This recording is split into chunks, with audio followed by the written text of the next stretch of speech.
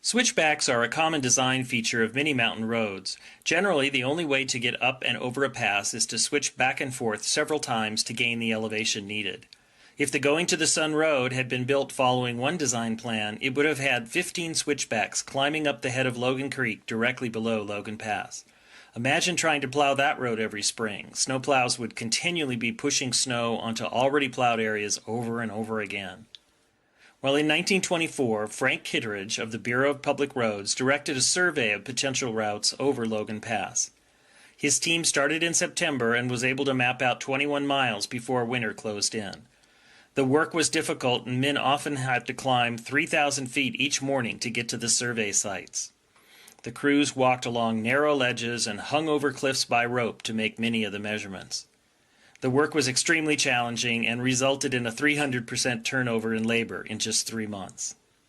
But the survey work did pay off, and in late 1924, National Park Service Director Stephen Mather approved Kitteridge's alternate route. It contained only one switchback and followed McDonald Creek where it turned north before looping back on itself and continuing up the garden wall in one long, continuous path. The current route allows for greater views of the park and blends well into the landscape. The work of Kitteridge and the Bureau of Public Roads resulted in a partnership with the National Park Service to construct roads throughout the national park system. The Bureau of Public Roads became the Federal Highway Administration, and today that partnership still continues. Headwaters is supported by the Glacier National Park Conservancy. Have you ever met somebody for the first time, introduced yourself, and had a nice conversation, only to walk away and immediately forget their name? I have. It feels like one of the great shared human experiences to have that guilty conversation with yourself. Was it John? Jim? Shoot. Which makes it all the more surprising when you meet someone who seems to be immune to that phenomenon. Someone like Chuck Cameron. My name is Chuck Cameron. There's a squirrel. There's a little squirrel. All right, one more time without the squirrel. Without the squirrel. My name is Chuck Cameron, and I'm a wilderness ranger here in Glacier. Chuck has been a ranger at Glacier longer than I've been alive, and he's a bit of a local legend. Even so, after meeting me once for 30 seconds at a party during my first season here, he remembered my name months later, shook my hand, and was happy to see me. Which felt nice, because I'd heard Chuck's name a lot. He's the sort of person that everyone you meet knows and loves, and the incredible stories you hear about them don't seem to line up with the calm and mild-mannered person you've met. But while Chuck has led a long and storied career here in Glacier, the most surprising part of that career is that the park terminates him every fall. Well, kind of. A common question we get from visitors is, what does it take to be a park ranger? And while there is no one answer to that question, as there's no one type of park ranger, a good answer is, you've got to be willing to move every 6 months. 95% of Glacier's visitors come between May and October, so it makes sense that the park doesn't really need most of its staff in the wintertime. So to find a career in the NPS, a lot of people move across the country every 6 months, bouncing between summer and winter jobs. My friend just told me last week he's moved 48 times. And for most, the ultimate goal is to land one of the few competitive, permanent positions in the Park Service. I've always seen that as the path to an NPS career. But it wasn't Chuck's. And how long have you worked here in Glacier? This is my 42nd season. Whoa. 42nd? Yeah. Whoa. It's a lot of seasons. That's what I'm on season 2. Well, you only have 40 to go, and we'll be the same. Chuck's been a seasonal his whole career. One of the few people I've met in Glacier who can say that.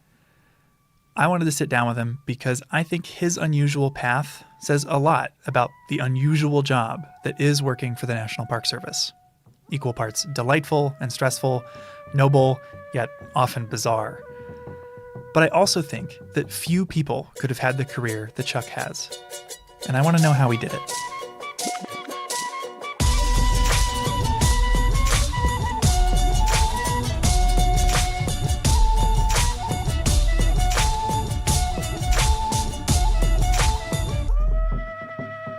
You're listening to Headwaters, a show about how Glacier National Park connects with everything else. I'm Michael, and today I invited lifelong Glacier Ranger Chuck Cameron over for dinner. Yeah, let's go to the porch. Okay. Yeah. Chuck's a laid-back guy, very tall, with a warm smile, and he's easy to get along with. You can tell just by looking at him. He showed up to dinner wearing an Aloha shirt, cooler in hand. Serve yourself. We've got pulled pork and coleslaw sandwiches. The plan my fellow producer Gabby and I came up with was to sit around the campfire with Chuck and share stories. But unfortunately, a much larger fire had just started. A wildfire 7 miles away. So we were under a strict burn ban. No campfires. So instead, I made pulled pork sandwiches and we settled down on a porch with a view. Thank you. That was delicious. You're a wilderness ranger now. What was the first job you had here in the park? I worked on the trail crew as a laborer in Many Glacier in 1982. Was that the first time you ever came to the park? It's the first time I'd ever been to Montana. Whoa. Really? Yeah. From where? Well, I worked actually at Rocky Mountain National Park in 1980 and 81, right out of college. But I was looking at the map and I saw Glacier National Park and I liked the sound of the name. It just sounded cool. And it was in Montana and I've never been here. So I threw in an application and they called me up and offered me a trail crew job. There are 745.9 miles of trail in Glacier. And each year, the park hires 50 to 60 people across 12 different crews to maintain all that mileage. They clear dead and downed trees, brush the trails to minimize how much thimbleberry and thistle you have to walk through, dig drains to move water off, and make steps. Honestly, they do a lot of work that often goes unnoticed. I liked being out for 10 days at a time with the same people, and you build this sort of bond with this crew you're on, because you're working, cooking, eating, sleeping in all kinds of weather for 10 straight days, and you learn to rely on each other a bunch. It's just a really unique work situation, I think. You know, I never really thought like everybody working at JCPenney like hung out after work and went home and cooked dinner together. Shared the same room. Shared the same room or slept in the same tent. Yeah. During his time on trail crew, Chuck worked on a lot of trails, but he highlighted one especially odd project. I think the most craziest season I had on trail crew, we cut the international boundary swath in 1987, and I was a crew leader on the east side, and it hadn't been dealt with in 20 years. Glacier's northern boundary is the U.S.-Canada border. And since the 1860s, there has been a swath, a gap through the trees to mark where it is. It marks the international boundary, and has monuments, steel obelisk monuments spaced out the entire 5,000-mile international boundary. To keep trees and brush from filling in the swath, it's needed periodic maintenance in the 150 years it's been here. And it's a 20-foot wide swath, cleared of all vegetation. So you can see from monument to monument, basically. Yeah, we spent 80 days, 10-day hitches at a time, doing nothing but clearing the boundary. Jeez. Wow.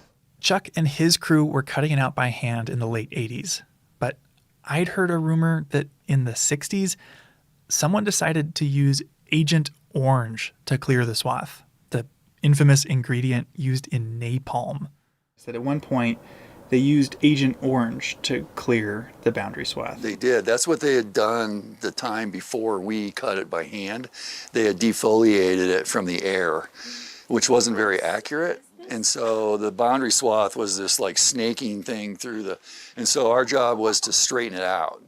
And so we surveyed it as we went from monument to monument. You're redrawing the line. Redrawing the line, yeah. That's a lot of responsibility. Wow. Well, it was, and it was kind of nutty because sometimes the swath was just going through the forest.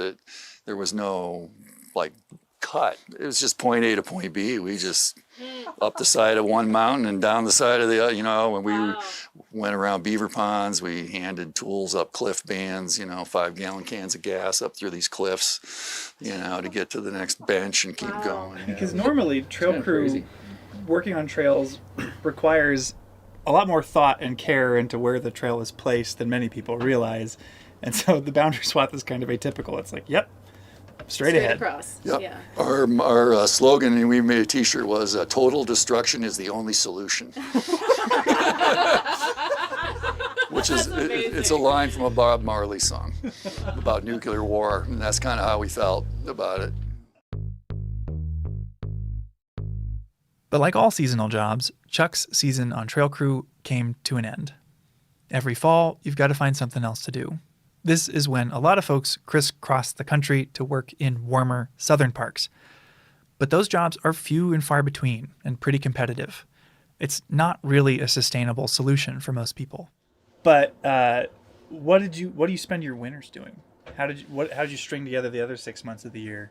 That worked out. I was really lucky in that regard because I got a job on Big Mountain, and I worked on the ski patrol there for 26 years. Big Mountain is home to Whitefish Ski Resort, less than an hour from Glacier. Ski season and this season fit together extremely well. And about the time I'd get sick of ski patrolling in April, they'd lay me off and I'd get to come here and do something completely different.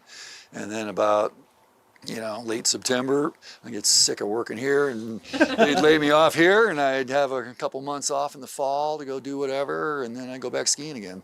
Ski patrol in the winter, trail crew in the summer. And Chuck's season cutting the border swath highlights that a lot of work in Glacier is extremely physical. So was this your hardest hitch? Yeah, that was I felt invincible at the end of that summer. I thought if I can do this, I can do anything. Yeah. So then I quit trails and got a ranger job. Basically. That's a cool way to go out from trail crew. Yeah. Yeah. After his summer on the border swath, Chuck got a job as a law enforcement ranger. He went to law enforcement academy with one of his trail crew friends, and after that got a job in the Belly River, a remote part of the northeast corner of Glacier. And I worked for a guy named Dave Shea, who was an incredible wealth of knowledge, a scientist, just, knows everything about everything. And yeah, great guy to work for. My first year in there, so that was awesome. He started here in 67, I think, or something. Was that intimidating to have your first ranger job kind of? No, it was great. He's so humble and just so knowledgeable and not afraid to share knowledge, he would just take me out and show me all these things in Belly River, the old wagon roads, the old cabin sites, the tracking and birds, and just, yeah, he's amazing. He just took me under his wing, and I spent the whole summer with him.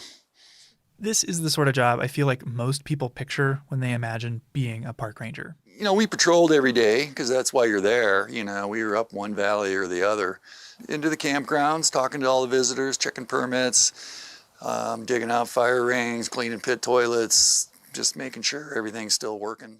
If you want to learn more about life as the Belly River Ranger, we interviewed Laura Funk, who has that job now, in our last episode. We'll have a link in the show notes. Laura learned from Chuck, and Chuck picked up the tools of the trade from his mentor that first summer. It was great. And then, unfortunately, at the end of that summer in 1988, we're sitting around behind the ranger station having dinner, and he said, "I just want to tell everybody this is Vivi and my last summer here." And I was like, "What? I just got here. You can't leave. This is my first year. I want to keep working." I was going to plan on working with him for a long time. But it was good for me. I got the lead ranger job in there, and spent the next 9 years in there. But it was hard for me to adjust from being trail crew, the kind of the renegades of the Park Service, right? You're kind of out there out of uniform doing whatever, digging in the dirt and then to a law enforcement ranger. Yeah. Wearing a uniform. In the uniform, in the campgrounds. People come to the ranger station when they're in trouble or need something. And so the typical day can be very atypical very quickly if somebody shows up at 8 o'clock at night. And to hear Chuck tell it, there was a bit of a learning curve to becoming this new type of ranger. I was hiking back down from Helen Lake, I think, and I got to the foot of Elizabeth, and there was a beargrass flower in the trail, the whole stalk and the flower. Right. And I thought, that's kind of weird. And I just walked by it, and then there was another one, and then another one, and another one, and I'm like, this is not natural. So I started picking them up, and I had this huge bouquet of beargrass flower stalks in my arms. I don't know that I could have carried 150 of them, but I had 100 of them, I'll bet, in my arms. Following the trail of beargrass flowers, Chuck found a Boy Scout troop at the nearby campground. You've had the entire trail time to just get angrier and angrier. Everyone I picked up. A lot of work on trail crew is physical, but working with the public, keeping people in the park safe, can require a lot of empathy and patience. Chuck's known for his people skills today, but all skills take practice. So I walked in there, and I'm holding these things, and I didn't handle it very well because I was taking it personally, which is a huge mistake when you're a law enforcement ranger. You cannot, I learned that. This was a good lesson for me then. Don't take it personally. It's not about you. It's about, education. And, I've learned that. But then I'm like, does anybody know what these are? And this kid looks at me and he goes, yeah, that's beargrass. I said, yeah, and it used to be alive till all you guys killed it all. And I look over, and this kid has got his jackknife out, and he's carving his initials in the bench he was sitting on in the campground. And I'm like, can you knock it off? Can you quit doing that? And he looks at his buddy, and he goes, I don't think he likes us. Very astute. For ripping up 150 beargrass flowers, the troop leader got a $50 fine. Chuck's the first to say that he took that incident personally because he cares about the park and the Belly River. He was essentially its caretaker, after all. We saw some great northern lights over the years, the stars, the full moon. It's magical sometimes. It really is. Yeah. Never got tired of it. It feels like kind of like romantic.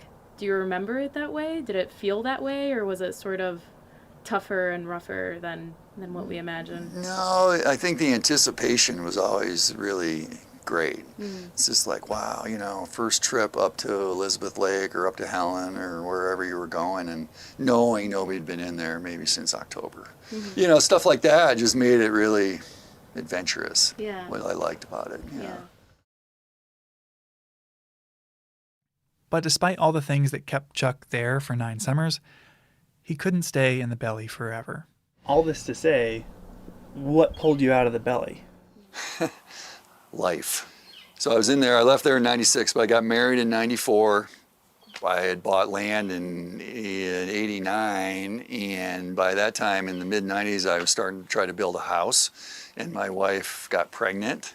And so I was in Belly River with a pregnant wife, trying to build a house outside of Whitefish, and it just wasn't working out that well. For context, the Belly River Ranger Station is a 3-hour drive and 6-mile hike from Whitefish. It was too hard to do that. And so I decided to leave after the summer of 96 and work on the house. And our son was born in January of 97.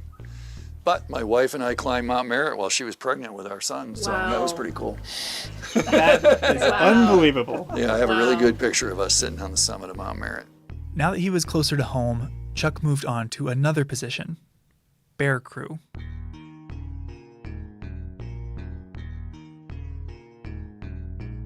What was the bear team? Our job was to default to wildlife calls in the McDonald district. And there are no shortage of these types of calls.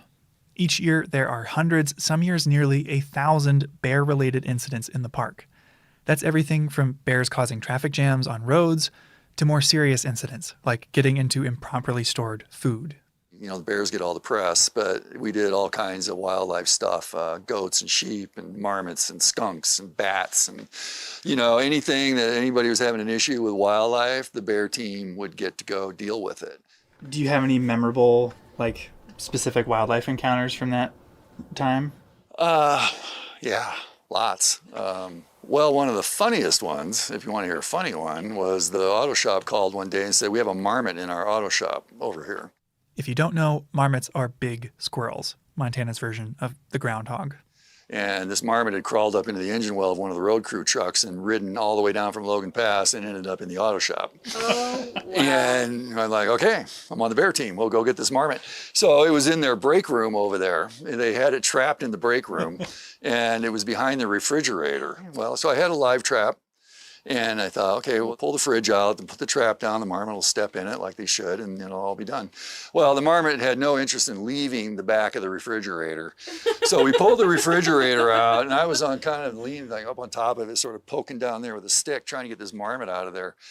But he had gone in under the compressor of the refrigerator, like there was no back on it, down by the floor, and he'd gone way up in there, he or she.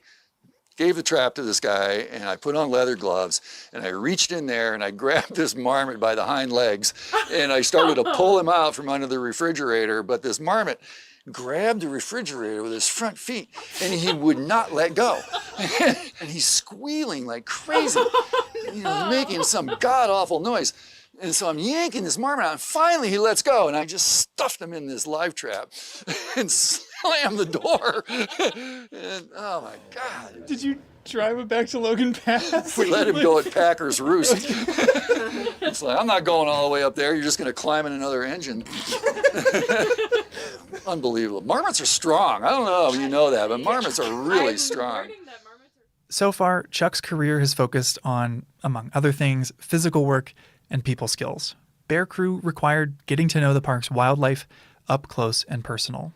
So was it in college or in law enforcement academy when you learned how to wrestle a skunk or like talk down an aggressive bear? Like, how do you learn how to do this? Trial and error.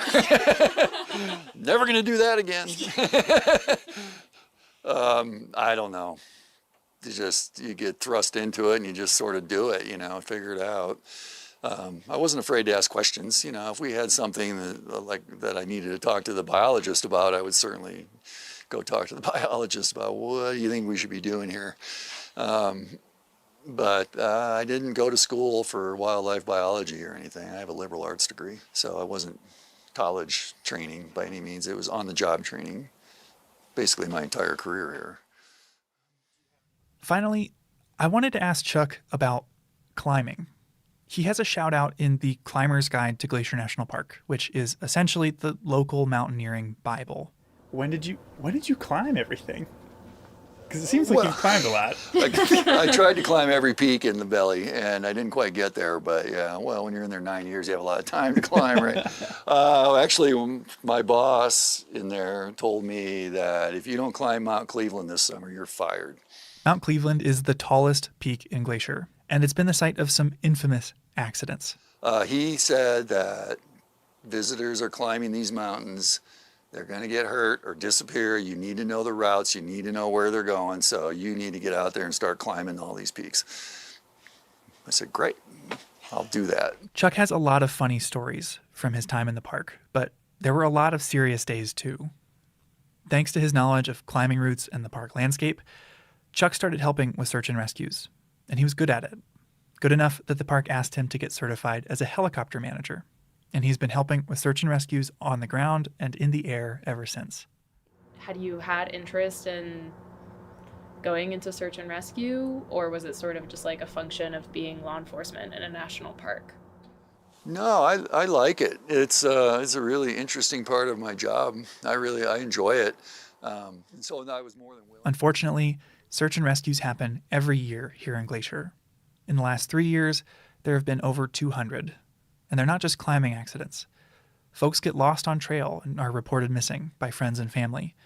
Others wind up in trouble from exposure to heat or the cold. When you worked search and rescue, what were the outcomes that you expected?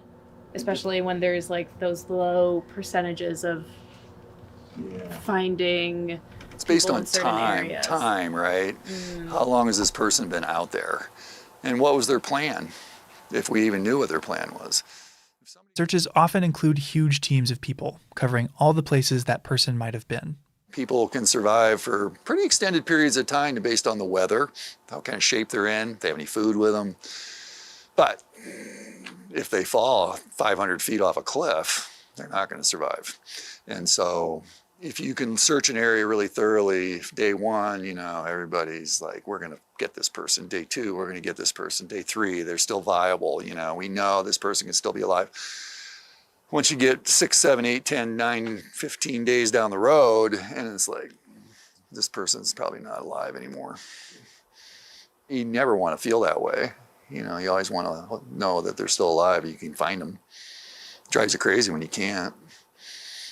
You know, it's like, where are they? They still could be alive. Now, where are they? I came across an incident that the guy, he was trying to get to Longbow Lake in the North Fork. Oh, yeah. Oh, you knew who it was? I found him. Yeah. Yeah. He was a baker at the Pole Bridge Mercantile, and he went on a hike to Longbow Lake and never came back. And so we started looking for him. And we had ground teams, and Longbow is above Akakola. It's off trail. We had a helicopter in the air. Chuck was actually assigned to a ground team with the subject's nephew. And they sent us up on the ground, up this creek drainage. Oh my God, it was horrendous bushwhacking. And we're just beating the bush, going up this creek and yelling this guy's name. And we're out there yelling, thinking, you know, he's not out here. This is stupid. And then we hear, all of a sudden, hear a voice up in the woods. I'm like, I looked at this guy, I don't remember the kid's name. Did you hear that? He goes, yeah. So we start yelling. The guy's, Dan, we hear this voice, yeah. Holy crap. And so we bushwhacked our way up to where we heard this voice, and there he is. And he has this huge gash in his head. He'd been out 48 hours maybe at that point. Had no recollection of what happened to him. It appeared to me he fell off a cliff or something from his head trauma. Once we found him, I think everything that was keeping him going left. He was just like, I'm rescued now. I'm just like done. And anyway, we're in the middle of this lodgepole thicket, basically, an alder thicket. It was like, okay, now what are we going to do? The trees were so dense, they couldn't lower a litter for the guy down through the trees, let alone land. So instead, Chuck asked for chainsaws. So anyway, they flew us in a couple chainsaws, and we spent like 2 hours cutting a landing zone out of the woods right in the middle of wherever. 40, 50 foot diameter hole out of the woods maybe in a couple of hours, and we brushed it all down. And this allowed the helicopter to land and take the guy to the nearest hospital. And he ended up in the hospital for like 11 days. He had a brain bleed. Yeah, he had a major issue going on. He wasn't going to make it maybe another day, but he made it. He made it. He's alive and well. Chuck's colleagues are quick to say that he's the kind of person you want involved in a search and rescue because he cares so much, even if the result is ultimately to give a family closure. And thanks to folks like Chuck, most search and rescues in Glacier end like this. Maybe someone's a little banged up, but they're alive. Out of the over 200 that have happened here in the last 3 years, 96% of the people have survived. It must have felt pretty good. Felt great. Found one alive. Saved him. Yeah, it was awesome.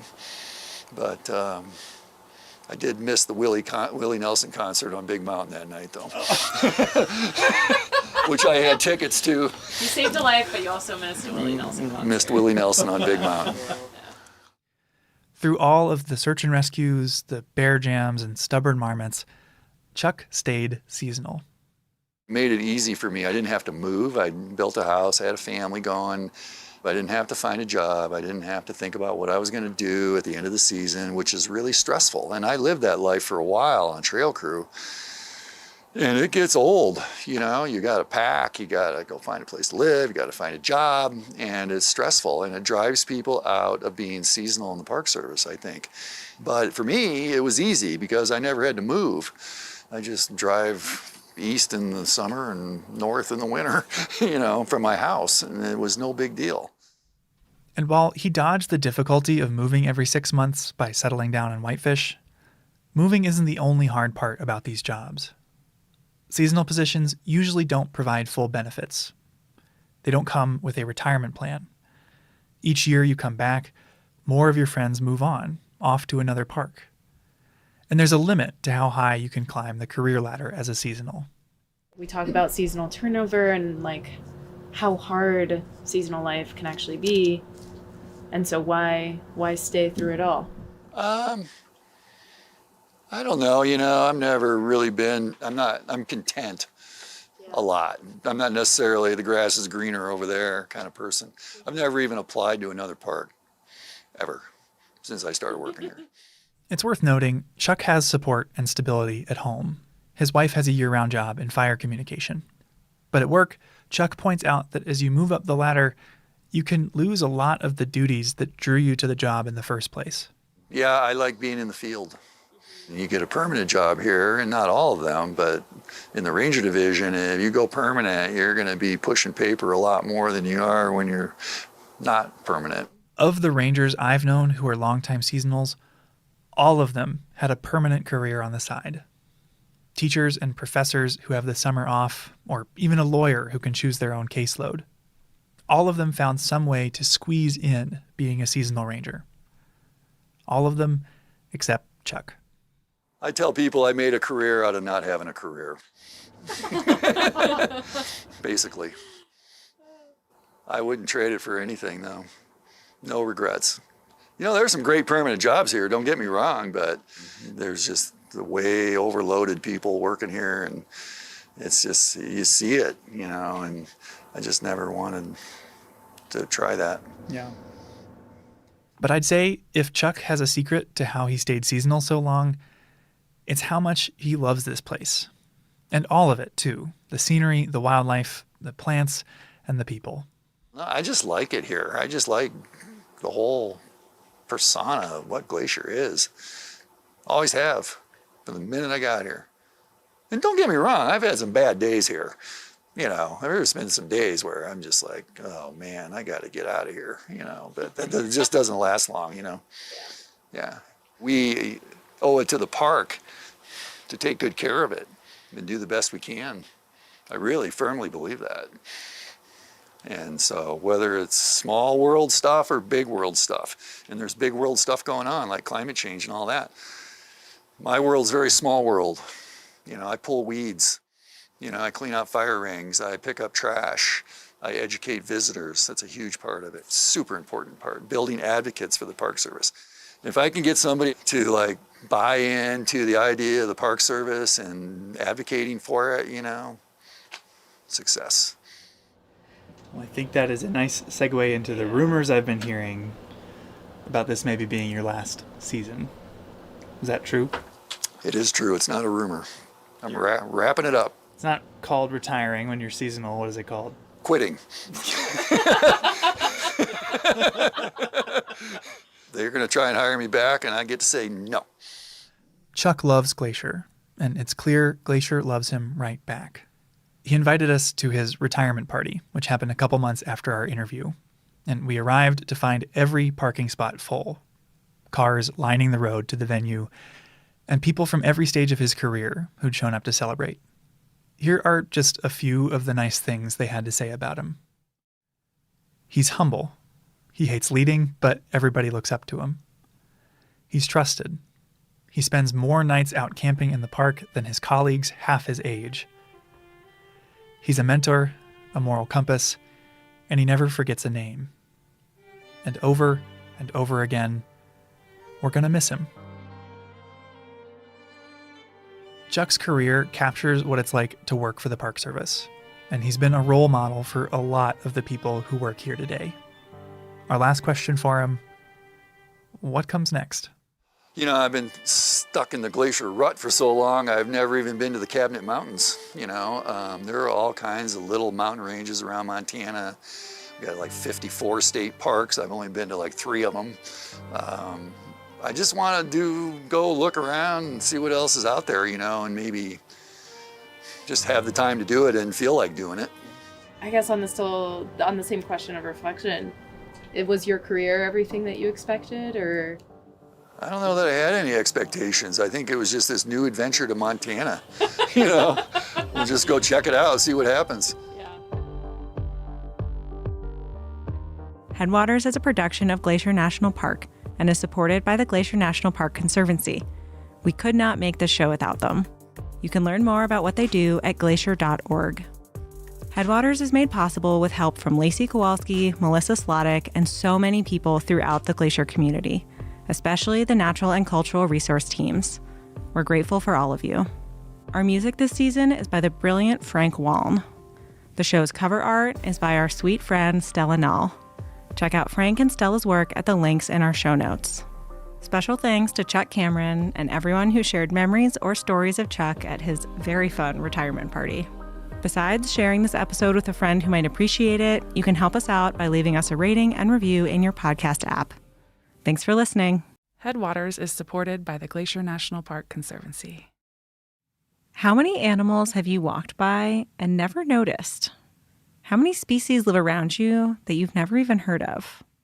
Most people are kind of excited that they had no idea another thing existed. And I think it's like yet one more mystery.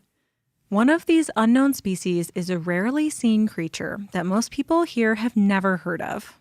They live behind waterfalls and can travel up to 90 miles an hour. Yeah, it's fun because they're really dark and you just think it's a bat or something. So we started calling them black lightning. To have a chance at seeing them, most of the time you'll need to leave the trail, bushwhack for hours with alders swatting you in the face and mosquitoes trying to bite you as sweat drips down your face. Then those same alders lend a hand as the terrain turns steep, and you use them to pull yourself up precipitous slopes. Then the shrubs fade away, and you're clambering up a steep field of loose rock, feeling them shifting as you step, and hoping they stay put. Oh, and by the way, it's 4 o'clock in the morning, so it's pitch black.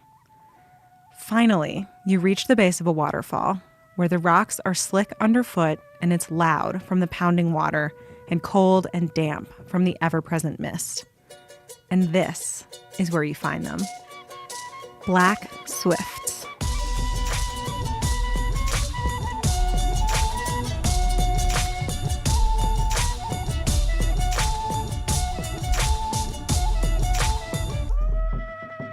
I'm Perry, and you're listening to Headwaters, a show about how Glacier National Park is connected to everything else.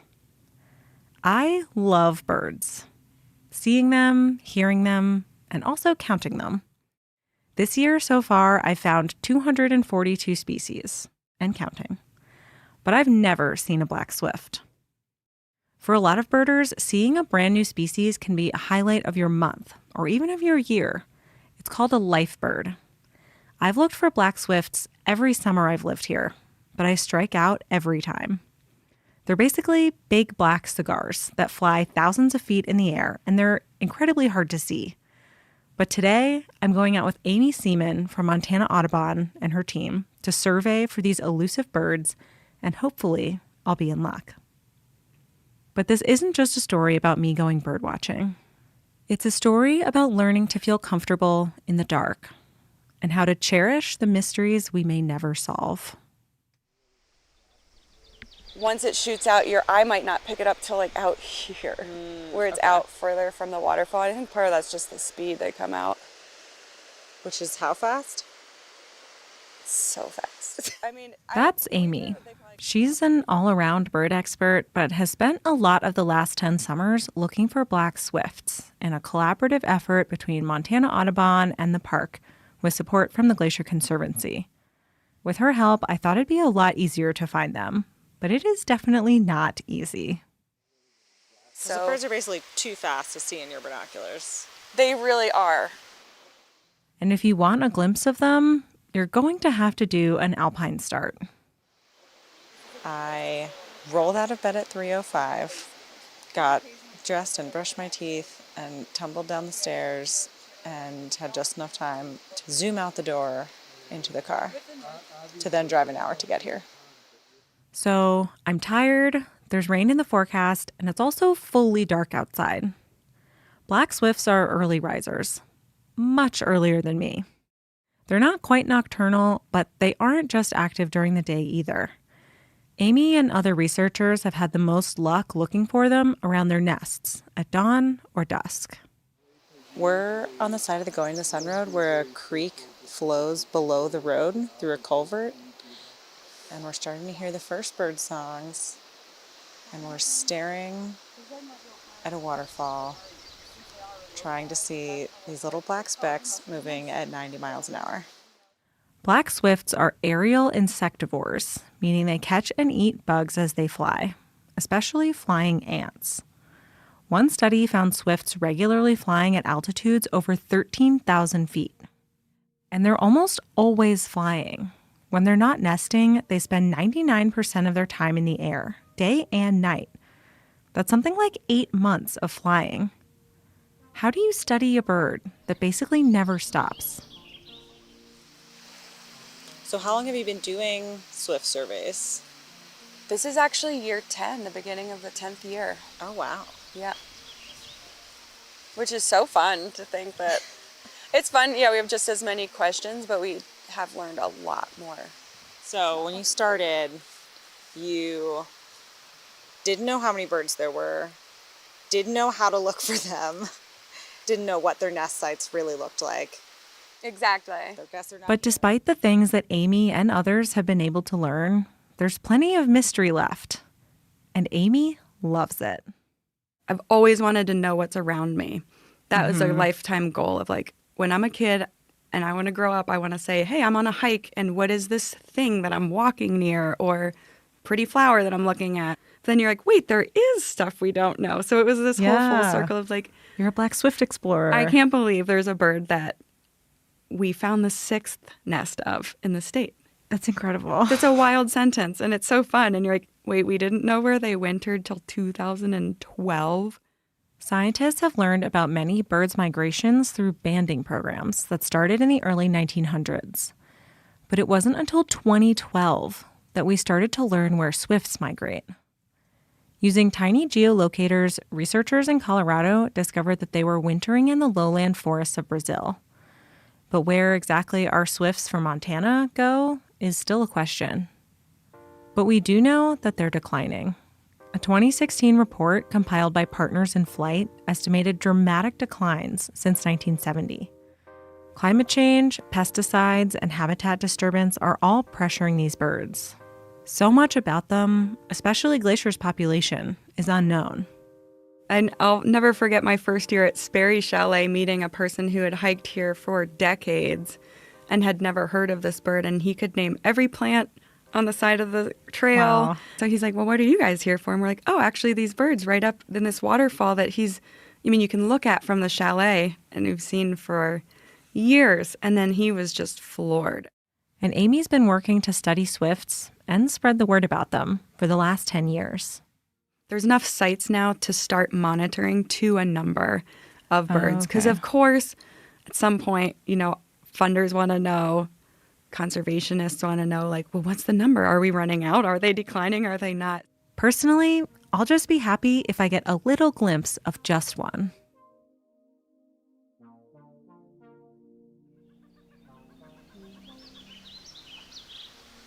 Okay, have I missed anything? Not yet.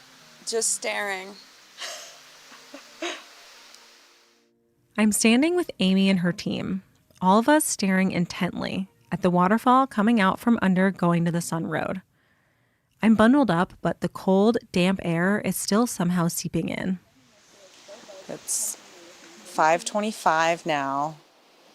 I've still seen no swifts, although it's seeming less absurd that I might be able to see that now that it's a little lighter, but it hasn't happened yet. We do call them the swifting hour. There's like a certain light that starts to settle in the morning or night, and you're like, okay, I can feel the activity now. So Maybe Amy could feel it, but I was not at her level. So I'm just looking at the waterfall in my binoculars, and we talked for like 2 hours yesterday about how you can find the nests and what to look for, and this kind of nook or crevice or the whitewash from their poops out of the nest, and they made it all seem very straightforward.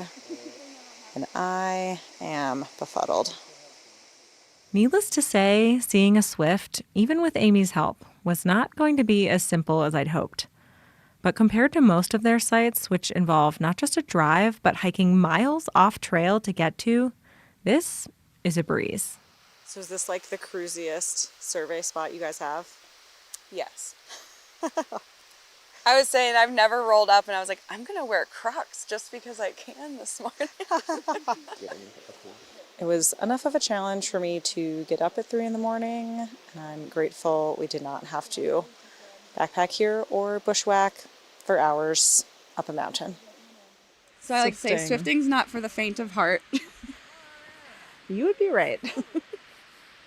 Also, because you get so excited sometimes, I'm like, oh, I'm going to have a heart attack because of my excitement level. I can't say that I was at heart attack levels of excitement, but some booms of thunder did start to get my heart going. Okay, status update. It's 5:59 a.m. It's thundering quite a bit.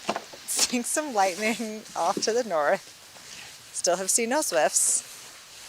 Don't know if this is looking promising. Shoot. I might just put my rain jacket on. If it's pouring, we won't survey, but we have done some like half rainy ones. It's honestly hard to tell if it's past dawn yet because the storm clouds have made it so dark. We take refuge in the car and the storm lets loose. Rain is coming down in sheets and pouring off the cliffs above the road. In a way, the wet weather is appropriate. Black swifts nest behind waterfalls, peeking out through the mist with their big dark eyes. As the clouds empty around me and my nose fogs the car window, I suppose I'm getting a glimpse of what their habitat might feel like. One question I had was, why did they so often nest behind or around waterfalls in the first place? There isn't conclusive evidence, but experts think it serves a few purposes. The first is to avoid predators. And another possibility is climate control. But then apparently the water is good for the temperature to be cool because they're not fluctuating, like they're not getting so hot either. It's just steady. Yeah, I think it stays basically like 45 degrees all the time behind. Glacier has plenty of waterfalls in the spring, fed by melting winter snow. But by late summer, most of them run dry. Black swifts are smart enough to only pick waterfalls that will protect and cool their chicks all the way until the end of summer. And those can only be fed by glaciers and persistent snowfields, which this park has a lot of. We have realized that they love Glacier National Park. There are more nests here than in the rest of the state combined that we know of. But as temperatures warm with climate change, the sources of these waterfalls, those glaciers and snowfields, are declining.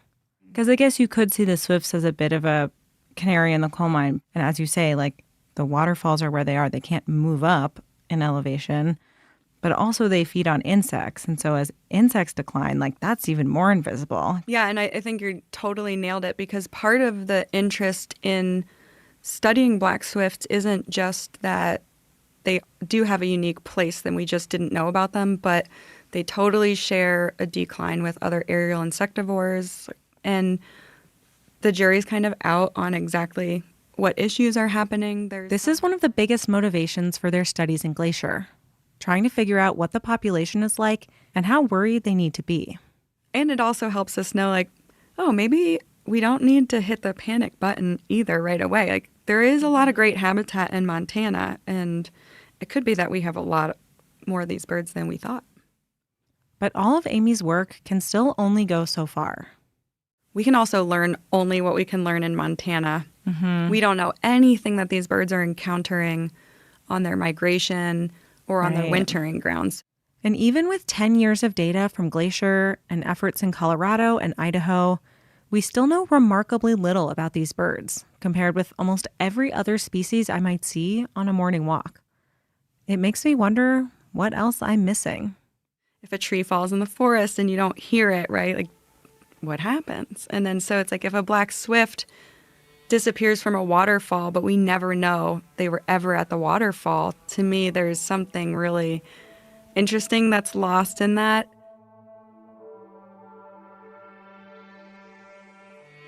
Still hiding out from the rain, talking with Amy in the car, I've pretty much lost all hope of seeing a swift today. Maybe of ever seeing one. I feel like the thunderstorm is an embodiment of climate change and all the threats these little birds are facing, looming over all of us. As the park's glaciers retreat and disappear, people notice and they care. But does it matter if a bird that I might never see disappears? Can you love something you've never seen?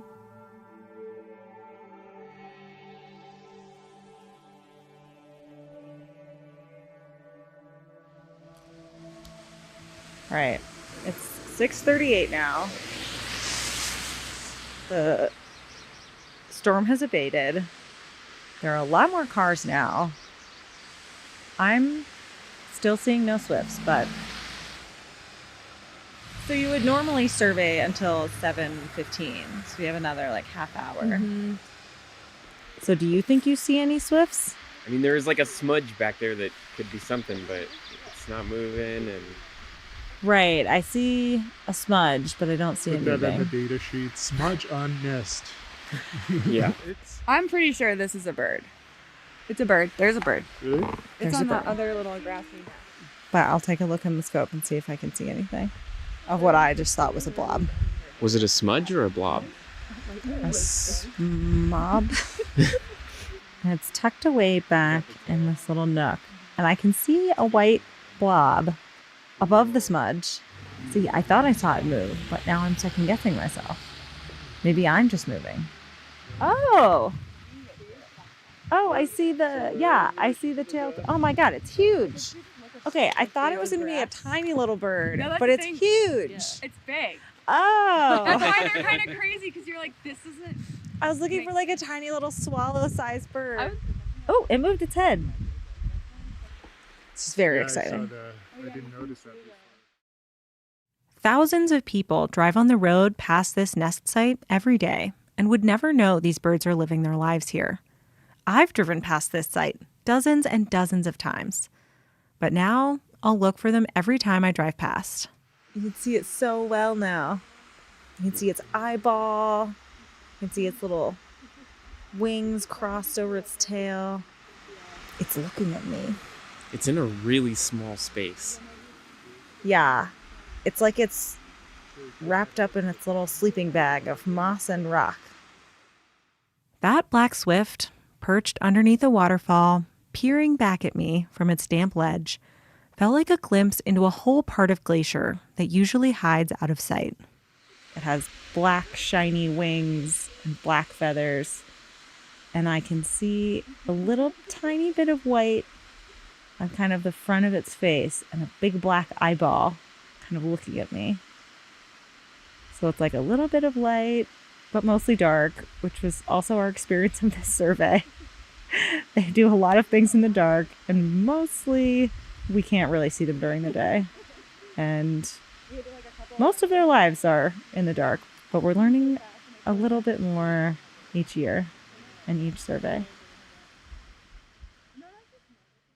In all these years, what do you think you've learned from black swifts?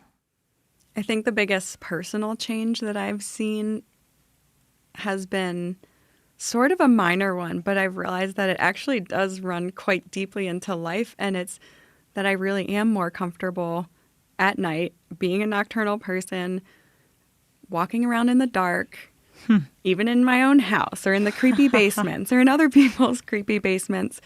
I think it's really impacted my comfort level with, trusting yourself and all your intuitions and when fear is real and when it's not real. And I think people really do have so much more than we let on to stuff, because I've gone to things like in the night and then gone back to the place and like noticed that I'm walking right by the same exact rock or something.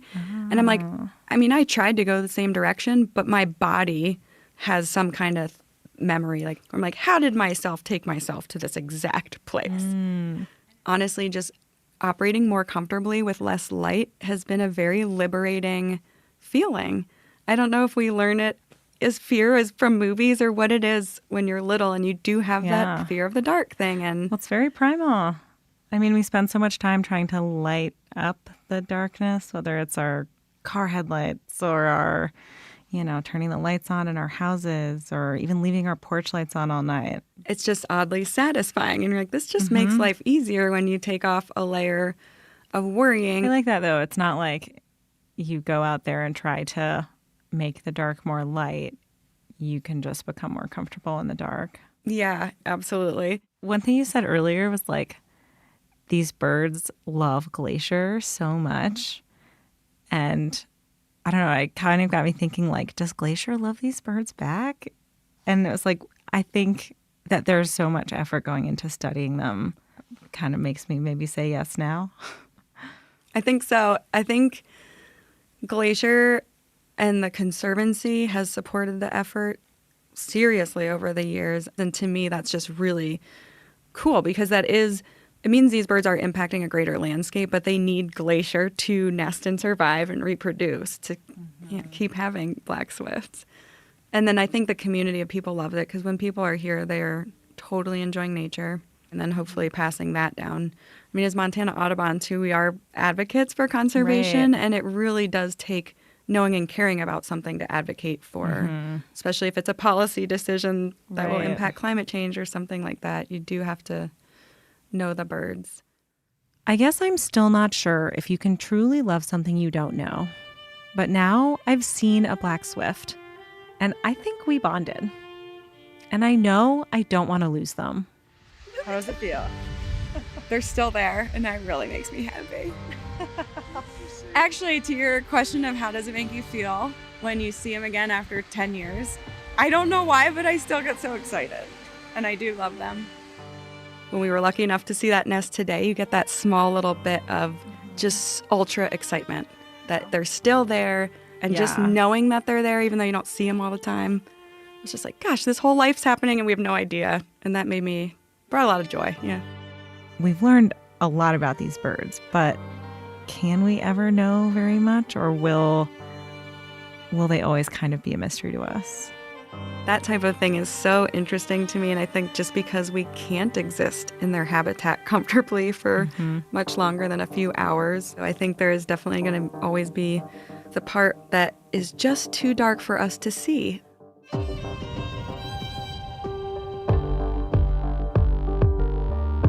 Headwaters is a production of Glacier National Park and is supported by the Glacier National Park Conservancy. We could not make this show without them. You can learn more about what they do at glacier.org. Headwaters is made possible with help from Lacey Kowalski, Melissa Slottick, and so many people throughout the Glacier community, especially the natural and cultural resource teams.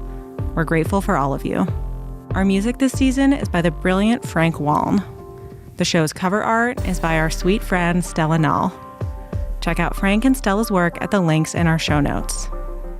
Special thanks this episode to Amy Seaman and the whole Black Swift team, Montana Audubon, Lisa Bate, and Kaylee Kimball for all the pickles. Besides sharing this episode with a friend who might appreciate it, you can help us out by leaving us a rating and review in your podcast app. Thanks for listening.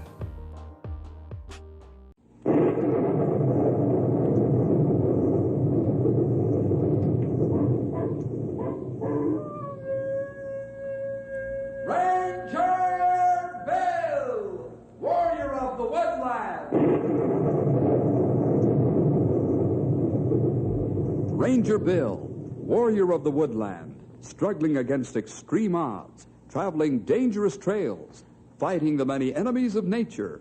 This is the job of the guardian of the forest, Ranger Bill. Pouring rain, freezing cold, blistering heat, snow, floods, bears, rattlesnakes, mountain lions. Yes, all this in exchange for the satisfaction and pride of a job well done.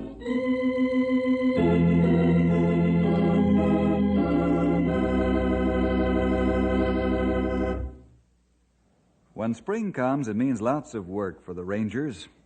Yes, it's all day from sun up to sundown, and then sometimes far into the night, as the rangers work to guard the public lands. Each spring I'm especially concerned because the river rises high with water from melting snow coming down from the mountains. And come spring each year, the river's a threat to the town of Rivers Bend. But one year there was a new threat, a new danger. It was the time the rangers and I fought the river monster. How high is the Shady River now, Bill? It's climbed our gauge just 3 inches. That's plenty water. It ain't nothing yet, sonny. Wait till old Shady really gets her dander up.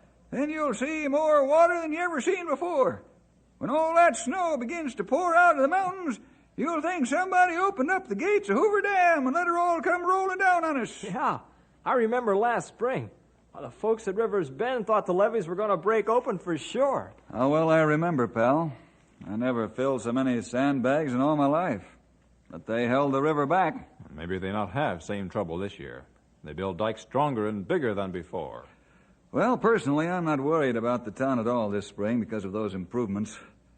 But we'll have to keep watching the old gal anyhow. You never know when she's liable to get angry and pull a new caper on us. Well, at least we won't have to fill sandbags. All the river can do now is flood the rangeland, and, well, that'll go down after a few weeks. Yep. Guess we can scratch old Shady River off our worry list.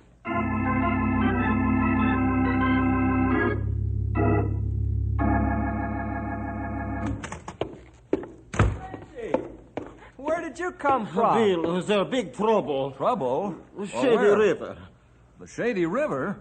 What's it doing now? No, it's not the river she behave. It's Zach Stevens. He got a big log raft on river. Too big to handle with more and more water coming into river from mountains. Oh, man. How big is this log raft, Frenchie? Frenchie, not know for sure. Only she look like big river monster.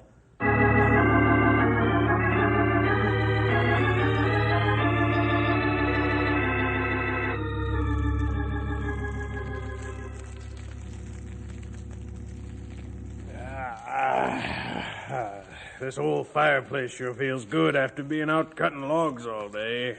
You said it, Zach. Oh, guess I'm getting old.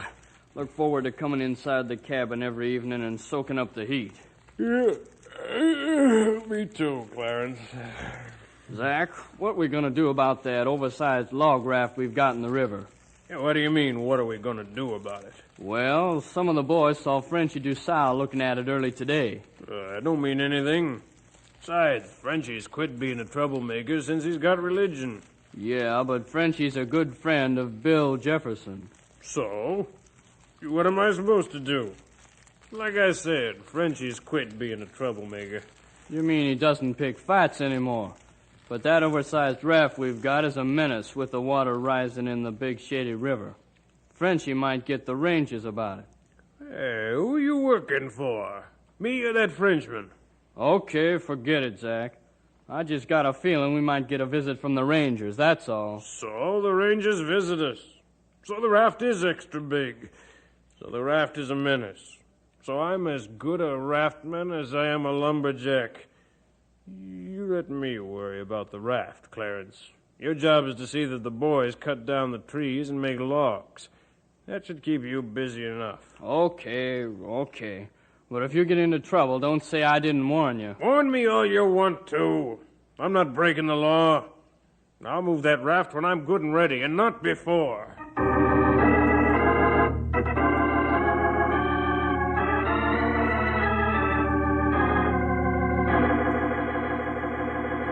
What are you going to do about that big raft, Bill? I don't know yet, pal.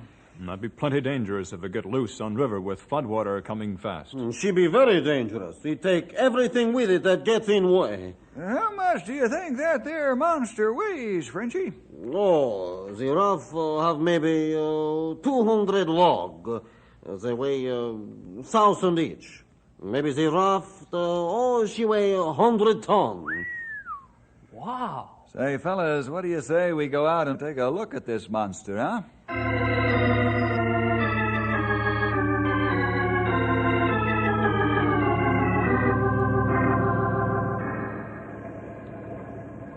Look at the size of that thing, would you? Look like an overgrown whale come up to see what's going on. Too big. I'll say it's too big, Grey Wolf. Personally, I think Stephen ought to be ashamed of himself to put a thing like that together. It's only held together with heavy chains and cables. Oh, heavy chain and cable only fasten logs together.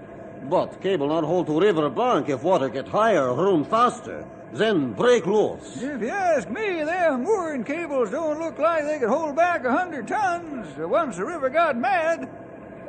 That's what's worrying me, old-timer. The river is higher every day. Yep. Pretty soon old Shady'll be hopping. Then bingo. When do they figure the peak will be reached, Grey Wolf?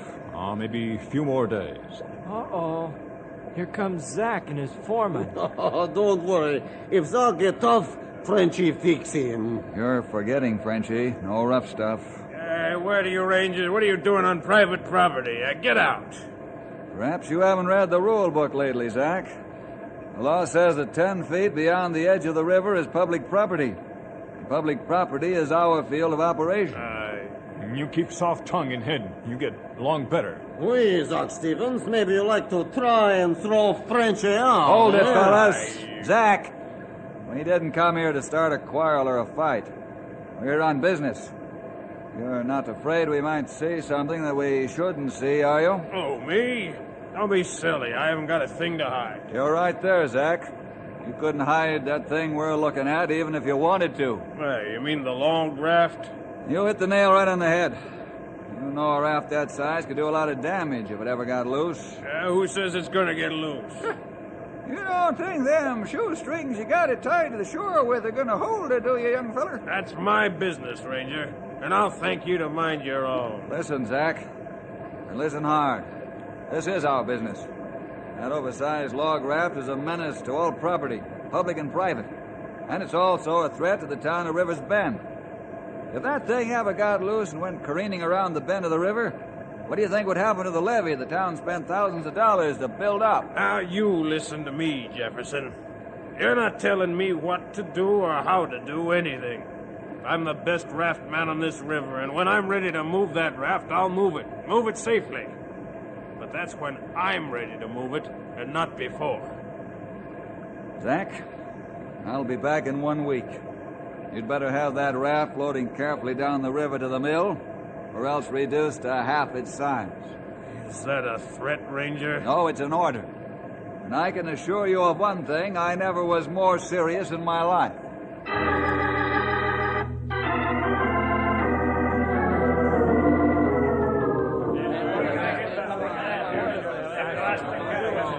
Will you men please come to order? Quiet down, everybody. Get on with this meeting. Quiet down. The men will please come to order. Come on, fellas. Hey, knock it off, will ya? We got important business to do. We don't want to waste all night. Thank you. Now, gentlemen, there's no use me going over the problem that caused this meeting. The question is what we're going to do about that monstrous raft that threatens the safety of our town. That's right, Sheriff. The chair will listen for any motion from the floor. Mr. Chairman, Mr. Sykes? as mayor of Rivers Bend, I move that the chair appoint a committee of 2 men to pay a visit to Zach Stevens and warn him to either get that raft moved or make 2 rafts out of it. I second the motion, Mr. Chairman. You've heard the motion. Is there any discussion, or are you ready for the question? All those in favor say aye. Aye. Opposed? The motion's carried. As chairman, I appoint Mr. Sykes, our mayor, and Mr. Close, our treasurer, to pay Zach Stevens a visit. You 2 men will ask Mr. Stevens to break the raft apart before it gets loose and smashes the levee that keeps the Shady River from flooding our town. And if he won't comply, then what do we do? Well, I'd suggest that you take the whole matter to the Rangers, Mr. Close. Bill Jefferson will know what to do.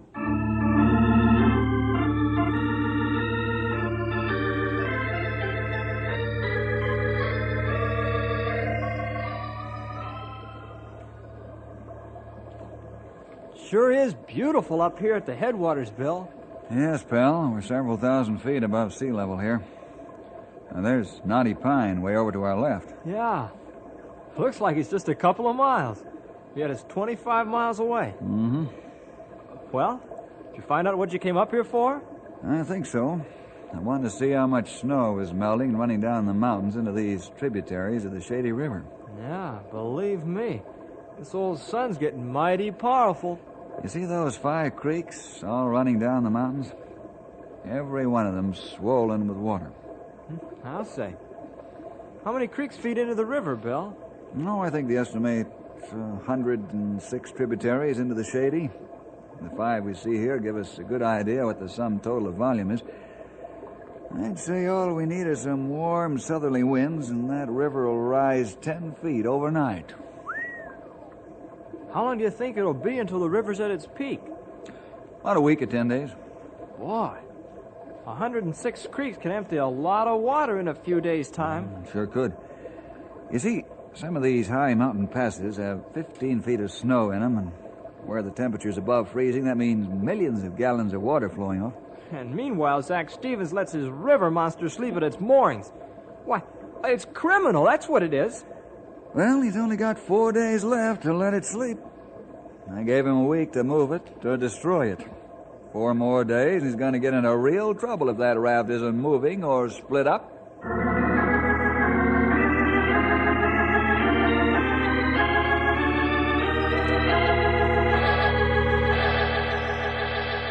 Zach, in the name of common sense and decency, why won't you listen to reason? You're threatening the whole town of Rivers Bend with that raft. Well, that's too bad. What am I supposed to do? Break down and cry because you're worried? Well, I'm surprised, Zach. I always thought you were a gentleman with a sense of honor. And I'd sure hate to think I was mistaken. Now you listen to me. I'll give you two fellas just 5 minutes to get off my place, and if you don't, I'll call the boys and have you thrown off. You forget one thing. That raft is my private property, and it's nobody's business what I do with it.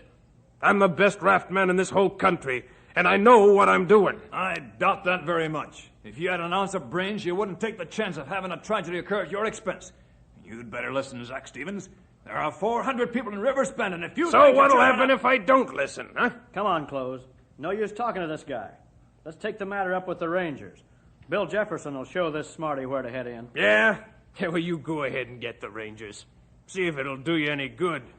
I'm not going to move that raft, and there's not a thing you can do about it.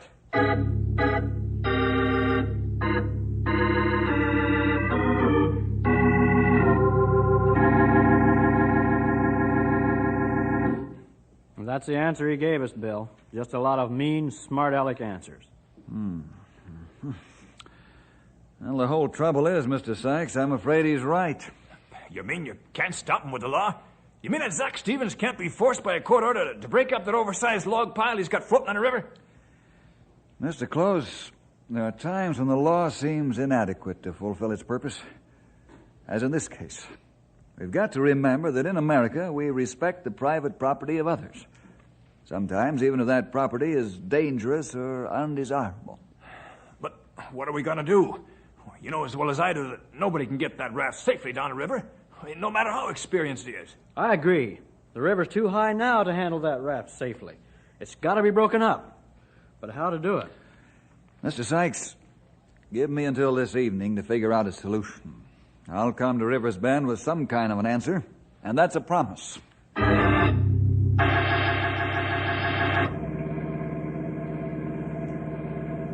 Do you think it'll do any good to talk to Zach again, Bill? Well, frankly speaking, pal, no. I don't think it'll do a bit of good. But I want to try just once more anyhow. And nobody can say I haven't given Zach fair warning. We'll be there soon. This road's just around the next bend. He's only got 2 more days until his week is up, hasn't he? That's right. Just 2 more days. Oh, there's the road into Zach's main camp now. Hey, there's a barricade across the road. So there is. Just pull to the side of the road, Henry. We'll find out what this is all about. Right.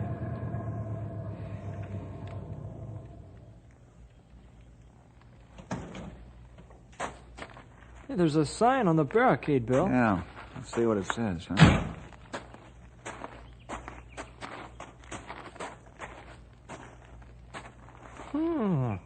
No trespassing.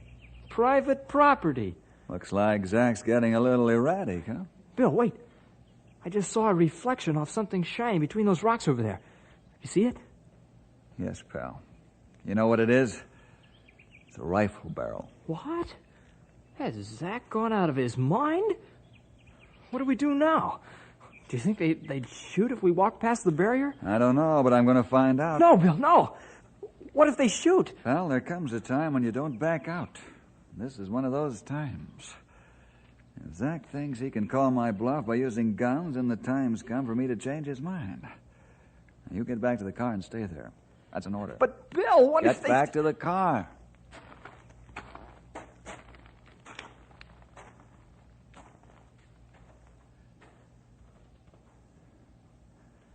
Now, Bill Jefferson, let's see what kind of an eye you've got. If you'll only stick that rifle barrel out again.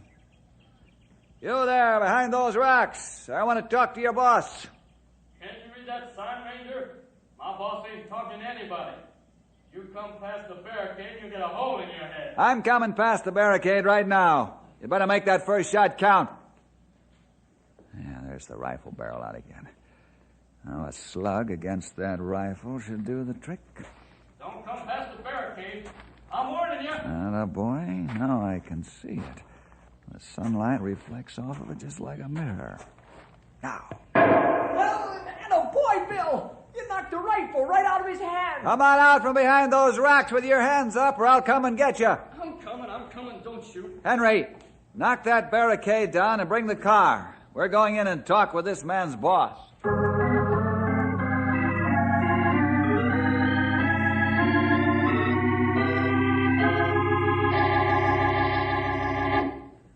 Zach Stevens, I gave you credit for more brains than this. Yeah, Bill, my man wouldn't have actually shot you. His orders were only to scare anybody who tried to come past the barricade, not to shoot.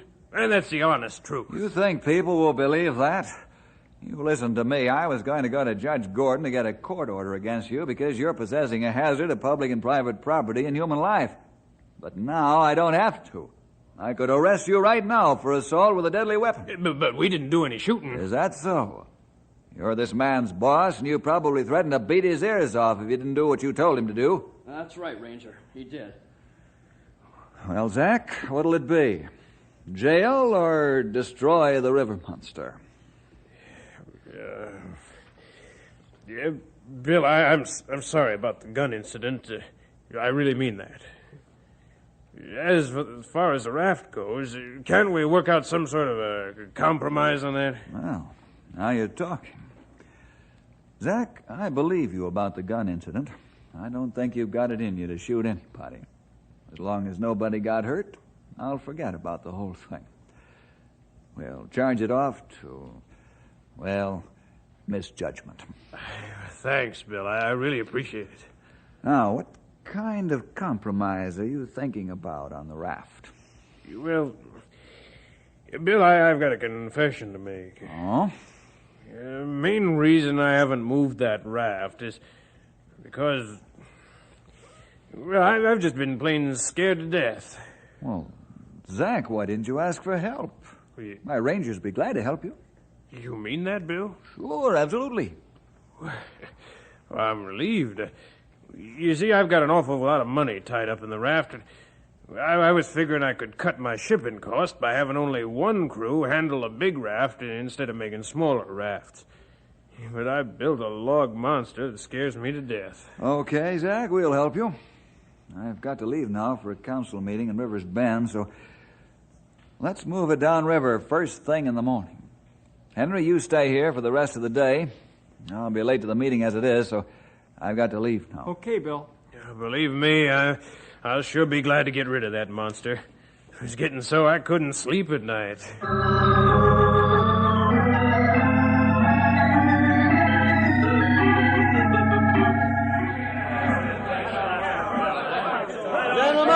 Gentlemen, come to order now. Quiet down. Thank you. Mr. Sykes, your report of Zach Stevens' answers is most disturbing. In fact, my reaction is to go over there and punch Stevens right in the nose. Yes, Mr. Chairman, I agree with your remark, but Mr. Close and I were promised by Bill Jefferson that he'd have an answer for us at this meeting tonight. Where is the ranger? What are we supposed to do? Wait all night for him? I'm sure he'll be here soon. He's probably afraid to show his face. He couldn't do anything with Zach Stevens either. That's not true. Bill's helped us before. He'll help us now. Yeah, well, he'd be here by now. I say we should get some dynamite and go and blow that raft up ourselves before it gets loose and bashes at our dike. Let's go. Come on. This meeting will come to order and we'll adjourn. Come to order now. Either we'll keep order, the meeting will be over, and we'll have accomplished nothing. I ain't doing anything anyhow, Mr. Chairman. I make a motion we adjourn and go blow up the raft ourselves. That ranger ain't gonna show up tonight. He's scared to, 'cause he ain't got an answer ready. I wouldn't say that if I were you. You man will not take the law into your own hands. Constable, guard the doors. Don't let any of these men out. You had the answer you promised, Bill? Yes, Mr. Sykes. I have an answer, and it's a good one. Zach Stevens is going to move the raft in the morning.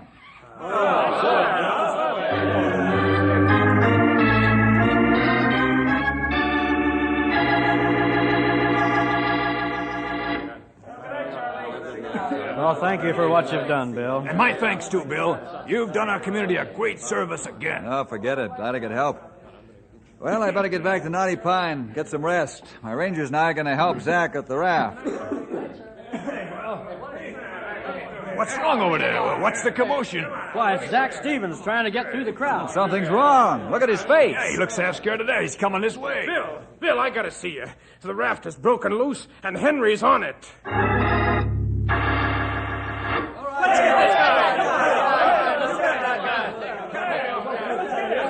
Quiet! You men, quiet down and listen to me. You're not going to take the law into your own hands, do you hear? Throw that Stevens in jail. He's a murderer. Bring him up. That's what he deserves. Quiet, I tell ya! You men are wasting your time talking when you should be doing something to stop the raft from coming down the river. Bill's right, fellas. Come on, let's quiet down. You got a plan? Yes. You men see that your families are evacuated. If the raft does ram the levees, there's nothing you can do. The thing weighs 100 tons. Meanwhile, Zach and I and the Rangers will be responsible for stopping it. Now get going. Come on, guys. Now, Zach, what about Henry? How'd he get on that raft? I got no time to tell you now. But another thing is, there's a load of dynamite on the raft that I'd planned to use to blow it up. Dynamite? Great Scott. Come on, my car's outside. You drive it, I'll work the radio. Let's go and step on the gas.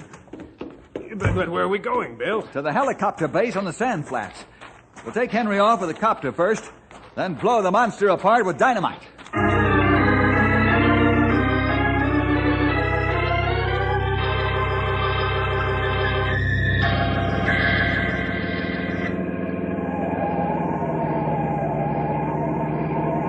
Ranger Bill Jefferson to Sand Flats. Jefferson calling Sand Flats copter base. Come in, over. Sand Flats copter base to Ranger Bill Jefferson. Come in, Ranger. Over.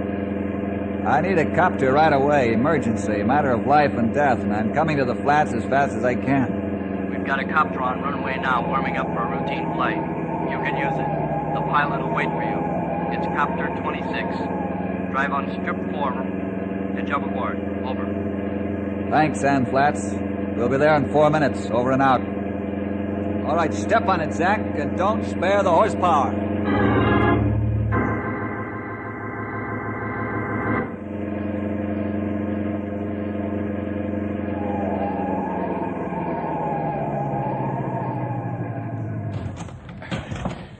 Coming, Zach? Right behind you. All right, clearing. The first one. That's good. That's it. Okay, pilot. Head for the Shady River.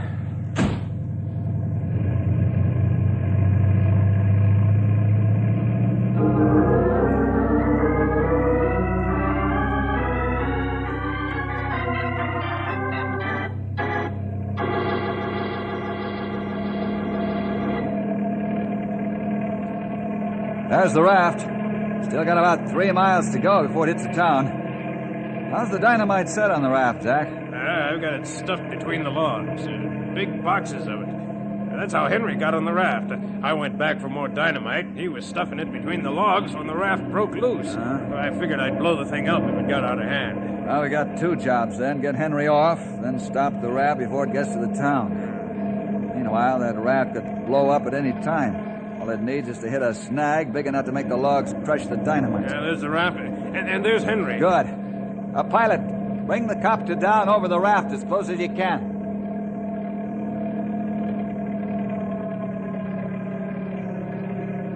Now lower the cable.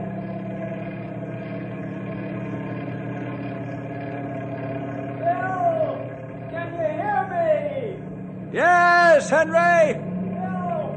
The current's taking the raft toward the shore all the time. You gotta blow her up before she hits the bend. She'll bust that levee to smithereens. Flood the whole town. That's right. Now listen to me, Henry. See what we're lowering on the end of the cable? Wait a minute. It's a stick of dynamite, isn't it? Yes. Some matches to light the fuse. Now be very, very careful. Our lives depend on it. Put the stick of dynamite under the box of it and light that fuse. It's long enough to give us time to lift you on the cable and get away before the dynamite explodes. You understand? Remember, pal, be careful.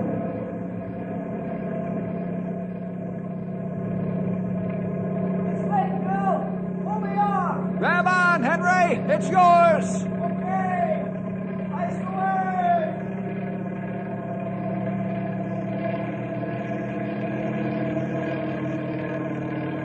You all right, Henry? Yeah. I'm coming in now. There. I'm in. Boy, I was just about to swim for it when you came along. Yeah, that wouldn't have been too good in that current. Oh, hello there, Zach. Oh, Henry, am I glad you're safe. Why, I'd have never forgiven myself if anything had happened. Boy, look at the logs scattered along the river. That dynamite sure broke the raft up. You said it. At last the river monster is dead.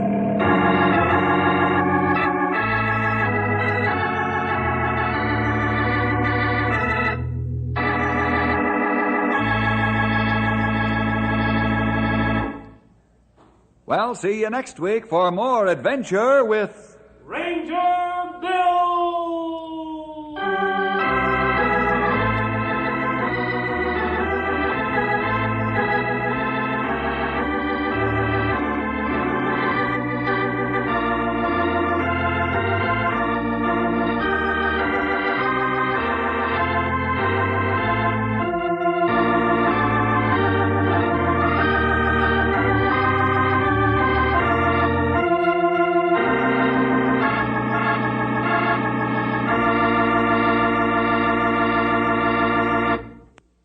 Howdy, this is Stumpy Jenkins, Ranger Bill's old sidekick, as I guess you all know. Just adding a little extra word of thanks for getting yourself in on the program today. Always glad to have you along. And I hope you invite your friends, too, for we sure got lots of adventures to tell you about. And we don't want you to miss any of them. So you make sure to be there by your radio every week. Don't lose out on our next story.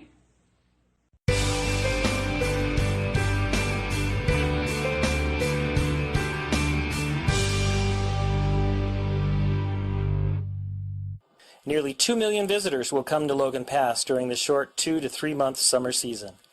This shuttle stop is literally the high point of the Going to the Sun Road, as well as the high point of many visits to the park. The pass sits along the Continental Divide at 6,646 feet and treats visitors to sweeping vistas of mountains and subalpine meadows full of colorful wildflowers. The rangers at the Logan Pass Visitor Center can assist with answers to questions about the area and information on plants, wildlife, and hikes. A bookstore is also located in the Visitor Center. From the back of the Visitor Center, a boardwalk crossing flowering meadows leads to Hidden Lake Overlook. Snow often remains on the trail well into summer. This 1.5-mile walk provides visitors with dramatic views of Mount Reynolds, Clements Mountain, and sparkling Hidden Lake. Hikers can continue another 1.5 miles down a steep trail to the lake where Bear Hat Mountain rises high above on the far side.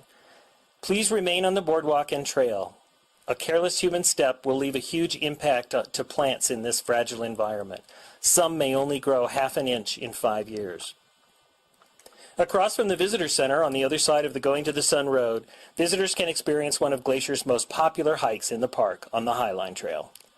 Hikers often share this trail with mountain goats, so please yield the right-of-way to these alpine residents. Although there are a few precipitous spots on the trail, don't let that discourage you from enjoying some of the most spectacular views in the park. Wildlife, including bighorn sheep, mountain goats, and an occasional bear may be seen, as well as smaller animals such as Columbian ground squirrels and hoary marmots. Feeding any wildlife, large or small, is strictly prohibited. While wildlife may seem tolerant of humans, respect their need for space and do not approach. For both your safety and the safety of the animals, if an animal moves towards you, please move away.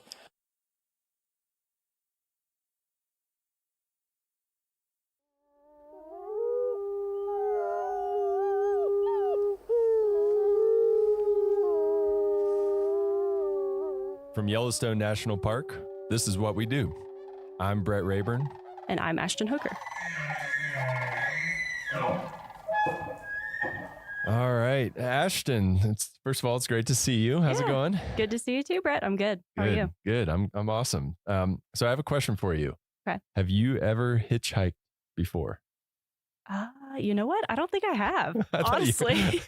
The way your face went, I thought you were about to tell me an epic hitchhiking story. I'm actually surprised I haven't done that though.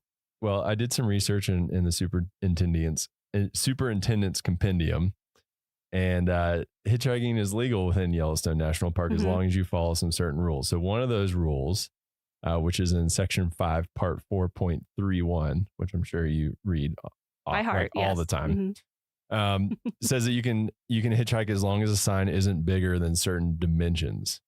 Oh, Do wow. you know what the max dimensions for your hitchhiking sign would be? Wow, this is a very niche question.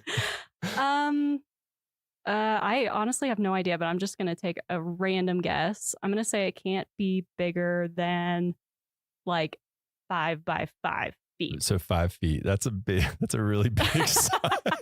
I was trying to, that's go a little bigger than I thought. That's huge. It's 2 feet by 2 feet. So you're going to have to trim. That's a more like usual size of sign. Yeah. So next time you're recruiting someone to pick you up for hitchhiking, it just needs to be under that 2 feet by 2 feet. Okay, and you should interesting. Be good. If you want to hold a 5-foot sign, those sign spinners, that might be your go-to. So our next guest probably knows or is a lot more likely than we are to know Section 5, Part 4.3 of the Superintendent's Compendium by heart, because she's the law enforcement specialist here at Yellowstone National Park. So, Katie Anderson, have you ever cited someone for hitchhiking with a sign? Like if Ashton gave them their 5-foot by 5-foot sign, have you ever cited someone for that? No, but I would have definitely stopped and talked to her if she had a 5 by 5 sign. I would want her life story. That catch your attention. Her. Yeah, I feel like you don't even need to know the compendium to know that, like, that's probably someone you want to talk to. Exactly. Well, there's always a first time for everything. So I'm guessing you see a lot of things, something different every day as a law enforcement specialist. But I want to backtrack a little bit first before we get to your current position and talk about where and when you got your start in the National Park Service. Yeah. So thanks so much for having me. My where and when. So my career with the National Park Service began in 2001 as a GS3 park guide at Assateague Island National Seashore in Maryland, living with those wild ponies, which was pretty much a childhood dream being fulfilled right out of the gate. Yeah, that's pretty awesome. So was it the wild ponies that got you to that job, or how did you hear about the Park Service? Well, so the Park Service goes way back for me. I'll have to go many decades back from that. It pretty much goes back to about the late 1950s when my grandparents jumped on the Ranger 3, which is a vessel that takes visitors from the mainland of Michigan and takes them out to an archipelago of islands in Lake Superior called Isle Royale. And the island, as it's sort of lovingly called by all of us who sort of grew up there or grew up going there, along with my family, were super instrumental in my formative years in instilling a strong conservation ethic and just in turn, inherently me knowing that my life work was going to end up being working on preserving wild and public lands like Isle Royale. So did you grow up near Isle Royale then, or just vacation there? Yeah, I grew up in northern Minnesota. And so that was, we always kind of came from that Grand Portage side out to the island. But the island has always been a huge part of my life. That's a big bucket list park for me. I've never been there. It's incredible. Have you been there, Ashton? No. Actually, I just visited northern Minnesota last fall, but we were there just after the boat, like the ferries, went out to Isle Royale. So we have to make another trip next time. Yeah. Definitely bucket list. Yeah. Yeah. So you kind of started out with that background of the conservation ethics kind of being instilled in you from a young age. And then you got that job at Assateague. How did you, as soon as you got that job, were you like, this is what I want to do, this is where I belong? So it is. I mean, I knew it, like growing up, there was no question that this is what I was going to do. The National Park Service. It was just really refining what part of the Park Service I was going to be part of. And so how did you get from playing with wild ponies to where you are now? What are the steps and iterations of jobs and units that you've worked at? Yeah. So that is, there are such interesting journeys for us in the National Park Service, for a lot of us. What's neat about the National Park Service is that you can really experience the entire country on a deep level by working in the national parks, really from coast to coast. And that's pretty much what I did for those first 15 years with the Park Service. Right after I finished my season at Assateague, I made my way into the heart of DC to work for the Wilderness Society. And I was interning for them and really just getting amazing exposure to the Hill and really understanding how important the work of the nonprofit world was, but also how it coincided with the federal government agencies and, the decisions being made on the Capitol. And so spent a good chunk of time there, really kind of digging into how do I get on permanently with the National Park Service. After I finished up my DC work, I ended up going up to Acadia National Park in Maine and spent a fall up there counting raptors. That was another big part of my life growing up in northern Minnesota. We had big flight migration routes. And so was an intern up there, a volunteer up there as well, just really kind of starting to build my resume and figure out how I could get my foot in the door full time. As I learned about the different types of rangering, sort of the longer I got in, I made my way to the Apostle Islands National Lakeshore, another archipelago of islands in northern Wisconsin. I used to live in Bayfield. Yes, and exactly. So the Apostles well. And I dipped my toes in interpretation and lived out on Stockton Island, and it was an amazing experience. And from there, I put myself through a seasonal academy, which was kind of the norm in how to get permanent in the law enforcement ranks. And so put myself through that academy because I really wanted to be running more of like the adrenaline junkie calls that were kind of coming with rangering. And I really wanted to get in on some of the craziness. And so then I spent the next 5 years of my career seasonally at Rocky Mountain National Park as a seasonal law enforcement ranger, doing the front country side of things and then also the backcountry work. I was able to jump in on the search and rescue operations, really got my first experience working fatalities and working the family liaison roles. And then also starting and really integrating the other side of my life that had always been so strong for me. And that was having a horse component in my career, and started my mounted patrols at Rocky Mountain National Park. Oh, cool. Wow. Yeah. So you've done like a lot of things. I have, and that was the seasonal days. And I'll make it brief on the permanents, but the permanents were really neat because that Rocky experience, in my off season, I had been doing ski patrol work full time and had some avalanche background. And so Yellowstone picked me up permanently to be working on Sylvan Pass and be doing avalanche control up there as well. So I sort of could bring a skill set of the rangering skills as well as sort of my other life loves into one job. And then ran down to Grand Canyon for 5 years and got some crazy experience down there. And that experience on the South Rim, being a South Rim Ranger for about 5 years, really built the core of who I am as a person and ranger and supervisor at this point in time. And then returned to Yellowstone to the justice operation and the law enforcement office as the court liaison, and which I can say is now definitely one of the best jobs I've ever had. And into the role that I have now full time as a law enforcement specialist for Yellowstone National Park. That's awesome. And I guess we should mention to folks that you're joining us remotely from Glacier National Park. So you're on a detail currently at Glacier as well, right? I am. Yeah. Within the National Park Service and just federal agencies in general, we're able to do either temporary promotions or details kind of where a park unit will borrow you for a period of time and let you get some really good experience. So right now I'm the acting chief ranger in Glacier and filling in a period from when the old chief ranger retired and when they get their new chief ranger in.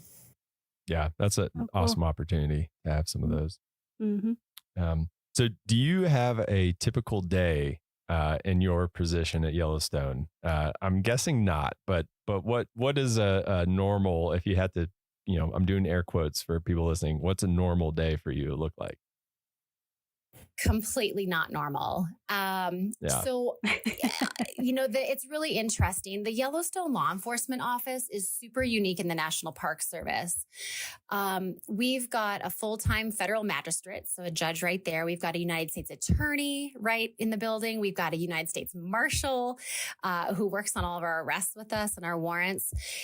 And Yellowstone cases are all prosecuted in-house, and our sole purpose in my operation is in support of the field staff, so the field rangers who are doing all the patrols and the response to emergency stuff, and really our office provides subject matter expertise. We assist with, search warrants and blood draw warrants on DUIs and filling out criminal complaints and really just supporting our partnerships in and out of the house. Yeah, that's a lot of different things going on. And I'm guessing it's that like variety that you're seeking. I mean, you talked about being an adrenaline junkie. Obviously, you don't seem like you're the type of person that just sits down often. Yeah. You're always out doing stuff is the vibe I'm getting from you. Yeah, the operation is a dream for me because it's super dynamic. There's a ton going on. It's slightly out of control. There's a lot of stuff happening. And there's always just like kind of big balls or big issues floating up in the air that need to be tackled. And I like that. That's definitely the energy that I like dealing with stuff at. Yeah, for sure. And that's something, not every person is going to thrive in that type of environment. Like, what are some things that you do that helps you, juggle all those things that you say is up in the air? Like, what qualities do you need to have to enjoy a job like that? I think there has to be sort of a natural comfort level with multitasking things. And I'm not sure if that's an ADD portion of my universe or something else, but being able to ride the waves of chaos a little bit and be okay with that. And take a left-hand turn when you were supposed to take a right-hand turn that day. Like that is absolutely critical. I think it's also super cliche, but communication, like literally being able to communicate with everyone from defendants who are sitting in your jail, prisoners, to the chief magistrate judge and beyond is it's completely mission critical in our operation. I'm sure 90+% of my day and my job as a law enforcement specialist is just building trust and bridges with the field and all of our partners through just so much. Like you cannot over communicate in this job. Sure. Yeah. That makes a lot. I mean, and like communication can make the difference between like de-escalating somebody and escalating somebody. I mean, that can make a huge difference in what your day ends up being like. Absolutely. So is that your favorite part of the job, that variety, that you just never know what's going to happen doing a lot of different things, or is there something else? That is a huge part of what makes me love my job. I think if I was really going to be pinned down on having to say what my favorite part of my job is sort of in the last decade of my career here, I would say whether we like it or not, the National Park Service is like a giant family and it needs tending to very similarly. My favorite part of the job, I think, is probably having really meaningful connections with my team and my peers, and those many levels above me. And being at a point in my career right now that I'm given some creative liberty to create the type of work environment that fosters those connections. I think it's so interesting because I think that adrenaline junkie is like your younger years, and the older you get, it's just life is short, and the relationships that you have at work, which is where we spend most of our time, and at home are just so critically important. Yeah. Yeah, and that's been that's come up a few times in our conversations with people, especially those that have like lived in the interior of the park or like remote areas. It's like that community is so important because that's who you have. Yes. And so you do a lot with those people. You work with them, and you have them over to dinner and all those things. And I think that's part of what is so special about the National Park Service experience that you just don't get in other jobs. Yeah, it's not a lot of work environments where you work with your coworkers and then you also go live in the same neighborhood as them. Yeah. Like they're literally your neighbors. Yeah. So that's a big I difference. know when Jake takes his recycling, Right. I can see what he's been eating for lunch if I wanted to. Perfect. That is a perfect example of how this works. Yeah. So on the flip side of that, what's the toughest part of the job? Similarly, I think I went the first 2/3 of my career here. I have gone full blown energy. Like I've done things at 1,000% and really kind of gone full send on everything. But it takes a toll. Like this career is not for the faint of heart. We see a lot of the underbelly and the darker sides of society, and to have to deal and we have to deal with the aftermath of all of that. It is us. We are exclusive jurisdiction here. We don't have other agencies coming in to sort of take the case from us. It lays in our hands. Yellowstone sees up, 2 to 3 million people in a really condensed portion of the year in the summer there annually. And all of those visitors and those of us living in the park bring our issues and problems and addictions with them and with us. And so it's really critical at this stage in my career, and we've seen the aftermath of not sort of dealing with some of that stuff and talking about it, that we actively process the cumulative work stress and the trauma. And thankfully, Yellowstone National Park is at the forefront of supporting their team with the Yellowstone Resiliency Project. And the National Park Service is building out some exceptional peer support, mind body wellness type programs to support us proactively for a fulfilling career, but more importantly for our well-being the day we retire and beyond. And so we're still coming out whole. And that has been a huge culture shift that has accelerated, I would say, in the last 3 years. And so the toughest part of my job is like the loss that we see through trauma and, undealt with issues.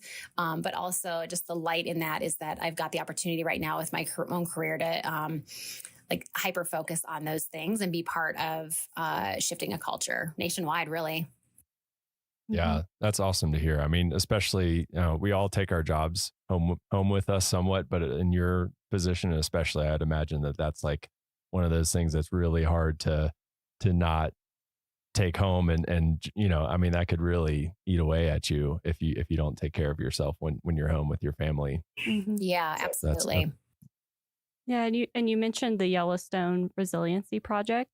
I'm not sure, a lot of people might not know what that is. Do you mind just telling people a little bit about what that entails? Yeah, so the project came about in cooperation with the Yellowstone. I believe with Yellowstone Forever was where that partnership really came about after the Yellowstone flood and after the loss of some coworkers to suicide. And there was just some forward thinkers and support from the superintendent's office and the chiefs to move forward in that partnership to fund mental health resources in Yellowstone. I mean, one of the most amazing parts about living in Yellowstone is its remoteness and its disconnect from the rest of the chaos of the world that's happening around us. But the downside to that is we have a hard time with resources and getting them. And so the Yellowstone Resiliency Project has funded bringing in healthcare providers for counseling and touch bases and just connections. So So we're not kind of going through these big life events and sort of suffering on our own. And there's, bigger conversations that are sort of happening on like where next, what next for these programs. But absolutely critical for every division in the park to have this resource to be tapping into and just normalizing the conversations around it. I mean, this is the human experience that we have right now, and nobody is alone in their suffering. We all go through it. And just the pressures of life, create environments that we need to take care of ourselves and one another. I mean, that's just the reality in the Park Service is we have to take care of one another. So this Yellowstone Resiliency Project is brilliant. The folks that are working on it have just done an incredible job implementing it. And we are so lucky to have that team working for us. Yeah, definitely forward thinking. That was the key point I think you brought up there. It's like one of those things that plays dividends. It's you're playing the long game when you're investing in people's mental well-being. And so that's awesome. I guess cycling back to kind of your career, it sounds like you've had a lot of moments that you could probably choose as a defining moment. Do you have one defining moment that you would say, kind of defined your NPS career or set you on a trajectory or that you can look back on? I think about it often because I get asked that a lot. Like, what's the best park you've lived in? What's the best position you ever had? And I can honestly say that I am so, like, at the core of my being, I am so incredibly proud of every single job that I've had with the National Park Service over the past 23 years. I'm so proud of myself as a GS3 at Assateague Island. Like, that I ever even like stepped into it and got that job.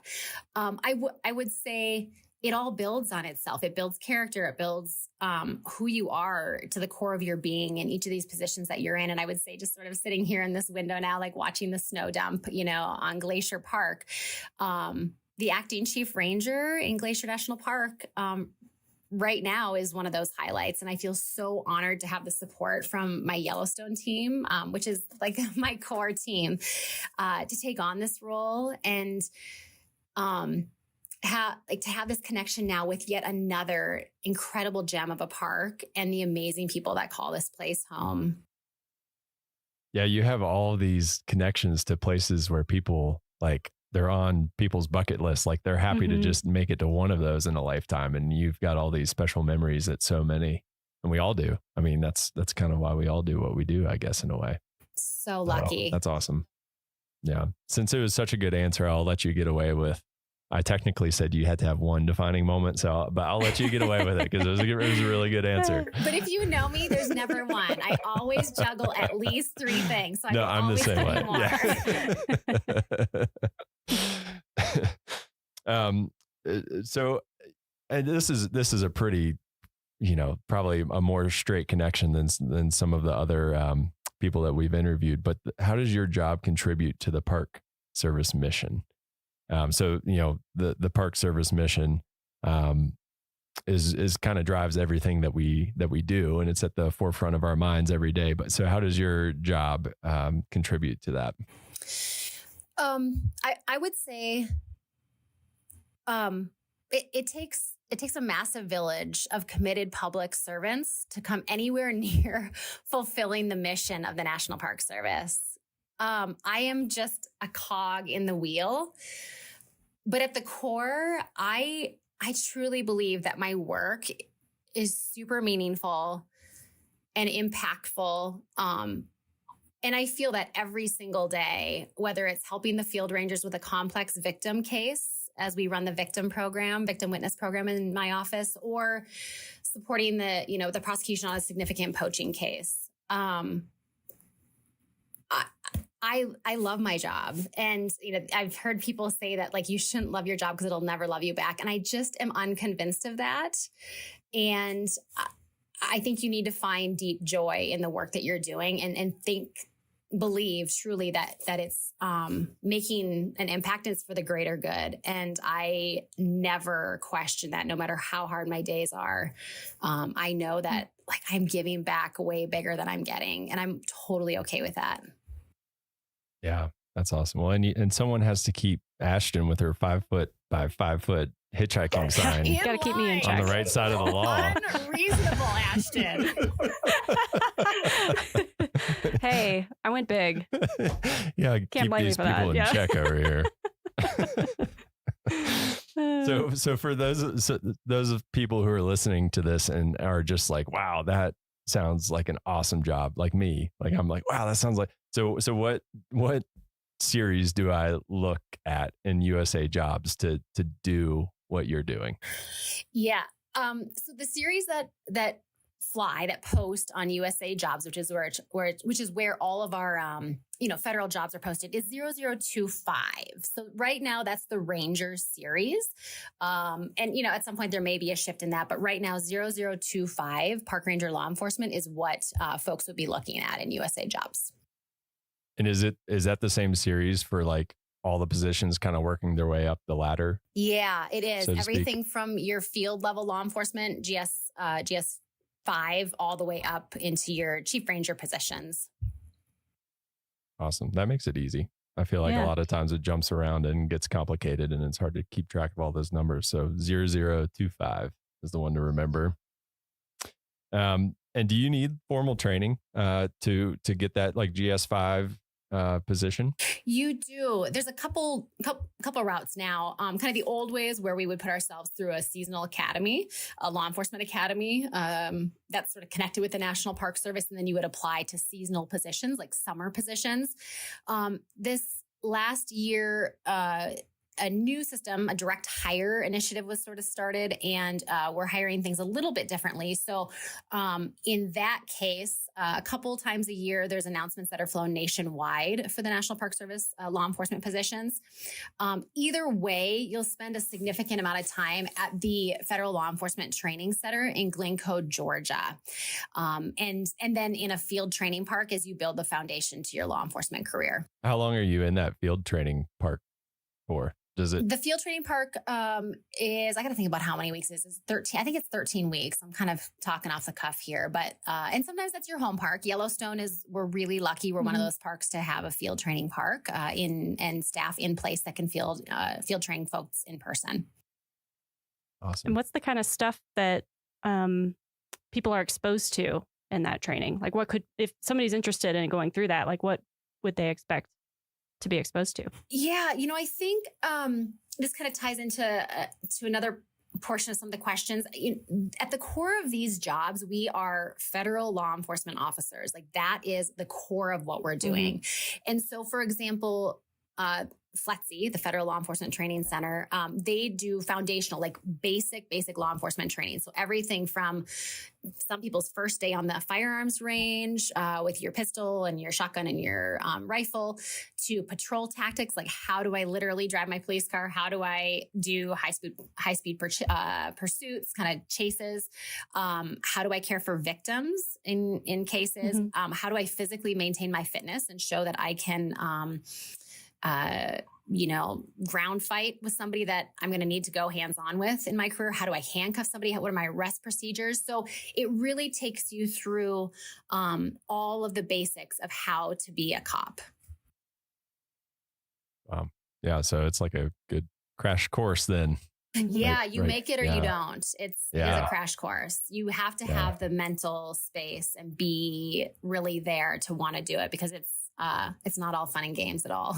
Sure. For sure. I bet you build some really strong connections with the people that you go through that with, kind of like, boot camp or something. Absolutely. Well, before we let you go, Katie, do you have, we like to ask this of everybody because it's just fun for us, and I come up with more things that I want to do in my summer vacations, but do you have a favorite story or memory? It doesn't have to be from Yellowstone, any National Park Service unit that you visited or worked at. Do you have a favorite story? It's going to come from Yellowstone. And I don't know if it's a specific story. I think what I would say is this kind of speaks to the specialness of living in these places. Living in Yellowstone is like being a National Geographic episode every day. And I would say it's amplified when you live in the interior, which I've lived in several times, and I don't now. But what I would say is you can almost gauge the rhythms of the year, like the seasons of the year, by the flow of the wildlife and the thoroughfares and the tracks that they are walking.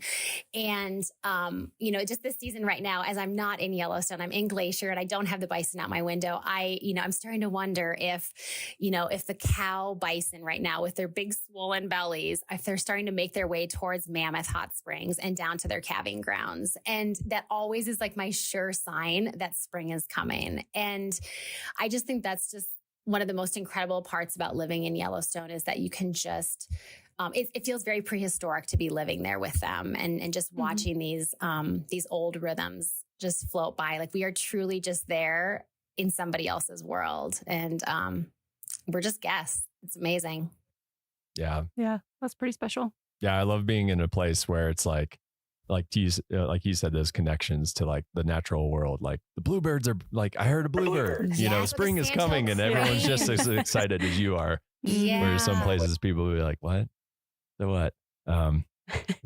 So that's awesome. Well, thank you so much for joining us and taking the time. I know I speak for all of us, but we thank you all for your service and thank you for keeping us safe. I know I live like literally all of my neighbors are law enforcement rangers, so I just feel like the safest person whenever I'm out and about my home. So thank you all for what you and your team do day in and day out.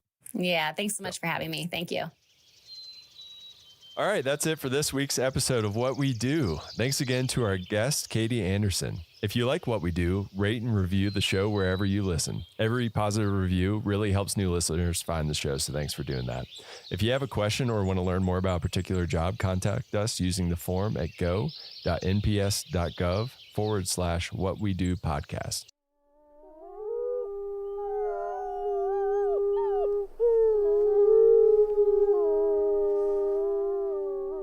From Yellowstone National Park, this is What We Do.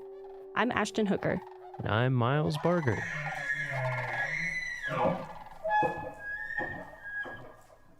Hey, Miles. Hey, how's it going? Hey, good. How are you?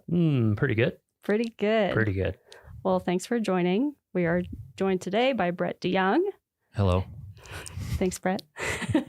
Who is the park supervisory telecommunications specialist here in Yellowstone.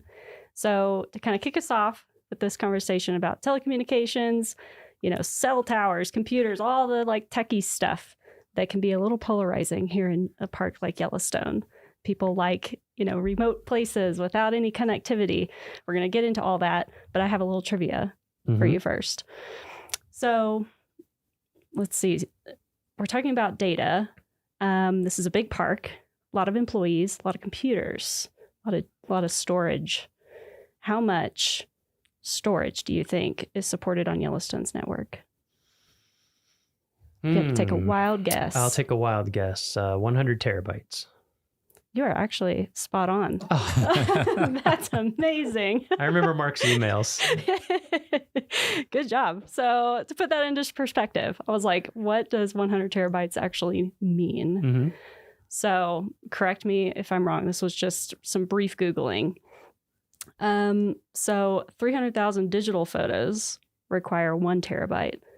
So if you multiply that by 100, that is 30 million photos. That's a ton. That's a lot of photos. That's a ton of data and storage. Or 1 hour of 8K footage. Just kidding. Yeah. That's probably not too far off. Yeah. But anyway, to get into this topic more, we have Brett DeYoung. Thanks for joining us, Brett. How are you doing? I'm doing good. Good. So starting us off, where did you get your start in the National Park Service? I started volunteering with the National Park Service. I came to Yellowstone right after graduating from Purdue, and I worked for the concessionaire, and I worked with the rangers at Old Faithful doing search and rescue and a number of other different things. Other jobs that I did for the concessionaire and risk management and fire safety. I worked with a fire marshal, and I worked with the safety office, and an engineering office. I worked with a facility maintenance division. So I knew most everybody pretty well after the 16 years that I'd worked for the concessionaire. And then one day I got a call from someone and I applied for a job and I walked across the street and I asked them where the cafeteria was because at the concessionaire, they fed us every day. And they told me I had to bring my own lunch. Oh, Oh bummer. man. So I'm still working through that. Yeah, you're still learning how to, But feed yourself 2006 every is when I day. came over. Did you why did you first come out and start volunteering? Were you just an outdoors person before that, or? Yeah, I came out here like most people do because they want to experience the outdoors and they want to live in it and they want to, rather than taking a vacation, they want to walk out the door and do it on their time off. And so, yeah, I was just drawn to that. And it was a really close-knit community down at Old Faithful. Mm-hmm. And we ended up working winters and summers seasonally. And, we all worked closely with the Rangers. So it was just nice to spend time and broaden our sphere. So. Mm-hmm. And what was it? Was there something about Yellowstone that drew you here, or was it just kind of you just happened to Not come out much, here? really. Yeah. No. It was I was graduating from college in 1989 at Purdue, and it was during a recession at the time, and I was gung ho to start paying off student loans, and I had a friend that kept saying, "I love I've been working summers in Yellowstone, and you should come out." And I said, "Okay, let's come out for a summer." And I think you hear that story a lot. Yep. People get hooked. Got hooked. So, yep. And my wife came out eventually, not long after that, and we just made a home of it. Cool. It's such a big park, and there's so many opportunities. You can move all over the place laterally, and there's a lot to do here. That's a benefit of a great big park. Mm-hmm. So as a supervisory telecommunications specialist, do you have a typical day on the job? Is there even such a thing? Does it vary by season? What does that look like for you? Most days are typical. When you get into a supervisory position, you don't get out in the park as much. So there's a lot of office time, which is, can be the downside. The upside is that you work with you have a staff and they become your team, and that's fun too. And you kind of live through them in a lot of ways. But a typical day, we support Yellowstone's dispatch center, which is an 8-position dispatch center. It's FCC licensed. And it's an alarm monitoring center. It's a very busy center, as you all know. And it also supports the communities of Gardner and Corwin Springs and Silvergate and Cook City. And but we support all their technology, all their systems, their 911 systems, their CAD systems. That's their dispatch system. And it's very complex. So if I didn't get a call in the middle of the night from a dispatcher, then the first thing I do is when I get up at 4:45 in the morning is I look at my phone to see if there's any emails from any dispatchers, and maybe a radio system wasn't working correctly, or they weren't getting, when a 911 call came in, it didn't give the phone number or the address, or it was a, misroute or something like that. So I look for those first thing just to see what the day is going to be like. And if there's none of those, then I, like many employees, live outside, in outside communities. I live in Immigrant up in Paradise Valley. If anybody's watched the Yellowstone TV show, it's not like that, but it's very pretty. But I live, so it's an hour commute for me. And we have a rideshare program that we've been doing since 1991, where employees all ride together, and it's a great thing. So, and I've been the program manager of that since 2016, but so sometimes I'll drive the van and drive a bunch of my employees to work. And anyway, so typical day. Then we get here at 7. A lot of us work 10-hour shifts and get in at 7. And I go around, I work with all my staff. I see what the telephone people are up to, what the IT people are up to, what kind of challenges they have, what's on the agenda for the day, what the alarm shop's doing, what the radio shop's doing. And after I've caught up with all of them, then it's like a lot of other jobs. It's emails and contracts and phone calls and meetings. Gotcha. And so that day that you said you walked across the street to start working for the Park Service, obviously you didn't start out as like a supervisory telecommunications specialist. So can you tell us kind of your path from there to where you are now? Like, did you have other jobs in the meantime, or? Yeah, did that work was out? pretty linear. I came across to do a fire alarm systems project. I was Okay. working in the engineering department with Xanterra, and we had tackled some big fire alarm system deficits. We took care of big buildings with Xanterra, the concessionaire. We did the Old Faithful Inn, the Lake Hotel. Really important overnight occupancies where you can't have you can't empty the building in the middle of the night because of a nuisance alarm. We did that sometimes.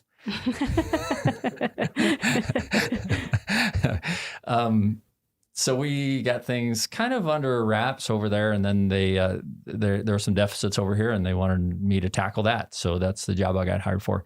But then I became the alarm shop supervisor, and then my supervisor at the time that hired me, he went on to be the superintendent of American Samoa National Park. So then I detailed in his position, and eventually I got the position. So, nice. And he's now the superintendent of Death Valley. So he never liked the cold. Yeah. I was about to say, he's Yeah. not the place to be if you don't like cold here in Yellowstone. But an interesting thing about him is he hiked every single trail in Yellowstone. Wow. Wow. And he was here 5 years. His name was Mike Reynolds, and he's still the superintendent of Death Valley. And then when he completed that project, he started hiking them backwards. Oh, wow. And then he left for American Samoa. Wow. So, yeah, I haven't That done. is an accomplishment. I'd yeah. like to do that, but it hasn't happened yet. So you kind of ran through all of them, but I'm just curious if you could restate all of the different systems that fall under telecommunications in the park, because I think people, sometimes I forget, I'm like, I think I'm covering all of them, and I forget fire alarms or something like that. I forget sometimes too. Yeah, there's a lot. There's a lot. And then we're reminded. So the radio systems is a really important one, the land mobile radio system. We've got a big complex system, and that's what the rangers used to talk, and we send out pages. We still do pages for our advanced life support crews and EMTs. Law enforcement. There's resource protection people that are doing bear jams and animal jams and things like that. And it's just safety too for people working in the backcountry so they can communicate. So radio is a really important thing. We have telephones. We've got about 500 landlines and 180, 190 cell phone lines. So we manage all those contracts and all that hardware for that and the network that it takes to push it out there. The IT department, we've got a very complex network to get it out there. As you know, the chief information officer came out here one time from the Department of the Interior. He said the last mile is Mammoth. So everything we do to get that from Mammoth to the rest of the park is magic. It takes a lot of effort and a lot of different methods. So then we do internet services. We do all the right-of-way permits for the cell companies. There's a few of those in the park, 5 towers that we try to hide. There's what else? Telephone systems. Alarm systems, you were saying. Alarm systems, yeah, fire alarm systems, security alarm systems, video security. And then all the dispatch, which is, like you and said, dispatch support, very complex and very important. Yeah. And I hope I didn't leave anything off so any of my staff is disappointed. But yeah, we do all that, and we try to keep it behind the scenes. So the visitors come and they see the resource and the animals and everything, and this goes unseen, but it's critical to keep them safe. And right. So, yeah. Yeah. So very important stuff behind the scenes that a lot of people, like you said, they visit and they would never know. Hopefully. What's going on. Yeah, hopefully. That's the goal. Well, and I think a lot of parks in different settings have a lot of these things.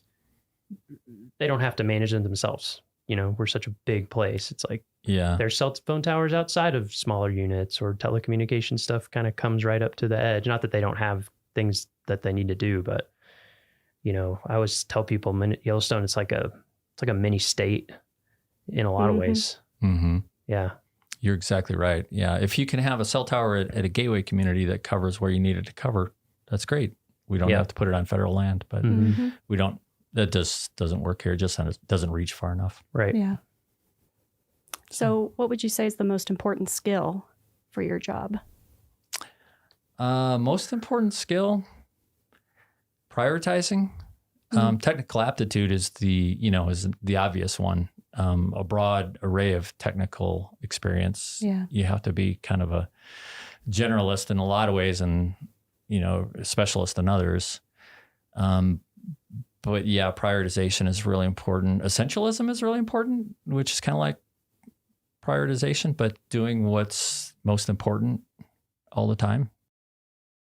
And finding focus is really important because multitasking is kind of a defeatist sort of a skill. I think you do a better job for your customers when you're more focused and less multitasking. Yeah. And so what would you say is your favorite part of your job? Well, it's probably a boring answer, but it's true. I really like coming in and working with all my staff, seeing them face to face. We do have some remote workers, especially in IT, and they're great. And it's really fun to interact with people at different parks in different parts of the country. But, interacting with the staff, they're enthusiastic. A lot of them have been around for a long time. And you bounce ideas off each other, and they resource and network, and so that's great. The other best part about the job is probably going to like remote repeater sites up on mountaintops, and we'll hike to some of those. Sometimes we fly. We try not to, but skiing to them is pretty cool. It takes a lot of planning, and you got to be safe, but that's a great way to stay connected. Mm-hmm. Yeah, there's been some good trips up to Mount Holmes the past few years, I feel like, among others. Yeah. But I know I've seen some pictures from that in challenging conditions. Things always like to go down in the middle of the winter, it seems like. Yeah, and we do everything we can to make sure that they're going to hold up for the winter, do all that work in the summer. But occasionally they quit, so you have to travel. Yeah, we get some less than ideal weather in Yellowstone sometimes. Just we do. Sometimes. We certainly do. Sometimes you can't fly, so you have to take other methods to get there. Mm-hmm. And sometimes you just have to wait. And where are those located? We have 8 mountaintop repeaters. We have one on Druid Peak in the Lamar that you can't see. We have one on Henderson Mountain just outside of the park. We have one on Top Notch, which is in the park. We have one on Mount Washburn, which you can drive to for about 4 months of the year. That's quite a luxury. We have one just outside of the park on Survey Peak, in right on the edge of Grand Teton National Park in the Jebediah Smith Wilderness area, which is funny. You have to land the helicopter right on the park side because that's recommended wilderness, and Jebediah is actual wilderness, so no helicopters. So it's like an invisible line right on the peak. And then there's also Sheridan has one with a 1926 New Deal era fire lookout up there. Wow. That's really cool. And Mount Holmes, there's one on there. There's one on Purple Mountain. And the Mount Holmes one was inside a 1926 fire lookout, but it got struck by lightning and went down in a blaze. So let's see, did I miss any? Oh, Bunsen Peak also, which is just outside of Mammoth. Which people can hike up to if they want. They can. Yeah. And see that one. The Holmes one made me sad. That was the first one I'd ever hiked up to of the fire lookouts. I was sad when that burned down. Yeah. Such a cool location. Sure was. And so you mentioned your favorite parts of the job. On the other side of that, what are some of the toughest things that you encounter in your position? The toughest things is when things crash. That's a real challenge. Those middle of the night calls, you have to wake up and be lucid and understand what the problem is and who your resources are, and get to the root of the problem pretty quickly. It always amazes me how quickly we can restore something that seems catastrophic.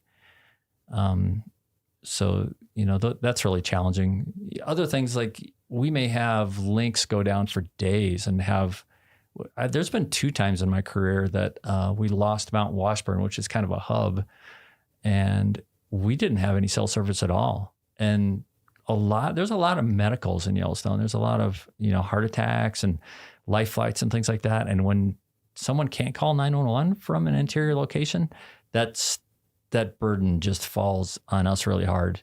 And if you're in the middle of something else and that call comes in, you're just, there's really no backup for you. So you just have to be fully engaged. Last fall that happened, and there's only been a handful of times that it happened, but last fall it happened the night before I direct a running race north of Yellowstone. And so as the director, I was very busy and probably going to be up all night, but this happened in the middle of the night. So managing those two things was hard. So yeah, I can imagine emergencies like that can be very stressful. Yeah. But exciting. Yeah, exciting and thankful that you're there to assist. But then it's good to, I mean, there's always an upside to a challenge, you know, an opportunity with a challenge, but just having a phone full of resources and knowing that I can get a hold of, you know, a power company representative in the middle of the night, a cell tower company representative in the middle of the night, and I can get these things back up with their help. Like everywhere in America, the linemen are always out in the worst times, and they're kind of heroes when it comes to that sort of stuff. So that's the role we have to fill. Yeah. So even with those types of difficulties or challenges that you might encounter, what keeps you here? What keeps you working for the National Park Service? Why do you stick around? Oh, gosh, all kinds of things. I mean, just the whole mission of it. Oh, you know, one of the biggest things is just that this is just still an intact ecosystem. And, you know, all the predator-prey relationship, all the predators that are restored, and that's amazing. And I've been here 30 years and you don't get over that. So that's a thing. And then the people, and I don't know, I could go on and on. Yeah. Skiing's pretty good. Yeah. Maybe not this winter. I try not to talk about skiing too much because you guys only have so much time. Yeah. We'll have to hear some ski stories another time. But do you have in all your years being here in Yellowstone, working for the National Park Service, do you have a defining moment? Is there a moment that sticks out to you that you're like, yes, like that's why I work here, and it was super rewarding? Okay, here comes a ski story. Okay, perfect. We had Mountain Homes, and Miles, you reference this, but in 2011, Mountain Homes, the repeater antenna went down in December, and there was a big storm coming in. And the Mountain Homes repeater is also used by Montana State Patrol for Highway 191 outside of the park, where there's a lot of accidents. It's a dangerous road. It's a pretty important one. So, but we couldn't get a helicopter in because the storm front was coming in fast. So we decided we were going to ski it. So it was a team of three. It was another guy, Dustin Seen. He was a radio tech with us. Now he's the superintendent of Bighorn National Monument and Bighorn Recreational Area and some other stuff. And Doug Krause, who's our Hel-Tech foreman. We put together that trip in December, which there isn't much daylight. And we thought we'd stay in the Winter Creek cabin on the way in. We opened up the door, and it was about a half-inch deep in mouse poop. Ooh. So we said, nope. We're not going to do that. We thought we can push to the summit. So it was a real big effort. We got to the summit, and I got the cabin opened, and the storm was starting to pick up. And this is a 10,300 foot peak. You know, it's a big effort. It took hours, and it's a long ski in too, right? I mean, it is a long ski. Yeah, it's a 10 miles.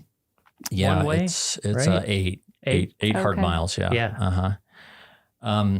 So yeah, we got the cabin opened up. We got a temporary antenna installed, testing it out, and then we got that door closed. Then the storm came in and just blew so hard all night. It just rattled that fire lookout all night, and but that was pretty neat. We were testing the radio from inside, and we were talking to Montana Highway Patrol on this really remote site. And next morning, ski out was nice. Oh, that's super cool. So that was good. Yeah. Good trip. Yeah. I don't know if that was a defining moment. But that's one of the good ones. Yeah. Definitely memorable. It sounds like. Yeah. Yeah. Yeah. So I'm just, you said about 30 years you've been doing telecommunications stuff in Yellowstone, right? Yeah. I feel like, of course, all fields change over time, but I feel like telecom's maybe the fastest changing field in the past 30 years, I would venture. So what's it been like to see? I mean, even I'm trying to think, my first summer here was 2006, and I think there was like a payphone in our dorm. I mean, there was no internet that we could even use, or my cell phone didn't work unless I drove a long way. I would think I was at Canyon. And you were here well before that. So what's it been like to see the change? Because now I'm at home and I can stream 4K movies from a satellite. You know, it's so different. Yeah. Well, yeah. So my first summer was 89 and we had a payphone and we couldn't get radio stations and we couldn't get TV stations. We watched VHS movies at the pub. That was fun. But it has changed a lot, and that's always a topic of discussion. And whenever there's some sort of new proposal, we get a lot of comments. Mm-hmm. Yeah, I've noticed that people are very invested in the connectivity in Yellowstone. Yeah, so there's two different aspects to your question. There's the expectation of a wilderness experience or a historic experience as well. But then there's also keeping up with what the needs are. And then, we're also a government agency, so we're on a government network and we have cybersecurity issues and we have to protect those perimeters like vigilantly as much as any other government agency. Mm-hmm. Mm-hmm. So we're always protecting ourselves from threats, So that's the biggest agent of change these days, is keeping up with that and all the training and what we have to do for that. But everything in the middle between then and now, we've gone from, like you said, you had a cell phone, there was very few towers. Mm-hmm. We've added a few. We've definitely put a stop to more towers. But there was a point when Suzanne Lewis was the superintendent and she said, I'm the only one who's going to have a cell phone. And then, then that expanded a little bit, and now we've got 150 of them out there because it's kind of a tool that everybody has to use, and the cost has gone down. But so, yeah, that's a big question. It's changed. A lot has changed. And we're fortunate to have some people that have been working in IT for 35 years, which is pretty neat because it's fun to hear their stories. Mm-hmm. But we also do have a wireless communications plan that the park put together in 2009, and that limits a lot of our wireless technology.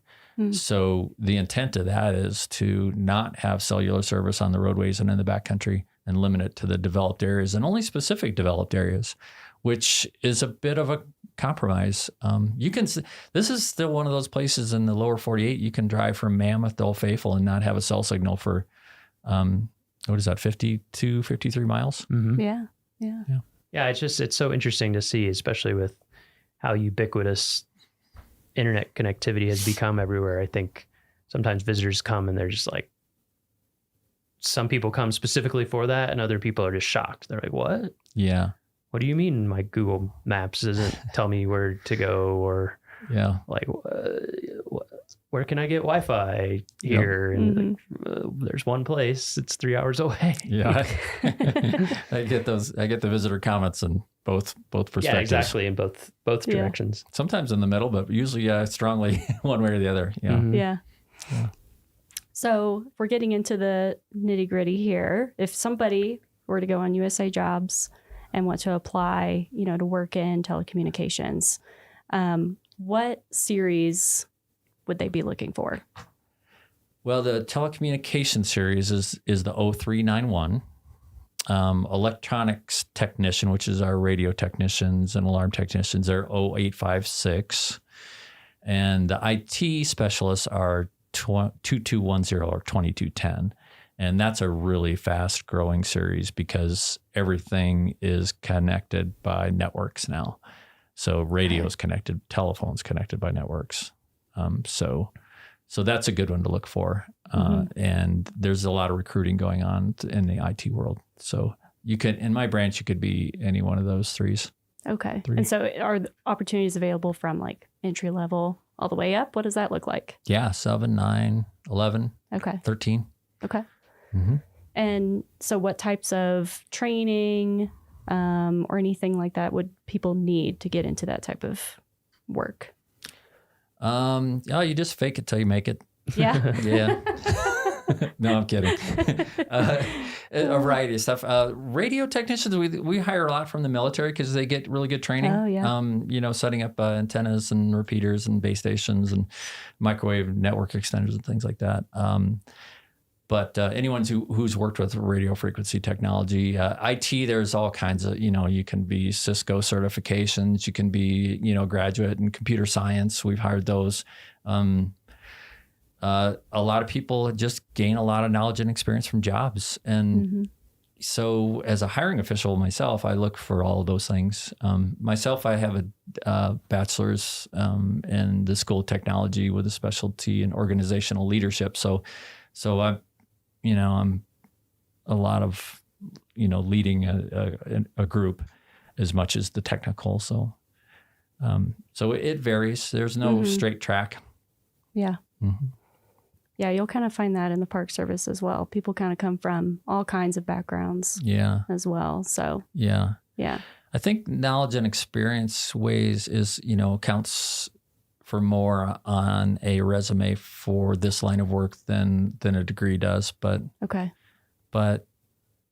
yeah, I don't know. We've hired some recent graduates too. So do you have any advice if people were interested in applying or, getting that experience? What advice would you give for them? Yellowstone, we feel like we're really specialists. A lot of small parks have one technology person and everything's thrown at them. But we're really, as far as the industry goes, we're generalists. Mm-hmm. So if you're in IT, if you're doing like system administration, also learn about networking and also learn about cybersecurity and learn about maybe coding, so branch out a little bit. And if you're, if you're into radios, also learn about networking so you can do radio over IP. So I would say that those are important things to do. If you want to work for us doing fire alarm systems, get like a NICET certification, National Institute for Certification in Engineering Technologies. And that tells me that you really know the codes, the fire codes in and out, and you're not going to build a system that's not going to work. So cool. Those are a few tips. Yeah, that's great. And so finally, the last question we like to ask everybody is just about your personal experience, any memorable experience you've had. It could be either in Yellowstone or any other national park, work or personal time. Do you have a moment that sticks out to you? Yeah, the 5 years I worked in the Bear Den ski shop at Snow Lodge. Yeah. That was the peak of my career, not of my pay, but it's often how it works. Yeah. But it's been going up and down ever since. So yeah, that was great. We worked there the last year that it was open. It was the Snow Lodge then was nothing more than really, it looked like a roadside motel. It was cheap. Anybody could afford to stay there. The people that came to visit, they were all interesting. And the Bear Den ski shop was a log cabin with a wood stove right next to it. And that was great. They built a new hotel, the Snow Lodge Hotel, and the ski shop's in the gift shop now, and that's all still good. But those were good days back then. There was quite a community back then too. They were really strong skiers and outdoors people, and just a lot of fun. That sounds awesome. And many rangers worked in that ski shop too over the years before they moved over to the Park Service. Cool. Yeah. Well, I think that wraps it up. Yeah, that was great. Yeah. Thank you so much for joining us, Brett. Thanks for having me. Yeah. It was fun. Well, that's it for this week's episode of What We Do. Thanks again to our guest, Brett DeYoung. If you like what we do, rate and review the show wherever you listen. Every positive review helps new listeners find the show. If you have questions or want to learn more about a particular job, contact us using the form at go.nps.gov/whatwedopodcast. Thanks for listening.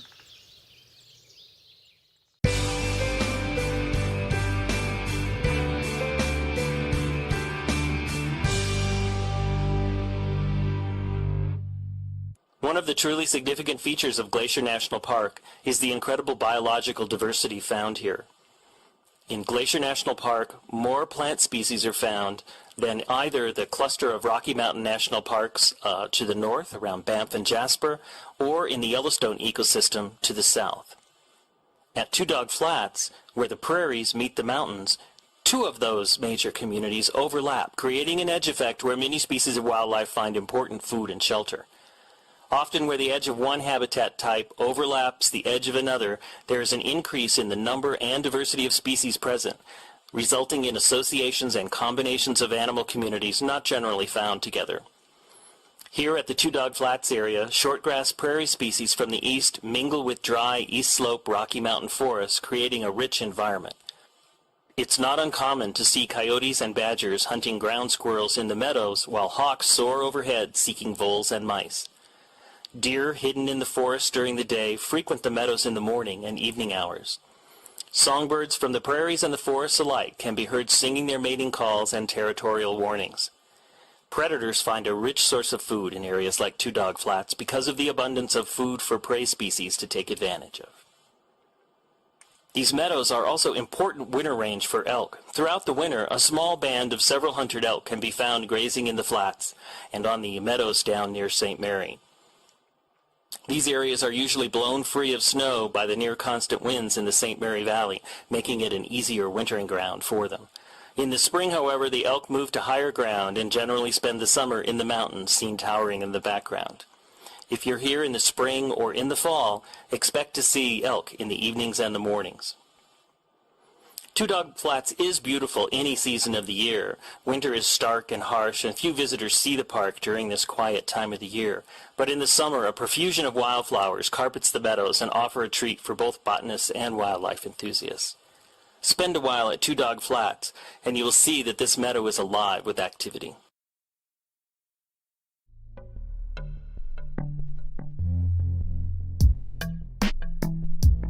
Hi, I'm Gabby. You're listening to Headwaters, a podcast from Glacier National Park. Hey, Gabby. I'm Daniel. Hi, Daniel. And this is the mailbag or Q&A episode. We're answering questions. Yeah, so listeners have provided questions for us over the last week or so. And I'll be asking you what the people want to know. Oh, you're asking me? I'll be asking you. I'm not ready for this. We're releasing bonus episodes this spring and summer to help visitors plan their trips to the park or to just generally get a feel for what's going on. What do you got for me? What do you think was our most asked question? I think the question that rangers get asked the most is, where is the bathroom? But I bet you people want to know, when is Going to the Sun Road going to open for the summer? Ding, ding, ding. That's right. Yeah. Yeah.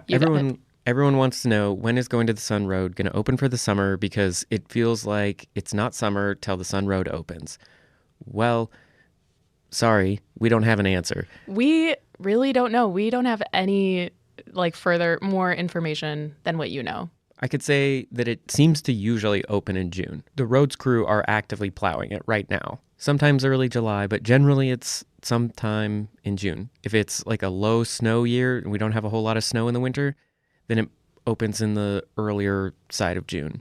If it is a big snowy winter, then it's probably going to be later in June, if not early July. Or a rainy spring. Yeah, spring weather matters a lot too. Yeah, yeah. Bad weather, avalanches, all that slows the work down. Yeah. Hopefully it'll be open soon. I'm excited. It will definitely mark the arrival of summer. Angela says, can you just talk about beargrass?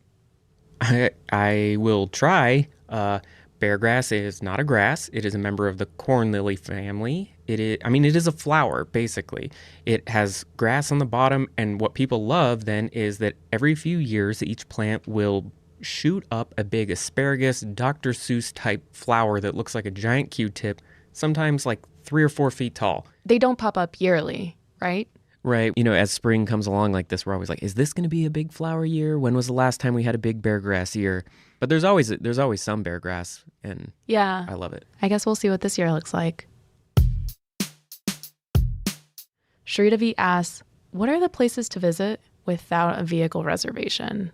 That's a big one. Yeah. So in 2024, you do need a vehicle reservation, but that's only to get into the busiest parts of the park during the busiest hours of the day and the peak summer season.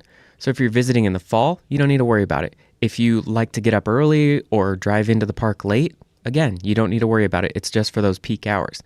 Now, also, it's not for every area of the park. In summer 2024, entering into Two Medicine or the east side of Going to the Sun Road at St. Mary, You don't need a vehicle reservation for those areas either.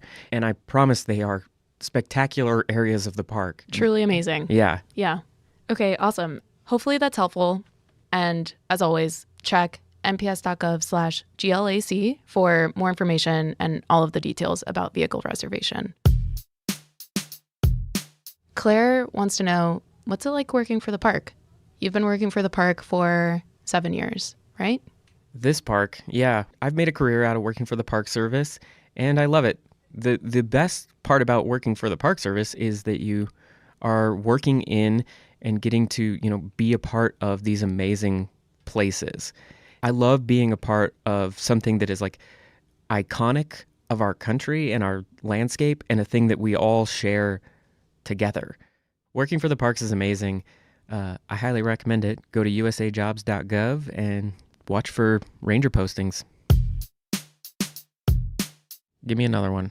Give me a hard one. Yeah, okay. Olive asks, what are people most surprised about after visiting? Maybe a big surprise is how cold and how wet the weather can be, especially in the first half of summer. Totally. Like in West Glacier or East Glacier, it'll be beautiful and sunny, and then you go up to Logan Pass and it's snowing. Like literally snowing. Yeah.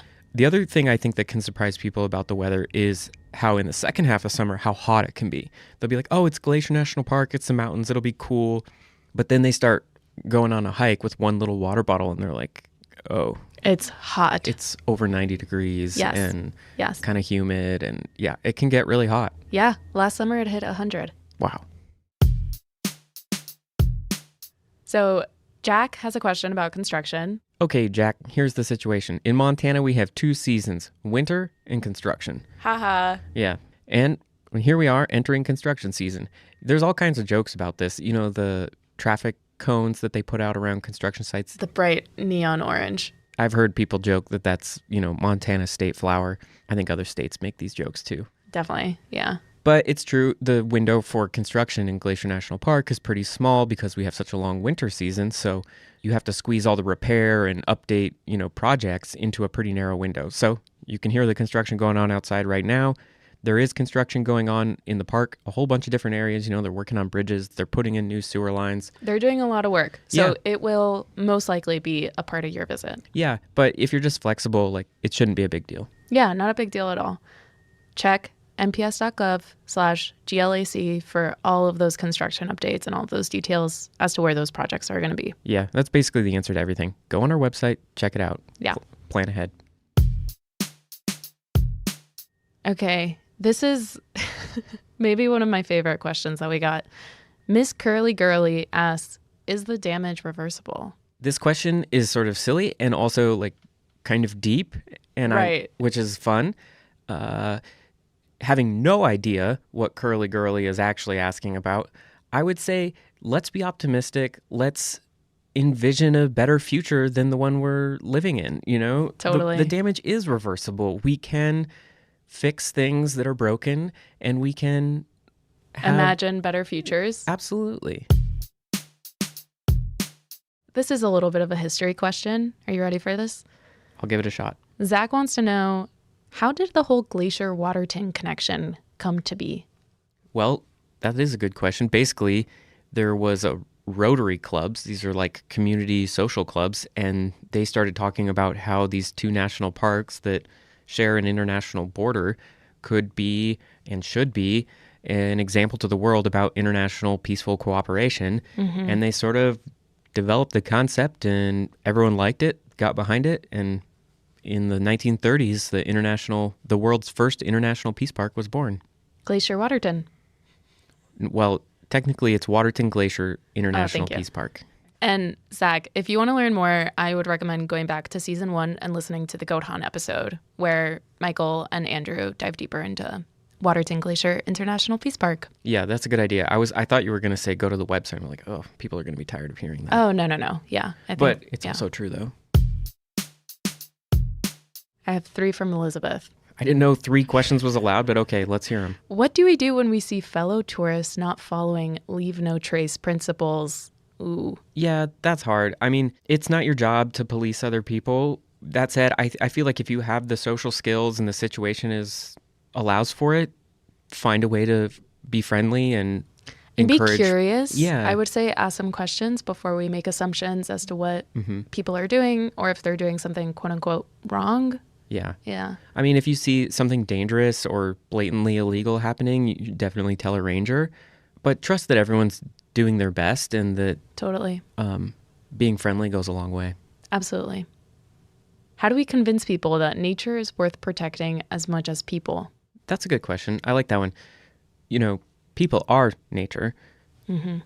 The national parks operate with the belief that a really important part about getting people to care about the world around them and to care about this country's history and making the world a better place is learning and experiencing and making connections firsthand. So that is a really central part of the mission of the National Park Service, is to give people an opportunity to come visit natural places like Glacier National Park and make those connections and realize why that's so important to protect and cherish and preserve as well. and honor. Yeah, Mm-hmm. totally. Okay, Elizabeth has one more question. Oh, is it what's my favorite beetle? I knew it. That's exactly right. Mountain pine beetles, a natural insect that eats away at pine trees in the park. It's not good for those pine trees, but it's good for the ecosystem as a whole, and they're cool little beetles. Are these the beetles on whitebark pines? Pretty much every species of tree in the park has an associated species of beetle. So yeah, whitebark pine included. That's so cool. Mm-hmm. And if you want to know more about beetles or whitebark pine, you can go listen to season 2 of the podcast. Of course. Thanks, Elizabeth, for those questions. Okay, so the next question is from Lane, who wants to know, how has climate change impacted the way the park is managed? Yeah, that's a good question. I mean, it would actually probably be simpler to say, how has climate change not impacted the way the park is managed? Because it infiltrates every decision made in the National Park Service at this point. There are broadly 4 big categories in how the National Park Service is responding to climate change. One is through communication, so just doing things like podcast episodes about, educating on the topic. Then there's science. There are scientists actively studying how a shifting climate is directly impacting the resources or the plants, animals, history, culture, and all of that, how that's being impacted. But then on top of communication and science, there is also a whole lot of adaptation work. Basically, people studying and thinking about how, okay, we have more wildfire now because of climate change. How do we need to shift our response to wildfire in the face of that? Right. And then the 4th big area of the National Park Service's response to climate change is mitigation. And that means that we're trying to actively reduce the amount of greenhouse gases that are emitted inside the national park, reducing the amount of fossil fuels burned, stuff like that. How are we doing that? Putting solar panels on roofs, switching to more fuel efficient or zero emission vehicles, recycling, composting, basically anywhere we can find ways to reduce the park's emissions, we're trying to do that. And that's not just here, right? That's across the National Park Service. Yeah, it's across the federal government in general. That's great. How might visitors see and or experience everything that you talked about? Well, if you come to Glacier National Park in your electric vehicle, you can plug it in and charge it with a pretty much renewable energy resources that we have here with hydropower. You're going to see solar panels on the roofs of some buildings, but you're also going to experience the impacts of climate change almost inevitably. It gets a lot hotter here in the summers than it used to. We have a lot more wildfire smoke than we used to. And of course, the namesake of this park. Everyone wants to come and hike to a glacier or take a look at the glaciers as they melt. And so that's a big part of the visitor experience these days. Okay, Daniel, I'm going to close it out with one more question. Okay. What snakes are in the park?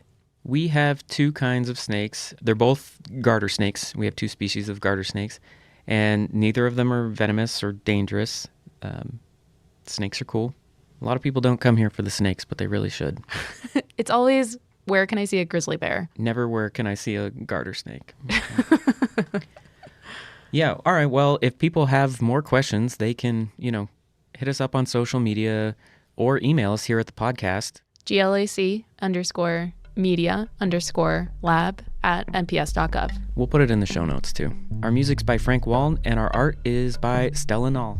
They're both great. Check out their work. Their info's in the show notes. Headwaters is made possible with support from our nonprofit partner, the Glacier National Park Conservancy. We absolutely could not be doing this without them. Check them out at glacier.org. If you have a moment to leave us a review in your podcast app, that helps so much. Thanks for listening.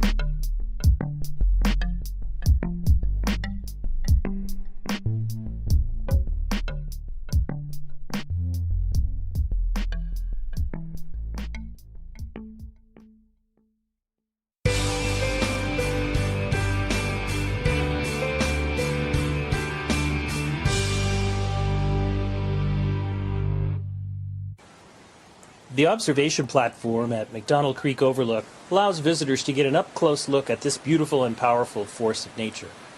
In summer, the blue-green waters run clear and inviting, but in early spring, melting snows send a torrent of water cascading down the valley as it funnels through these narrow rock walls, where it literally vibrates the viewing platform. It's easy to see the erosional power of streams from a vantage point this close. Streams also hide a more sinister side as well. In Glacier, the leading cause of fatalities is from drownings in creeks and streams. Even though the streams present a cool and refreshing appearance, please remember to use extra caution around water anywhere in the park. Stay on the paths and don't step over railings and barriers. As powerful as McDonald Creek can seem during spring runoff, it's nothing compared to the flood that came through this valley in November of 2006. Fed by huge amounts of warm rain, early mountain snows melted quickly and soon overwhelmed riverbanks throughout the park. This viewing platform survived, but just barely. Water pounded the railings and washed out the damaged bridges and roads in several areas of the park. Across the creek, huge trees left stranded as driftwood high above the creek provide vivid clues to the force of water. Glacier is a land of contrasts. Throughout the park, you will discover awesome examples of the power of nature, all set against the backdrop of some of the most beautiful scenery in the Rockies. McDonald Creek is an excellent example of massive power and delicate beauty combined.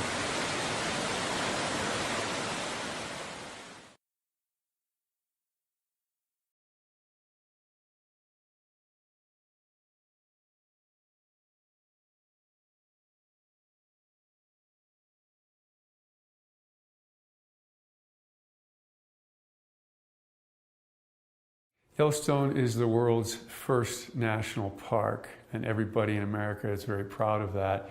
But there's been a struggle to figure out what a national park should be like.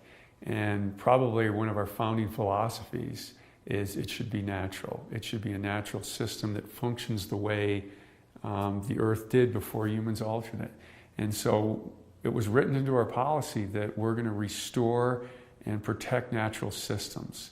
And the early managers of Yellowstone didn't really know what natural looked like. So we've been struggling towards natural our entire history, and that definition has evolved. And that definition, the modern one, now includes you need to have natural predators.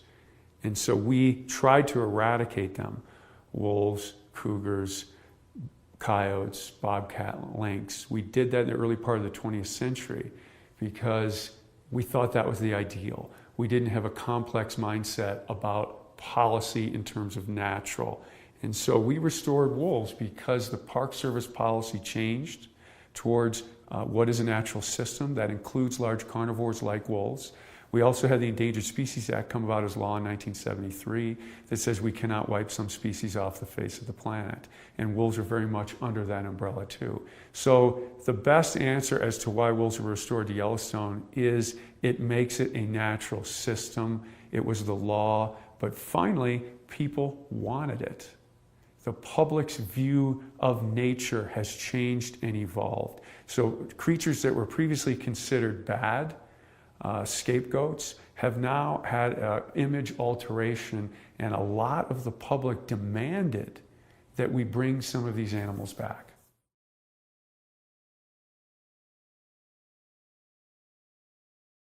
Well, most ecosystems are best when they're balanced.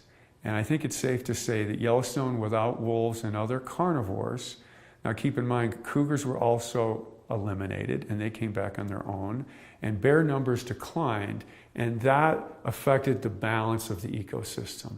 And so ecologists refer to this as biodiversity, but emphasize the word diverse. Having a lot of different kinds of things at moderate numbers is better than having a lot of any one thing.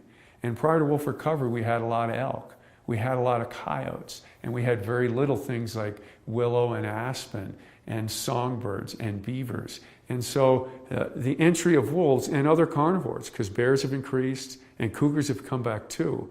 So now we're a carnivore-rich system, and we've restored that top layer of the system. So really the simplest way to look at it is all the parts of the system now are in place, and they're interacting differently.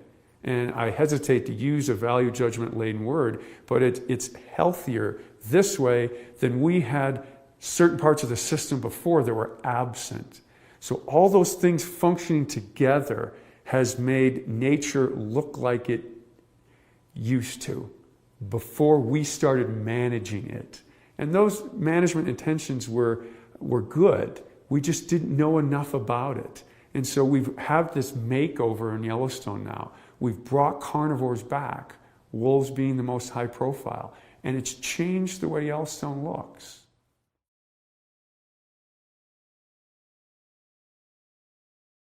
Elk are perhaps the most controversial and talked about aspect of wolf recovery. And that's odd because elk are a species unto themselves, but many people equate Yellowstone with elk.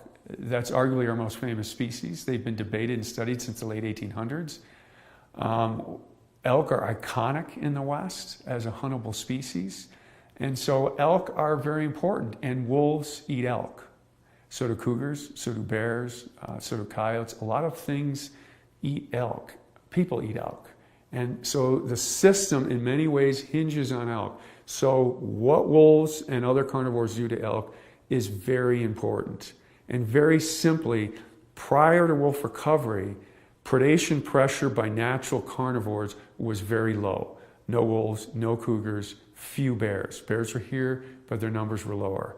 And that caused the elk population to grow to very large numbers. In fact, a lot of ecologists and scientists criticize Yellowstone for having too many elk. The effect of elk was so dominant on the ecosystem that they suppressed other things. To the point where managers outside the park were hunting elk at high rates to try and depress this burgeoning elk herd.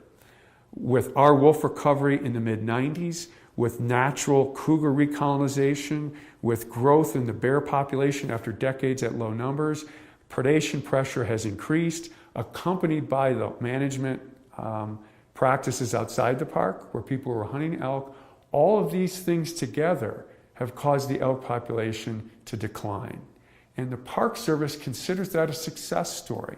And that's hard to describe to a lot of people, especially some people who can't understand how less is more. We live in a culture where more is always better, but fewer elk brings about that ecosystem balance, that biodiversity that the Park Service seeks as natural. And that's a very important goal for the Park Service.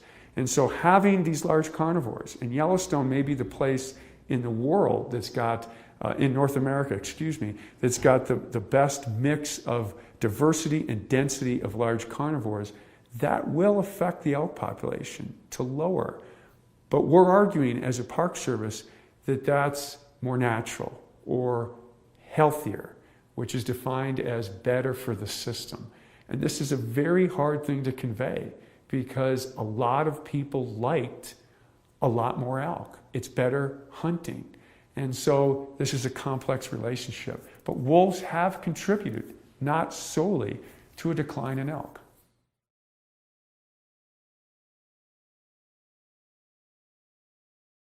Perhaps the most commonly asked question about wolf recovery is that, did we reintroduce the wrong wolf? And this is a long answer, so I'll try and make it as short as possible.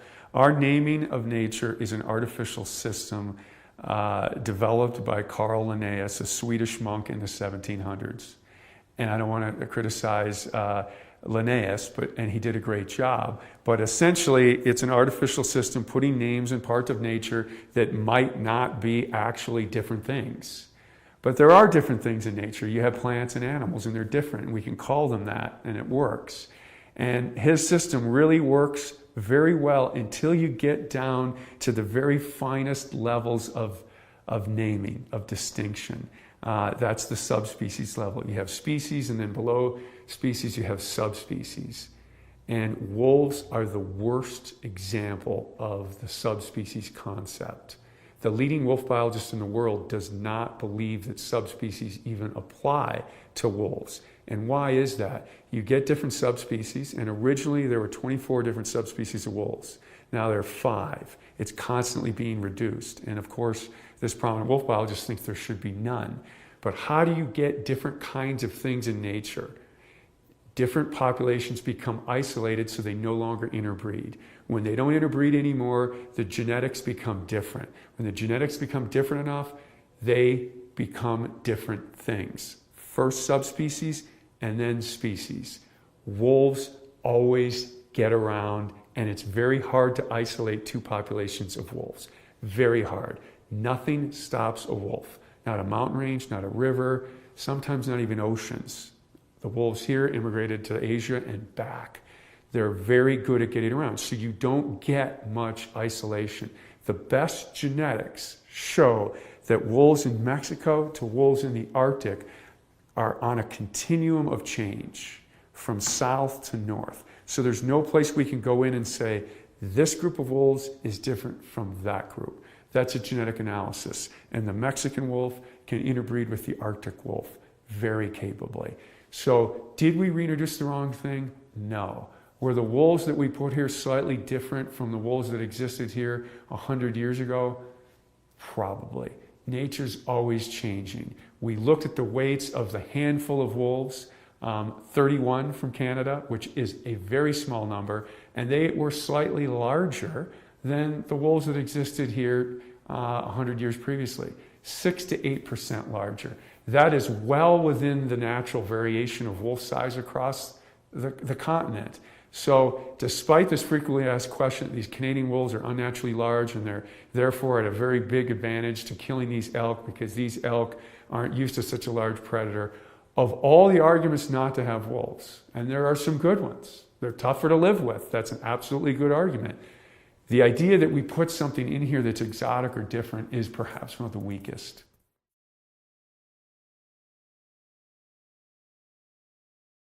Wolves do not kill for sport. That is a fact. Why? The average wolf weight, if we threw all the wolves together, males, females, subadults, adults, pups, is about 100 pounds. The average cow elk's 500 pounds, the average bull elk's 750. They risk injury or death. When you attack something 5 to 7 times as large as you, that ain't a fair fight. So they risk tremendous injury or death trying to take something on bigger than them. So they prey on things in a risk-averse fashion. They only kill what they need to exist, and we've got great data on this. Will they kill more than they can eat? If the risk equation balances out in their favor, they will. What does that mean? Late winter, belly deep snow, elk are weak, they'll kill more than they can immediately eat. But underline the word immediately. We had a situation in March 1996 where one pack of wolves killed 5 elk in one day. And they cycled back and ate everything on those 5 elk in over a 2-week period. Now they were competing with ravens and coyotes and magpies and eagles because they were trying to consume it too. Because as everybody knows, the bounty of nature is shared and competed for. So they went back and they tried to eat it all. But that is common predatory behavior. When you can get an edge, when you can get more food. Humans do this too. When oil is cheap, we burn more oil. When wolves can kill more elk, they kill more elk. Because why? That equals more pups. But they only do it when they can. So on average, wolves do not kill healthy elk. It's too hard. If all you can eat are healthy elk, the wolf population goes down. Wolves make their living on vulnerable elk. And so their population waxes and wanes based on vulnerabilities. And hard winter is a vulnerability, but so are things like age and health status and condition, bone marrow. All these different things affect elk vulnerability. And that's what's important to wolves, and that's what they're shooting to take advantage for. Remember, there's no creature in nature that doesn't look for advantages. So no, they do not kill for fun, but yes, they will kill for more what they can immediately eat. But if left alone by humans, and this is very important, I get sent emails all the time showing an elk killed by wolves and not eaten, but there's tire tracks, there's human tracks, there's horse tracks. The wolves were bumped off the kill. People found the kill to take a picture of it. Left alone, as we've demonstrated here in Yellowstone, and we've seen it more, killing a couple elk sometimes is fairly common. If they're not disturbed, they'll eat everything. They won't do it immediately because they have a capacity on their stomach. So very, very important point. Killing for fun or bloodthirsty reasons is not true.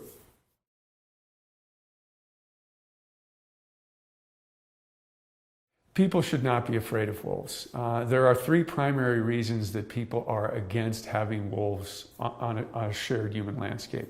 One is they compete with us for wild prey. That's valid. That's true. Two, they occasionally kill livestock. It's rare, but it does happen, and then that's valid too. The third reason is there's a human safety threat, and that is largely overblown. During the entire 20th century in North America, there were about, and I'll be off by one or two, 20 attacks on humans. None of them were fatal. All of them dealt with habituated animals, usually fed food. And we're very concerned about that in the park. When you feed an animal food, it loses its natural fear of people and it become dangerous. But very different for wolves compared to bears or cougars. They never attack a person on their first encounter with a human. So the first time a bear encounters a person, a sow with a cub, or a cougar encounters a person, they might attack. And bear fatalities and cougar fatalities are much greater than wolves. Wolves always have to overcome their natural fear. I don't know where it comes from, but they have a natural fear of humans. They've got to overcome that. That's usually through habituation, typically food conditioning, but not always. Of those 20 attacks that were recorded, some were habituation just through exposure, from being around people in a non-threatening way. So wolves have to overcome this natural fear, and then they may attack. 6 of those attacks were bites from Alaskan pipeline workers feeding them part of their lunch. So 6 of those 20 attacks were from that. Since that paper was published, there have been 2 fatalities, and both of those wolves probably were food conditioned. Some were dump wolves, and others lived around a logging camp. And so those animals, those are examples of wolf fatalities. So it can happen, but it's extremely rare and less likely for other carnivores.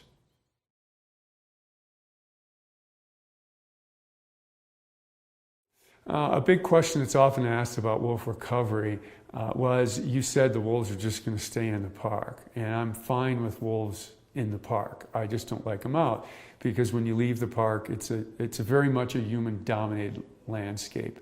That's another misconception of wolf recovery. The plan written to restore wolves to this region never said the wolves would stay in the park. And it's different outside the park because wolves are managed by the states, and so they have different policies and objectives than the park does.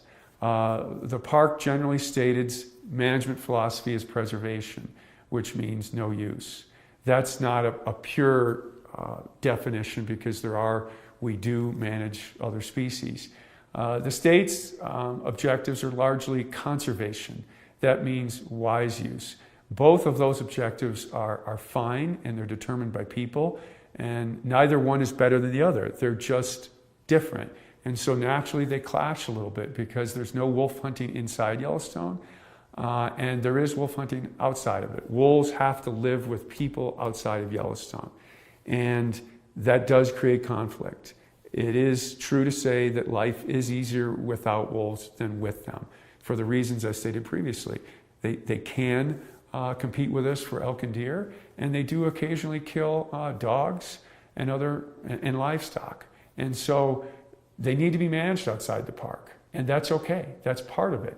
And there's some data, although other researchers are questioning this, that if species are hunted or if species that cause a problem can be immediately dealt with, social tolerance increases. So inside Yellowstone, we don't have to deal with those issues. We don't have to deal with issues of predation on pets or livestock, or taking elk inappropriately because I wanted to get that elk. So we have a different approach, but both approaches are okay and occur in different areas. So this is a very common situation for wildlife management across North America. Animals go over political boundaries and they're subjected to different management regimes, and that's the way it is, and that's okay for wolves too.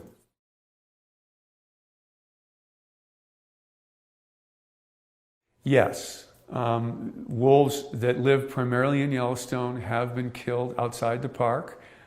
This probably has not affected the population much numerically.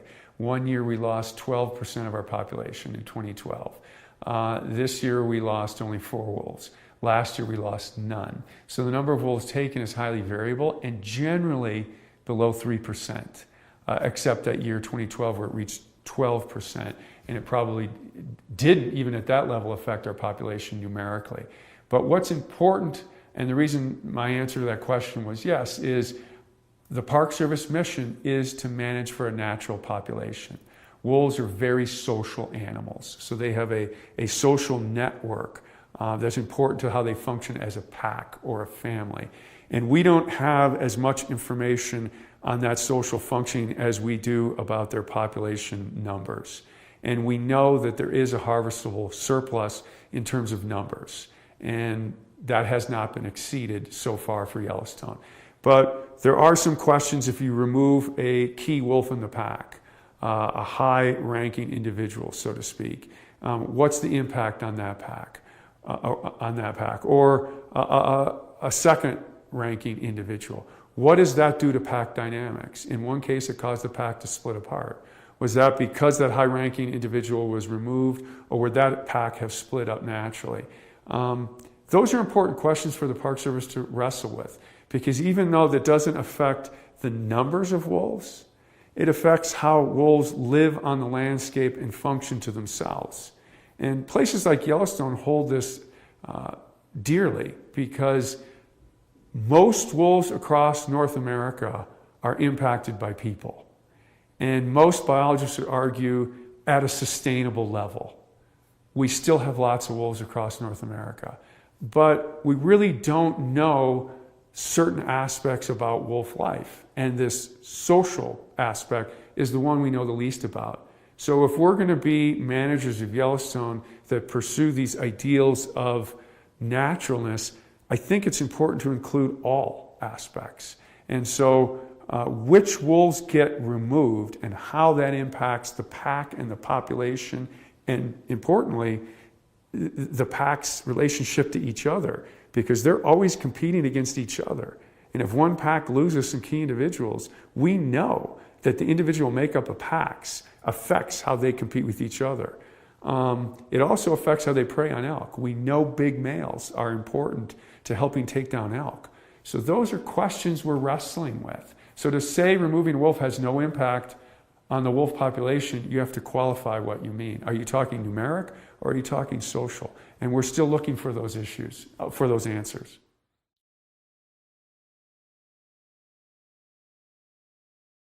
Wolves are one of the most studied species in the world.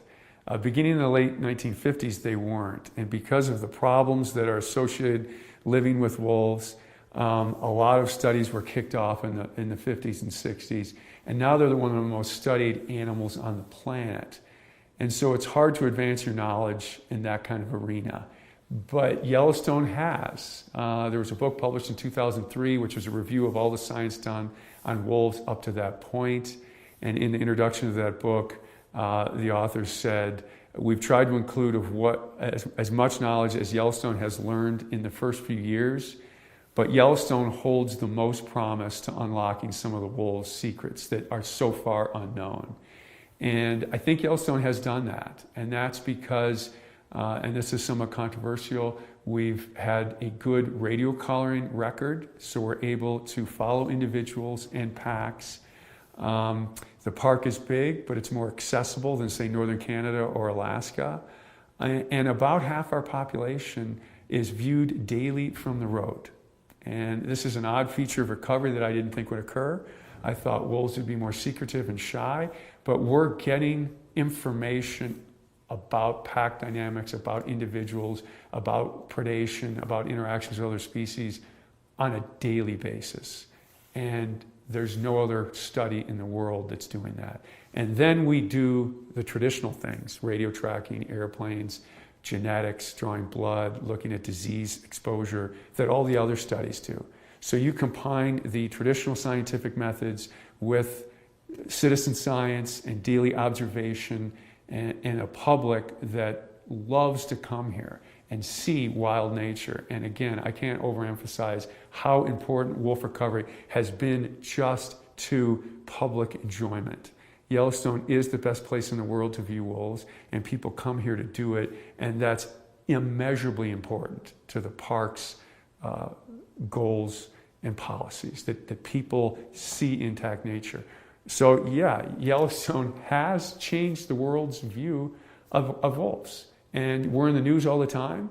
And I think having positive news out there about wolves, because to be honest, there is a lot of negative, because they're hard to live with. But having Yellowstone there, providing this positive, good news, has been very important, not only for Yellowstone, but what we know about wolves and the image of wolves worldwide.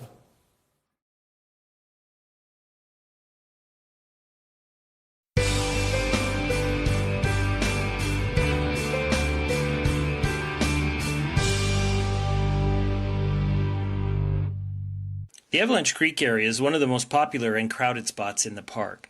The old-growth cedars and hemlocks are unlike anywhere else in the park and would look more at home on the coasts of Washington and Oregon than in the Rocky Mountains. However, rains from clouds trapped by the Continental Divide make this an inviting habitat for a wide array of plants and animals. A campground and a picnic area are located here, but the real draws are the two popular trails that allow exploration of this unique part of the park. The Trail of the Cedars is an easy 1/2 mile wheelchair-accessible loop trail into the cool and inviting old-growth forest. Huge western red cedars, western hemlocks, and cottonwoods line the banks of Avalanche Creek. Ferns and other shade-loving plants thrive in the filtered green light that penetrates the forest canopy. About halfway along the trail, a bridge crosses the creek and provides a stunning view of Avalanche Gorge.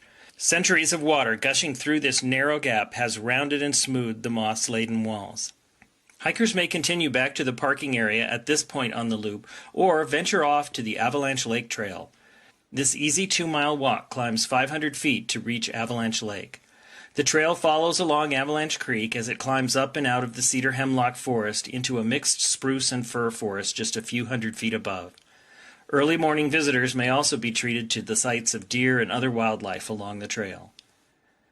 Before long, the forest opens up and the dramatic cliffs at the head of Avalanche Lake loom on the horizon. Fed by melting snows and the Sperry Glacier, huge waterfalls cascade down the back wall of the Avalanche Cirque all summer long. It's easy to see why this is one of the most popular hikes in the park. It's not for those seeking solitude, but the rewards of this trip are worth every step. Parking is limited at Avalanche Creek, so consider leaving your car at your campground or at the Apgar Transit Center and taking the new free shuttle system to explore this area of the park. Please help prevent resource damage by remaining on the trails, and for your safety, please stay clear of the creek and the slippery rocks along the bank. Drownings have occurred here in the past.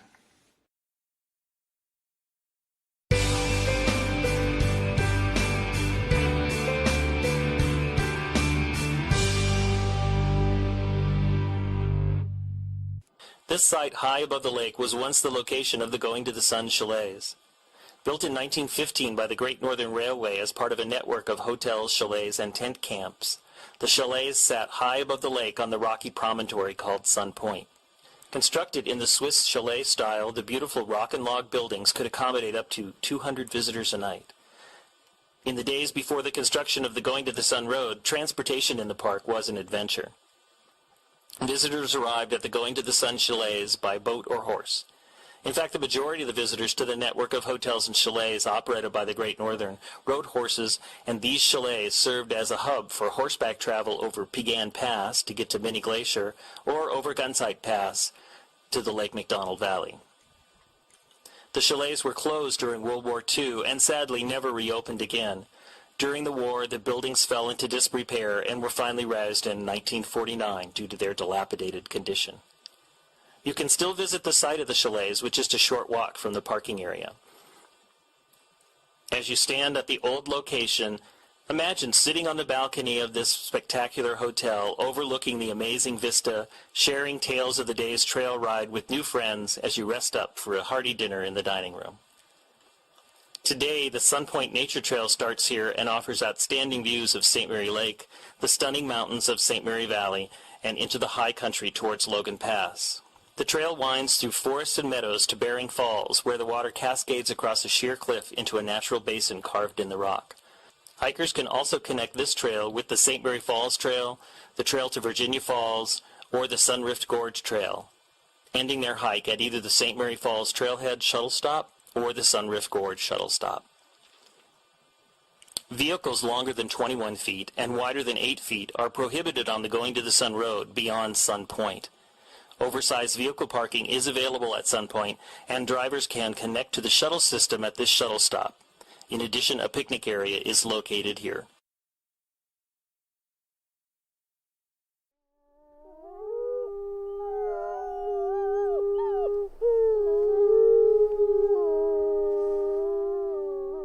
From Yellowstone National Park, this is What We Do.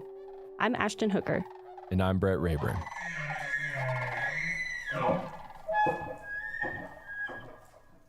Hey, Brett. Hey, Ashton, how's it going? I'm good. How are you doing today? I'm doing awesome. Good. It's getting close to lunch, so my stomach might rumble a little bit here. But mine is seriously rumbling as well. I hope you can't hear it. Yeah, I have this big lunchbox behind me. I'll try not to rummage in it too much. So we'll see. Well, today we have Addie Falgu, who is a park guide here in Yellowstone, and we're going to talk to her a little bit more about her job and what it's like. And so as a park guide, you know, if you're a visitor to Yellowstone, you might see them out and about either in the visitor center, roaming park trails, park guided walks and talks, things like that. And so along those same lines, we have the Junior Ranger program, and it's pretty popular. Yes, you I've can get heard it of in it. a bunch of different parks, Yellowstone as well. So my question for you, do you happen to know how many Junior Ranger badges are awarded here in Yellowstone every year? Every year? Every year. Number of Junior Ranger badges. So not just people who like get the books and don't go through to graduate.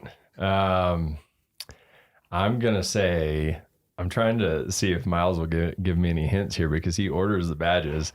I think it's like, I'm going to say 160,000. Ooh, wow. That's more than I thought you were going to guess. Yeah, but really, you're off? not too far off. So in the past couple years, you know, we've had a few weird years with COVID and the flood and stuff. So it's been a little lower the past few years, but it's been about 50,000. Okay. I'm like, so come on, Junior Rangers, step up. Yeah. But on this year is going to be the year where we give out 160,000. Like 50 to 100,000. So you're not too far off. That is a lot of Junior Rangers being sworn in. It's a lot more than I thought. That's a lot of oath takers. Yeah. We're in good hands. Yes, we are. All the Junior Rangers out there. So anyway, we're going to talk with Addie more about what she does in the park. So Addie, thanks for joining us. Yeah, thanks for having me. Yeah, how are you doing? I'm doing well. Good. So ready to dive in? Absolutely. Okay. So how did you get your start with the National Park Service? So I got my start in 2017 as an intern in Glacier Bay National Park. And that's in Alaska. That's right? correct. Yeah. Okay. It often gets mistaken for glacier in Montana. So often I do specify Glacier Bay in Alaska. I heard the emphasis on bay. Yeah. Cool. And so what drew you to that? Did you always know you wanted to be a park ranger? So growing up, my family traveled to national parks. I think a lot of people in this career. And I kind of, was really interested. I fell in love with the Tetons, and I was like, well, I want to live there one day. And the way to live there is to become a park ranger. So simple enough. I'll just do that. And, it got a little bit more complicated than that. But in high school and college, I started to look more seriously into pursuing a career in that direction. I actually visited Yellowstone in college and spoke to some rangers on that trip and asked them, hey, how do I get into this field if I'm interested? And they gave me some good information on internship programs like the SCA and also how to find jobs on USA Jobs. What is the SCA, just for those who don't know? Yeah, so the SCA is the Student Conservation Association, and the internship that I did in Glacier Bay was through them. Okay, and so what exactly did you do? Yeah, so the position there was an education intern, and Glacier Bay has pretty little visitors that actually set foot on the land there, and the number of visitors in the winter is pretty much non-existent. And so most of the visitation is in the summer on cruise ships. So in the winter, they have a pretty robust distance learning program. So we were actually using Zoom before COVID and before Zoom really became a thing, and essentially taking students on virtual whale watching tours and field trips to the park. Wow. That sounds like a good gig. Yeah. So you're on a boat, like while you're doing this? No. So we were in an office with a green screen that made it look like we were on a boat. I did get to go out. Shake the camera and rock it. I did get to go out with the oceanography team though, which was really fun one day, and we got to take water samples. So I did get to have that experience in the bay, but most of the time was spent in the office. Okay. So did you go from Glacier Bay and then Yellowstone, or were there other stops in between? There were a few steps in between. Yeah, so after Glacier Bay, I did a couple of seasonal positions as an interpretive park ranger and also an education position in Grand Teton National Park. And then I was pretty fortunate to get offered a permanent job pretty early on in my career, and that was in Hot Springs, Arkansas. That was also a park guide position. I was there for a few months and then took a lateral reassignment to a park guide position here, and I've been here since. It's been about 4.5 years, I think. Okay, wow. And so tell us a little bit about being in Yellowstone. A lot of people don't know that there are actually park rangers that live on the interior of the park. So what that means is not at any of the park entrances. And so Yellowstone closes down in the winter. So you're at Lake Village, down by Yellowstone Lake. So tell us what that is like. Like, how did you even get here this morning?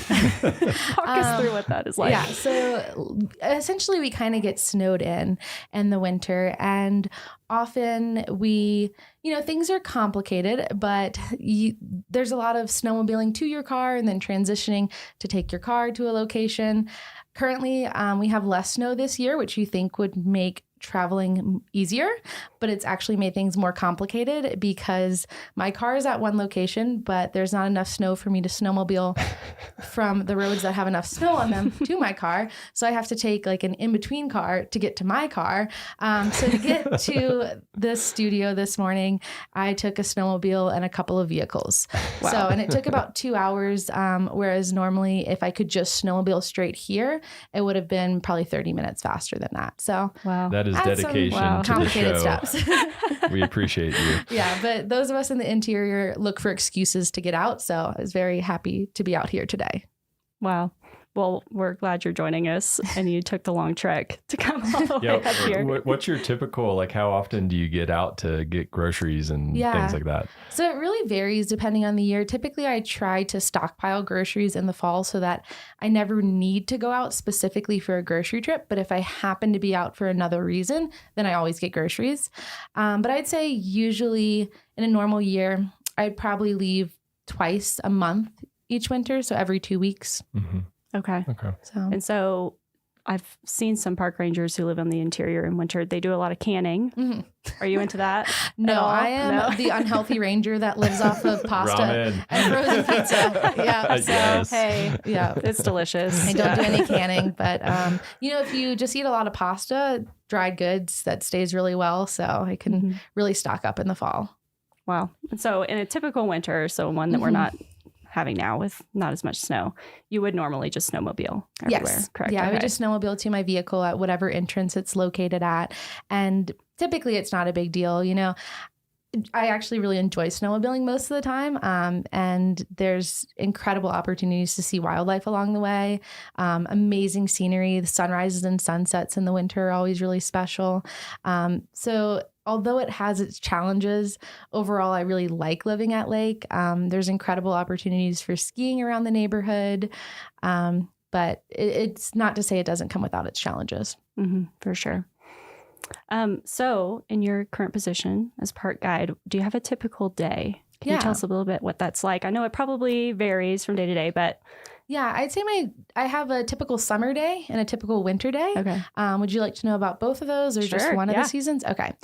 So in the summer, a typical day, a third of it is usually spent working the visitor center front desk, answering questions, helping people plan their trips, answering questions about what birds they're seeing, animals they're seeing. Like the number of questions we get, you never know what's going to come out of someone's mouth. So it can be all over the place. Another third of the day is typically spent leading a ranger guided program. So that can be a talk, a campfire program, a walk. And the remaining third of the day is typically spent out in the field roving.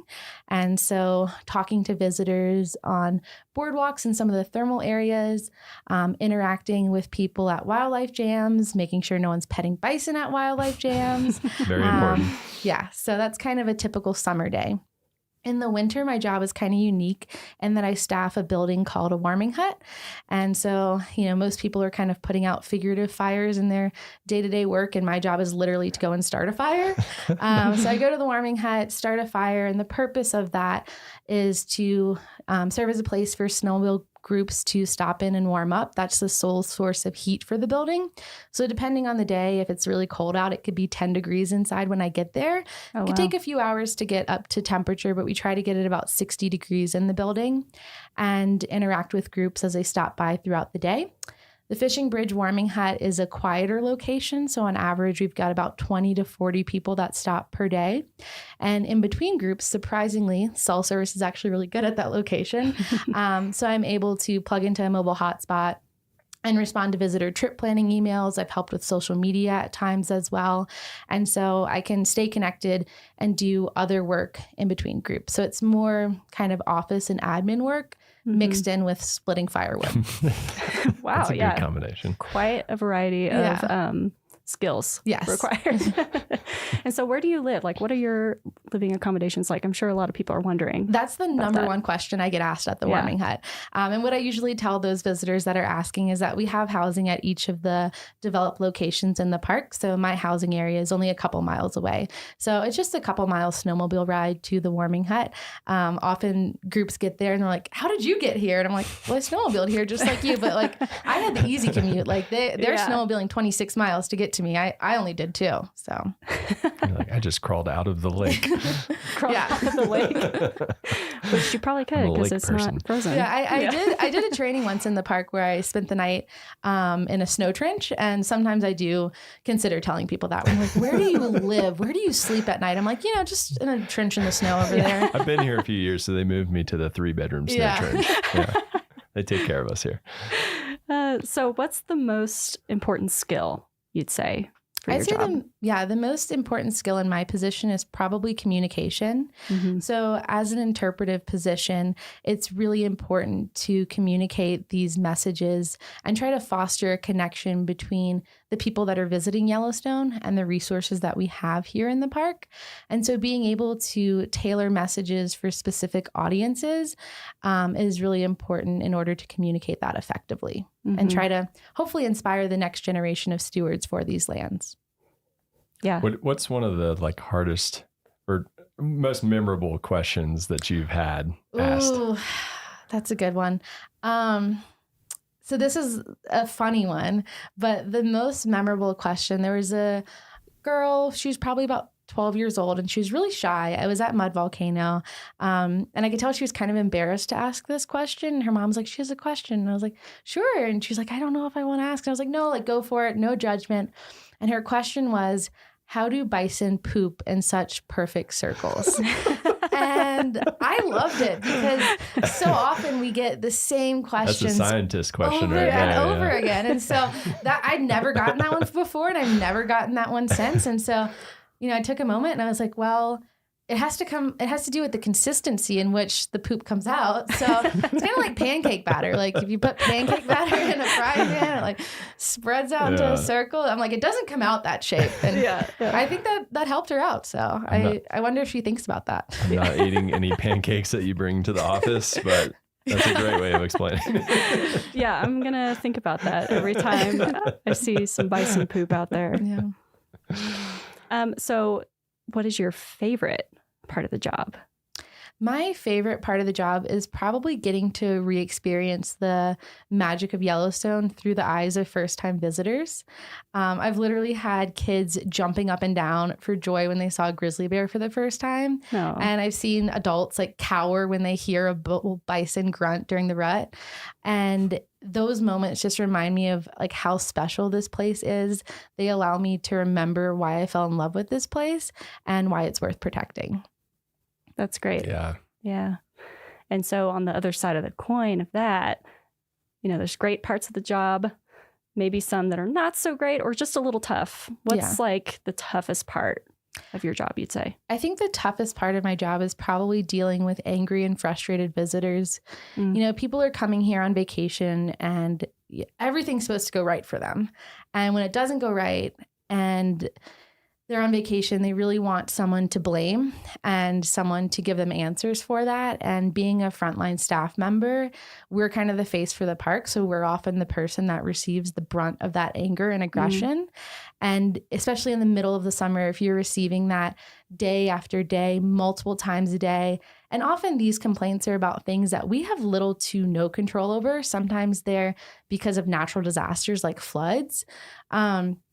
It can be really hard to deal with that. Yeah. Yeah. It takes lots of patience. Yes. Lots of patience. So even with those kind of tougher parts of the job, why do you still want to, work as a park guide or work for the Park Service? What is it that keeps bringing you back? Yeah. Although there can be tough days and those negative people, I think the good days and the good people really outweigh it. You might have someone who's mad at you one moment, and then you have a really special connection with a junior ranger the next. And it just reminds you kind of why we're doing this. Also, just having an opportunity to live here is something that I try not to take for granted. There's incredible recreational opportunities that I have right in my backyard. And I've also had incredible wildlife sightings literally from my couch. Like I've seen bears and coyotes. I think the only thing I haven't seen out of my back window is a wolf. But there's not a lot of places in the world where you have opportunities for recreation like you do in a national park and opportunities for these really incredible wildlife sightings. And so I think those moments remind me of why I'm here, why I'm doing this. They're incredibly rewarding personally, but they also remind me of the importance of protecting that so that other people can experience that too. Well, and gosh, like being at a lake in the winter when it's slower has got to be so quiet and peaceful. In those moments. I mean, the other morning, actually, Sunday, I went to the warming hut and there were 4 wolves in the road. And that was I did my 2-mile snowmobile commute to work, got to my office, and I saw 4 wolves at my office. And I've seen foxes and coyotes passing in front of that building as well. And I was all alone. No one else was there. And so it's a really special moment when you have moments like that. And those moments always kind of take me back to why I'm here. And I find that some of my best moments in the park, best sunrises, sunsets, rainbows, wildlife sightings, have occurred on some of my most difficult days. And so it's like, even though there are those tough days, the park always finds a way to remind me of why I'm here. Mm-hmm. Yeah, I think that reminds me of a time a few years ago. I was driving home. It was a Friday. It was the end of the workday. I was trying to get back to the office, and I got stuck in this bison jam for 2 hours.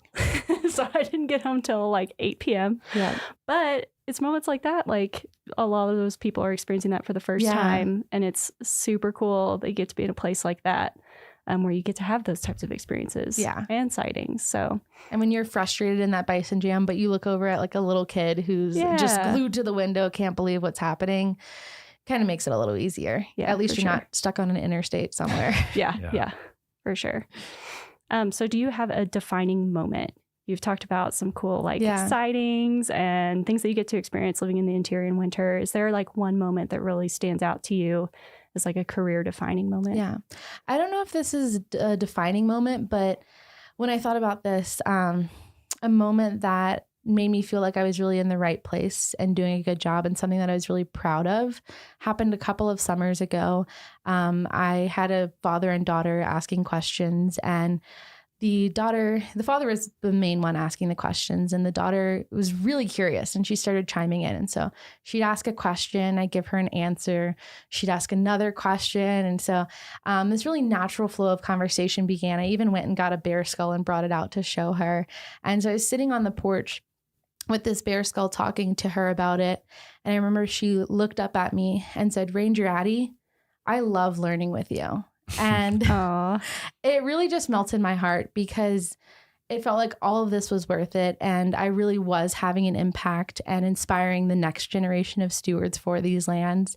And after that, her father pulled me aside and was like, "I just want to tell you, like, I really appreciate that you took the time to speak with her and answer all her questions." He was like, "I know she had a lot of questions." And he's like, "I don't know if you know that the impact that had on her." And I didn't even realize this at the time or tell him, but I don't think they realized the impact that they also had on me, because that was just reminding me of why I'm here and why I'm doing this. Mm-hmm. And that's kind of one of the like interesting things about your job is it's less like quantifiable the impacts that you have. And so like, who knows what that little girl is going to grow up to be or do. I know we're talking about junior ranger badges in the intro, and after I answered all of those questions for her, I was like, "Well, you're working on a junior ranger book, right?" She said no, she'd never heard of the program. And so I got her a book, and she was like, "I want you to be the ranger to swear me in. Like, when are you working again?" And so I was awesome. like, "Tomorrow at 10 a.m. is the 1 hour that I'm here." My personal park I was like, ranger. "You got a deadline for this? Because then I'm going to be on my weekend. I'm going to be backpacking." And she was like, "I'm finishing it." And so she came back. I think she was only 6, but she did all of her work that day and came back the next morning, and I got to swear her in. So, maybe cool. she'll be in this position in the future, you know. Yeah. Maybe she'll be a real ranger one day. That's awesome. That's awesome. And that's a lasting impact too. Yeah. That's really cool. So we'll get into the nitty gritty of your job. The park guide position that you're in, do you know what the series is on USA Jobs? So if people want to go apply, what should they look for? Yeah, the series is 0090. And do you know, are those like entry-level jobs? How far up the ladder can they go with those? Yeah, so park guide positions are typically more entry level, and mine is a GS5 position. And do you need any formal training or anything like that? There's no formal training needed for this position. Just having experience in education and interpretation is helpful. Okay. So if you were to give somebody advice on like what type of experience they should get, what would you tell them?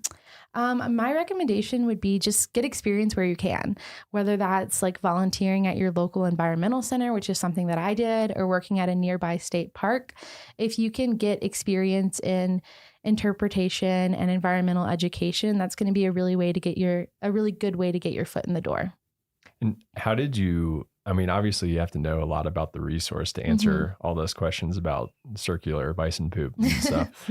So how, I mean, is that just stuff that you research kind of on the job or on your own just because you're curious? How do you get that knowledge? I'd say a combination of both. I had visited here, I don't know how many times before working here, probably 5 times with my family.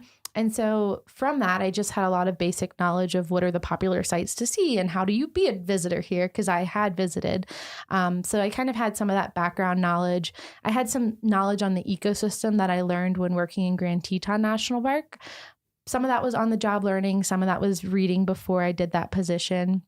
And then since I've been here, I'd say more of the knowledge that I've acquired has been on the job, either reading different references, learning from fellow rangers is probably one of the biggest ways that I learn, and just answering questions. It's really scary as your first day being a ranger, working at the front desk, having to answer questions, but that's the only way that you're going to know what people are asking and know what information you need to know. Yeah, I've worked the front desk a few times and I'm just like, I don't know. I don't know. But and then you're one of the main people that like is contributing to the resources that we're using. Well, in Yellowstone, there's so much information to possibly know too. So that's another thing that's like really kept me in Yellowstone for so long, is that it's hard to get bored here, because one day I'm getting questions about circular bison poop. The next day I'm getting questions from a microbiologist who knows more about the thermophiles in these features than I do. Yeah.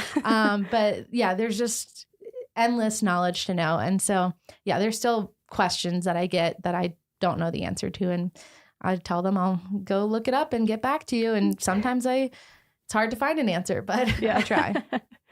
Well, that's really cool. And, so the last thing we like to ask people, what is your favorite memory that you've had? It could be here in Yellowstone or any other national park, since it sounds like you've worked and visited lots of different national parks. Do you have a favorite moment that you've had? So something that stands out to me is a moment I had here in Yellowstone, and it doesn't involve wildlife or hiking or thermal features like you might expect it to. It actually involves the ice on Yellowstone Lake, which I know some of you here have heard me go on and on about the ice on Yellowstone Lake.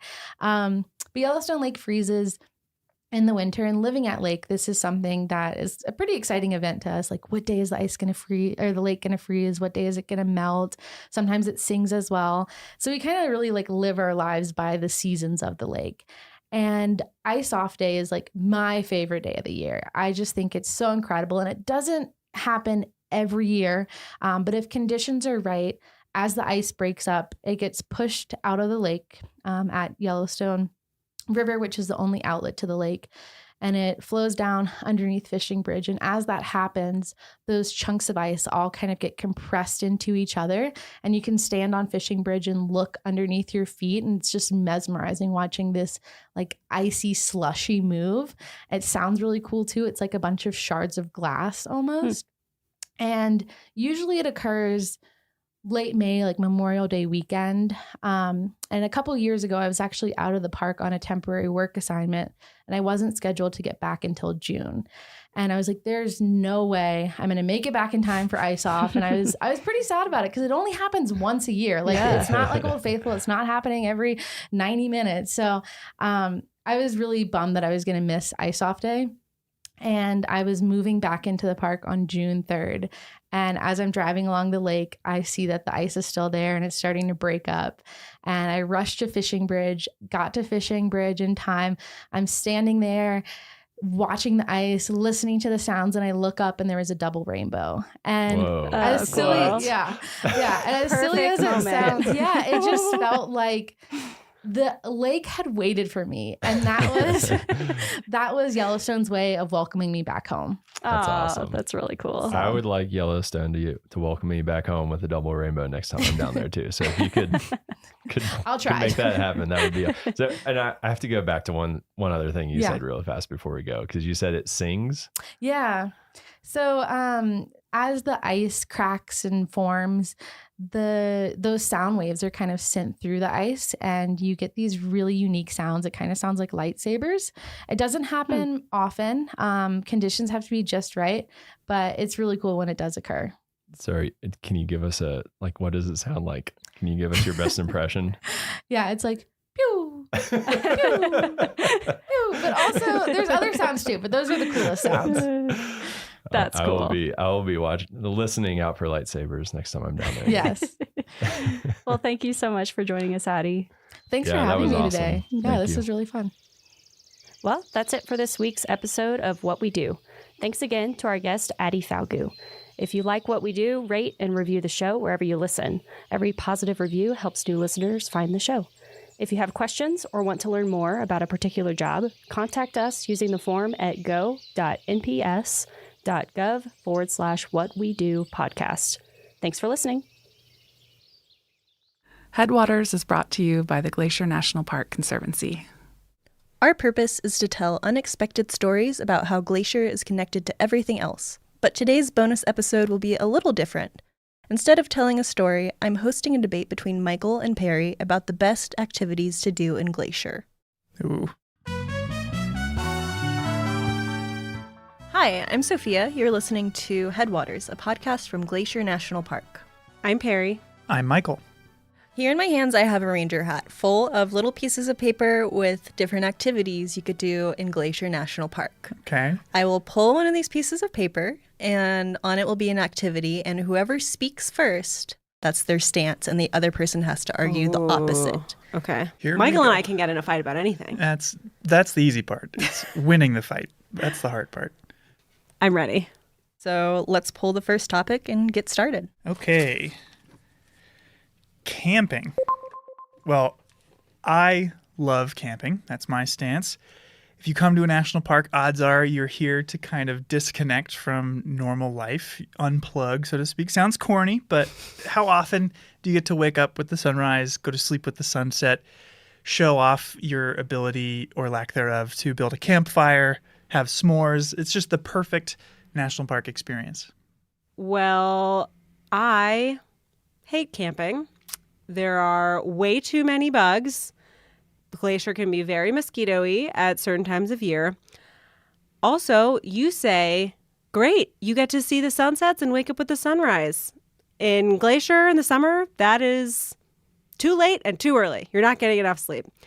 And fundamentally, you're paying someone to sleep on the ground. Hard pass. I would give that one to Michael. I feel like bug spray's a thing. If I'm in my tent, I'm relatively safe from the bugs. I'm going to enjoy the great outdoors occasionally. I don't have to do it all the time. Okay. All right, floating/tubing. Love it. Floating the stretch of Lower McDonald Creek from Apgar to West Glacier is right outside my house and really easy to do after work. And I love that I get to see a part of the park that's right by my house, but from a totally different perspective than I would see it otherwise. Also, great birds. I hate floating and tubing because it requires you to have two different vehicles. You've got to put one in where you start, and you have to park one where you get out, and you have to spend all that time, waste all that time, I would say, shuttling back and forth. Whereas hiking, you can start and end at the same place, no problem. There are loop hikes. There are not loop rivers. Anti-floating. You're just baking in the sun the whole time. Personally, I didn't grow up near rivers, so I am loving them here. So I'm sorry, Michael. I have to side with Perry. Floating and tubing, it's pretty fun. Too bad. All right, what's next? Stargazing. Well, I love stargazing, and here's why. I don't know the names of almost any constellations, and that doesn't matter. I can pick out the Big Dipper, the Little Dipper. Beyond that, it's just like Earth's screensaver. You can stare at it. It's mesmerizing. It's special to look for comets. What's better than staring up at the night sky? Okay, night skies, thumbs up. Stargazing, thumbs down. You have to stay up way too late. Here in Glacier in the summer, it's not even fully dark till well after midnight. There's too much to be doing during the day. We don't have time to be stargazing at night. It's my bedtime. During the daytime that she's so excited about, it's been like 95 degrees. Nighttime, cool 70s. Beautiful skies. And also, coffee exists, so. I'm siding with Michael here. Yes! Yeah, love the stars here. You could see the Milky Way in Glacier National Park, which is pretty special. Yeah. I'm glad I drew first on that one. Okay, fishing. I don't have a lot to say about fishing. Those who've listened to season 2 will recall that the last time I went fishing, I was 6 and an alligator ate my bobber. So it's just adding work to another activity I'd rather be doing. Like, I'm floating down the river on a boat. I just want to enjoy that. It feels like a lot of work to be standing there waving a fishing rod around. Or if I'm like fly fishing, standing in the shallows, like I could just be swimming or eating or picnicking, you know? I don't need it. Well, I love fishing. It is one of the most meditative ways to gain a deep understanding of an ecosystem in Glacier. The park only encourages you to catch or touch one type of animal in the park, and it's fish. You're allowed to catch them. There are some that you aren't, but it's just such a unique experience in the park to be able to get to know the aquatic wildlife, and have an excuse to just go stand in a river for 2 hours. Michael, how many times have you been fishing in Glacier? Twice. Maybe I need to become a fish girl. Never been fishing before, which is surprising for being from Texas. But your argument's pretty convincing, Michael. I know you can find out more information about fishing regulations on our website. So if anybody else is interested in hopping on the fish train, check it out. Fish train. No.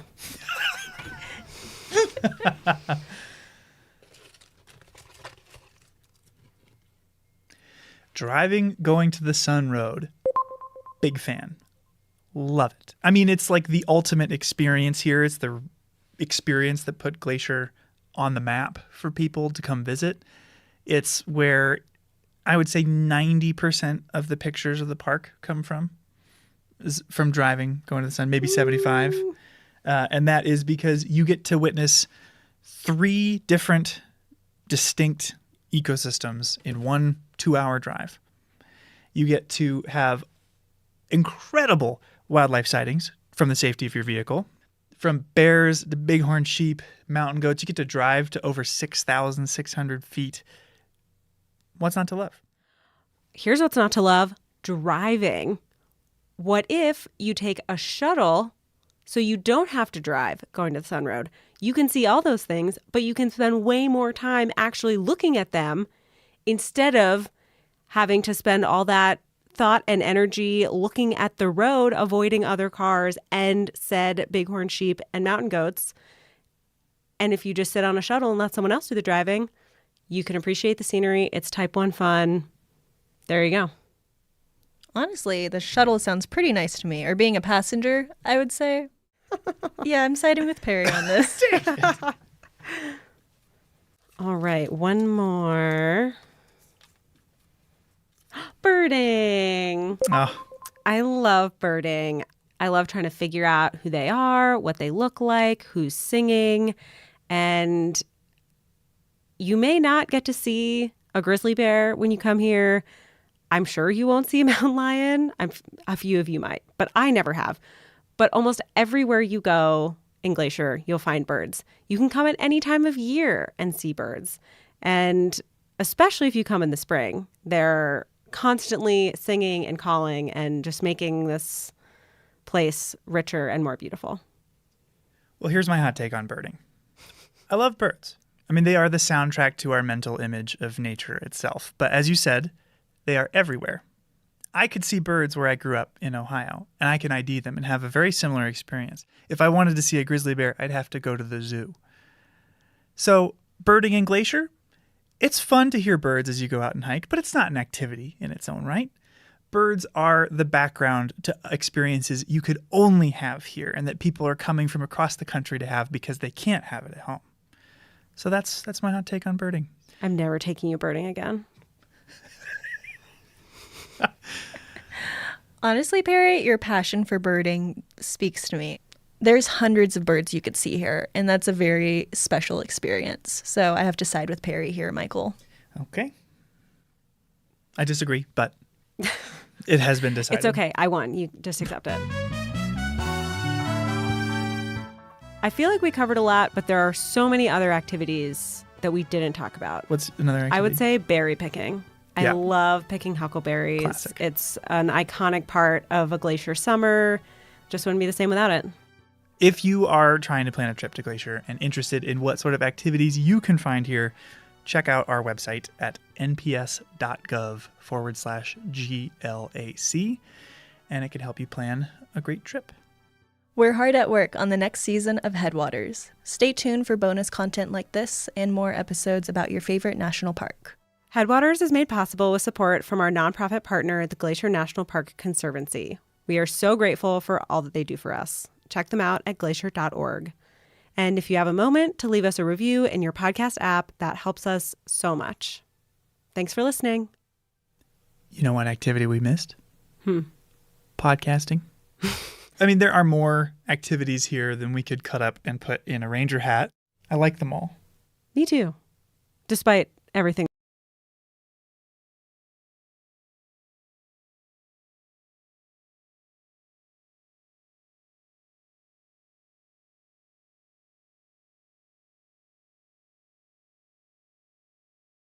Many visitors, when they come to Yellowstone National Park, don't realize that they're in one of the world's largest active volcanoes. All the hydrothermal, the hot water features in this park are the result of the Yellowstone volcano.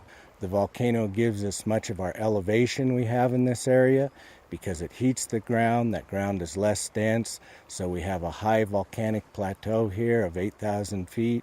It has supplied many of the rocks and the soils that are in this area, so the vegetation is responsive to the Yellowstone volcano, and of course the animals are responsive to the vegetation.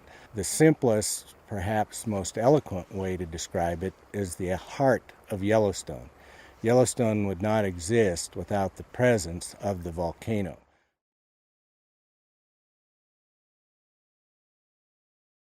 First, think of the ground surface, and then let's start having a mass of very hot molten rock, which we call magma, moving up towards the surface. As it moves up, it starts to break the overlying rock, and those breaks basically are earthquakes. So in the area on the ground surface, above the molten rock which is moving up, there will be hundreds to thousands of earthquakes per day, and those earthquakes will probably be in the 4.5 magnitude range or larger. The other thing that occurs as this gets close to the surface, the ground starts to deform. It actually gets bent. So in the area of the earthquakes, you should also see significant ground deformation. Sometimes up to a yard a year may occur preceding an eruption. Also, we would expect to see changes in the hot water features, the geysers and hot springs, as this molten rock gets near the surface, and we would expect to see changes in the geothermal gases that come from the ground. Now, do we have earthquake swarms in the park? Definitely. Do we have ground deformation? Definitely. Does the hydrothermal system change? Every day. But are those signs of an impending eruption? No. All these things have to be coincident in the same area and very concentrated, a greater magnitude, and many more of them than we currently see. So having an earthquake swarm near Norris and ground deformation in the White Lake area and changes in the thermal system in Mammoth, they're all part of the normal vital signs of this volcano, and there has been nothing that has been indicated that there is an impending eruption.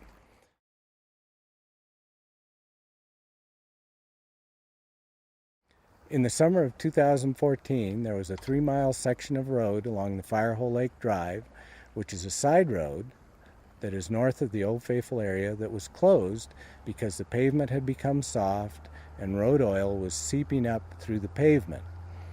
Reports were that this was due to increased geothermal activity in the area, and also people then became concerned that this indicated increased volcanic activity in the area.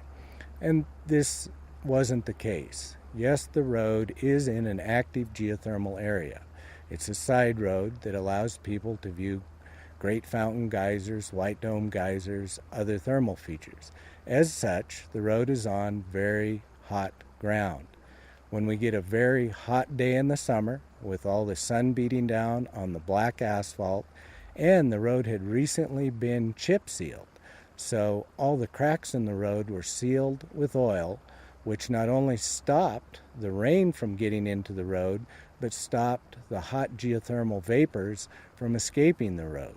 So the three things of very hot air temperatures, above 80 degrees Fahrenheit, the road being in a thermal area, and the asphalt basically being sealed by new road oil that was black, all coupled to deform the road. Within 2 days, our park maintenance crews had been out and worked on the road and fixed it.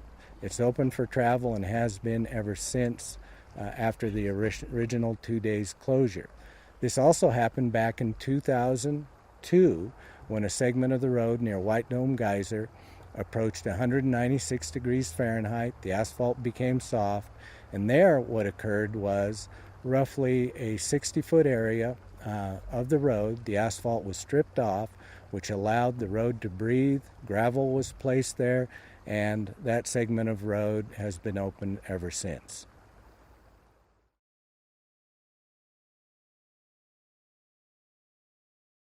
First, let's describe what a super eruption is. It's just a very, very large eruption.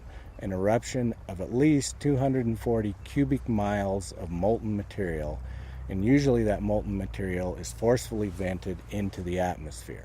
It's not just one large explosion, but through time, there's a lot of molten material vented into the atmosphere. In Yellowstone's past, there have been two super eruptions. One at 2.1 million years ago that was about 600 cubic miles of molten material, and one 640,000 years ago that was 240 cubic miles. To put that in comparison, the eruption of Mount St. Helens was about 0.1 cubic miles. So the super eruptions are very large. They do change basically world climate, temperatures, everything else due to the volcanic ashes and gases that are expelled.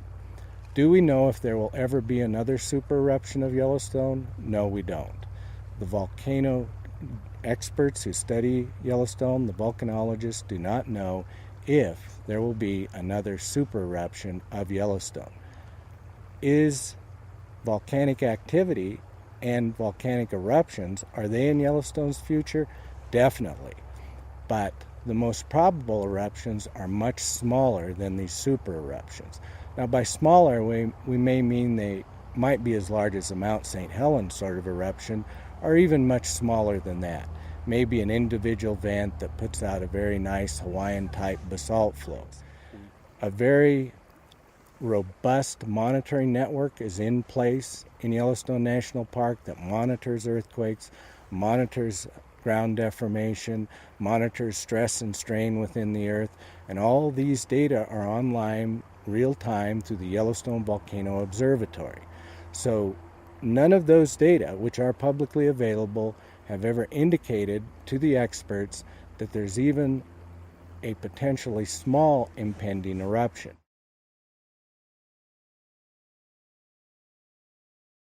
One of the important aspects of the monitoring equipment is to be able to give scientists the ability to predict in advance when an eruption is going to occur. And in its simplest form, the larger the potential eruption, the more molten rock that's coming up over a greater area, the more signals that will occur, the more earthquakes that will occur, the larger the area affected, the more the ground deformation will be occurring in that area, and the more there will be changes in the thermal system and gases. So the larger the eruption, the more advanced notice there'll be, and the smaller the eruption, the less advanced notice. But that's the way we would hope it would be, because the smaller the eruption, the less the effect of it to Yellowstone or even to smaller areas than just the park itself. Hello again, Rocky Rangers.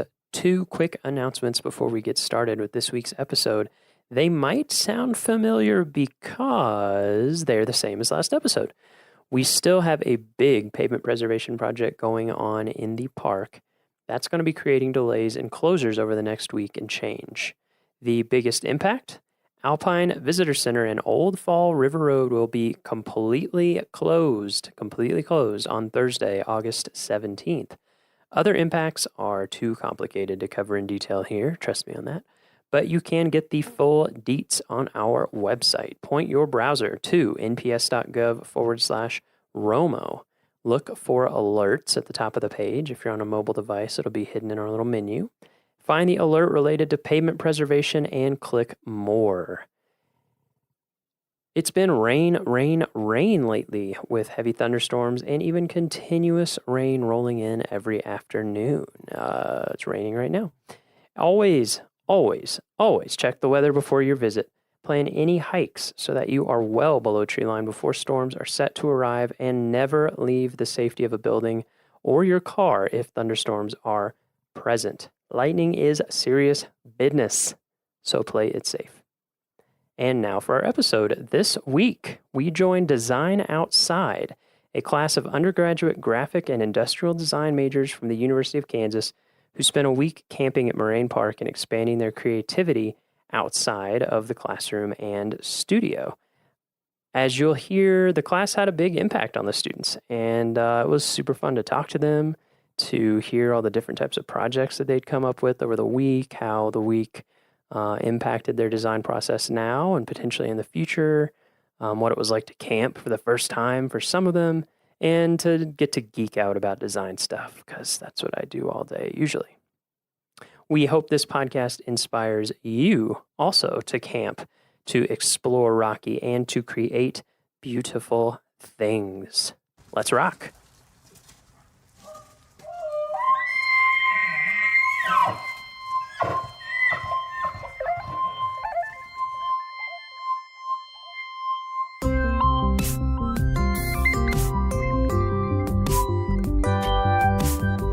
How's it going?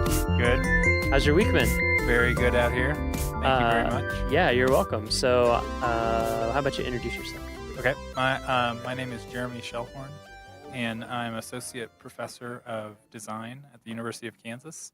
And I teach a summer class called, it's the Do Studio, Designing Outside. And the purpose of that is to really get the students outside of the traditional classroom setting and get them outside where they have to be in a place that pushes them to think about design and make things differently than they would otherwise. And it's been a great week out here at Rocky.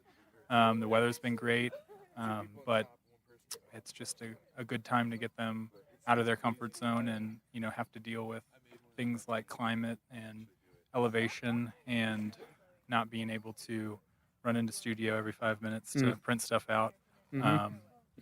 Yeah, so great. Yeah. This is year 2, right? This is year 2, yeah, second annual. Yeah. So I was certainly a little bit better at preparation. And yeah. How did this feel this year compared to last year? It was very good. I think I had a good mix. These students got to do a couple hikes to kind of get acclimated. Oh, we nice. went to Emerald Lake the first day. Yeah. We had a lot of flatlanders, so they had to get used to the elevation. Very smart for our listeners. Very smart move. Yeah. Start easy. Started easy. So you went up to Emerald Lake and did you do like sketching and stuff, or was it? Yeah. What was kind of involved? So we got up there and just got acclimated to hiking in the elevation, and then just kind of had a sketch time. Yeah. And it was hot out, so we did Yeah. have a couple brave souls that did maybe get into the water. Ooh. And then That'll wake you very quickly got back out of the water and resumed sketching. Never will you feel more alive. Yeah.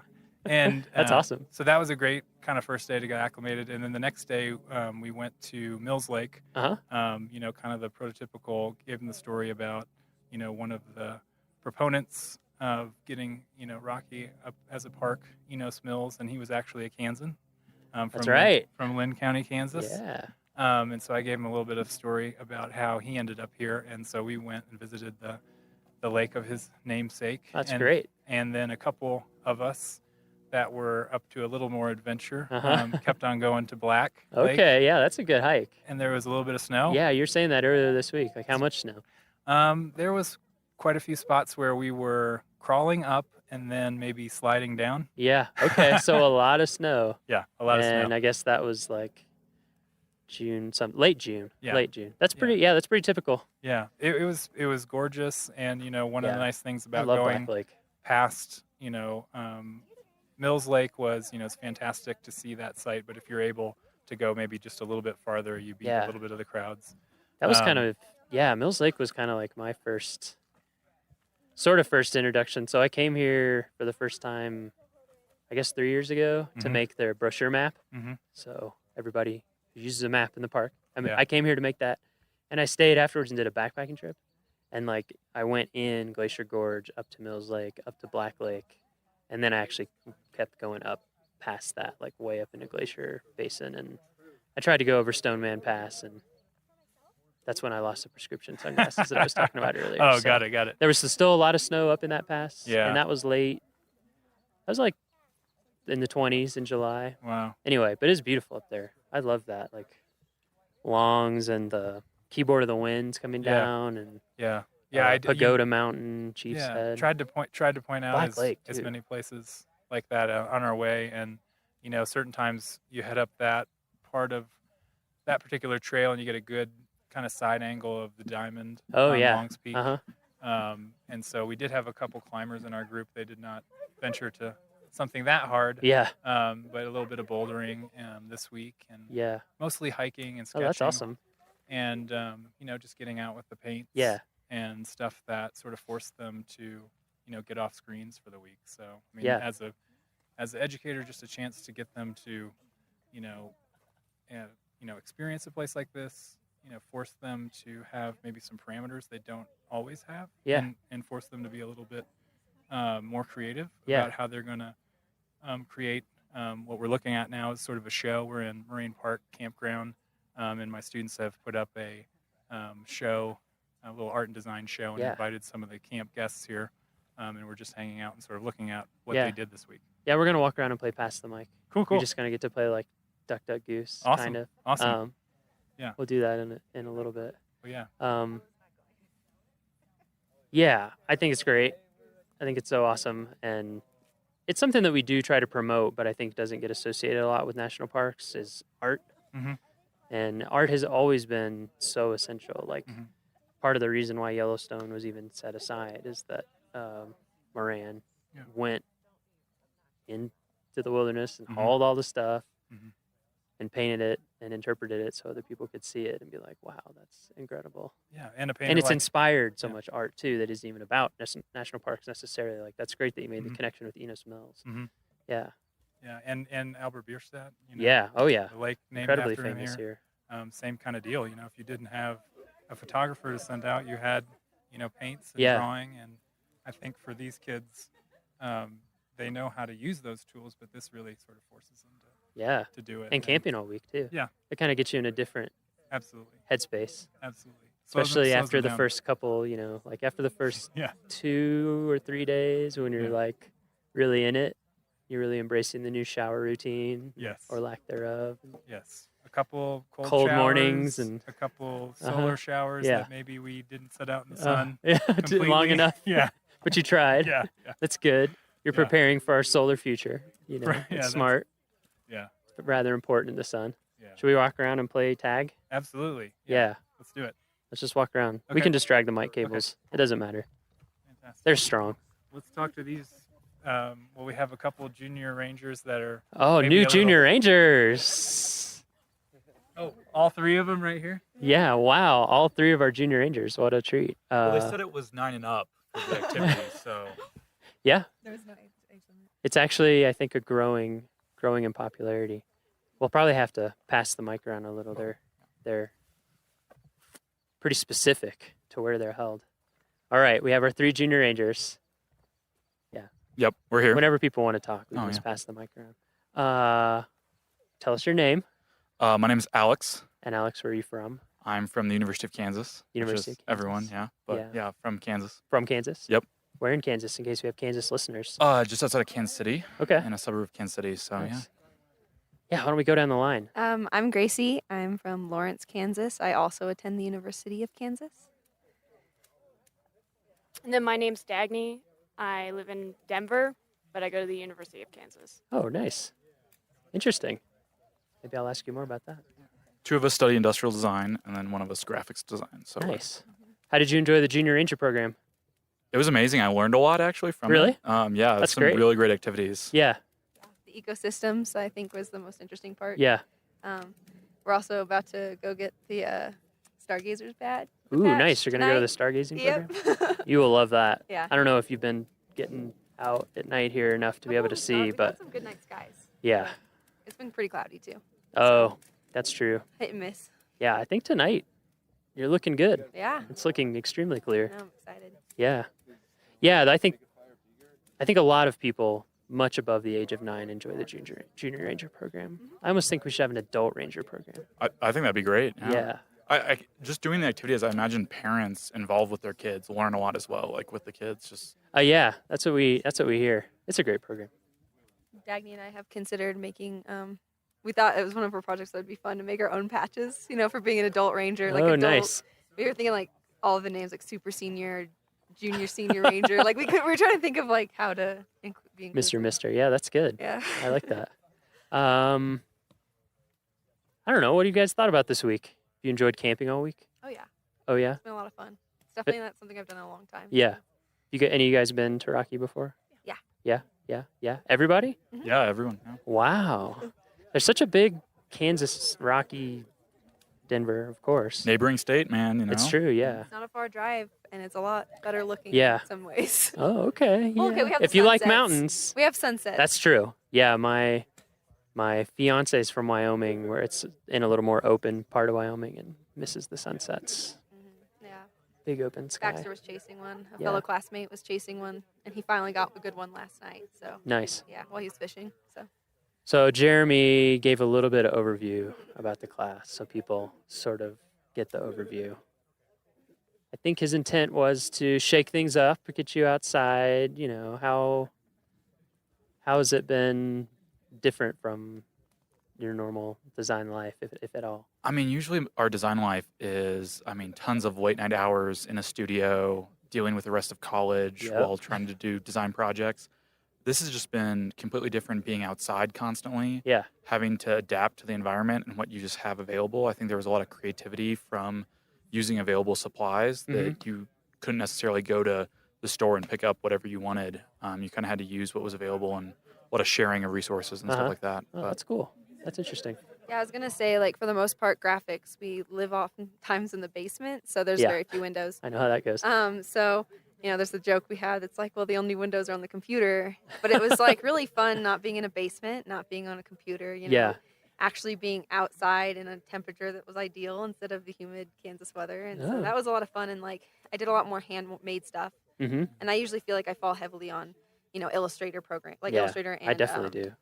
mostly Illustrator for me. Yeah. I think we all do that with the computer. It was nice getting away from it. Oh yeah.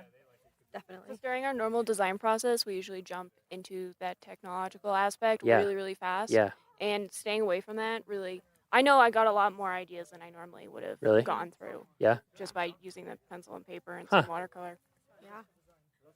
I think there's the Bauhaus philosophy of design where, like using a lot of materials to experiment. And it was fun. We do that in our first year of design school.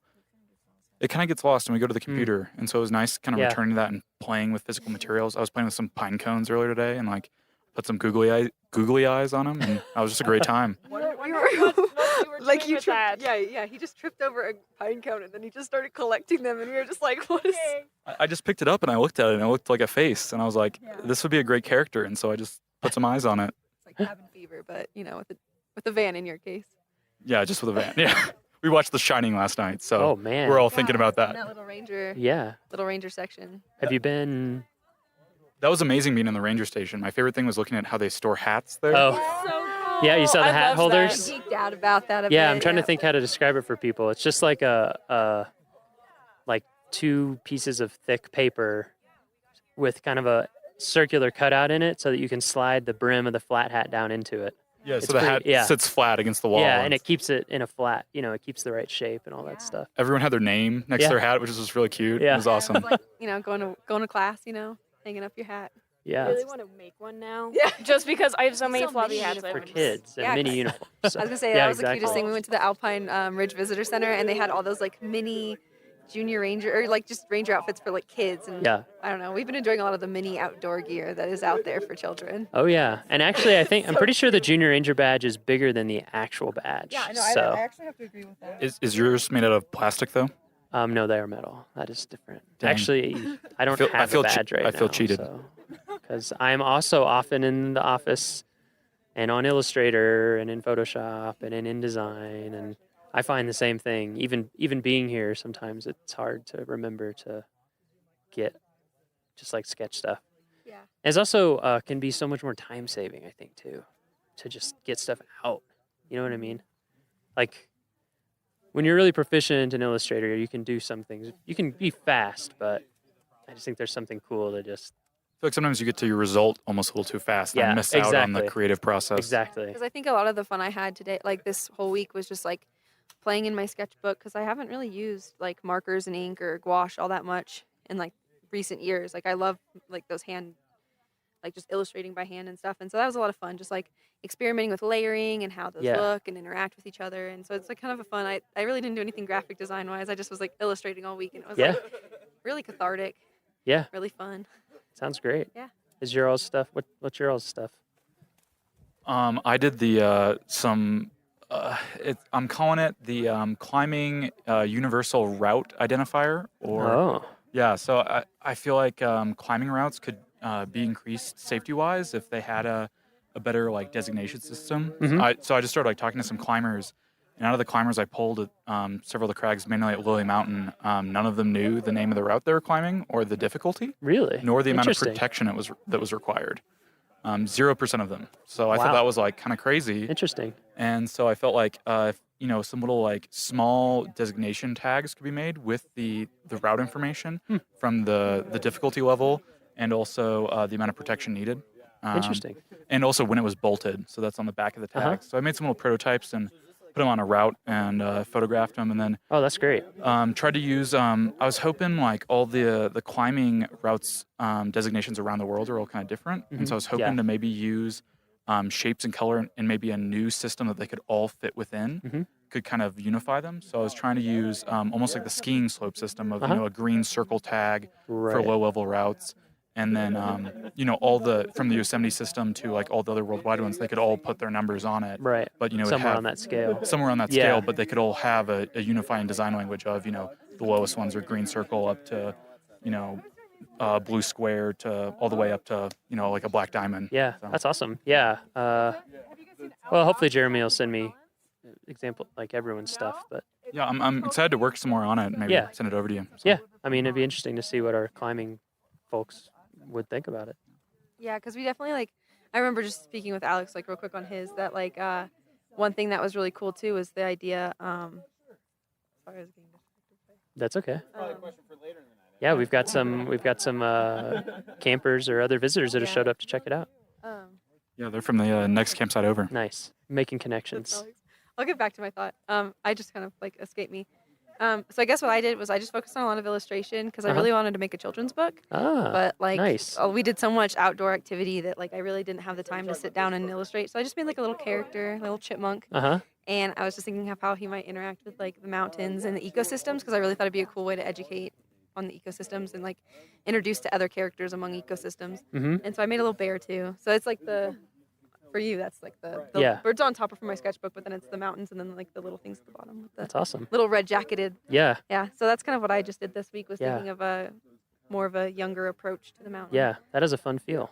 I'm trying to think of what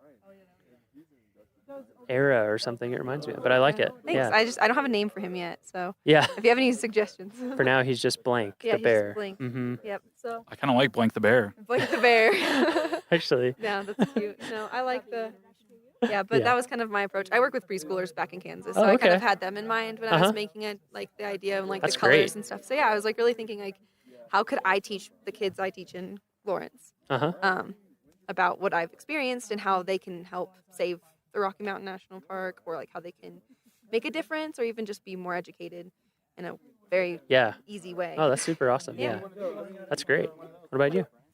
So I focus specifically on some hiking shoes for people hiking specifically within the Rocky Mountain National Park. Because as a child, I did a lot of hiking, but my footwear wasn't adequate enough, so it really made me really dislike hiking, dislike backpacking. Yeah, sure. Until I was able to find the shoes that actually worked for me and for my environment. And I notice a lot of people on the trails are wearing these athletic shoes, which don't really translate well into this environment, especially when you're encountering snow and rocks and water and dust and dirt and everything.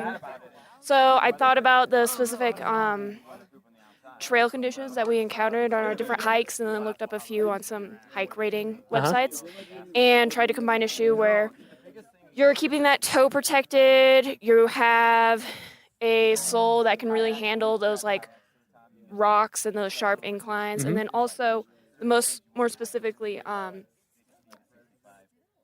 finding a way so that way people can casually go through those areas with those snowbanks Uh-huh. and still be safe and not be sliding down. Mm. So I know that most snow protection is kind of goes over the whole shoe and you take it completely on and off, and thinking maybe of a thing where you can flip it so it starts out on the outside of your shoe and you can flip it down and goes on the bottom side of your cool. shoe. So it's Yeah. not necessarily in use all the time. Yeah. Is that, do you do a lot of product kind of design like that in your normal Yeah, school I stuff? would say shoes is my emphasis right Yeah, now. you really like shoes? Yeah, I really like them. I've been having a good time drawing them. That's awesome. And there's a lot of different variations. Yeah. Yeah. I like lots of weird types of shoes. Yeah, I can see that. Yeah. Right now I have on, what are these? Tiny, like super thin, barely there barefoot sandals. The But I like, soles are really thin. yeah, they're super thin. But They yeah, look really nice. yeah, shoes are fascinating. And like you said, especially if you end up hiking or backpacking a lot, you start to really care about shoes. Yeah. Because you and- hate when your feet are killing you. Yeah. And I'm a person with a really weird foot. So if other people can not be feeling the same discomfort I have in the past, Yeah. that would be a great thing. And That's I'm sure awesome. a lot more people would come outside and Yeah. really enjoy it. Yeah. That's really cool. What a diversity. What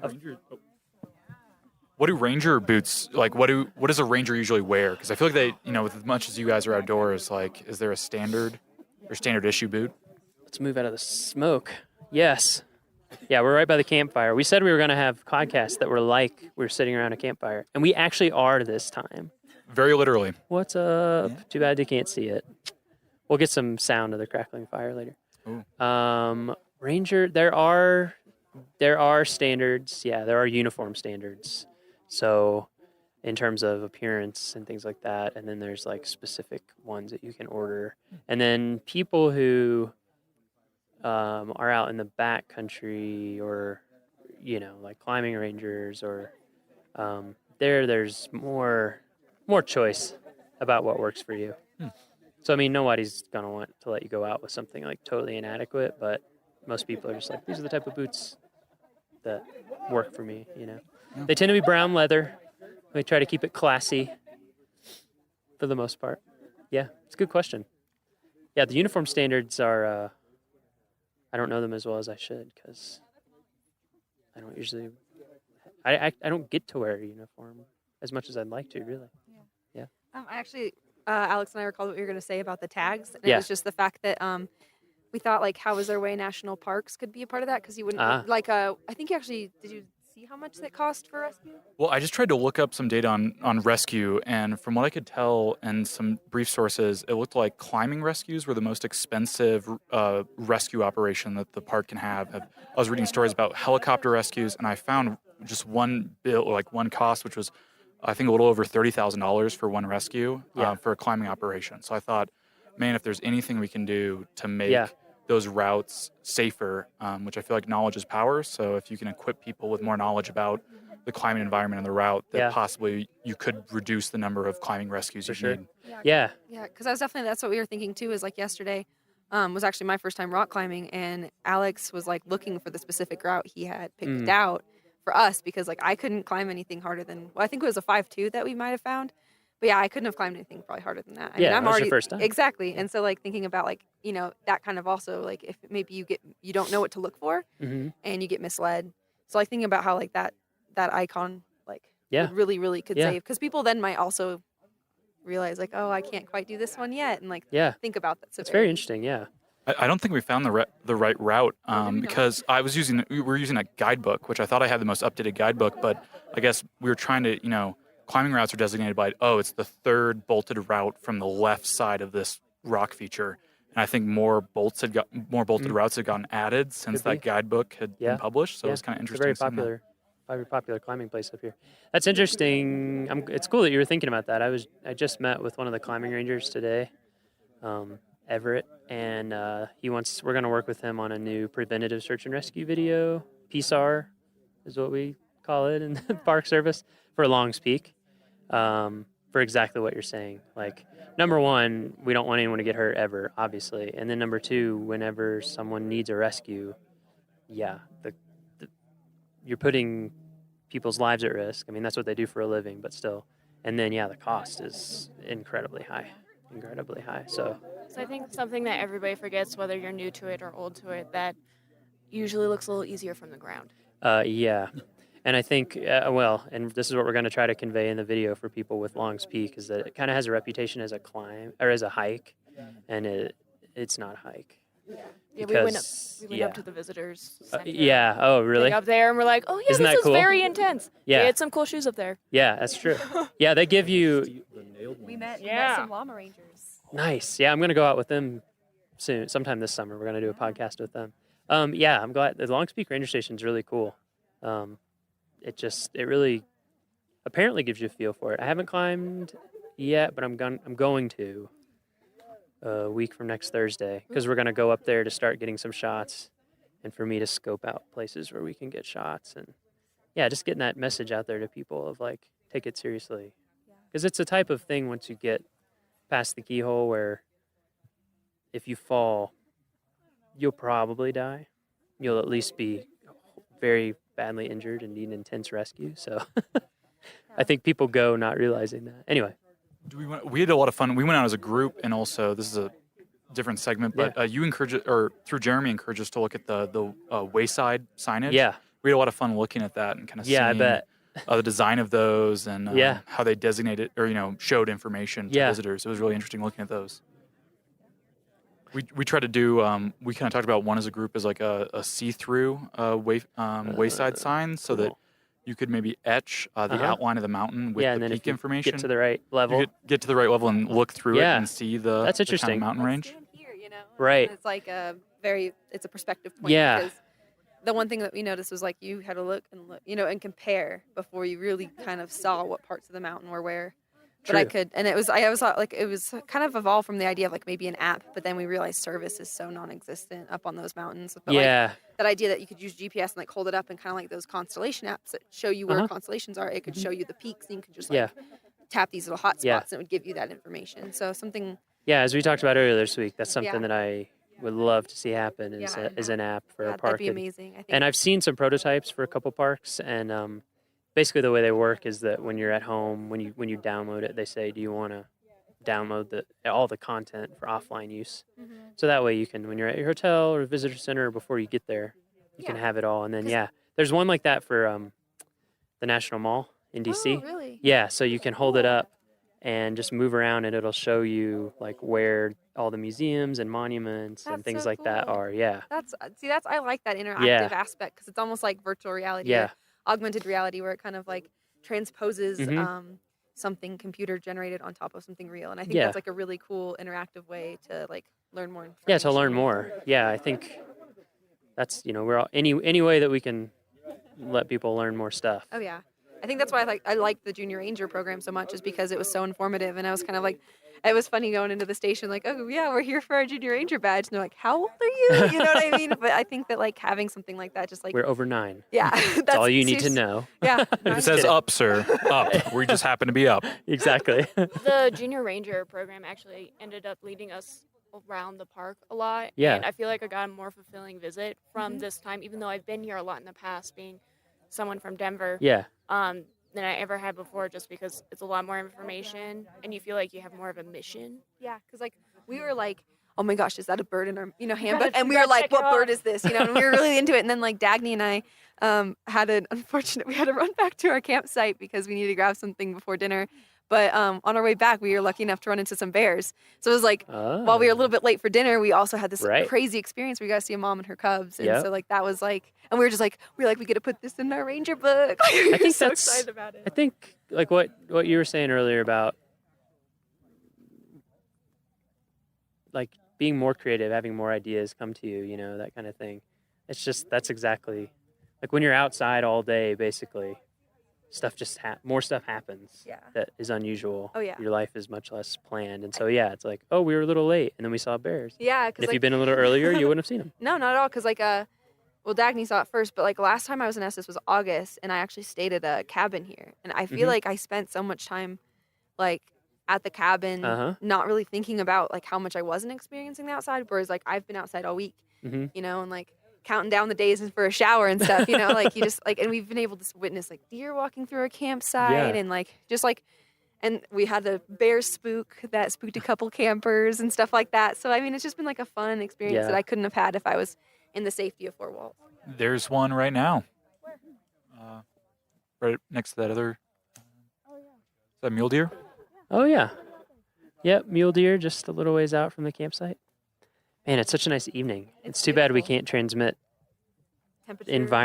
temperature. Would you really want to wind though? We want you to come here. That's true. We do want you to come I here. hope VR doesn't get that good. Yeah, me neither. No, I don't think so. I don't think it'll ever become like 4D. But I was gonna say that like I think what's craziest about being here is like I'm used to like 90-degree, 60% plus humidity, and like coming here has been like a dream. And I was like, I had to go buy a hat. Like I was like, I'm gonna go back to Kansas, and I am not gonna be able to use this hat. Like, Yeah, I remember the first time.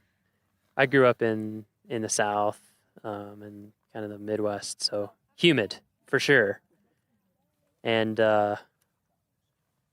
yeah, they don't get to choose who talks on mic next. We choose them. Oh, it's like duck, duck, goose.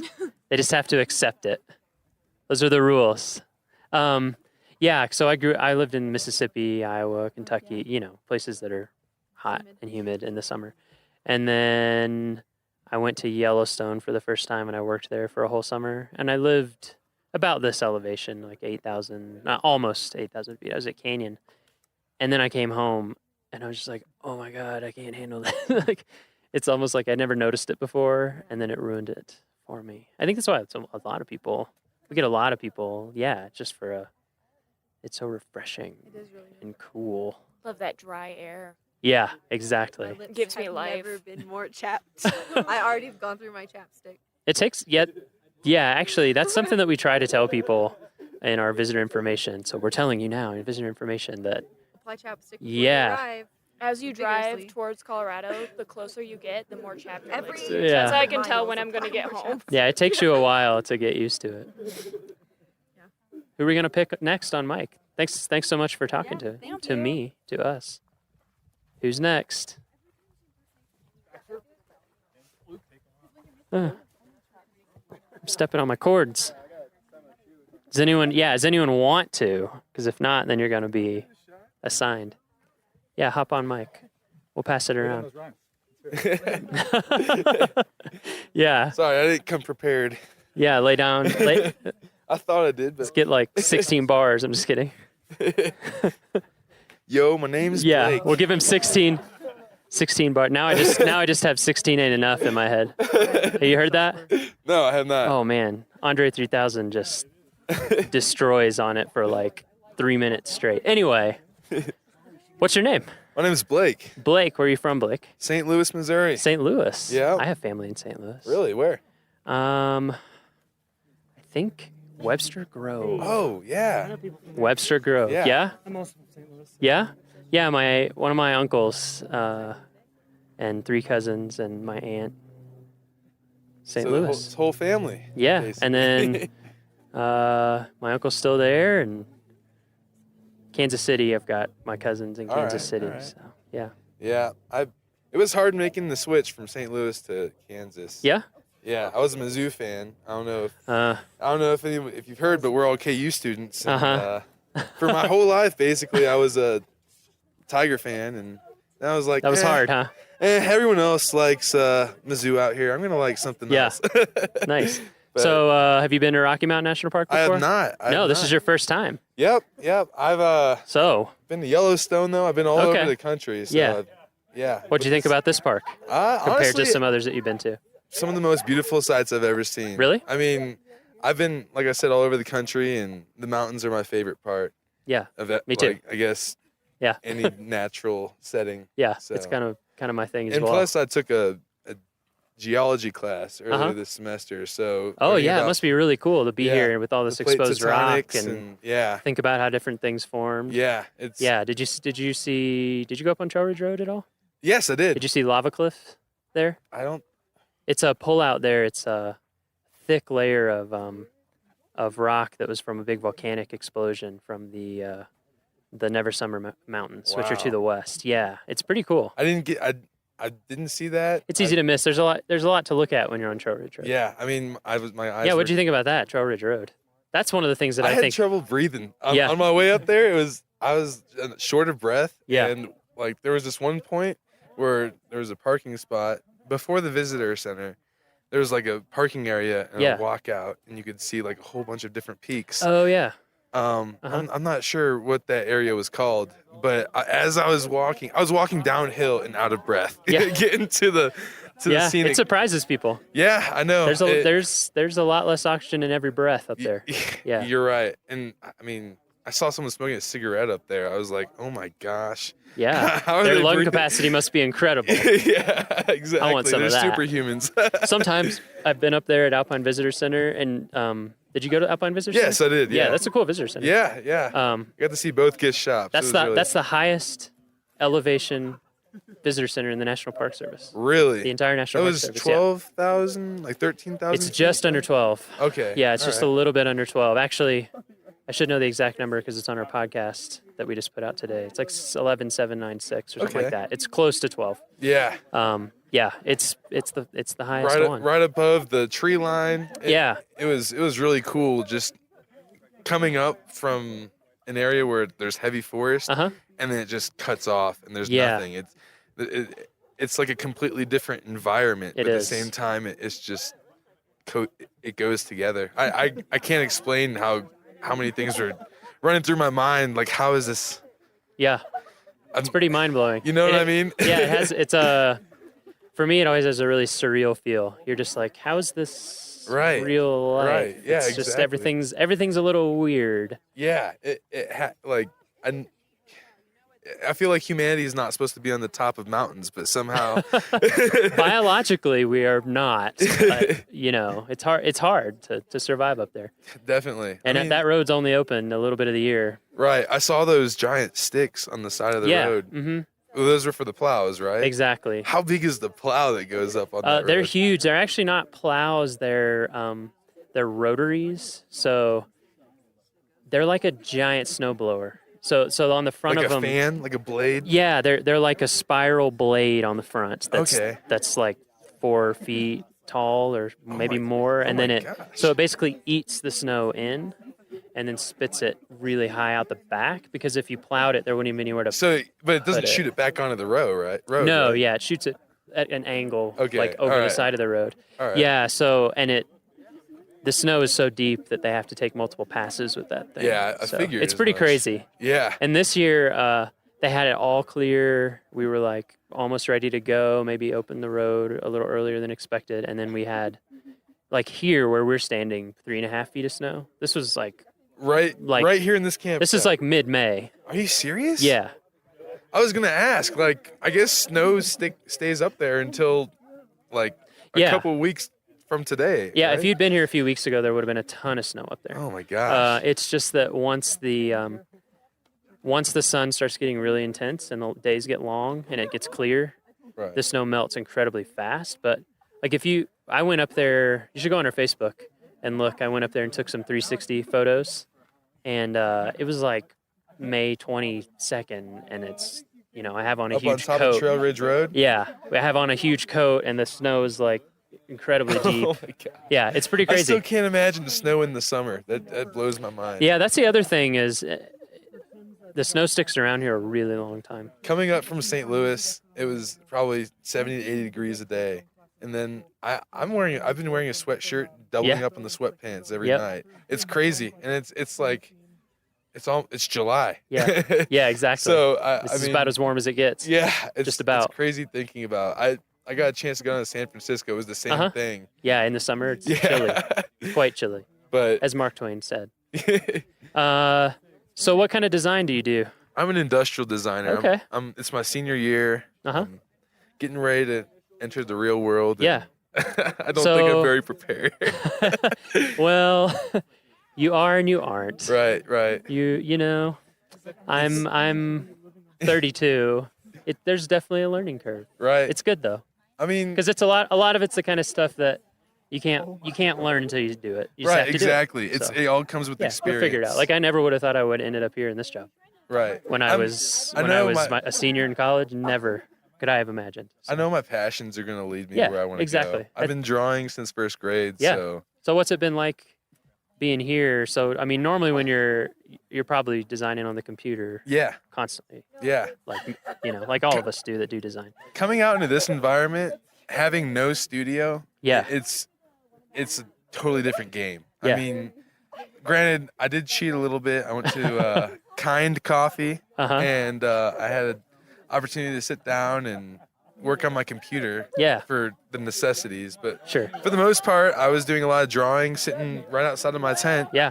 And the environment is just so peaceful, and I mean, you really get an opportunity to hone in on what's going on in your head and what you want to put on the paper. And for me, it's like a new kind of piece and an upgrade in my creativity. That's awesome. So I really love it. And I mean, hopefully there's ways you can find to bring that in the future. Right. Yeah. I mean, it can be challenging, but you're right. But it's testing new things. Yeah. And experiencing things that you otherwise would not have. Yeah. That help you grow. Is your stuff up here? Yeah. Yeah. Let's walk over. Sure. Check it out. Yeah. Oh, nice. This is me. Oh, that's super cool. I was wondering who did that. I made a raincoat, and that's awesome. It doubles as inside of the sleeves come off. They button to the chest portion, and inside of the sleeves you can store rain chaps. Oh, yeah. But it also doubles as insulation. That's pretty awesome, actually. So, yeah, it was just a quick idea I thought of. Usually it takes me longer than a week to create a product, but why do you think it went faster here? Well, actually, good question. It's because I got to experience the environment myself. And I recognized what would be easy, light, and efficient to bring with you on a hiking trail or rock climbing. Because you never... Out here, I've learned that the weather is pretty unpredictable. It's it's crazy. So you want to be prepared for hot, cold, rain, sunshine. Like all in a day. Yeah. Especially if you go up to Trail Ridge. Right. And you want to also pack lightly, too. Oh, for sure. So I thought, I'm going to make a coat that can keep you warm, protect you from rain. There's a ranger-style cap that actually... Yeah, I see that big wide-brimmed cap. That's actually that's a really cool idea. And it like slides into the hoodie, so it. Oh, whoa! So if you see here, it's like a drawstring. That is super cool. If you've ever seen like one of those wire frisbees that just folds. Yeah. It's kind of like that. So it protects. Yeah. It's like a sunlight.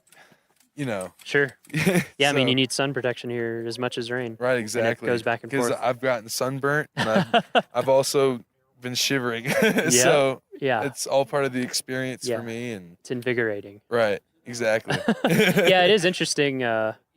When I'm a big hiker and backpacker, and like I think you just tend to get interested in gear stuff. Like I mean, you definitely to the point where people who aren't into it almost think you're a weirdo. But it's like when you're freezing cold and not thinking very straight and it's you can't see and whatever, like you care about how nice a zipper is, how nice a zipper pull is, things like that. If there's a need for it, there's a market for it. Yeah. And if there's not a market for it, that's an opportunity to make one. Yeah. So what kind of stuff do you normally do in terms of design? Is it all over the place, or do you focus on particular types of products? My specialty is computer-aided design, CAD. So this last semester I created a computer mouse. And it was more of a task mouse. It vibrated, and it like had an LED light on the bottom that would pop up, say blue if it was social media, green if it was a work-related email, or red if it was a text. So when you're designing that in CAD, are you going into like the tiniest detail? Like to what level do you have to go? Basically, from start to finish, I'll decide who I'm going to be designing for. I decided in this case I was going to make something for a person in an office-related environment. So I researched what that person does on a daily basis, what they need, what can make their job easier. So once I figured that out, I did 100 to 200 sketches of just quick product, quick mouses, getting the form right. Then I took those sketches and I brought them into CAD and I made a model, and I made probably 6 or 7 different models until I got my form right. And from there, I moved it into KeyShot, which is a rendering program. It's what a lot of car companies do to put their car in an environment like this without bringing the car actually out they here. just render it into the environment. Yeah. Put your light sources and few things. Yeah, exactly. They choose the Perspective, angle of the light. It makes it look real, as if you just took a Yeah. photograph of Uh-huh. it. So after that, then I'll put it all together, wrap it up, and put it in Photoshop and whatnot. Yeah. And label my process and clarify my steps along the way. That's super cool. So yeah. So do you think that this trip or anything that you learned or experienced here is going to translate over into your design? And Definitely. What this trip has taught me is how important it is to understand what the user needs and experiencing on a personal level what it means to research your audience, I guess. And I actually did it backwards. Well, I guess the right way. I researched my audience by hiking and doing things outside in the national park, which gave me the idea to create a coat. Yeah. So, I mean, it's a natural step I learned that I really think will be valuable for me in the future. That's when I'm awesome. testing out products for other people, and I That's want to great. understand what's like in their shoes. Yeah. So, yeah, I love it. That's great. I'm glad you had a good first visit. Yeah. I mean, we're always here. I'll be back for sure. We're supposed to be here forever. So as long as the United States is a country, which we also hope is forever, we're supposed to be here. So, we'll be here. Yeah. Well, I'm excited to come back and have my next experience here. It was a wonderful time, and thank you for having us. Oh yeah, my pleasure. Yeah, it was. Yeah, when Jeremy approached me last year about it the first time, he was kind of like, "Do you think we get a campsite?" And because housing is really tight here. Yeah. Like we don't even have enough houses for our own employees, and so it's hard. But he was like, "Oh, well, camp. It'll be great. That's exactly what I want." Right. Because it's going to put people in a different in that environment, in a different headspace, where they're forced to use different tools, where they're forced to like make art despite physical discomfort or whatever. Experience it from a different from a process to shake things up. Yeah, exactly. And I think, I mean, maybe this doesn't happen for everybody, but I definitely relate to what you said and what other people is just like being outside day after day, all day. It takes a few days, but after a few days in, you start to kind of get in a different right. space. Getting used to the altitude definitely. Yeah, and that was definitely probably takes the time. hardest Did you have part. headaches or anything? I didn't have headaches. I had breathing problems on the first day. Yeah. So I had to call That's it not short. uncommon. But after the second and third day, I was 100% ready to go. Yeah. I went climbing yesterday, and I didn't actually get to climb because it started drizzling. But I went up the hill to the climbing spot, and I just felt 100% better than I did Monday. Yeah. So that's good that you recognize that. Some people don't even realize necessarily, and they keep pushing it, and then they feel real bad. Right. Yeah, I get headaches. I don't. I mean, I live here, but when I was first adjusting, it usually takes me a couple weeks to feel like pretty. Right, like you're in a natural environment. And the actual to become some people never become 100% acclimatized, which is interesting. Yeah, quite a few Is it people. like smokers or? No, it's not really understood why. Number one, different people adapt to altitude differently, and number two, this is what makes it confusing, is the same person on different instances will react very differently. So you can have someone who's acclimatized a bunch and never had a problem, and they're in great shape and blah blah, all the things, and then just one trip, they'll just have huge problems. Wow. Or I had a friend. Part of that might be because they're used to the extreme. It could be. One of my friends. I've had multiple friends who are backpackers who are just like in incredible shape, and they even went early and took the time to acclimatize. And they'd had other trips where they were fine, and it just like shut them down. Yeah. Like almost to a dangerous level. I mean, so it's pretty interesting. The crazy thing is I think I hiked 7 miles my first day, and it didn't feel like 7 miles. It was just the fact that I was going uphill the whole time. Yeah. That I think it was almost a mental thing for me. Like, like you need to chill out, breathe a little bit more. And it's like a challenge. Yeah, exactly. I don't know.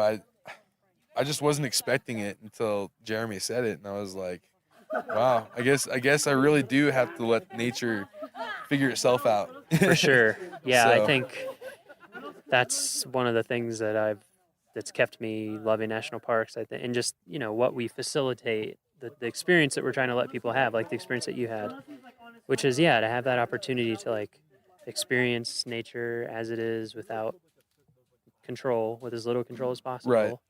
And just to see that and like you said, learn how to like embrace it, be ready for it, Right. be safe, be smart, and be creative. Be creative. Exactly. Yeah. I think that's a huge part of it for sure. That's awesome. This is a great experience, and I really appreciate you having us out here again.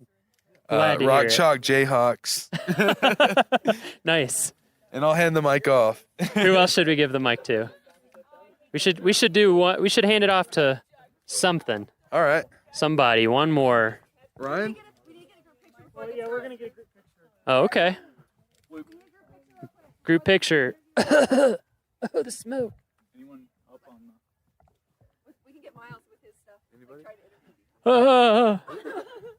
Yeah, where should we stand?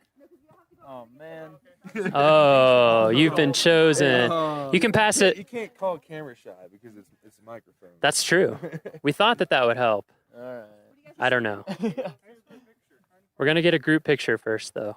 Can we continue the interview during the picture? Yeah, we can do the interview during the picture. Everybody say I mean, cheese. at the worst thing that'll happen is I just have to spend half a second editing it out. So I would never edit you out. I hope you do that. That's the thing. Just be really boring. We're gonna have all the tall.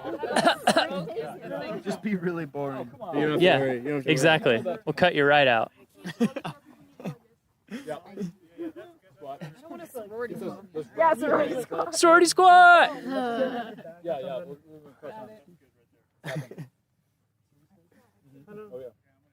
I'm just casually holding up mine. Work it. Use it. Work it. Say cheese. Work. Oh. Oh. Snag. That's a Leica too, isn't it? You better be. That's a precious, precious child. No, I can't. I just nodded it.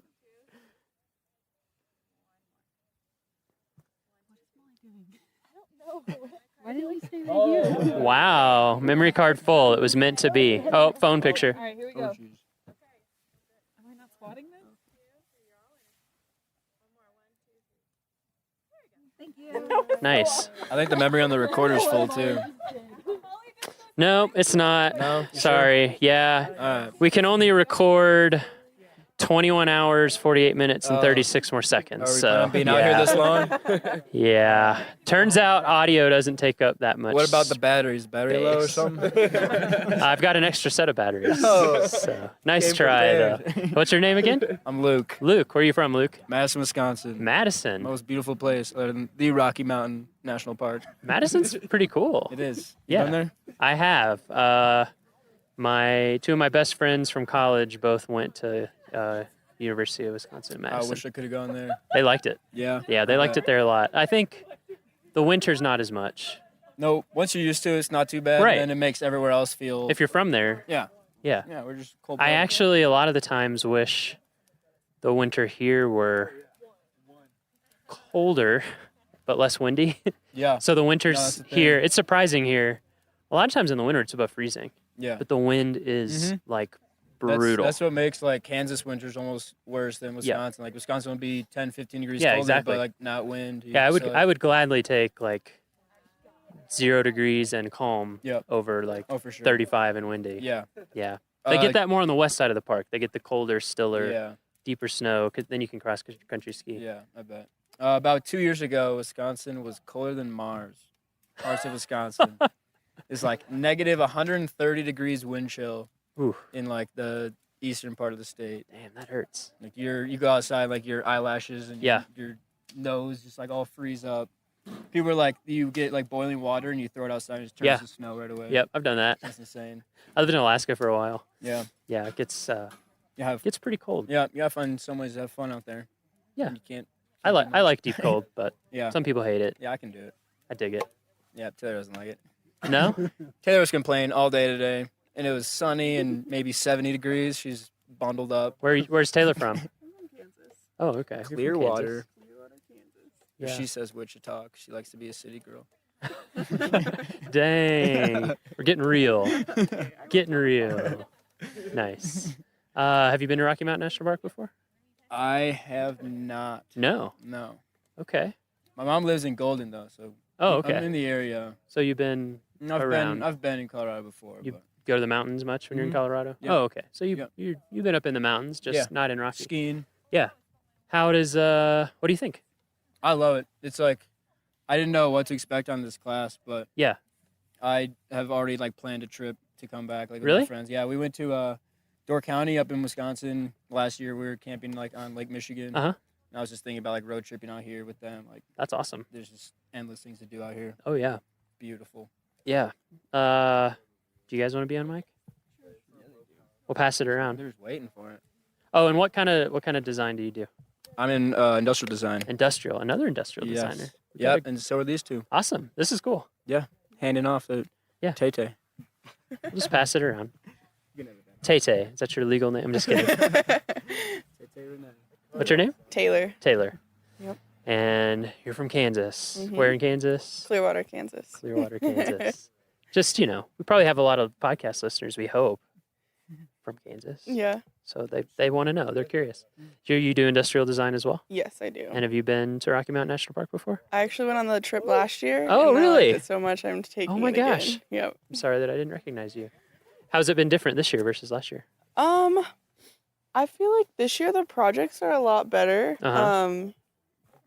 I don't know. I knew I had more like expectations last year. I didn't really know what to do, but I came into it this time Yeah. wanting to do outdoor gear, which is why I came. Nice. And so sleeping in the hammock, I have Uh-huh. lots of ideas Oh, of cool. how to improve that for camping. I bet. So Yeah, it's you been should. helpful. I don't know how many companies you researched, but there's some interesting. There's a big world of hammock campers. Yeah. Yeah, Which- like people get really into it. Yeah. They do some stuff like they design them Oh, with yeah. foot pockets so that you sleep off the bias so that you can lay flat. That's a Oh, big thing with yeah. camping hammocks. And then the other problem, as I'm sure you found out, was staying warm. Yeah. Yeah. Yeah, that's cool. Yeah. That's a neat. Actually, someone I went to college with owns his own hammock camping gear company. Mhm. Yeah. I actually got inspired polar stuff out of Portland. Uh-huh. They have a lot of like casual camping stuff, Mhm. which I kind of want to get into more Yeah. because a lot of the stuff that I found for like camping with hammocks, it's super expensive and like Yes. really specialized. So Yes, that goes for a lot of backpacking and camping gear. yeah, so I'm trying to do like simpler stuff that you can like add into a hammock you already have and like turn it into a tent. That's So, really cool, actually. Yeah. Yeah, I think that's something that I'm not an industrial designer, but just kind of tangentially interested in. Because with backpacking, it can cost so much money Yeah. to get into. And so Yeah. I feel like it can prohibit a lot of people just based on that, and it shouldn't. Yeah. So that's really cool. Yeah, because last year I was like, I've never really been like Yeah. camping, and I was like, I'm nervous. Like, what if everyone else is like has all this high tech stuff, and I have no idea what I'm doing? So Yeah. it's been pretty interesting. Like, Yeah.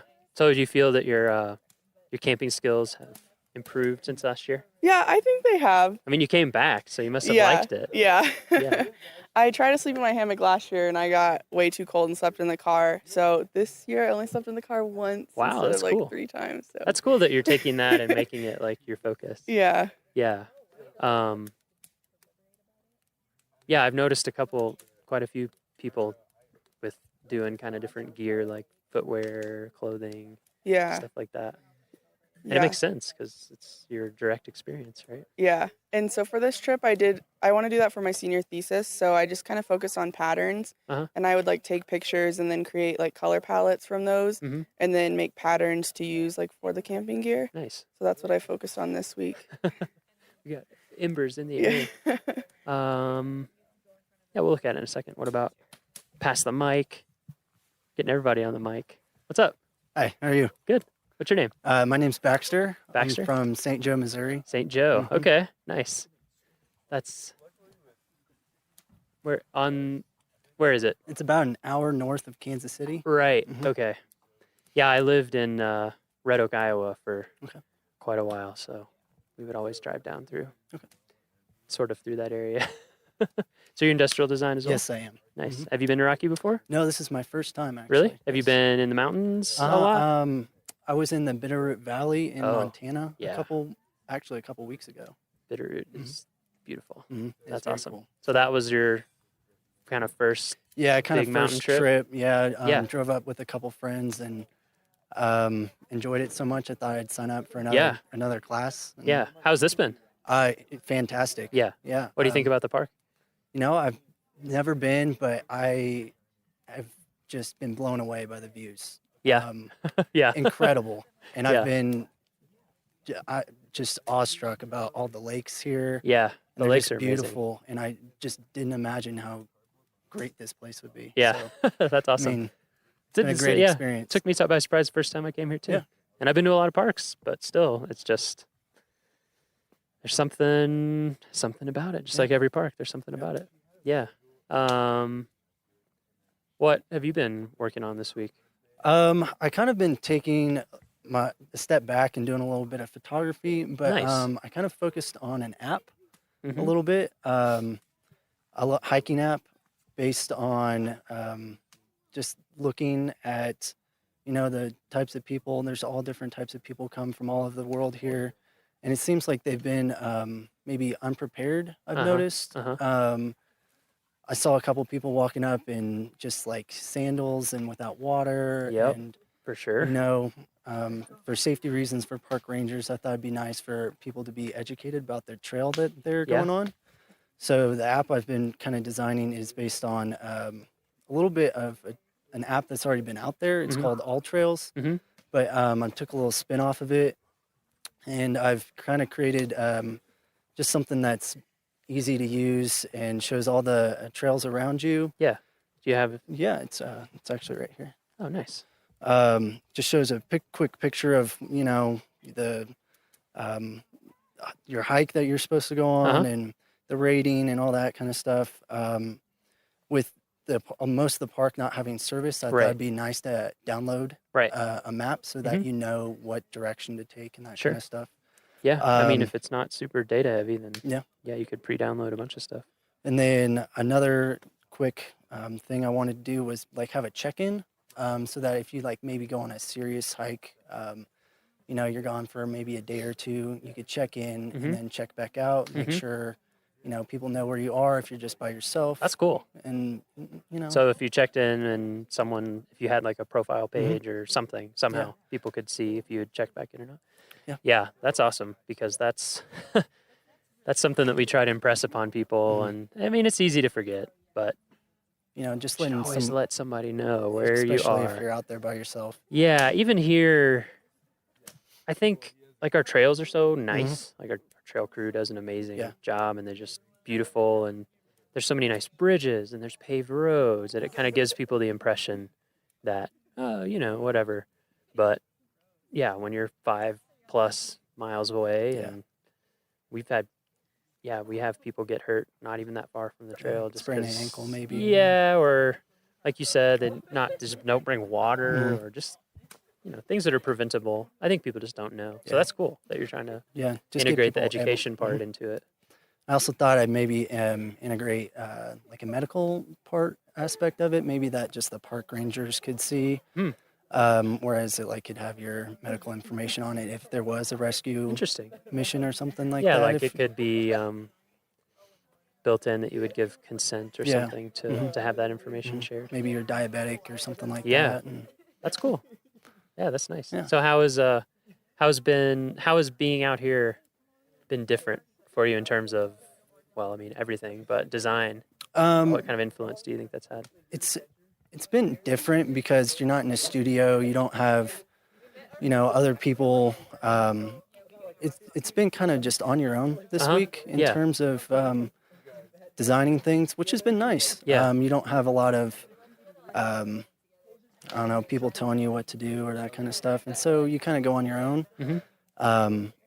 We've been, as a class, just all over the page with projects, and it looks fantastic. Yeah, it does. I wish we'll get some photos from you guys after so we can post it maybe with the with this podcast episode. We'll put it in the blog post. But yeah, it's really, really cool stuff, and like very high production value for working out of a campground too. I mean, we're working with no Wi-Fi, just little to no supplies, and I mean, it turned nice, out right? great. Yeah, it actually is. One thing that always amazes me is how much more time you seem to have when you don't have Wi-Fi. Yeah, you don't have internet access and movies and stuff. You know, it's been nice. And you're waking up early because it's, I don't know, maybe there's people here who still sleeping, but I usually am a sleeper inner, but when I'm camping, I get up. Sun wakes you up in the tent. I'm just like, and you tend to fall asleep really early. You're so cold, you're ready to get up Like, in the morning.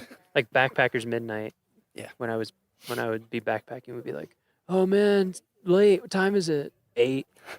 You know, like in the spring when it's not quite as light as it is now. It's really light. Mm-hmm. What time is it right now? 8:34 and plenty of light in the sky. It's interesting. What is your fiance's cousin's husband? Anyway, he's my cousin. He's my cousin now. He's from Hawaii, like born and raised, and hadn't traveled a ton until he started doing travel baseball. Anyway, he was here visiting in the summer, and he was just like, "Whoa, like the sun stays up so late." And I never thought about. I've never lived anywhere like near the equator at all, so that's pretty interesting. It is. I worked up in Alaska for a while. There, it's real interesting. I was in Denali. Oh, okay. And so, like, on the summer solstice, we just stayed up all night. I mean, you could read a book in, like, the darkest it got. Really? Yeah. Which was, like the sunset's at 12:40 in the morning. And it comes back up at a little after 3, I think. Or maybe, no, earlier than that. Anyway. Yeah, it's super nice out. Yeah, that's cool. It's been interesting to hear from everybody how it's influenced their design. What kind of things do you normally design? Do you normally do app development? No, it was not really. We've been kind of all over with our industrial design class back at KU, but you know, we've been doing electronics. What else? Tiny homes. I mean, pull toys. I mean, a lot of That's different really stuff. cool. Shoes. But we haven't really been doing apps or anything like that software-wise. Yeah. So it was kind of nice to explore that. Yeah. And see what ideas I could bring. Yeah. Yeah, industrial design is something that I know like nothing about, but it sounds pretty cool. Yeah. I've always done flat stuff. 2D. Yeah. I wish I could be graphically, but I'm not really. Really? Yeah. That's interesting. It's interesting, how like I feel like there's such a huge range of different types of people in design, and you can be effective in such different ways. Yeah. Like one of my best friends that I worked in Alaska with him, he can just draw like anything. Like he can kind of, he's just incredibly visually original. And I'm not like that at all, but I'm really good at like, I'm going to come up with a structured newspaper template and like the relationship between all the typography and that kind of super logical stuff, or photography where I can capture it. But when I just have to put it down, I'm better than that in music, I think. That's really cool. Yeah. So, gonna come back? Yes, definitely. I don't know about this class because I'll be graduating, but I will definitely be back to Rocky Mountain National Awesome. Park. And were you backpacking in Bitterroots at all? No, we did a little bit of hiking, Okay, but nice. not a lot. Yeah, that's kind of it takes a little, like we were talking about, it takes a little bit of gearing up. But if you ever have a chance to do that here, it's like next experience level up in some ways. It was nice not having to worry about grizzlies or That's mountain true. lions or anything like that. It is very so- different here that way, because I worked in Yellowstone and Denali, and it's a different feel. Yeah. It has its pluses and minuses, I feel like. It makes you not worry too much about wildlife, but at the same time, you kind of still have to be aware of your surroundings. Yeah, that like kind the of thing. wildlife here, as long as you're intelligent about it, they're not, Yeah. I mean, people sometimes aren't. Yeah. Sometimes get a little close, but it's nothing like, like I went backpacking in Yellowstone all the time, and it's just, you just kind of accept that at some level, even if you do everything right, there's something out bad, there that if it chose to, You're not at the top of the food chain. Yeah, exactly. So it's a very different feeling. And I agree. I think that that's part of everything that goes into giving Rocky. Like, it's beautiful and jaw-dropping, but it is also a little bit approachable. Like, you don't have to have the same fears. Yeah. And It's a little more family friendly, I would say. Uh-huh. I guess less threats, but there's definitely still things to watch out for. Definitely. But we we kind of had a little run-in, maybe possibly with a black bear that came through the camp. Yep. We're not sure. Yeah, I was the only one up for it. Yeah, and heard it. really? Yeah. I mean, I wouldn't be surprised. Yeah. Unfortunately, we try really, really hard to get the bear message out about storing your food and doing everything properly. But some people still don't do it, and bears are very smart and very hungry, and so they tend to be around the campgrounds sometimes. But we're putting in more and more of those bear boxes, which I think are helping, because it's just easy, just like put all your stuff in there. So I think we're trying to get a bear box for every campsite eventually. That'd be nice. Yeah, we got there with Aspen Glen. Okay. That's a whole interesting industrial design challenge. Bear cans. Really? I don't know if you've ever looked at. Yeah. So when you're backpacking, obviously there's not bear lockers usually, and so you have to carry something with you the whole time to keep your food in. And if you're in places with trees, if you know how to do it correctly, you can hang your food. Right. Yep. But like in Denali, like There's you're above no- tree line all the time. And so, yeah, it's literally just like a canister. Oh, really? That you just set 100 yards or more away from your campsite. And so it is interesting to see the different designs out there. Like the one that I use has tabs that you push in, and then it kind of lets you unscrew it.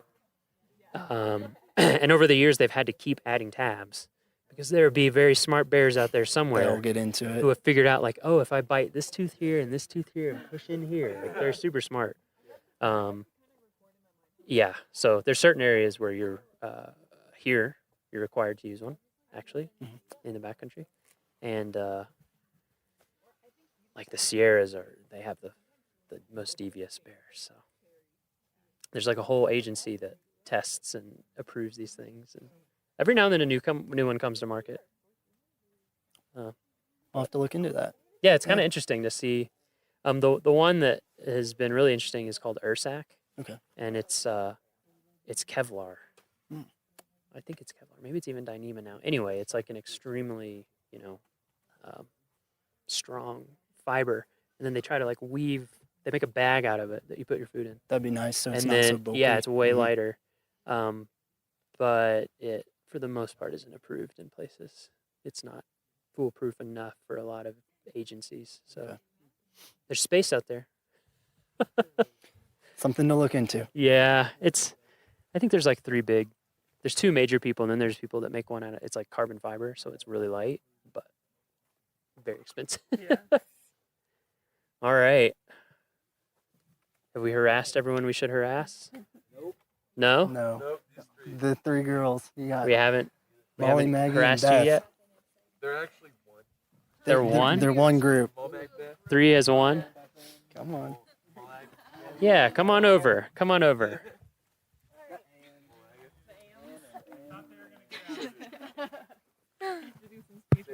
Nice. Check, check. Check, check. Check, check. Hello. How's it going? Good. Why don't we introduce? You can start with yourself. Yeah. Okay. What's your name? My name is Molly. Where are you from? Minnesota. Where in Minnesota? It's called Woodbury. It's like 5 minutes from St. Paul. Oh, okay. So yeah. I just figured there'll be podcast listeners who know exactly where that Relate is, to so, Minnesota. yeah, Yes, we're Woodbury, trying home of the Royals. to- yeah. What kind of design do you specialize in? Graphic design. Graphic design. Yes. Okay. Me too. Yeah. All these industrial designers. I'm like, I know. that is I super think cool. I don't know anything about well, it. there's 4 of us here, yeah. Okay, nice. So it's interesting to be around a bunch of ID kids because we really aren't after freshman year. Yeah. What do you think is? I've never interacted with ID. Yeah. They think a lot more 3D than us. Uh-huh. They can see like physical copy a lot better than we can. It's a little hard for us. We see pretty flat. Yeah, I was just things. I was just talking about that actually. Yeah. With Baxter. Oh, yeah. Yeah, about like I was like, I'm in the 2D world. Yeah. That's how my brain works. I feel like a lot of their projects too were a lot more like practical and like used, where we just made cool things. So Yeah. Yeah, it's I mean, there's lots of different ways of graphic design. For us in the Park Service, for me, it's like just how to communicate with people well. Basically, how do we make something that has that nice balance, of like that kind of nice tension that you always want, that makes a good design, but is also really clear. Because that's a big thing for us, is that, people are on vacation. There's crazy stuff going on. They're seeing all this crazy, Yeah. and we want to teach them stuff, but we don't want to like get in the way of throw the book at them. So yeah, kind of learning how to use design to do that, super important. Yeah. How about you? What's your name? My name is Maggie. Where are you from? I'm from Kansas City, Missouri. Oh, nice. Yeah. I have a cousin in Kansas. Two cousins in Kansas City. Yeah. Yeah. And you graphic design as well? Yes. Nice. Yeah. Okay, we'll finish introductions and then we'll Yeah, I'm Beth. I'm from Wichita, Wichita. Kansas. Yes. Okay. Yeah, so we do have a lot of Kansans and some upper Midwest people. Wisconsin, Minnesota. Nice. Yeah. So have any of you guys been to Rocky Mountain before? No, I think this is the first time No? for all of us. Yeah. You guys been in mountains before? Yeah. I've been to Colorado and Yeah? other places, just never the park before. I went to Vail. Mm-hmm. Okay. I've been to Estes, just never really to the park. Okay. Yeah. So you've seen some mountain stuff. So what do you think? What do you think about Rocky? It's awesome. It's beautiful. Awesome. Yeah? Especially with what we see every day in Lawrence. It's very flat. Yeah. Right, very Geographically different. a huge contrast. So it's nice Mhm. to see everything. And we went hiking a lot, especially the first day, and kind of Elevation yeah. We That hits you, right? Yeah, we decided yeah. the first like 15 minutes Yeah. are the hardest, but once you get to the destination, it's always so Yeah. worth it. Totally.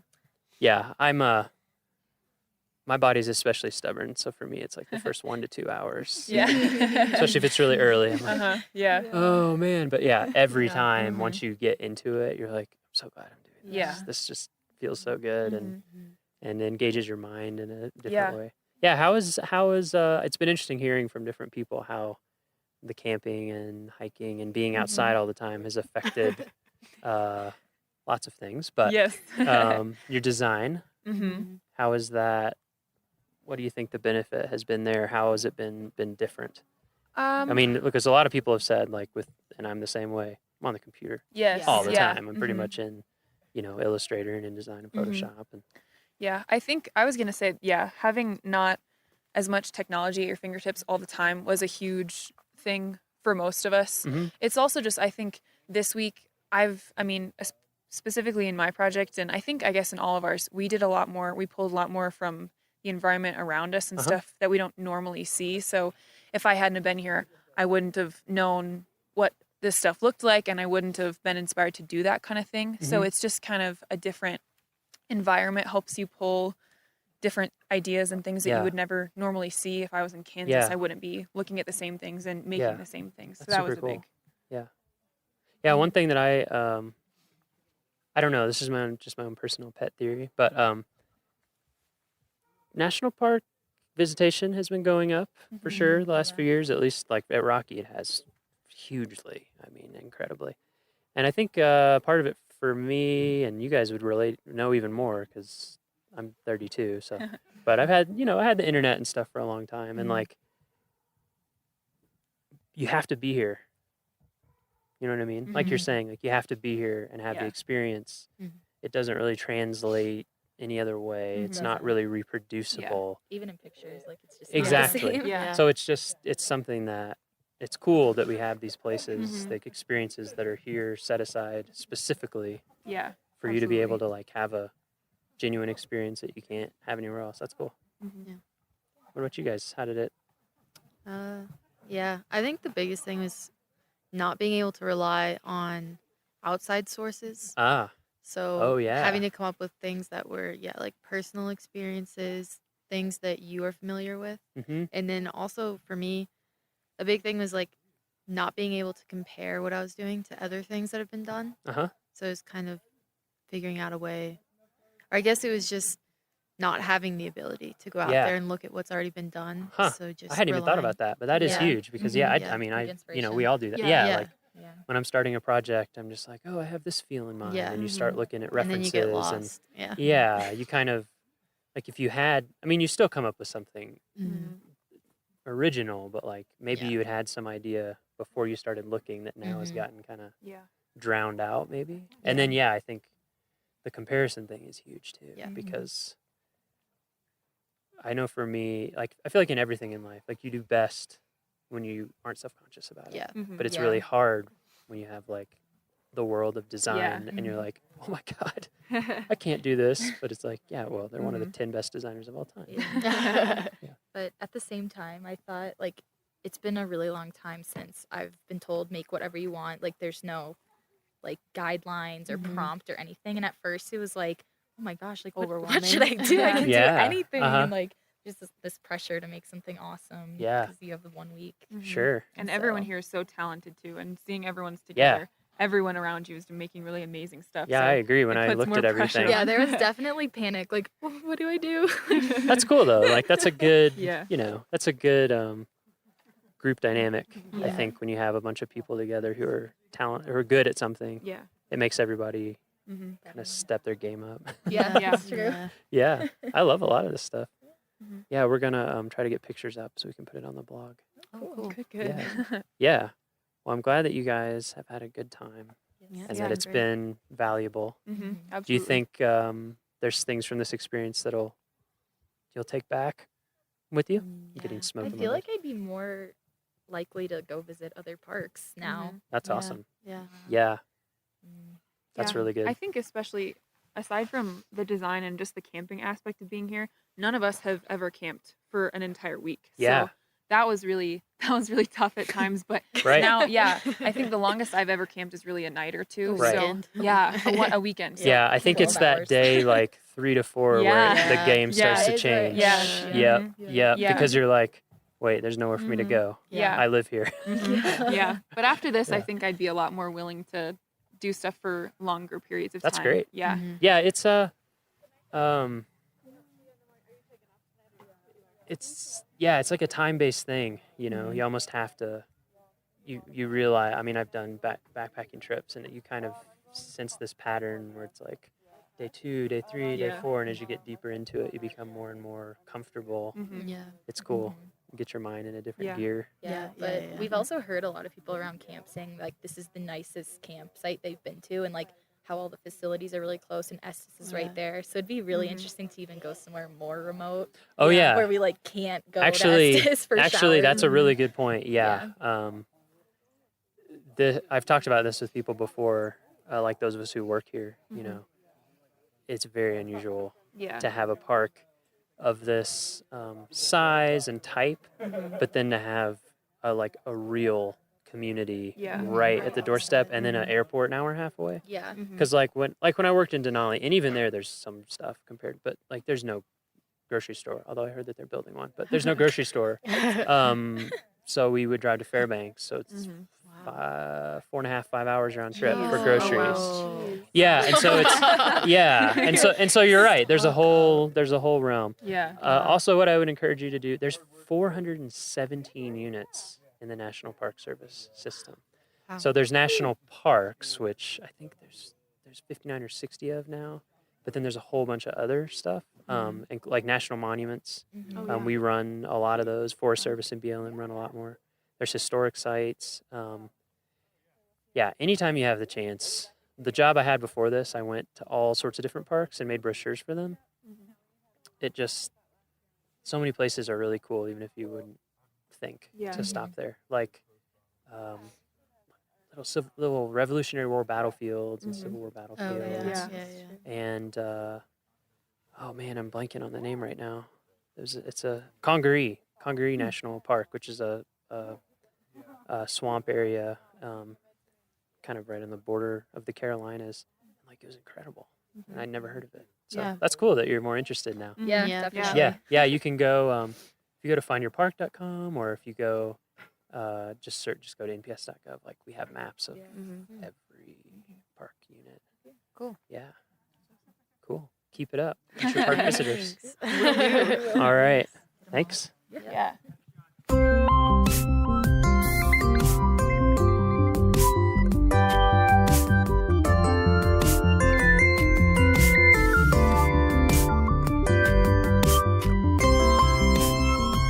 Our next episode will be released on Friday, August 25th. For show notes, transcriptions, and to learn more about our show, visit our homepage at go.nps.gov/RMNpod. That's go.nps.gov/RMNpod. The Rocky Mountain National Podcast is a product of Rocky Mountain National Park, one of 417 units of the National Park Service that preserve America's heritage for all, forever. Bye for now.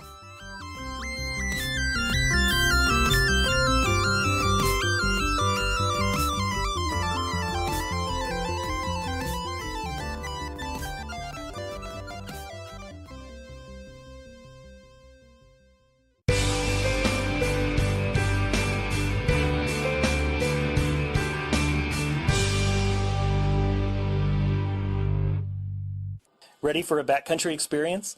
The Gunsight Pass Trailhead is the starting point for one of the best two-night hikes in the park.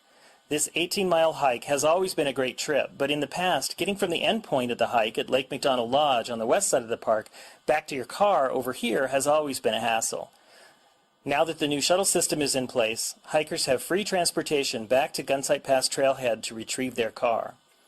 Or, an even better idea is to leave your car at the end point of the hike and take the shuttle to the beginning point here at Gunsight Pass. That way, when you're done with your hike and tired and dusty from the trail, your car is there waiting for you.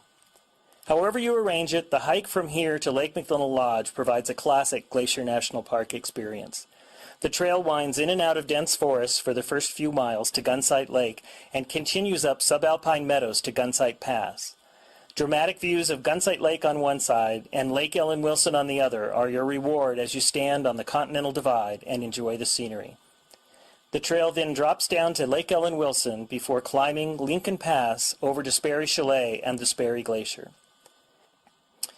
Sperry Chalet is one of two remaining backcountry chalets still in operation today.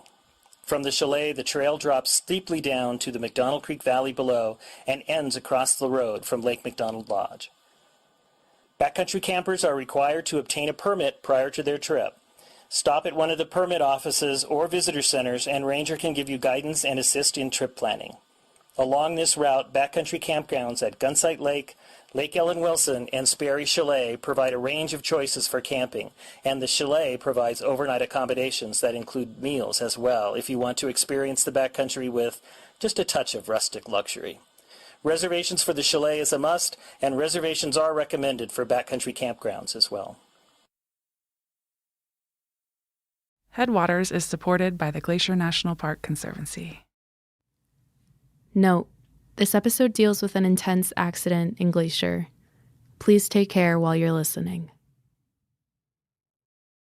I remember this distinct feeling of getting off that hitch and having that weekend to myself and just being completely content with life. I remember that moment of just like, oh, I am so happy. And I feel so good with where I am and who I am right now.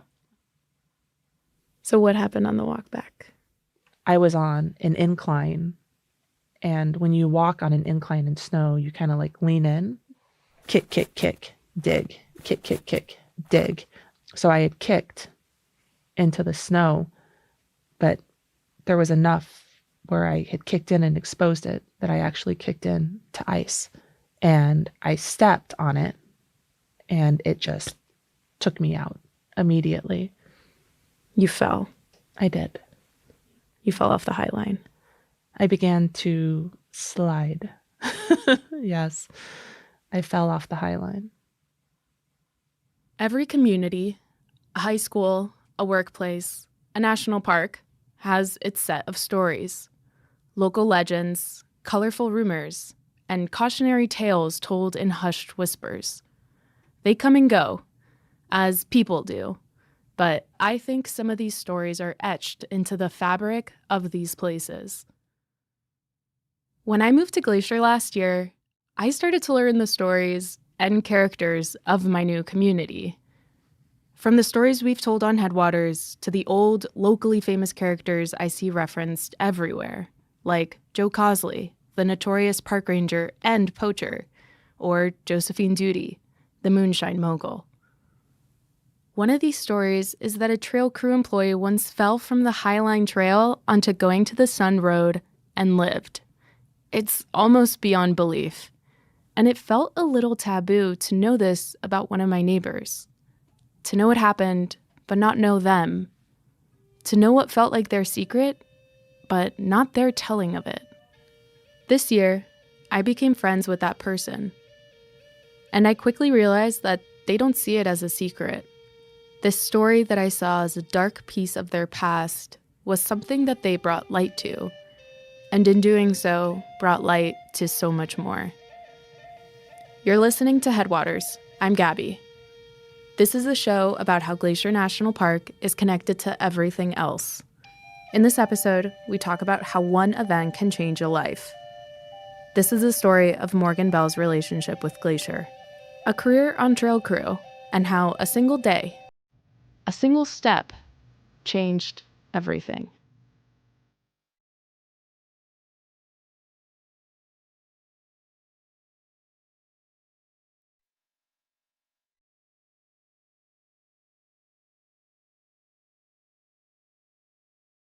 Do you get the sense that you'll go down in park history, park lore? I think with such a substantial experience and story of survival, yes, I think my name will be associated with this place for a very long time. My name is Morgan Bell.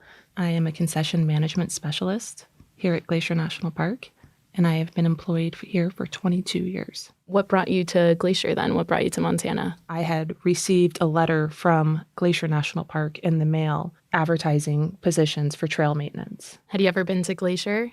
I had never been to Glacier. Okay. In all honesty, I had never even heard of Glacier National Park. Okay, cool. Mm-hmm. So when you came out here at 22 to work trails, this place sort of represented adventure. Yeah, it really set a stage for me to be my own person. It was my first time on my own. 22. Yeah.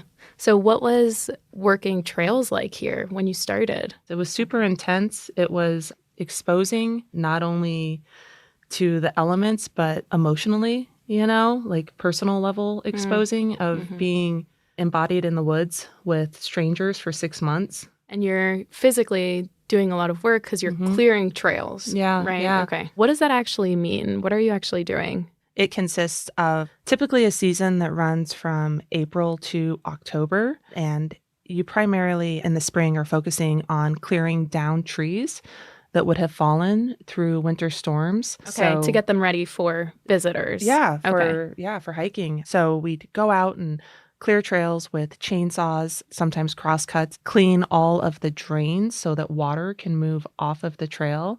We built structures, so all of the bridges that you cross across creeks and rivers. So it's taking a lot of you physically to be able to do all of that. Physically, and then mentally, you're put into the wilderness and working hard in building relationships. But it really laid the foundation and gave me a glimpse into my ability of self, what I could and couldn't do. It was a really strengthening period for me.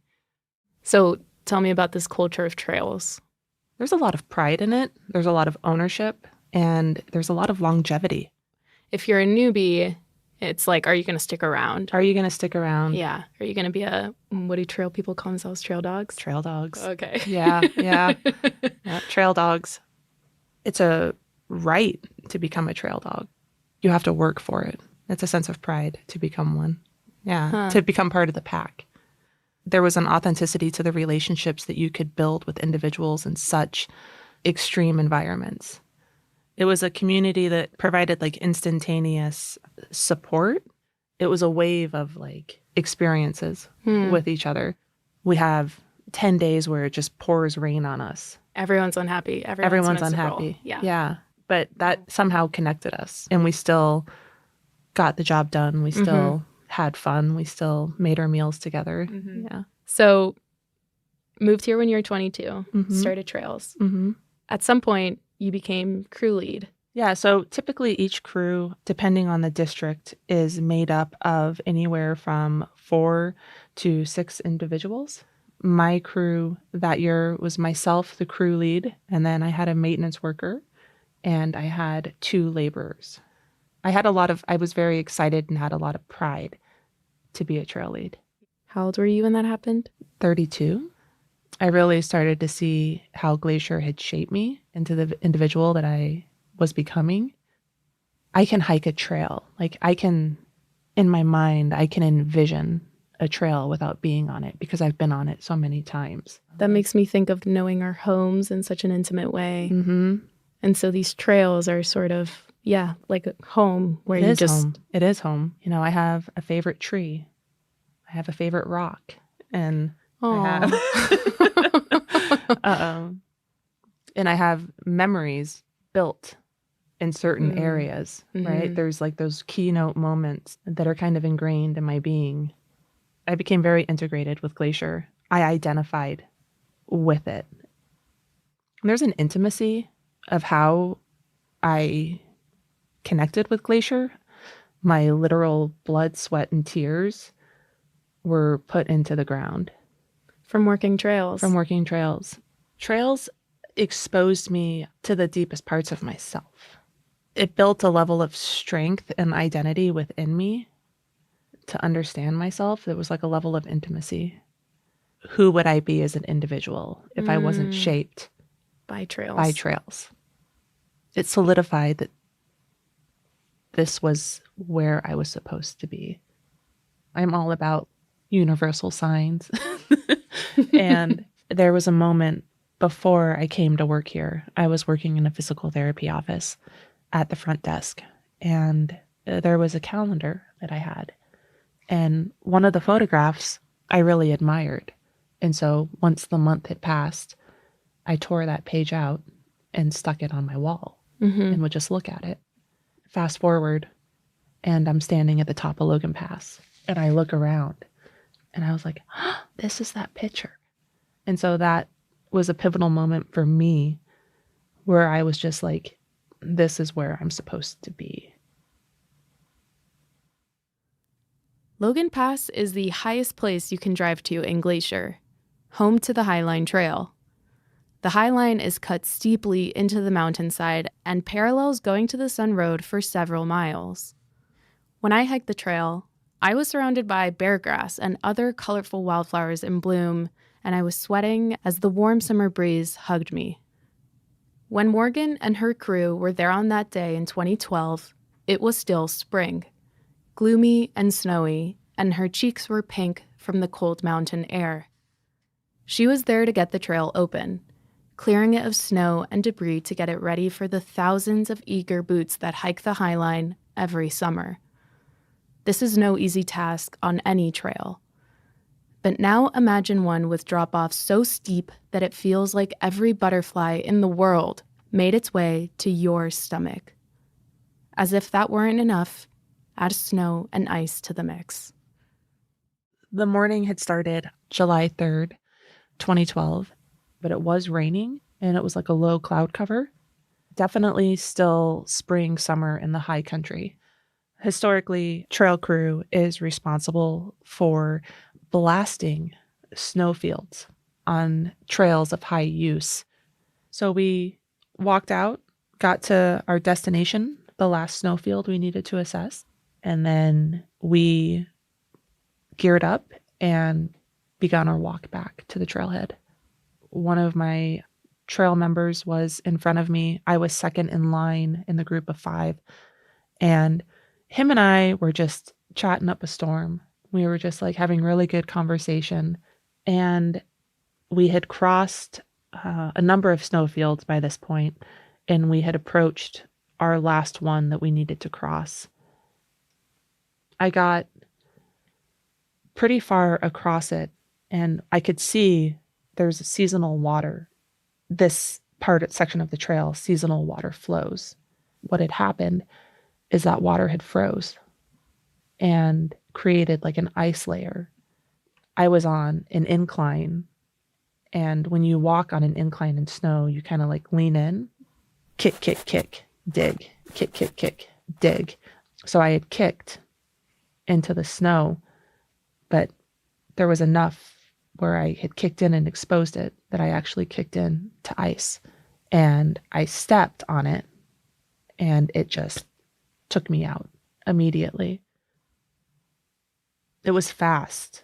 Like it wasn't like a whoopsie slip. It was like a slip, hit the ground, start sliding. You're still on snow and ice. I'm traveling still on snow and ice, yes. And I was crossing, the snow had kind of collected in a couloir of sorts, or like a natural chute that had been created through this water feature. Okay.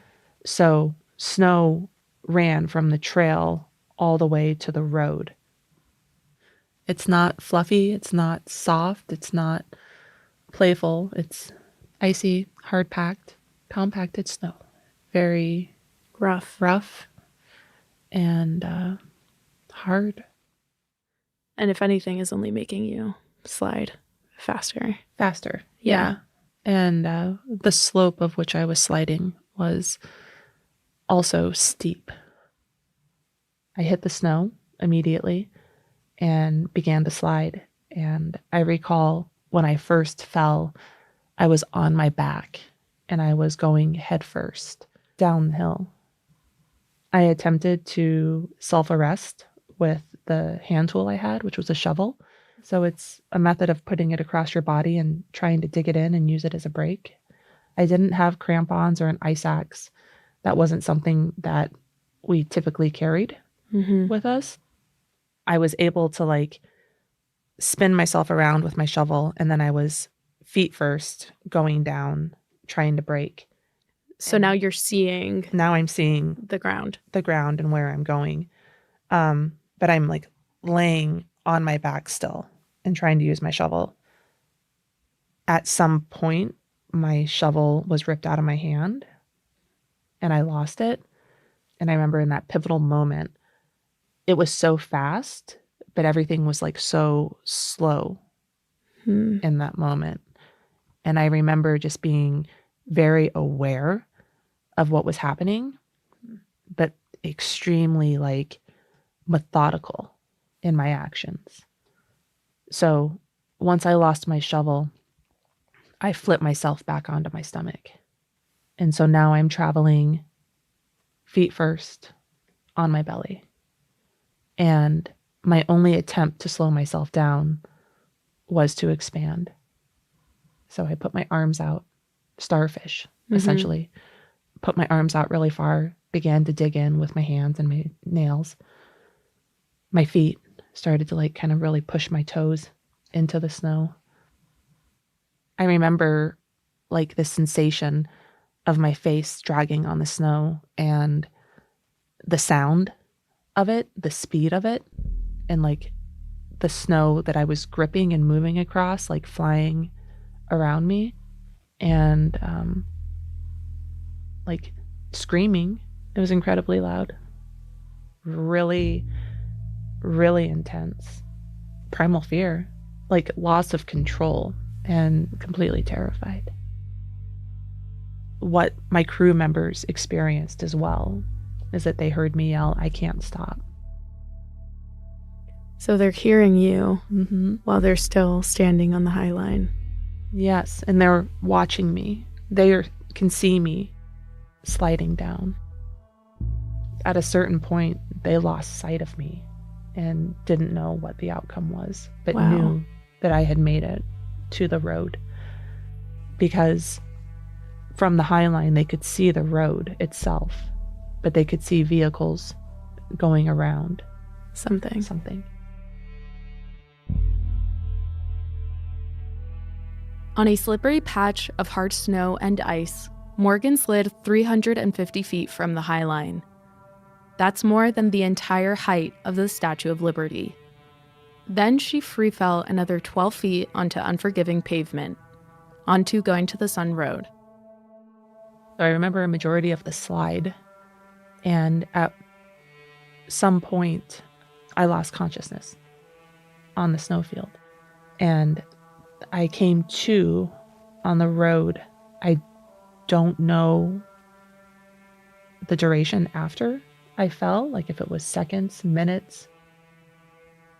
Remember like being on all fours, you know, on my belly and just kind of like lifting my head and seeing blood everywhere, like pooled up on the road, all over my face.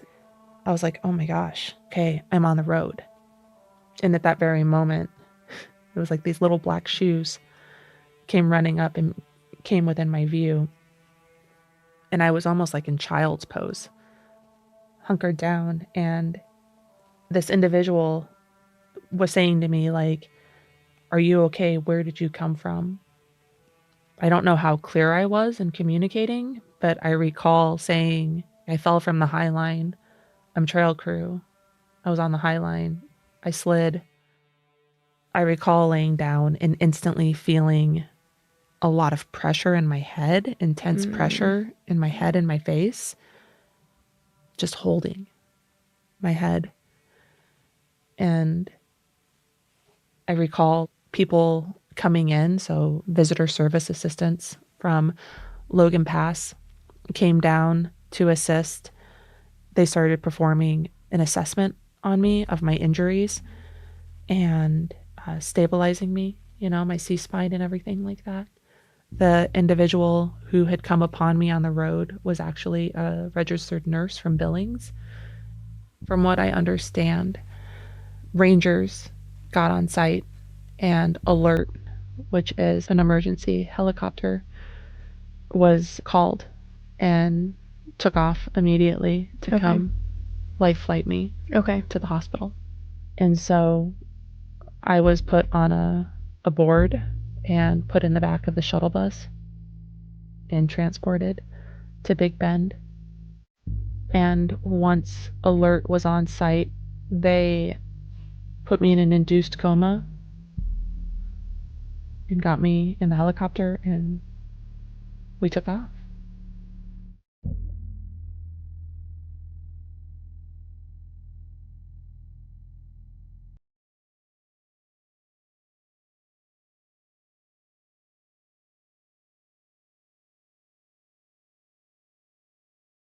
I would never be who I was again. Even with complete healing, I would always be different. It would never be the same. That trails would never be the same. That my life and my activities and my existence as I knew it would never be the same. Do you remember waking up in the hospital? Mm-hmm. Were you confused or? No, I was incredibly ashamed. I remember my supervisor, who I have great admiration for, he was there in the room. They got the call that I had woken up. I was in the ICU, and the first thing I said was, I'm sorry. I remember him just being like, will you stop it? You know, like, why are you apologizing to me? Like, no apology is necessary. Yeah, I felt embarrassed. I felt ashamed. I felt that I had let the team down through my actions. Because I understood the consequences of what had happened, not only to me, but to the program as well. In the days following, the park halted all trail crew operations while they investigated the accident. For the next season, there were new safety guidelines in place for snow travel.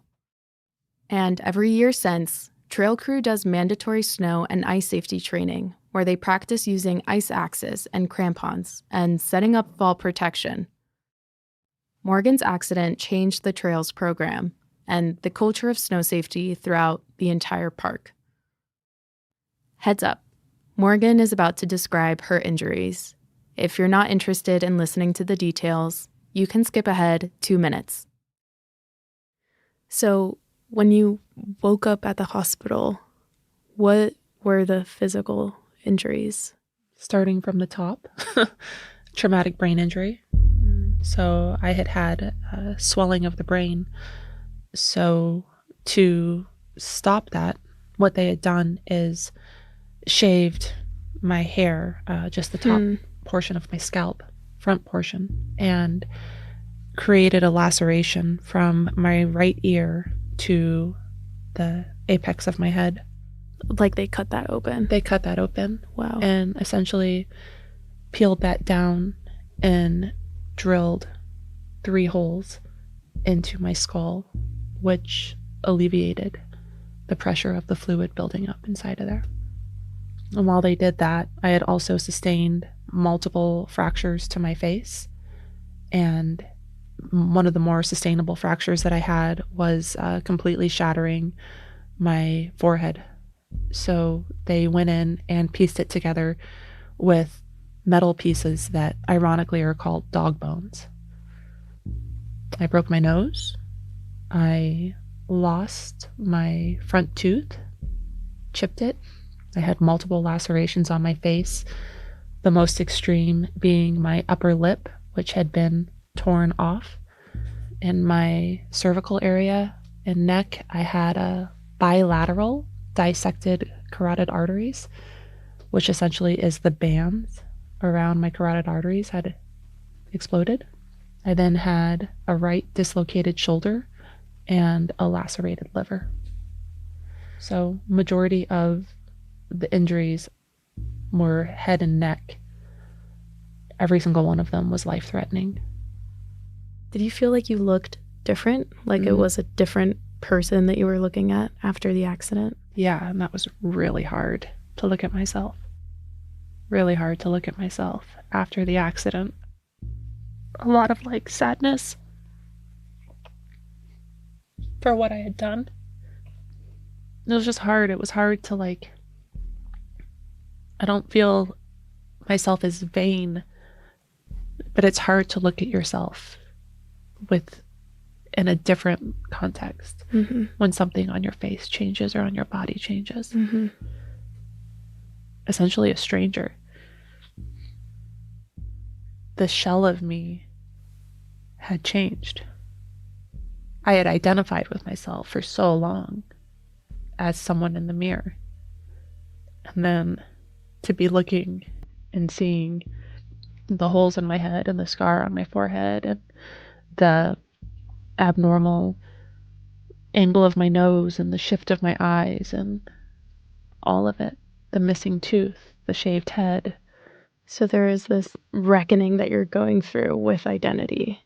There was a reckoning of the identity, not only like physically, but a reckoning of the loss of my identity of self and who I presented myself as, what I did. Yeah. Who I was. It was wiped clean in one call.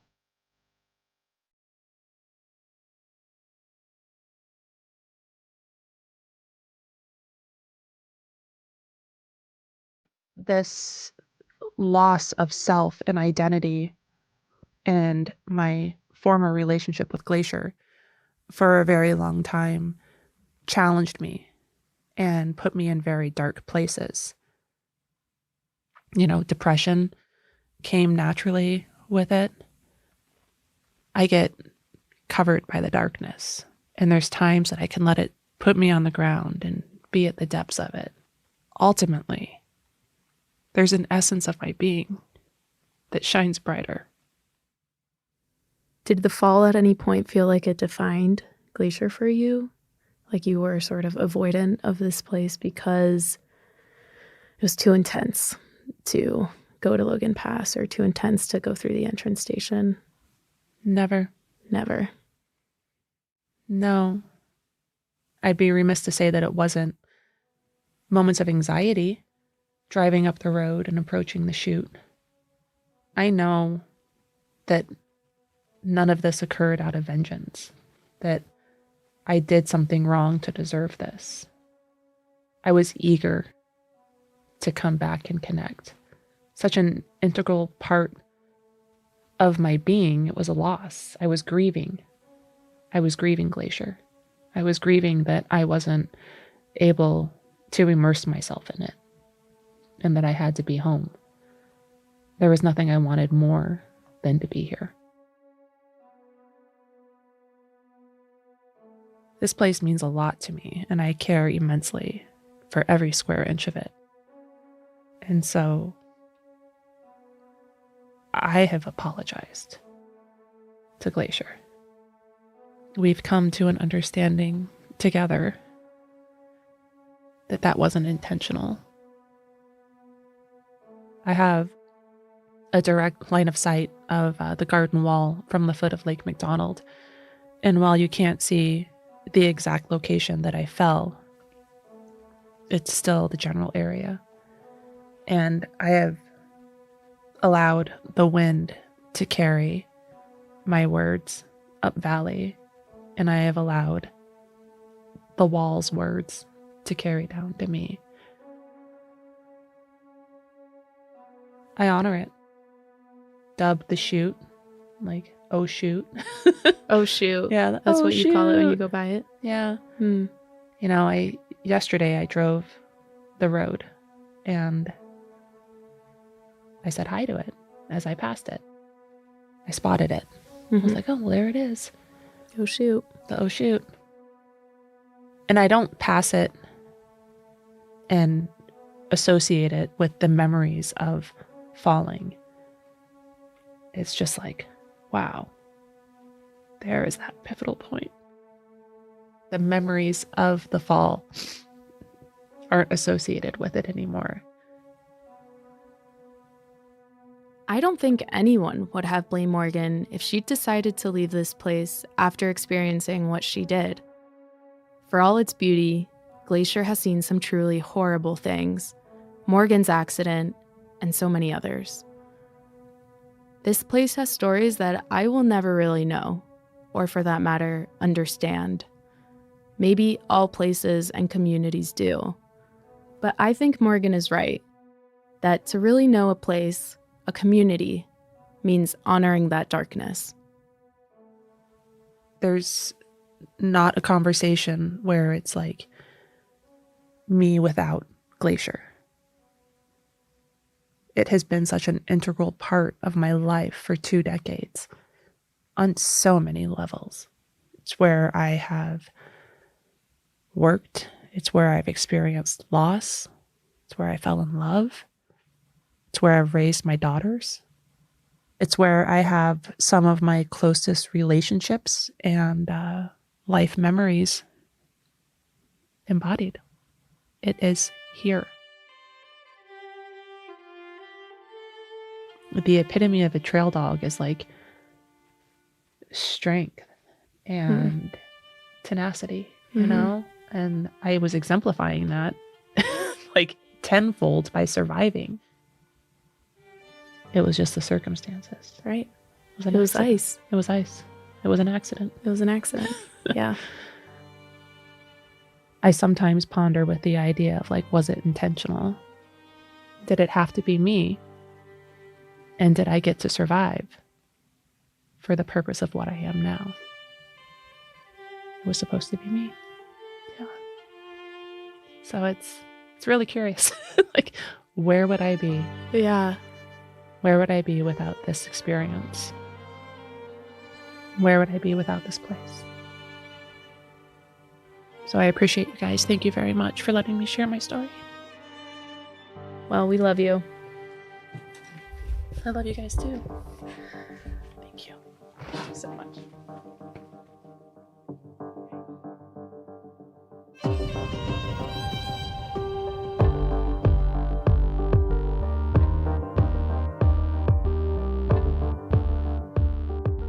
Headwaters is a production of Glacier National Park and is supported by the Glacier National Park Conservancy. We could not make this show without them. You can learn more about what they do at glacier.org. Headwaters is made possible with help from Lacey Kowalski, Melissa Slottick, and so many people throughout the Glacier community, especially the natural and cultural resource teams. We're grateful for all of you. Our music this season is by the brilliant Frank Walm. The show's cover art is by our sweet friend Stella Nall. Check out Frank and Stella's work at the links in our show notes. Special thanks this episode to Morgan Bell for sharing her story so candidly and gracefully.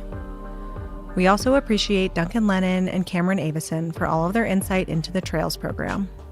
Besides sharing this episode with a friend who might appreciate it, you can help us out by leaving us a rating and review in your podcast app. Thanks for listening.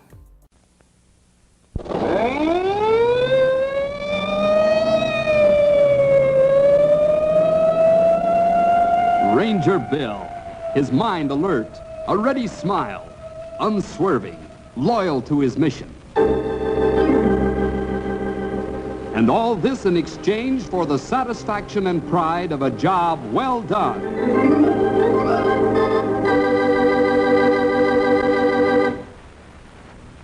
As Chief Ranger, I like to keep right up to date with everything that goes on, and I get a lot of very much appreciated help from my friends. I'm very fortunate this way. Maybe it's because all the people in the district know that we're trying to do a sincere job. One of my friends is Tad Coates, who owns and runs the barge line on the Shady River. The Shady River is becoming more important every year as a main line for freight, especially since there's so much national defense effort going on here in the district. Uncle Sam is making great underground facilities, of which I'm not at liberty to discuss. But the Shady River figures in as a most important artery for barges loaded with cargoes of every description. Tad invited Stumpy and I down to Central City to see a new towboat.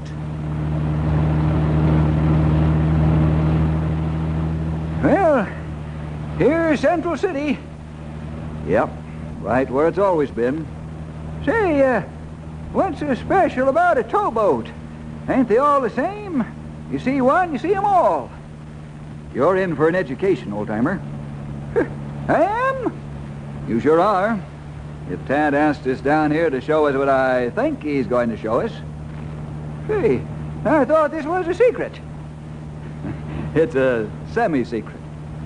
Well, now if that ain't one for the cake.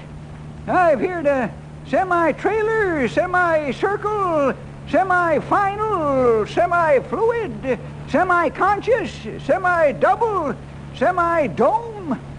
But I ain't never heard of a semi-secret. A semi-secret is a half-secret, Stumpy. How can a secret be a secret if it's a half-secret? Okay, forget it. I knowed I'd tucker you out sooner or later. Hey, we're here already. See, what's that? That's Tad's surprise. His new towboat. Towboat? Looks more like one of them pocket battleships to me. Now, how can you carry a battleship in your pocket? Oh, a wise guy, huh?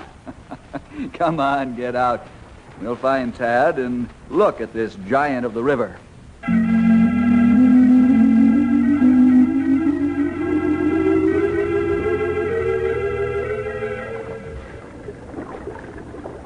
Well, how do you like this towboat of mine, fellas?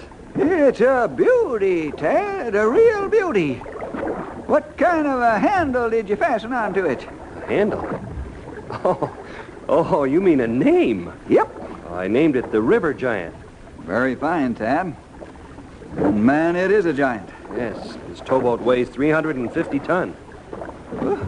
All at one time? Yes, all at one time, Stumpy. Give us more of the vital statistics, will you, Tad? All right. The River Giant has 5 decks, 10 rudders, 4 diesel engines that generate 8,500 horsepower. Whee! That's a lot of horses, Sonny, a lot of horses. You said it, Stumpy. But the River Giant is going to need all those horses to push an integrated tow up the river. No, wait a minute, young feller, wait a minute. Now, what did I say wrong? You said this towboat is going to push a tow up the river. How can a towboat push a tow? Ain't a towboat supposed to pull the tow? It looks like he's got you this time, Tad. I know it sounds peculiar to say a towboat pushes its load of barges rather than tows it. But the truth of the matter is that a tow can be handled and maneuvered with pinpoint accuracy by pushing it rather than by pulling it. Does that clear things up, old-timer? Come on, Stumpy. Stop pulling his leg. Okay, young feller. Now stop making you think I don't know what's going on the river. Well, I seen many a towboat pushing instead of pulling. Feller's got to have a little fun, you know. Say, how much did this river giant cost? $1 million. How much? $1 million. Where'd you get $1 million? Your old uncle didn't leave you that much. Unc didn't leave me $1 million, and this towboat won't really be mine for many years. Now you have got me puzzled. Here, look at this plate on the bulkhead. What's it say? Property of the Central City National Bank under Equipment Trust Certificate. What's that mean? Well, it means that the Central City National Bank lent me the $1 million to buy the River Giant. In fact, several banks are working together on this. It's kind of like a big mortgage. You have to pay interest and some of the loan back every year till the whole thing's paid off. You see, old-timer, not many companies or individuals have $1 million that they can put down cash on the barrelhead. That is, especially to buy a lot of expensive equipment. So they borrow the money, and then the company pays off the principal and interest. Whew. Yeah, Bill, you was right before. I was right before when? When you said I was going to get an education. Whew. This has been a rough course. Say, how about relaxing on the River Giant while I take you for a cruise down the river and back? Do I have to get one of them there trust certificates? No. All you have to do is get on board and we'll get underway. Good. I need a rest after all that education.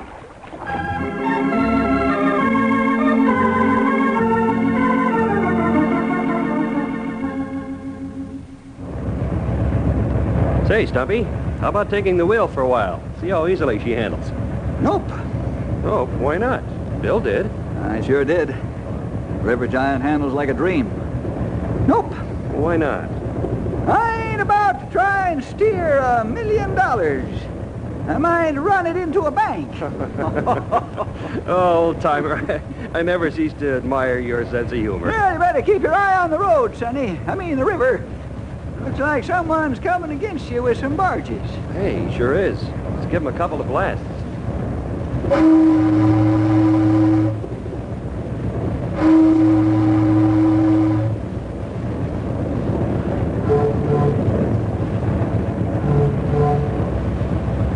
That Mark's a good man. Always on the job. Always thinks. And he gives you 8 hours of work for every 8 hours of pay. Let's see, 2, 4, 6, 8, 10. It's a pretty good-sized tow he's pushing. That sure is, Bill. 10 barges with 1 million gallons of gasoline in each barge. Uh-huh. I thought those were tank barges. 10 million gallons of gasoline?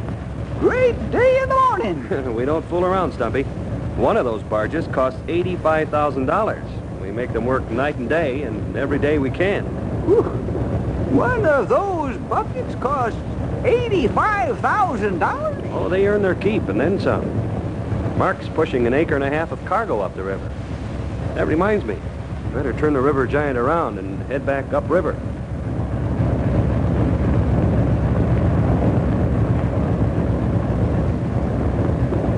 Say, that was some turn you made, Sonny. Does this thing bend in the middle? No, Stumpy, but with 10 rudders and 4 screws, we can turn her pretty well. Screws? Propellers to you, old-timer. Why didn't you say so? Each screw works independently, as well as together. Yes, sirree, Bob. You named this here towboat right. It really is a river giant.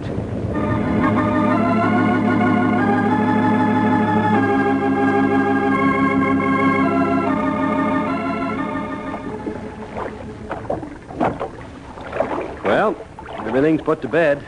Day's work is done. We sure enjoyed ourselves, Tad. Many thanks. That's right. This was fun. And educational at the same time. Oh, don't mention it. I'd be glad to have you come back anytime.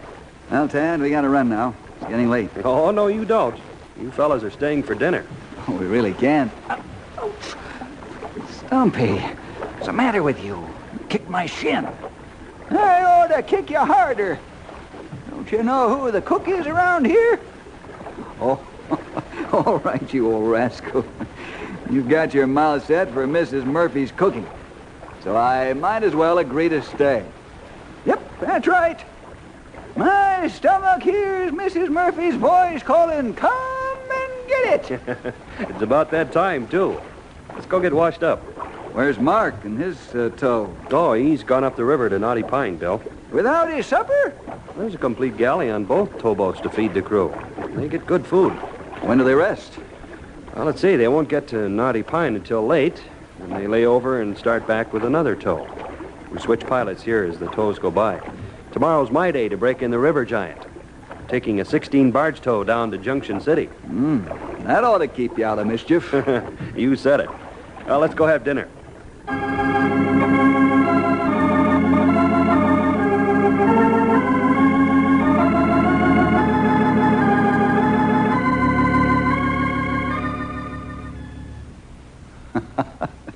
What's the matter, old-timer? Lost your appetite?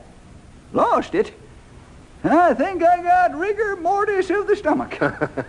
How can you have that, Stumpy? My stomach's so full I can't move. When you can't move, you got rigor mortis. Well, that's only when you're dead. That's what I think I did. You did what? Killed my stomach with Mrs. Murphy's good, delicious food. Don't let him fool you, Tad. He's got room for more apple pie. Don't you be fooled, Sonny. The only part of the apple pie I could get down right now might be one apple seed. Oh, Stumpy, you killed me. Oh, don't say that. Say, by the way, fellas, if that alarm bell goes off suddenly, don't head for the fallout shelter. Something new? Yes, Bill. That bell's wired to the radio. Quite frankly, I got tired of constantly watching for the red light to go on when I'm in the house. It's awful noisy, so don't drop your teeth when it goes off. Well, Ted, beginning to look like us two stuffed birds are going to be very poor after-dinner guests. If you said it, young feller. Yeah, that makes 3 of us. I do it every evening after dinner. A cat nap is a good thing for cats and people. Yep. Oh, there she goes. Oh, what a time to have to get up and move. Where's the radio? It's out in the office, Bill. I'll answer it. Be right back. That's fine by me. Yep. Me too. Yes, Mark. What's up? Tad, I'm on fire. You're on fire? Makes sense, man. What's on fire? A barge. A barge is on fire. I don't know what to do. Help me, Tad. Cut it loose. Cut it loose. I'm on my way with the River Giant. Cut the burning barge loose. Do you read me, Mark? Mark! Mark! Stumpy, get down to the River Giant and call the Knotty Pine fireboat. Yes, sir. Bill, we've got to move fast. Mark and his boys may have to jump ship, and 10 million gallons of gas is loose on this river.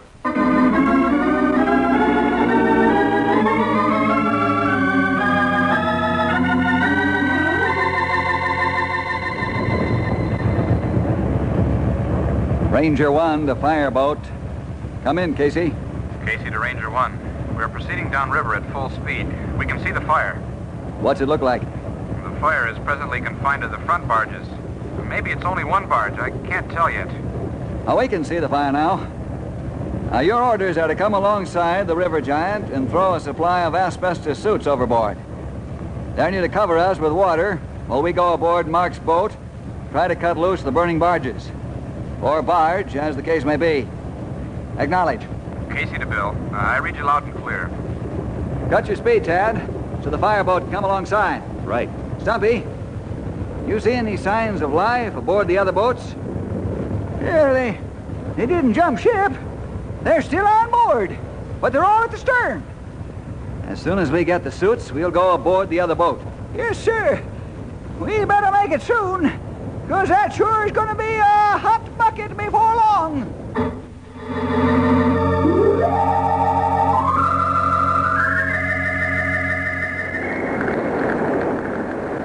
I'm afraid, Bill. I'm afraid. I can't help it. Get me off of here before it blows up. Get me off. Mark, can you handle the River Giant? Yes, I can handle it. But I gotta get off of here. I gotta get off of here before it blows up. Get up to the wheel and tell Ted I need him. Yes, sir. Right away. What's your plan, Sonny? I got the axis, Stumpy? Yep. You better get cutting soon, too, or that barge is gonna blow. Let's go, fellas. I'll back the tow off as soon as you cut the front barges loose. Both barges? Yes. The heat will start the other one any minute. Let's go. Bill? Yeah? I'm going to back away and let the burning barges go downriver. That's all I can do right now. You catch them with the river giant. Right. Come on, old-timer. Let's get rid of the fiery furnace.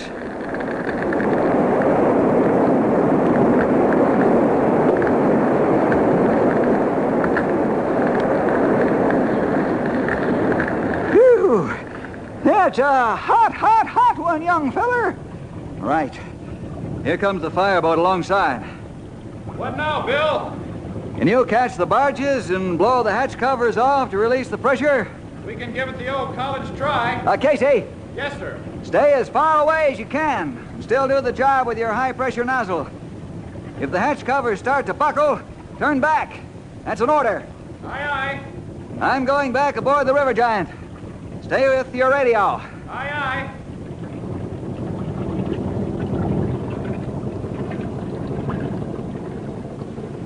You think we can catch those barges? Tad wants to show off his River Giant. Here's his chance. Now, just in case we don't make it, you get on the radio and have the Central City Police evacuate the riverfront. Good idea, Bill. Hard telling where them 2 million gallons of burning gas are gonna land.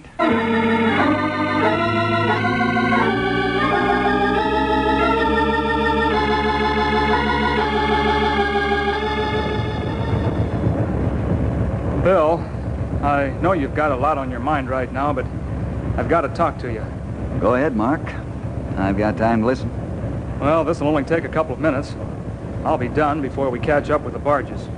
Go ahead. Say what's on your mind. Bill, am I a coward? What makes you think you are, Mark? Well, I panicked when the barges caught fire and left the wheel and almost jumped ship. I was scared to death.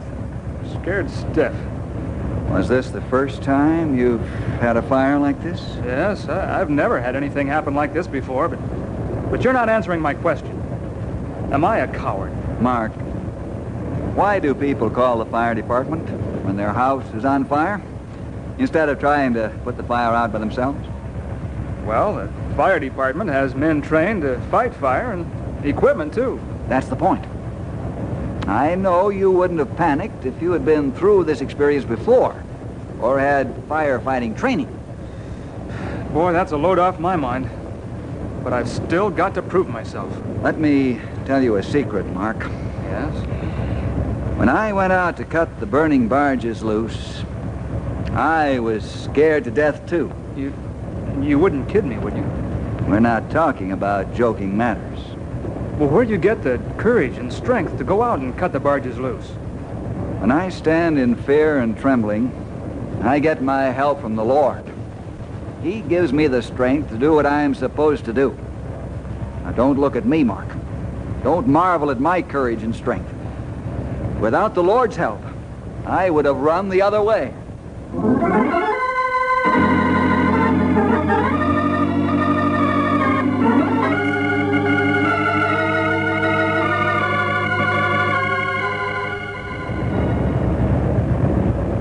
Casey, did you get the hatches blown off?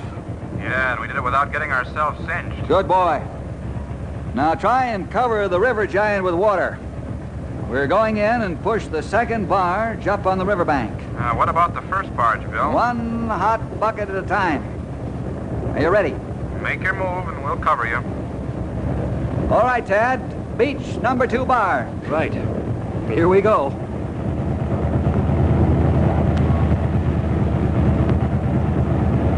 Wow, you can feel the fierce heat from inside the wheelhouse. Casey, where's the water? We're moving in close now. We'll be in nozzle range in a few seconds. Well, hurry up, before we suffocate from the heat. The water's on its way. Good shot. Keep us sprayed until we beach the barge. You can get back and cool off. Wait, hold on. We're We're heading for the beach. Ram it aground with all you got, so it'll stay until it's burned out. Hold tight for the shock. Engines are full astern.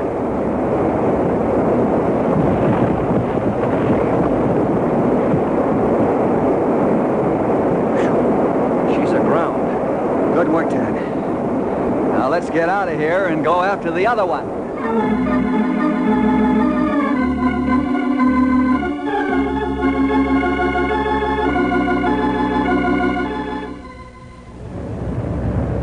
Say, Ed, how are you fellers coming with evacuating the waterfront? Well, we'll have both sides of the river evacuated in about 10 minutes, Stumpy.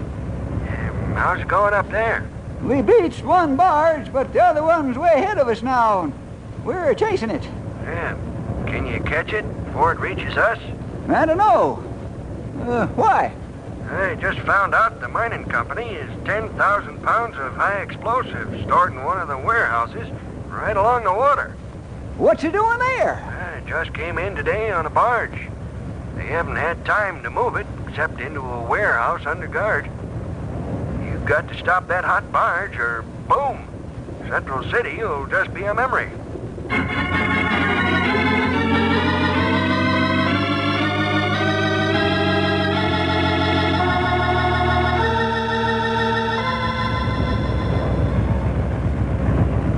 And that's the situation. We got one headache on top of the other. Tad, how much more can you push your engines? I'm at top speed now, Bill, except for a small reserve. Casey, have you got any reserve speed left? None. I'm having trouble even keeping up with you guys. My engines are for pumping water, not running a speedboat. Stumpy, call for a helicopter on the double. Come on, Mark. We've got work to do.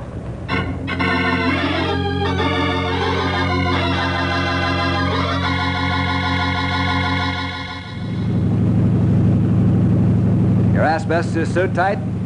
Yes. How's yours? Okay. I guess we're ready, Harv. Let's go.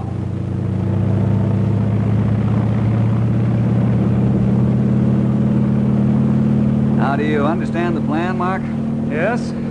You want to drop this light cable onto the back of the barge so that the copter can pull back and try to slow the barge enough so that the river giant can catch up and then ram it ashore. Right. The pilot will lower me on his winch cable as close as he can. Then I'll throw the hoop of this cable over the stern cleat. I want you to stand by in case I miss the cleat. You pull the cable back up while the copter is maneuvering for another try. Do you understand the plan, Harv? Yes, sir. Now, there's the barge. Well, the river giant has about 5 miles to go to catch the barge, and it's about 15 miles to Central City from where the barge is now. All right, we haven't got time to jaw. Lower me when I give the signal. No, you don't. This is my job. Huh? What are you talking about, Mark? Like you said, there isn't time to jaw. Lower away and pay out the thin cable. Okay. You're on your way. Bill, are you sure it's all right? Does he know what he's doing? Will he be strong enough to throw the cable over the cleat? Don't worry about him, Harv. He is drawing his strength from the unlimited source.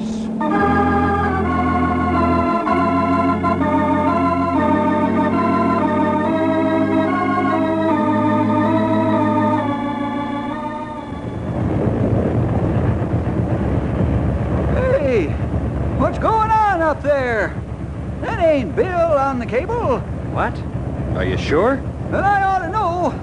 I've been looking at him almost every day for nigh under 15 years.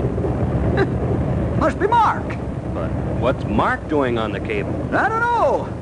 But it must be all right. The copter's moving over the stern of the barge. He's gonna drop the hoop on the cleat now any second. Boy, that heat must be terrific. You can't stay there for long, Stumpy. He dropped it. Oh, no, he missed. Yeah. Looks like they're circling for another try. They'd better make it this time. We're running out of miles.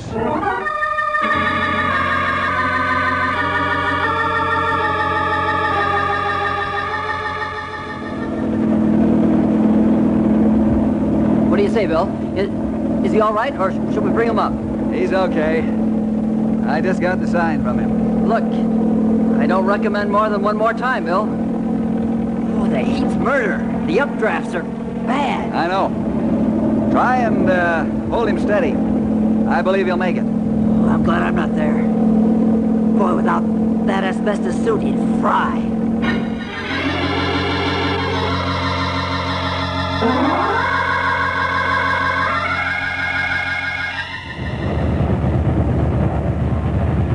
Push this boat, Ted! All you got! We're wide open now. They're going in again! They've got to make it this time. They've got to. The copter is over the stern cleat. What's taking so long for the drop? He'll fry. Mark seems to be taking measure and aim. He dropped it! Good shot! They're hooked. Now they can slow the barge down enough so as we can catch it. Look, Stumpy, it's working. We're gaining like crazy. Stand by and hold on tight. I'm going to beach that barge with all engines wide open.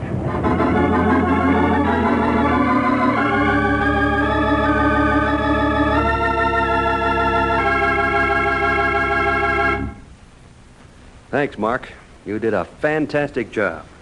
Thanks, boss, but Bill and his men are the ones who deserve all the thanks, not me. Nonsense. It took a lot of courage and strength to do what you did. Well, it wasn't my strength and courage. Huh? What do you mean it wasn't yours? I'm not joking. The Lord gave me the strength and courage to do that job. I don't understand. Well, I don't understand all of it either, but Bill does. He's the man that told me the secret. I'm sure he can fill us both in on some of the details.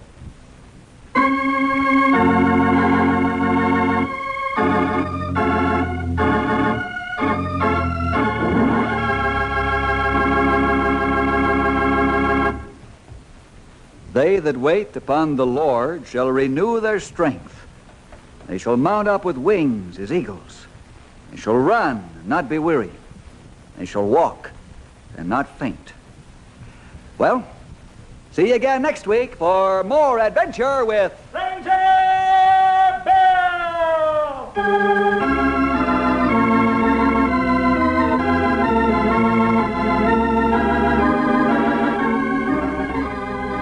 Ranger Bill is produced in the radio studios of the Moody Bible Institute of Chicago. This is a Moody Radio Network production.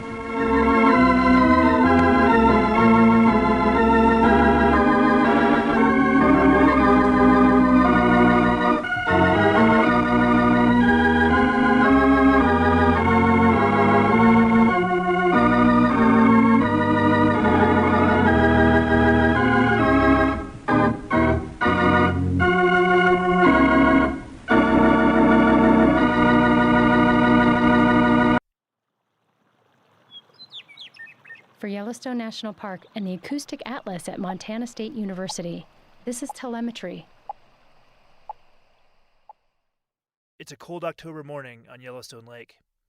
Heavy frost covers the dock and the last few boats in the marina, while fresh snow blankets the Absaroka Mountains in the distance. Yellowstone National Park Fisheries Supervisor Todd Kuhl starts up a cold aluminum boat and scrapes frost off the windshield. Cold? Yeah. We'll let it warm up a little bit, huh? We're headed out to join fisheries crews working on the lake. Along the way, Todd is thinking about the history of the native Yellowstone cutthroat trout. Really, the park, and especially Yellowstone Lake, lies right at the core of the distribution, the range-wide distribution of the Yellowstone cutthroat trout subspecies. Yellowstone Lake is huge, roughly twice the area of Washington, D.C. It is the largest high-altitude lake in North America, and it is thought to have held the single biggest population of Yellowstone cutthroat trout in the world. Estimates were in the range of about 4 million or so catchable cutthroat trout in Yellowstone Lake. I mean, that's a lot of cutthroat in a system. This was back in the early 1990s, and in those days, people used to say that there were so many fish you could walk on their backs across the Yellowstone River when they spawned. Tourists and anglers gathered by the thousands just to see the fish moving up spawning streams. One year, over 300,000 people visited Lahardy Rapids and Fishing Bridge to watch the brightly colored cutthroat trout. Fishing Bridge got its name because there used to be so many people fishing from it. And when I worked there in 1969, you had to roll your windows up as you drove across there to keep from getting a lure in your ear. That's Bob Gresswell, research scientist with the U.S. Geological Survey in Bozeman, Montana. Bob has studied Yellowstone cutthroat trout in the park for over 40 years. Well, there would be thousands of cutthroat trout at the mouth of Yellowstone Lake that could be observed during the peak of the migration. Lots of fish everywhere. But then, in just one decade, everything changed. By 2005, cutthroat had practically disappeared from Yellowstone Lake. Biologists estimated that the Yellowstone cutthroat trout population plummeted from over 3 million fish to less than 300,000. Some big new factor had to be causing the decline. Again, Todd Kuhl. I mean, for probably 10 to 15 years, we really saw very little recruitment of small cutthroat trout. Why? Because they were getting eaten by the lake trout. That's why. And here was this big problem. Lake trout had invaded Yellowstone Lake. A native of the Great Lakes in Canada, lake trout had been introduced to some large bodies of water in the western U.S. as a sport fish early in the last century. But not Yellowstone Lake. Yellowstone Lake was a high mountain stronghold of the cutthroat until... The first lake trout was first verified in 1994. We know some were probably introduced in the mid to late 1980s and early 1990s. It was theorized that anglers had illegally dumped the lake trout into the lake, but the theory couldn't be verified. No matter how they got there, Kuhl says that the invasive lake trout were uniquely suited to have a huge impact on the native cutthroat. Lake trout do great harm to cutthroat trout. Lake trout are predatory fish, first and foremost, essentially just big predatory fish-eating machines. They grow large, live 30, 40 or more years, grow 30, 40 or more pounds. They are highly prolific in the numbers of eggs that they can produce. And so they've got a lot of built-in mechanisms that give them sort of an advantage in Yellowstone Lake over and above the native cutthroat trout. And the problem didn't stop with the drop in cutthroat. Over 40 species in the park depended on the native Yellowstone cutthroat for food, and they suddenly had far fewer cutthroat to eat. Before the lake trout showed up, enough bears fed on cutthroat in the streams around the lake that the park enforced bear closures to protect bears and visitors. But by 2005, very few bears were even seen in the closure areas. In the early 1990s, over 100 osprey nested around the lake. By 2000, there were roughly 6. And this highlights one of the biggest problems with invasive species. In any ecosystem, an invasive species can quickly upset the natural balance and affect many other species. As the cutthroat declined, the lake trout population exploded. And the new lake trout, they were just no replacement for the cutthroat. Behaving quite differently, they preferred deep water. They also didn't leave the lake to reproduce in the tributary streams, all of which made them inaccessible as a food source. It was an ecosystem at risk.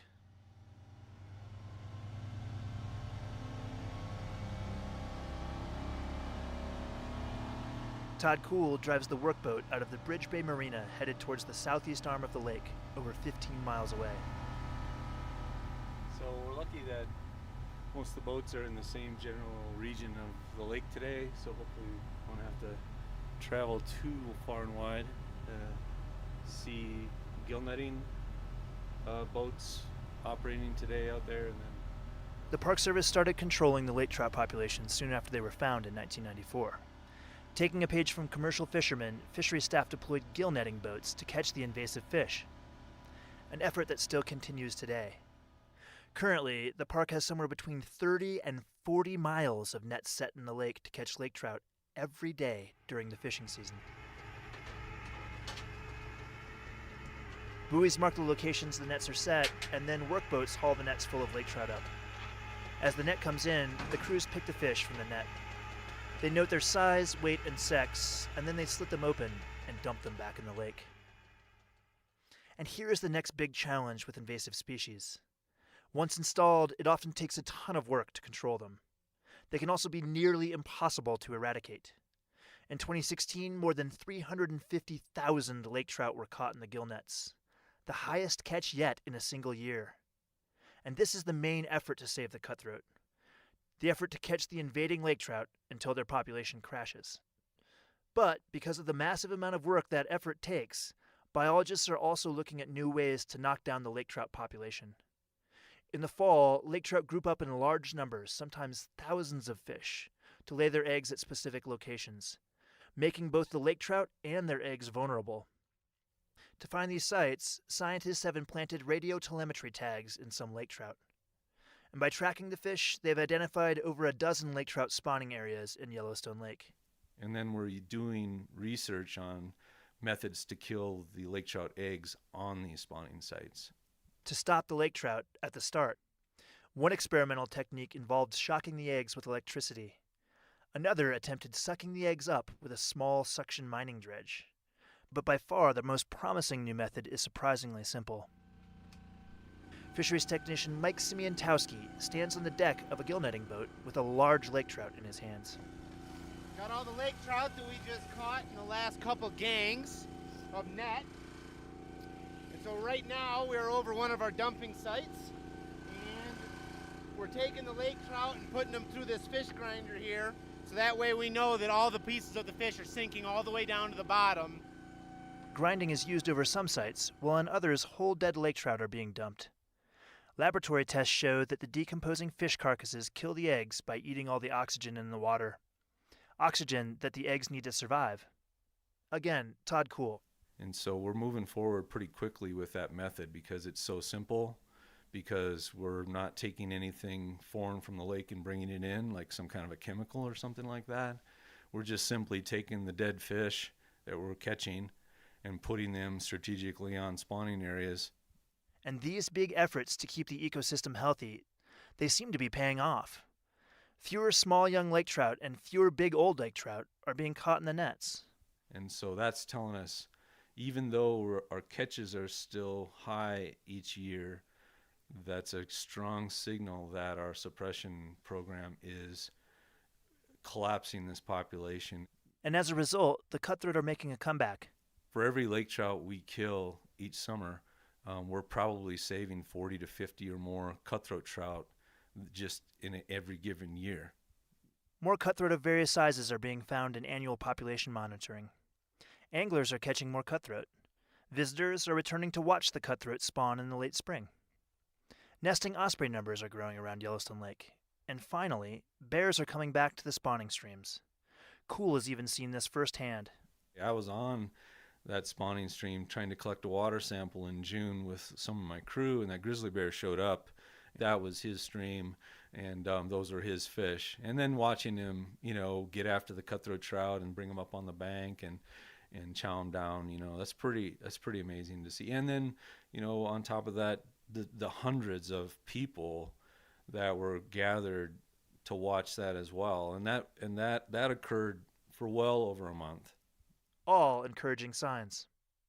For the Park Service, whose mission is to preserve our natural resources unimpaired for future generations, the effort to repair the damage done by invasive lake trout is worth it.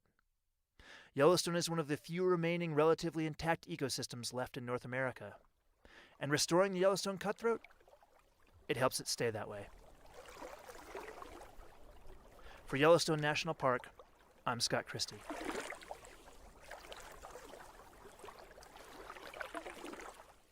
This podcast is supported in part by Yellowstone Forever and the Eyes on Yellowstone program. Eyes on Yellowstone is made possible by Canon USA. This program represents the largest corporate donation for wildlife conservation in the park. This is telemetry.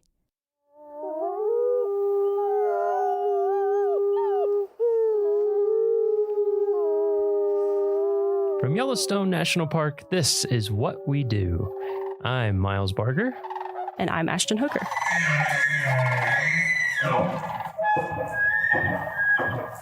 Hey, Ashton. Hey, Miles. How's it going? Pretty good. How are you doing? I'm doing pretty well. Are you ready to record a fire podcast today? Yes. Straight fire? Fire podcast. Straight coming fire. your way. Because today we're going to talk to John Cataldo, Yellowstone's Fire Management Officer. And before we get started, I have to do a little fire trivia. It's going to be a trite one, but I think it's still interesting. So, Yellowstone, record fire, 1988. How many acres of the park burned during those fires? I know it was massive. I know it was a lot. It was a lot. I'm you going to can say... round to the nearest 100,000 if you want. Okay, I was going to say a few 100,000. I'll say 600,000 acres. You're Up. A little higher. I'm getting the up motion. A little more. 800,000? That would be the right rounding. Oh, nice. Wow. 793,880 is the official number I found. Do you know, like, if we were to compare, and that's what's in that Yellowstone. size? That's not the full fire Like, complex, what's correct? like 800,000 acres compared to? Gosh, that's a good question.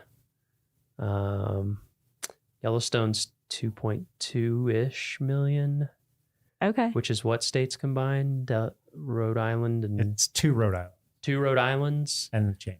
So Wow. so maybe 2/3 of a Rhode Island. It was 36% of the park. Pretty big. That's a pretty big fire. Yeah, pretty big. And that's just inside of Yellowstone. Anyway, there's our trivia. But today, like I said, we're talking to John Cataldo, Fire Management Officer. You ready to dive in? I'm ready. All right, good.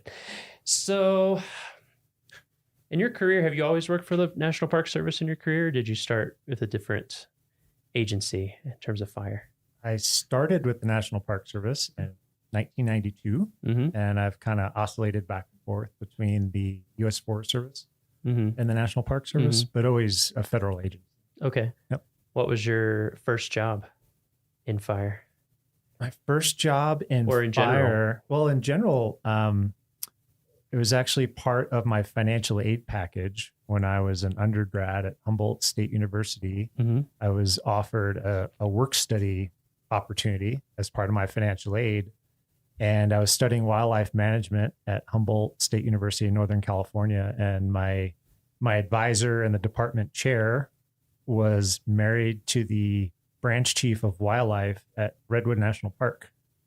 And I was on academic scholarship as well at Humboldt. And he kind of passed my name along to his wife and said, we've got a potential work study student if you interested in picking them up for some work. And they gave me a key to the office for Redwood National Park and a pile of wildlife observation cards that visitors employees had filled out. And it was a pile pretty much up to the ceiling. And they gave me a key to the office and let me go in there 10 to 15 hours a week, all during the school year and just at my own pace whenever I could fit it in between classes and whatnot. And that was kind of my very first Park Service job. Interesting. Wow. Yeah. Huh. So how long after that was it when you first got into fire of some kind? The very next summer, I was working up in Alaska for the Forest Service in Cordova, which is the last place I ever moved to without checking the Farmer's Almanac for like how much rain or sun it gets or doesn't get. And turns out that Cordova, Alaska gets 169 inches of rain a year. And I was working in fisheries at the time. So I studied wildlife and fisheries in college. And so that was how I got my start in the service, was those sorts of positions. And so working in fisheries, we were outside every day in Cordova, wearing rain gear. And I mean, honestly, after a couple months of that, I was basically pruning. Like it had just been like, you just had been in the shower for 2 months. And they said, hey, do you want to go to fire school? And I just said, is it indoors? And they were like, yeah, it's down here in the district office was an old courthouse of some kind. And it was like, fire school was in the judge's chambers or something in the courthouse. And it was in fact indoors. And I said, yeah, I'm your man. And so I took fire school. And of course, the place where it rains that much, you don't get a lot of fires. But it was an exceptionally dry summer there the next year when I returned, and we had a couple of like little fires out on the Copper River Delta, fireworks or something. And I got to go to those. And then the 1994 fire season in the lower 48, which is kind of another benchmark fire season in the lower 48, at least, kicked off in August. And I spent the last 6 or 8 weeks deployed down here on fire crews. They kind of went to each little team on the district up in Alaska, and everyone had to volunteer somebody to go be a firefighter. And I was good at hiking and carrying a big pack and stuff. And they said, why don't you go? I said, let's go. Well, so what did you said you were studying wildlife starting out. Yeah. did you ever envision yourself being in fire? Like, what were you kind of working toward before you got the offer of like, hey, you can come indoors and learn how to like I deal with was fire. just working towards, a career as a wildlife biologist or a fisheries biologist. I studied both, and I grew up loving it and, loving the outdoors and whatnot. I'm a kid from suburban Long Island, New York, like 20 miles outside the city. And that was my big escape, was going to the woods. And, even if that was running around catching garter snakes under garbage on the side of some parkway on Long Island, which is honestly how you start in wildlife management. Wow, beautiful, if beautiful, you're yes. a little suburban Long Island kid, there's not a lot of open wild spaces or places to get away from the crowds. So yeah, the woods kind of became my retreat when I was young, and just got out the book of colleges, when you're in high school, and it's like the size of a phone book, and it's every college in the country and all the programs they offer, and picked 3 or 4 of the top wildlife management programs. And one of them happened to be 4 hours from where my brother lived in Oregon. And nice. Yeah, ended up at Humboldt. Oh, cool. Yeah. So when you finally did get into fire, what was it that kept you there? I've always been into, played a lot of sports growing up. So I like being really physical. And honestly, probably statistics and organic chemistry pushed me towards firefighting, because to kind of take the next step in wildlife and fisheries, it was going to be really heavy. And, you kind of get to that point in your education where it's like, I don't know if I'm ready to take the next step. I think organic chemistry is that line for quite a few people. Yeah, it kind of weeds people out, huh? Yeah. So just working on a team and being outside, and it was just a good fit. It was like I was kind of made to do it. I just enjoyed right. it. Yeah, it just felt right. It was just right off the bat. It was a good fit. I just fell right into it. And you're lucky if that happens to you. Yes, whatever I agree. you are, whatever you're doing. Yeah. I feel the same way. I'm like, how did I get to where I am today? And I feel lucky. I don't think I would have planned it. Like you're saying, sometimes these things just happen. Yeah, I had some apprehension, in the beginning, and just talking to other folks who'd done it previously, and they're like, "No, it's great. It's like camping for dollars. Like we're gonna go camp for weeks, and we're gonna work hard all day, and then we're gonna go sleep in a tent, and we're gonna get up and do it again." I was like, "That sounds great." So what was I'm guessing, I don't know yet, but I'm guessing a theme in these podcasts that will come up is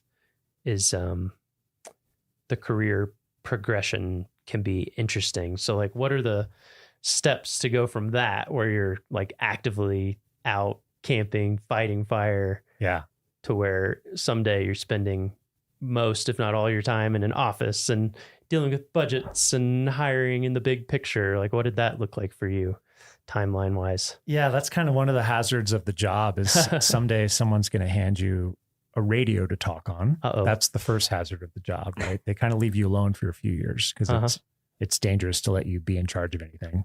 And then at some point they're like, "Oh, like you seem pretty squared away." And they hand you a radio, and that's a big fork in the road. Is you're going to let me talk on the radio while I'm on a fire and actually, help coordinate what's going on. And I've held a lot of positions along the way. We get to go a lot of different places in this job, which is also what attracted me to it. I think I've been to fires in 18 different states. Oh, wow. At this point. And I'm not done yet. Right. I got a lot left in me, but was one of those states more memorable than the others? Does one stick out to you? They are so unique. I know it sounds cliche, but I mean, literally I've spent 3 weeks camped 3 feet from the Yukon River in interior Alaska, helping manage a long duration fire up there, and I've done a lot of prescribed fire down in Big Cypress down in South Florida. So literally this job has taken me from one corner of the country to the other. And a lot of places in between. And you just get to, granted, you're working really long hours while you're there, but you get to see a lot of interesting things. You're off the beaten path a lot. Yeah. So you just have a lot of shared experiences, and must be interesting too, to get to like be pretty intimately familiar with so many different types of forest as well, and like the way fire behaves so differently in these different places. And yeah, and you have to be a student of it because I bet it'll kill you if you're not paying attention. So you are very eager to learn. Yeah, when you go to a new place, like how does it move right through this stuff? Does it move by jumping from tree to tree, or is it mostly ground fire? Are there interesting local factors? Like, does it burn? Some places it burns really hot and downhill at night. Didn't see that coming, right? So you gotta make sure you're being a student and finding the people that understand how fire moves on that particular landscape. And, helps keep us all safe. And meet the objective, whatever that is. Yeah. So let's jump ahead to now. Okay. So do you have a typical day in your job? You know, a lot of what drew me to this is that it's not a lot of typical. I guess should focus on maybe on the summer, because like you mentioned, the winter, you know, when you're in a year-round position and you live at 6,300 feet in a national park, we get a lot of opportunity for winter and typically don't have fires. And in the off season, it is a lot of just planning and for next season and hiring and communicating with our partners and cooperators and just kind of getting on the same page for the next season. But once we kind of throw the switch and the temporary employees come on in the spring and we kind of ramp up and just sort of get into the mode, so to speak. A typical day, we start off with a briefing with everyone on the team, and we get together for about 20 minutes and we go through a safety conversation and a weather conversation, situation, whatever's going on, fires in the park, fires around the park, fires we may find ourselves on later that day, just whatever's going on, go through a plan for the day. And then we just sort of fledge everyone to their assignments. And typically we'll go 5 different directions on any given day. And we'll be engaged with fuels reduction projects, you know, in some of the urban interface areas around the park. We'll be out monitoring the fuel moisture and different types of fuels that we're curious about in the park. That's a big part of the program, is being prepared for what might come, and how wet or dry the fuels are is a big part of that. So we'll be out doing that, maybe helping our neighbors with some incidents that they're managing. So there's just really, every day is different. Yeah. Especially once we get around to like May or so, and then through October, you just really never know what you're getting into. Right. So it's a good career field for someone who likes to keep moving and have surprises thrown at them. There's a lot of moving. Yeah. There's a lot of moving parts. You have to be really... you're out in the field a lot in the summer? I get to pick and choose my spots at this point a lot. Unfortunately, the field part of my job is definitely dropped off, particularly here just because of connectivity issues. Yeah. Because we are so remote, relatively speaking, to a lot of other places in the lower 48 that because a lot of my day-to-day responsibility is to be what we call a duty officer. So I'm the first phone call on any new potential vegetation fire. So however that report comes in from a visitor or from an employee, it'll get routed to our dispatch center. And then they call me as the duty officer and say, here's what we might have. What do you want to do about it? So you need to be reachable. I need to be reachable at all times. Yeah. And if people can't find me, I'm not doing my job. So it does kind of keep me around headquarters a lot. But of course, I do enjoy getting out on fires. Yeah. Yeah. So what, in your current job, what do you think is the most important skill? For my position, I think the ability to triage a lot of emerging problems and to pretty quickly sift through what's important and what's noise and what can wait and what, you know, you're pretty much when things are rocking and rolling, there's a constant state of just, you know, your awareness is just peaked and you're just constantly trying to update what we call a common operating picture of like, what is our fire environment? What's going on? And what the biggest threats are, right? It's all about risk management. I mean, fire management is risk management. So risk to people, first and foremost, risk to infrastructure, you know, buildings, and then everything after that. So yeah, just the ability to maintain the correct flight altitude. And, all of us start out as just ground pounders, right? Swinging a tool, swinging a 5-pound tool 10,000 times a day is how you first prove that you can do this. Right. And then you go from there to where you're virtually never swinging a 5-pound tool anymore. Yeah. So sometimes when really things start rocking and rolling, some folks will revert to what they're most comfortable with, right? Which is the first thing you ever learn. And they want to kind of get in the weeds. And just being able to maintain that 30,000 foot flight altitude as a fire management officer or a duty officer, that's pretty critical. Well, and that skill to bring in all that different types of information and then be able to make decisions, that probably comes with a lot of experience that you've had over the years. So if you were to what advice, what types of experience should people be seeking out if they want to, get to your type of position one day? Variety, just really seek variety, and particularly prescribed fires. So controlled burns, another way we describe those.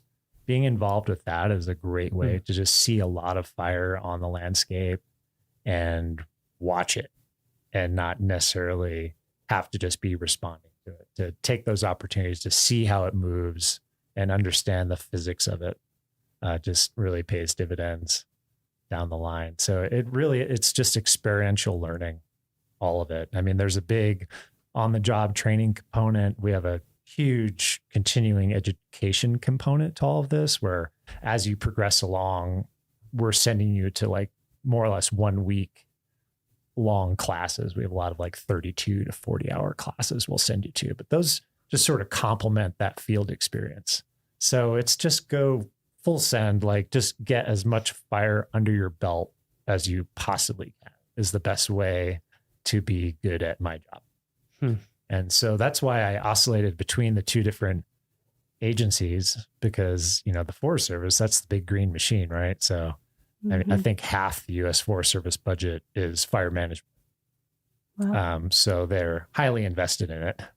And that's where the majority of the resources in America are, they're in the green trucks with the different logo.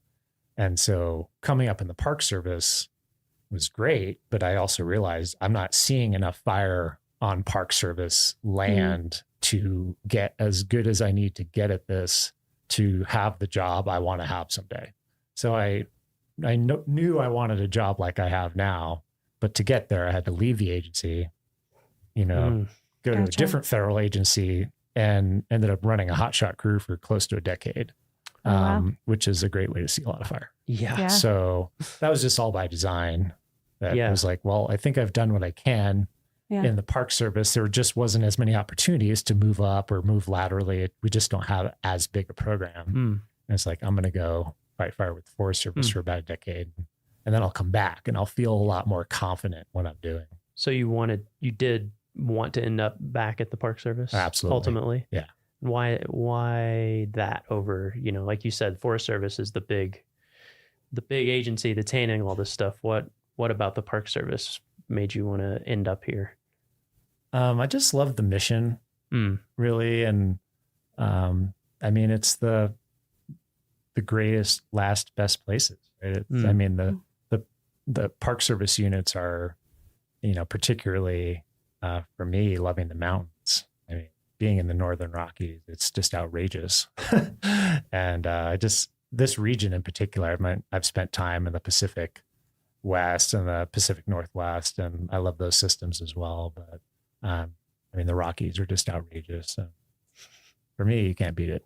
So yeah. Was that kind of same sentiment what drew you to Yellowstone, or was there some sort of draw to Yellowstone for you in particular?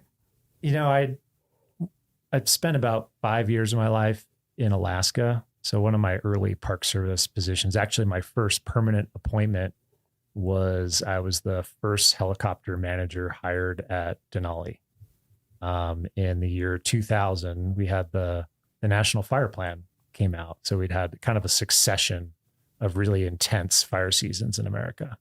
And the result of that was a thing called the 2000 National Fire Plan. And a big part of that was a big injection of funding into fire management in America. So, a lot of life's timing, right? And so when the National Fire Plan rolled around, I had about 9 seasons under my belt, either of fire management or wildlife or fisheries management. And I think three full seasons and a few qualifications under my belt. And then all these permanent jobs popped up. And I was sort of in a really good position to compete for one of them. So that was just good timing. And a lot of my peers, we call ourselves like National Fire Plan babies because we all got our start. We all got our very first appointment sometime in the spring of 2000.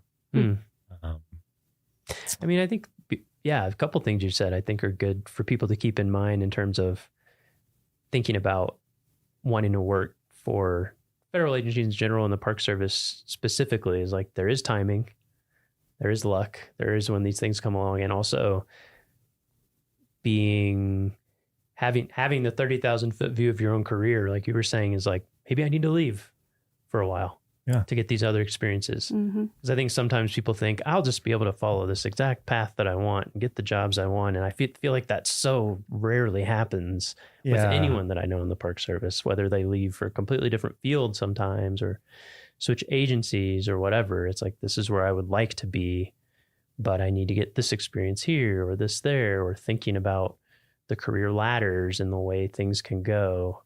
I think I'm glad that you brought up those points because I think it's a good thing for people to remember. That's certainly how my career has been. I think almost everybody I talk to. Yeah. I think a big part of it, I tell folks all the time, to some extent, you have to be prepared to move at the speed of opportunity, and you can't just expect to, in the federal service and the Park Service, like plant roots in one spot and march up the ladder through your entire career in one place. It's just not realistic. Possible at a massive unit like we work at, right? Because we do have a tremendous organizational chart here and a lot of really deep programs and a lot of career ladder potential. That's pretty unique. It is. In the service, though. Yeah, it's pretty rare. Yeah, you can go to a lot of parks and there might be, the chief ranger and 2 seasonal law enforcement. Yep. At these smaller units, in that career. And obviously there, you're not going to try to stay in one place for 30 years and become the chief ranger. Like you might have to step to the side to step up and step back. But there's tremendous opportunity to move around. I think that's a great thing. I wanted to see a lot of places and I wanted to do a lot of different things. And for me, the emphasis in my life wasn't going to be plant roots, start a family young, be in one place, coach the volleyball team or something. Right. Like I didn't want to do that. I wanted to just really move around a lot and just see a lot of things. And like I said, I'm a suburban Long Island kid. Yeah. Once I hit the West, I wasn't slowing down. I wasn't going to move out West and plant somewhere. So I've achieved that. So with all these different experiences that you have, it might be hard to pick one, but is there like a moment in your career that stands out to you as really being a defining moment or even the defining moment? Was there some time where you're like, this is it for me, or was it more gradual? In my fire service career, I'd say the day that we were certified as a hotshot crew in Northern California, that process took several years and was pretty intense. And so I'll remember that day for the rest of my life for sure. Yeah. Anytime you're working towards the same goal for 6 years, year round, it's a pretty big day when someone finally says you're good enough. Wow. But within my Park Service experience, really the entire 2016 fire season here in Yellowstone is kind of a benchmark too. Yeah. Any fire season you're a part of that ends up with like a commemorative pint glass or something is usually probably a pretty big deal. Yeah. And in that year, we successfully managed 100 square miles of fire in Yellowstone while concurrently celebrating the centennial. Oh, wow. Big year. So there was a period of time where we had an incident management team just managing the centennial celebrations in Mammoth and Gardner, Montana.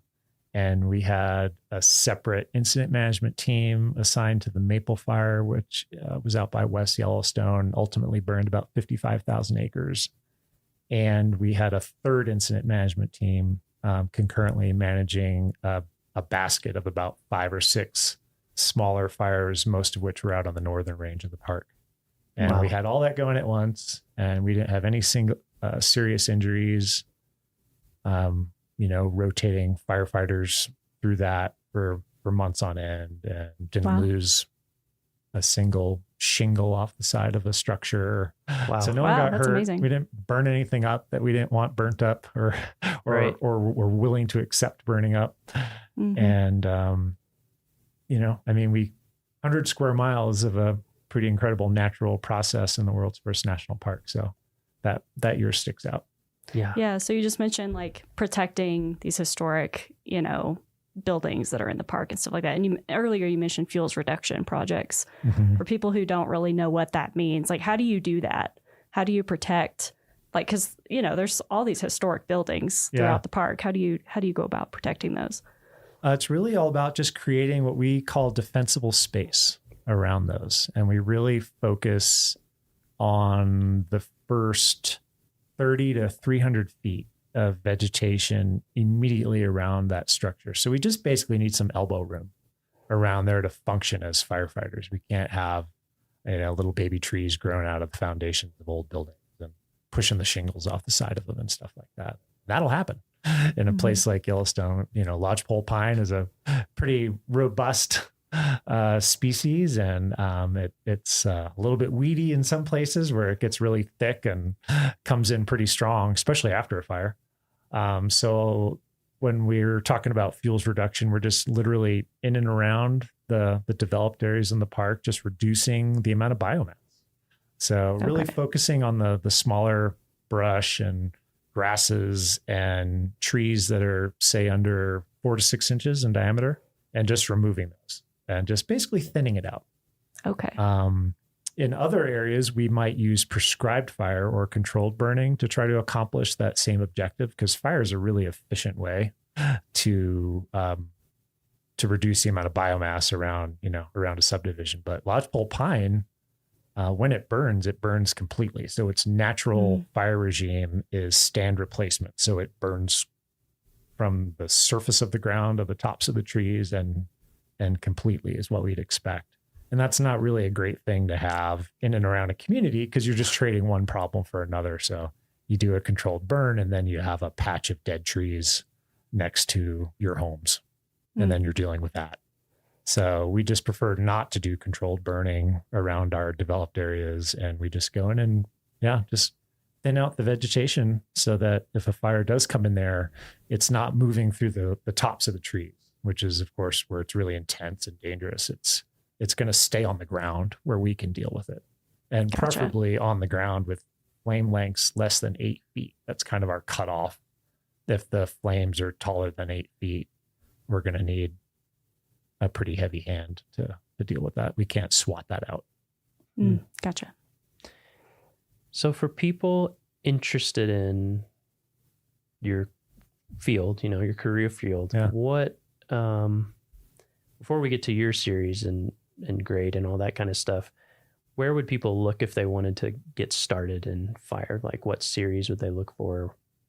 We're actually going through a really big transition right now in how we're classified as firefighters. We were forestry technicians for the first few decades of this profession. And essentially, it's been decided over the past few years that's not a very accurate description of wildland firefighting for lots of good reasons. And so now there's a new wildland firefighter job series, and that's 0456. And it's designed to be a hire to retire job series. So we're going to be recruiting and advertising positions in that from now on, literally from the GS3 to the GS15 level. Wow. So that's really cool. Yeah. And previous to that, we were hiring entry level positions as 0462 forestry technicians And then I'm currently in an 0401, which is a biologist, ecologist job series. And that's all transitioning. So going forward, it'll be 0456 from GS3 to GS15. Wow. So that simplifies it a lot for people interested in looking. It does. Yeah. Yeah. They can focus in on that series and find something that aligns with whatever experience they have. Yep. And get in the door. Yeah. And getting in the door is not that complicated. You know, we don't have super high educational requirements, basically a high school diploma and a great attitude and an aptitude to learn new things. I know a commitment to physical fitness. Like, let's go. Yeah. Like, and that's it. Like we can start there. Right. And we're going to teach you the rest. So it's pretty cool. It's pretty cool. Yeah. Yeah. Because I've definitely noticed, like, I've never been in wildland fire or anything myself, but just being around people who are, there's definitely like a vibe, a culture, I think, of the people who stick with it. Because like you said, you gotta want to get into it. Well, and you have a lot of intense shared experiences, right? Yeah. So anytime you do that, you do form a certain bond with the people that you're doing that with that you can't simulate elsewhere, except maybe like within your actual immediate family, like the experiences you might have with your brothers and sisters growing up. And there's, I mean, so many stories I can't tell anybody because they won't even understand. Sure. You know, and that's a powerful thing. And it could be lonely at times because there's, you know, you got to like find your old hotshot friends to like talk about, you know, some fire you're on, because you would just spend all your time trying to explain it to other people. Yeah. You know, so yeah, it's kind of a unique job in that regard. But you meet a lot of great people, and it's not easy. It's not an easy job to do, right? So if you're around people that are doing it and sticking with it and making it past, there's kind of this imaginary line at year 3 where you're sort of in or out, right? You're either like, this is what we're doing because the commitment level is so high, or maybe this isn't for me and I don't like sleeping on the ground and not being completely convinced like when the next meal is going to show up out here, or just being out in that environment. Yeah. So when you're around people that have made that commitment and made those sacrifices, it's a pretty special. So yeah. We have really good stories if you can get us to tell them. Maybe someday. About to say, I could keep I wish we could talk for like 3 hours. Yeah. And so along those lines, like if somebody's looking for this job in a national park, not every national park has these jobs, right? Or do they? I'm not familiar. Not every unit. Certainly the larger mid-size to larger parks. So for example, in our region, we have 14 park level fire programs, and those programs either manage one or a group of parks. So, you know, when you talk about a Yellowstone or Mesa Verde or Bandelier, Rocky Mountain, Dinosaur, Zion, all those units have a program, and pretty robust, you know. So sometimes when you get into like a much smaller unit, like we manage fire for the Little Bighorn. So Little Bighorn Battlefield National Monument, about 4 hours east of where we're sitting. And we provide fire management services for them, but they don't have any firefighters per se, or any equipment. So it's just sort of an administrative responsibility. And so, yeah, we manage their fires through agreements and relationships. So the Crow Agency has agreed to come over, put out any fires if we get any out. But, so yeah, but most mid-size national parks are going to have, especially out west, will have their own program. So cool. There's a ton of opportunity, investment. The bipartisan infrastructure law I call it National Fire Plan 2.0. It's essentially the next huge influx of investment in wildland firefighting in America. The Park Service is benefiting greatly from that. So all those programs are kind of on the uptick. It's a great time to get your foot in the door and start a career or advance in your career in fire. Awesome. Yeah. Well, like I said, I wish we could talk for like 3 hours. I want to just ask you about fire ecology and behavior and what it's like to like get to know it's just like a fascinating process to me. You know, it's like a chemical reaction happening that has its own life and scale. And like you said, behaves so differently, but we do have to wrap it up. So, do you have a favorite story or memory from your time in Yellowstone or another national park, but just something that, you know, I've been reflecting on that recently, and I couldn't come up with, you know, the one thing. And maybe that's because at this point in my career, in my life, I've learned to appreciate like small things, you know. And I mean, obviously we live in a place where we're just kind of surrounded by wonderment, and people have a hard time even relating sometimes to the things we try to describe that happen in our backyard. But for example, literally in my backyard the other day, I went out to chop some wood for our stove and was just enjoying the weekend. And I kind of had a quiet moment, and I stood there and a wolf howled. And it sounded like it was, you know, maybe a mile behind the house. And I thought, you know, it's like noon. That's not typically when I hear wolves howl. Sometimes they come around at night, and I'll hear them when I'm letting the dog out, you know, for the last time in the evening or something. And so I sat there real quiet, and it howled again, you know. And I probably have 100, you know, little stories like that. We're just surrounded by it all the time, and it's there all the time if you're listening for it, and if you're open to it. And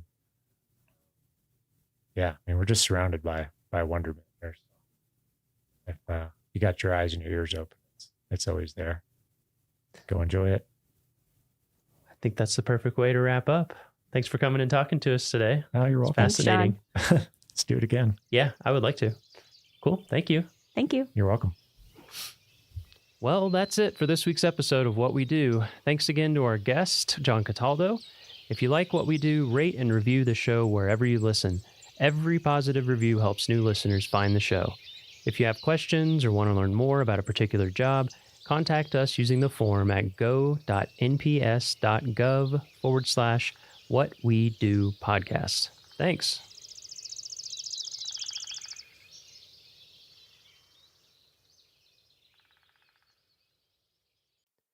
Hello, world, and welcome to the Rocky Mountain National Podcast, the official podcast of Rocky Mountain National Park. This podcast is something totally new for us. We're just getting started. This is episode 1. We're going to be running in a seasonal format, so we'll have a whole season, and this season we're going to do 10 episodes. What we're trying to do with the podcast is connect you to Rocky Mountain National Park through sounds and stories, with things like days in the field with climbing and backcountry rangers and park researchers, interviews with rangers about both their own lives and what they do in the park and the key park issues, soundscapes around the park, news, upcoming events, tips for your visit, all that kind of stuff. I'm your host, Miles Barger. I've worked as a guide in Yellowstone, Denali, and Black Canyon of the Gunnison National Parks. I've also worked as a cartographer for the NPS. NPS is Park Geek speak for the National Park Service. So you're going to hear a lot of people this season use that acronym, NPS, National Park Service. I made maps for the NPS brochure program, which makes the official brochures for all our National Park Service units. And now I'm here at Rocky, where I manage our webpage, social media, audio, video production, waysides and signs, printed publications, and other stuff. I'm not going to go too much into my story here right now because, as you'll see, the interviews on our podcast are not going to be formal and stuffy, blah, blah, blah. You know, we're not doing highly produced stuff. We're doing conversations with real rangers, with real park staff, volunteers out in the field. And we want it to be like you're sitting at a picnic table with us, you're sitting around a campfire, we're just having an interesting conversation. So I'm sure that in those conversations, details about me will naturally emerge. So for today's episode, I spoke with Kathy Brazelton, the East District Naturalist. The East District of Rocky Mountain National Park is the Estes Park side of the park. Kathy has been a longtime resident of Estes Park, and as you'll hear in our interview, has been in love with Rocky and the surrounding area for a long time. We chatted in Upper Beaver Meadows, a beautiful meadow backdropped by jaw-dropping mountain views, where we looked for signs of spring and learned about Kathy's lifelong passion for sharing with the world Rocky's unique beauty. We hope you enjoy.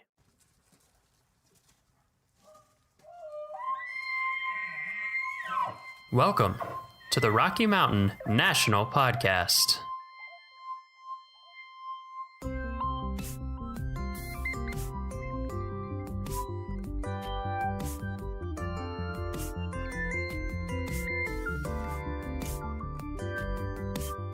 Hi, Kathy.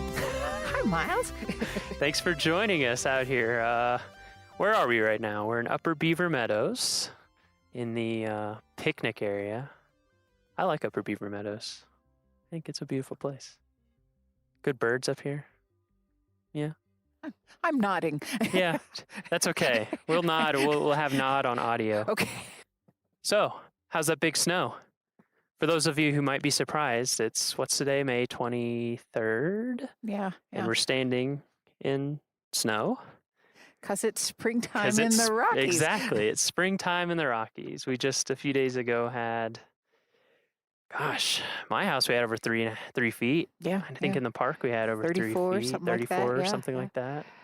I think Craziness. Allen's Park had like 42. Oh. Have you seen a lot of snows that big here in the spring? Not quite that big. No. One year in March we got 56 inches. 56? Yeah, it was phenomenal. Whoa. But those are odd little weather events. Yeah.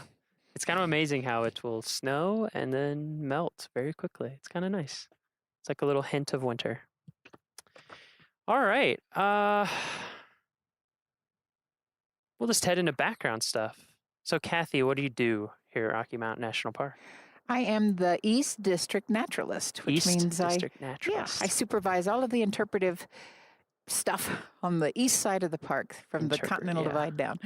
And what is, I don't know, our listeners might not know, we use the terms interpretation. What's an interpreter in the Park Service? We don't translate stuff, right? Well, we sort of do. I look at it. My grandmother, to her dying day, asked me what language I spoke. So, really? and I think it is kind of being an interpreter. I take my knowledge and love of this place and put it into language that the visitor can understand because it's new to them. So interpreters, we do stuff like ranger programs that people go on. What other kind of things? Walks, talks, hikes. And then there's the non-personal stuff that you'll see around the park, the brochures and the wayside signs and things that help you understand where you are. Yeah, I know a little bit about that. Imagine you do. So let's see. Where are you from, Kathy? Originally. Born in Memphis, Tennessee. Memphis, Tennessee, but no accent. Amazing. I lost it on purpose when I moved out here to go to college. Yeah. But I was a child of the South. Yeah. I grew up in the South too, actually. Yeah. And I was kind of the same way. I didn't lose it on purpose, but I had a thick accent and Kentucky plus Mississippi plus Tennessee. So that was kind of a doozy. That's a good mix. And then I moved to Iowa when I was like 11 or 12 and it kind of went away. Memphis, Tennessee. How long did you live there? 2 years. 2 But years? all my family was from there. Oh, really? But Daddy's company moved him all around. Yeah. And my family loved to travel. Yeah. And we came west. Yeah, in like the a lot? Station wagon with the wood paneling on the side. Like National Lampoon Vacation style? And 3 little girls in the back seat driving my parents crazy. Oh, that's great. But that's when I fell in love with the West. Yeah, so it was you and 2 sisters. Yes. Is that right? Yes. And then ever since you can remember, you took trips out west? Yep. How did your parents get into that? I'm not quite sure. Dad was a crazy birder. He wanted to get lots of new species. And Mother was really enthralled with the beauty of the Native American lands. So we did a lot of poking around down in Monument Valley and Gallup watching the dances. Oh, wow. And yeah. That's I had awesome. a blessed childhood, but it turned me on to my love for the national parks. Yeah, that sounds great. What's the first national park you remember visiting? Rocky. Rocky? Really? Yes. How old are you? I was 11 years old. 11. Wow. And I fell in love with these mountains. That was a family trip? It was. Huh. How long were you here? Did you camp? No, we didn't camp. We hiked in the snow. We all fell through. We had on our cotton jeans and our cotton boots. It was May, though. We, coming from the south, we thought it would be warm. But no. But no, we had so many good experiences here, and then later we camped and backpacked and hiked all through the park. But so you came here a lot. We did growing up. Like how often would you come? Yearly or every few years? I think we came once a year for probably 8 years. Wow. Yeah. Okay. And then once I came out here and went to school, my parents kept coming back to visit. So I was their excuse. You went to college here? I went to Colorado State. Colorado State. Did you come? Was that because you loved Rocky so much, or do you love this area so much, or was it coincidence? It was a combination of things. I adored the area, and I was going into forestry and natural resources, and CSU is the best school for that. Okay. So do you think, I guess it's hard to say. I mean, it seems like your parents and visiting all the national parks would make you like resources and all that. Were you into that ever since you can remember as a little? I wanted to be a ranger ever since I was a little girl. Really? We went on a hike at the Grand Canyon, and I remember trotting along behind my wonderful ranger, and I asked him, "Do you really get paid for this?" We still ask ourselves that sometimes, don't we? But I knew, and I was so lucky and blessed to have it happen. Yeah, that's great. So you went to school at Colorado State in Fort Collins? Okay. Mm-hmm. Did you work? When was your first job as a ranger? As a ranger? Yeah, or in a national park. Did you ever do an internship? Or I did internships. I worked for state and national parks. I worked for Forest Service. I worked anywhere I could find a job in the biz. What was your first thing in the biz? When I was, parents don't let your children listen to this. When I was halfway through college, I took a semester off, and I worked at Lowry State Park, our wonderful state park just down the hill. I worked for the Young Adult Conservation Corps. So it was a break from school, but it was also doing something that was, My goal was always, no matter what job I had, was to put some kind of a spin on it that would benefit the environment and benefit my career. Yeah, sure. What kind of stuff did you do in that internship? That was... Or job? So I made some maps, and I worked on some trails. Oh, that's interesting. Got to make maps. Yeah. I like to make I know you'd like that. Yeah, I've made some maps in my time. I mean, it's interesting, I think, because that question comes up a lot, I feel like, from visitors. It's like, how did you do this? Or how did you become a ranger? Or what was involved? And I feel like those types of summer jobs and internships... My first internship, you will love this. I went to Southern California, and it was the Louis Rubidoux Nature Center with Riverside County Parks. I was madly in love with a California boy at the time, so I did my internship down there. And the day that I got there, maybe within 2 or 3 days, my poor boss, who ended up being a wonderful friend of mine, was in a terrible accident and handed me the keys to the center and said, "Have a nice summer." Wow. So I learned, you learned a lot from the kitchen sink on up, Yeah. but it was the best experience ever. I learned everything. Yeah. Yeah, that sounds great. Sometimes I've had a few internships like that. Yeah, let's see. So when's the first time that you worked at Rocky Mountain National Park specifically? I came here in the year 2000. Year 2000. And what were you doing then? Oh, it's a crazy story. I was chief ranger in several parks, chief of interpretation, and I wanted to move up here. And my husband got a job, and I didn't have a job yet. So I handed in my badge and moved up here on a leap of faith. Yep. But I wanted to raise my children up here. It's the scariest thing I've ever done. Yeah. But again, it worked out. Well, yeah. It was wonderful. And I had actually a summer off, which I haven't had since I was 16. Yeah, that sounds great. And I hiked and hiked and hiked and hiked. Yeah, you already knew the park. But you got to know it so much better. Right? Yeah. I'd sit down every morning with a topo map and a cup of coffee and just go, here we go. Sounds like heaven. It was. That was a great heaven. Intro. Yeah. And then I got hired on as a seasonal again. So I got to have all the fun and none of the responsibility of a supervisory position. Yeah. And then just moved on up. So yeah.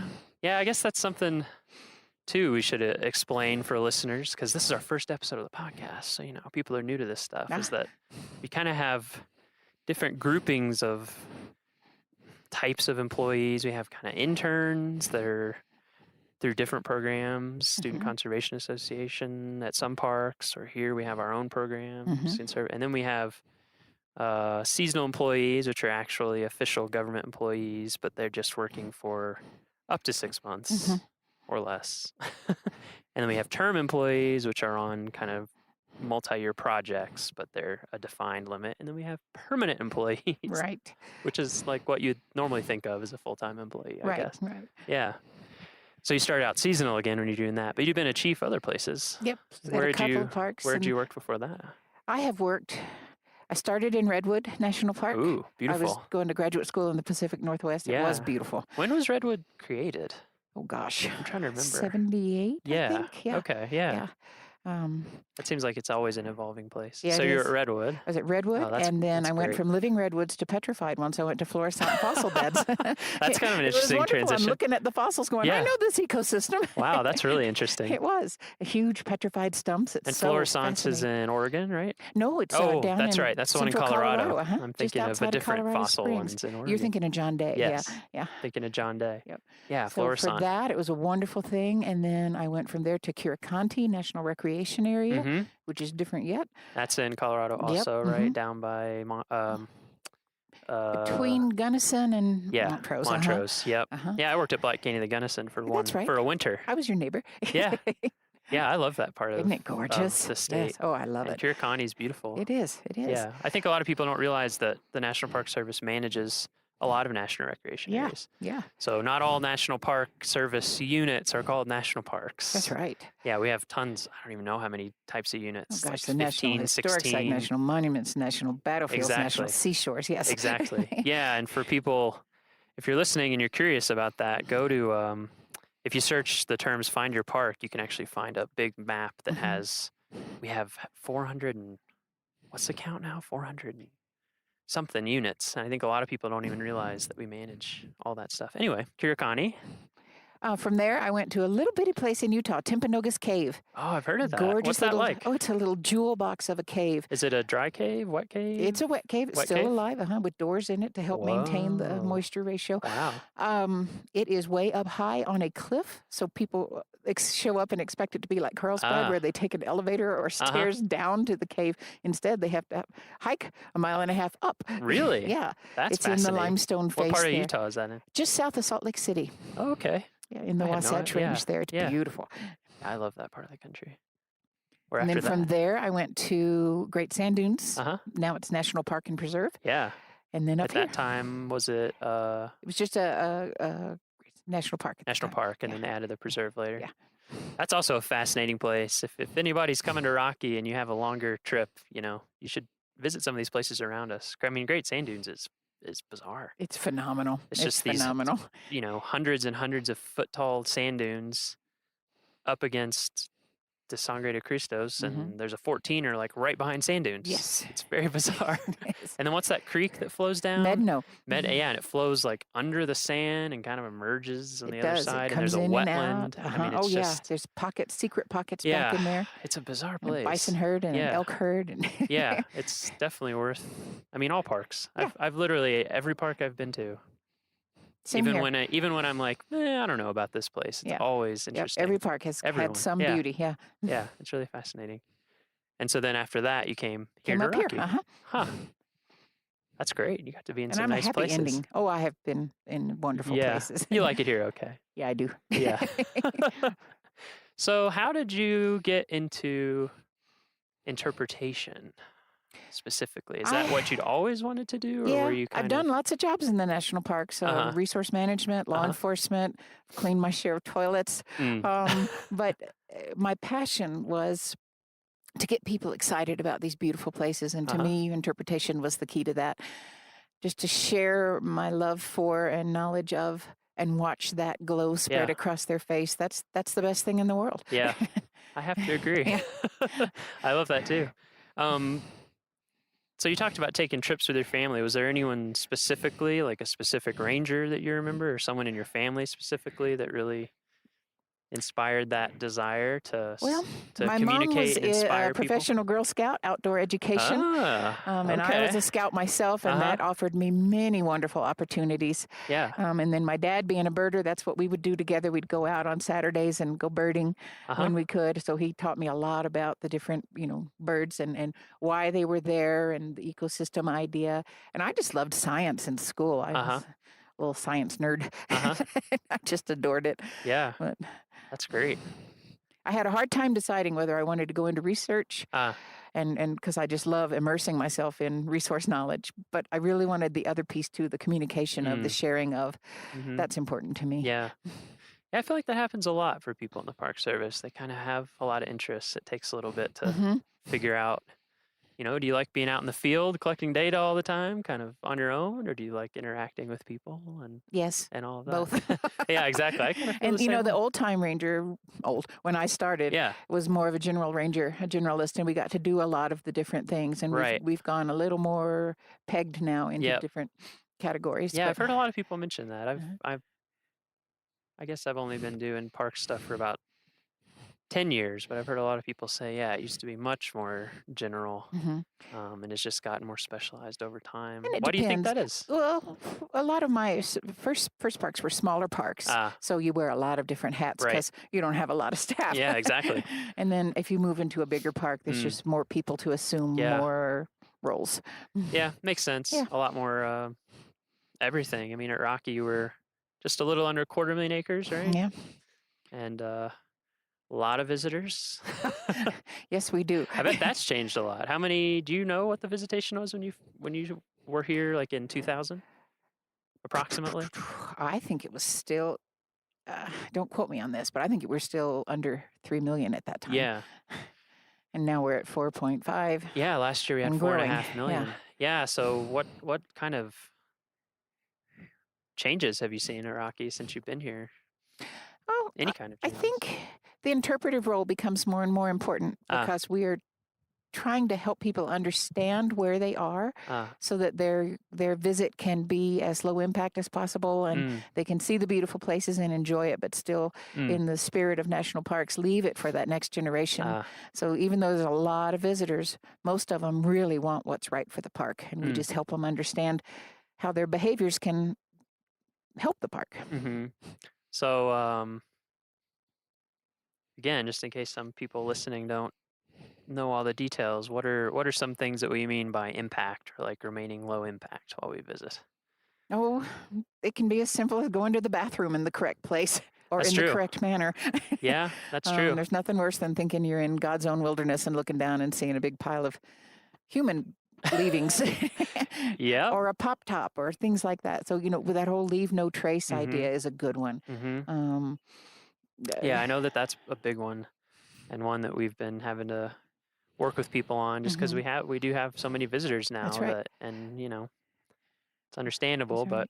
but and using trails, if there's a trail available, use that. Don't make your own. And that can really help the undergrowth and the vegetation around our heavily used areas and little things like that. And people need to remember that it's a little thing, but it really does make a difference. Yeah. Because we have 4.5 million people doing that little thing. Exactly. Yeah, that's what I always try to think about because it's understandable. Like it's understandable why people do little things and you don't think about it. But I always try to remember, like, okay, what am I doing right now times 4.5 million? Right. That's a good way to look at it. Can make a pretty big difference. Yeah. And then the other thing I try to think about too, that I think you're right, this where interpretation is so helpful, is that national parks are really fun and they're fun to come to and they're fun vacation, but they're so interesting because they're set aside forever. They're supposed to be here forever for everyone. Right.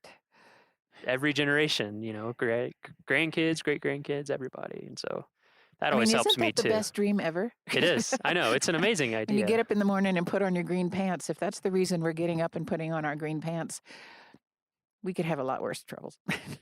I agree.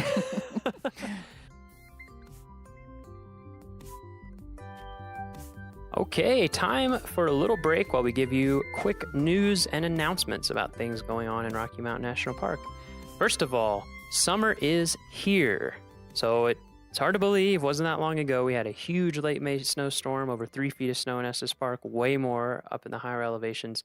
But Trail Ridge Road is now fully open for the season.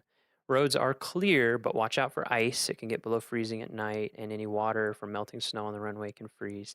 And be prepared for cool temps and high wind. It can really surprise you. For example, on Monday, I went up to the Alpine Visitor Center. When I left Beaver Meadows Visitor Center, it was 76 degrees, light wind, sunny. Up at Alpine Visitor Center, it was 46 degrees and very windy. and pretty clouded over. So the weather changes really quickly and temperatures always get colder as you go up in elevation. I was really glad to have a jacket, hat, and gloves and to not be in sandals. And we recommend that any of you coming to visit bring all those items as well. Warm clothes, hat, gloves, and if you're wearing sandals, some extra shoes in case it's really cold up there.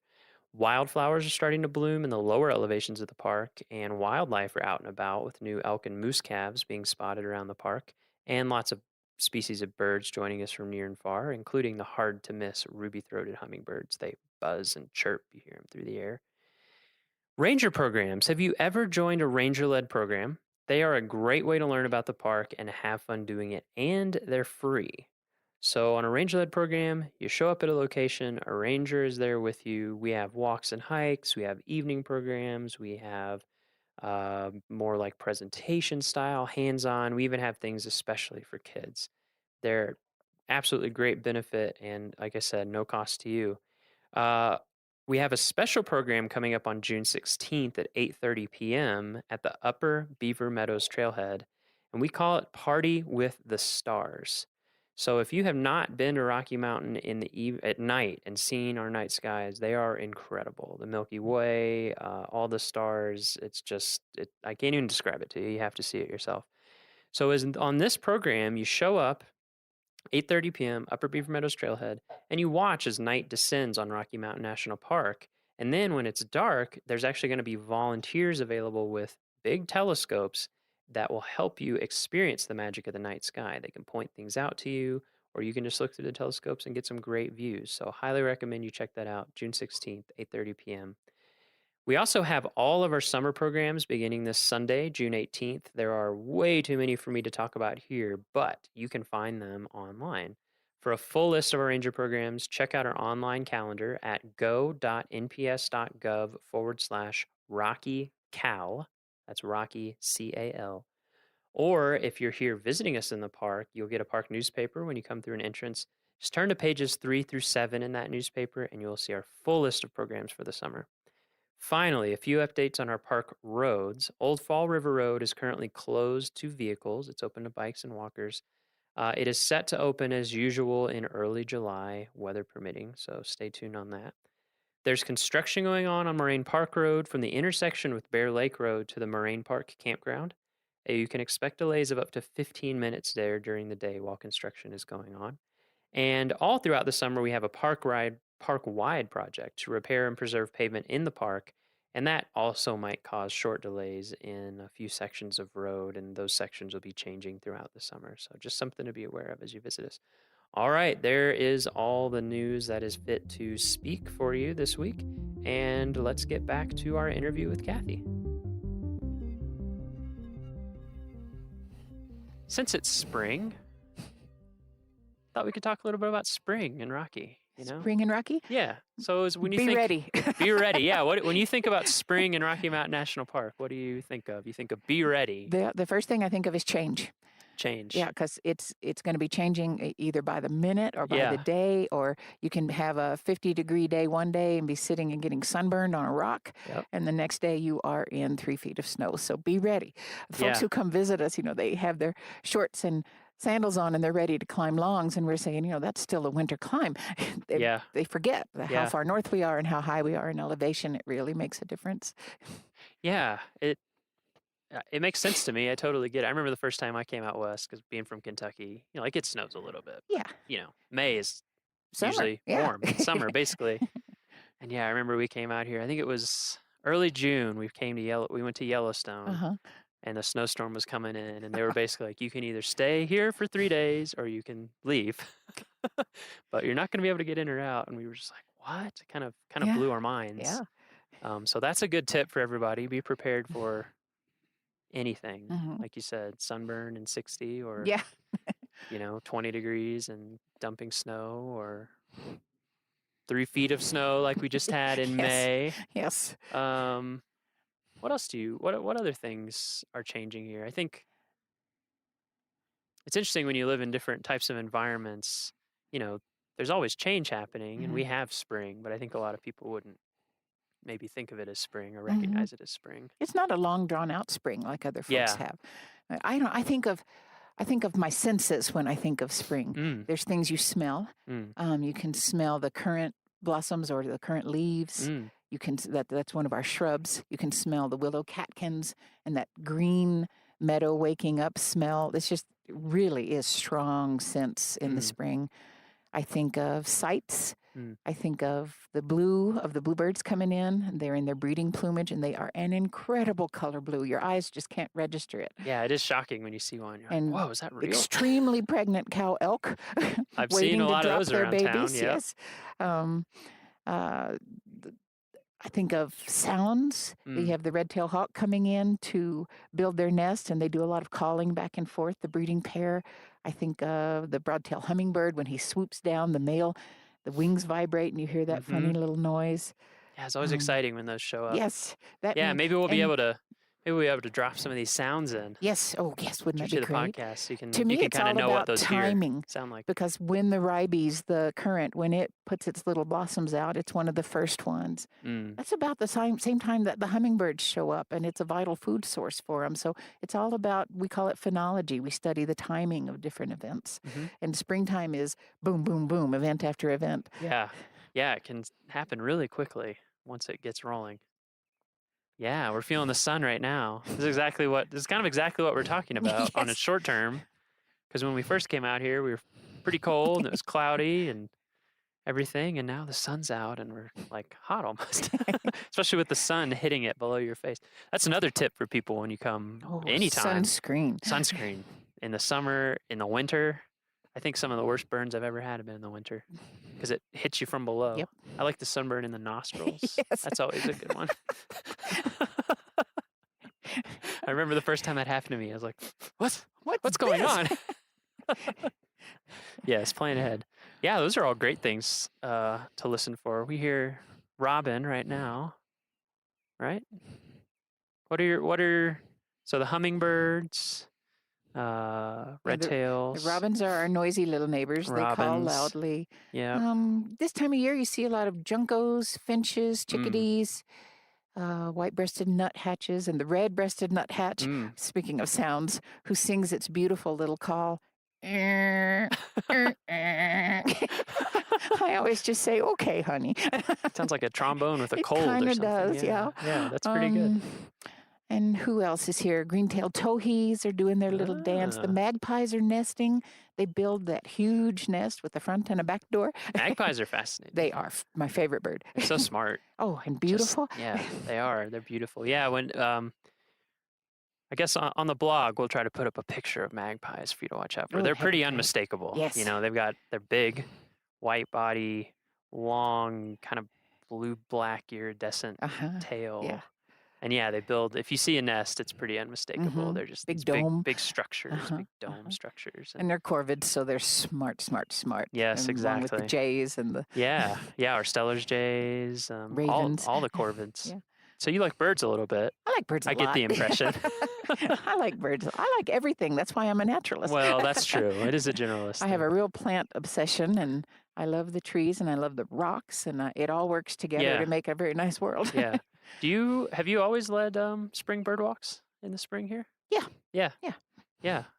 Tell people about that a little bit. Oh, it's a wonderful time to get out and see what's going on our calm spring mornings. There's no place more beautiful than out in the meadow, listening and watching, and again smelling. I love to smell everything too. Yeah, it's an important sense. It is. People forget about sometimes. It is. But I do. You know how it's so linked to memory. It is. Yeah. So I think folks will come here and they'll smell something, and later they'll get a whiff of it and go, "Oh yeah, Rocky." So the spring bird walks are at 7. Or excuse me, they're at 8 now, and they'll be at 7 in the summertime.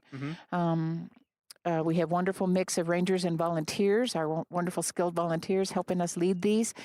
And this is the time of year when the migrants, the bird folk who go thousands of miles away, come back up and come home to Rocky. So it's great to see them arriving. It's amazing. It's really amazing.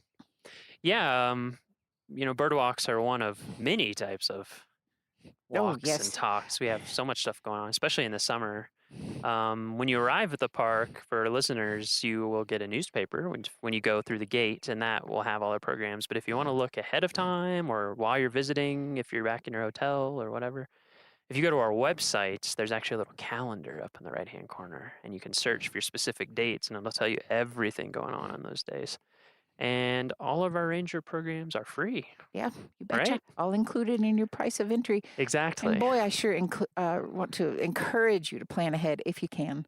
Yeah. Because we are getting so busy, and there's times when there's no parking, and I know how frustrating that can be. But if you plan ahead, you can be where you want to be before the crowds get here. Yeah, that is a really big thing as it gets as Rocky gets more popular. I mean, it's great that we're more popular because that's what we want. We want more people to come learn about not just this park, but this place as a representation of, the Southern Rockies, the Colorado Rockies. But yeah, planning ahead is so key.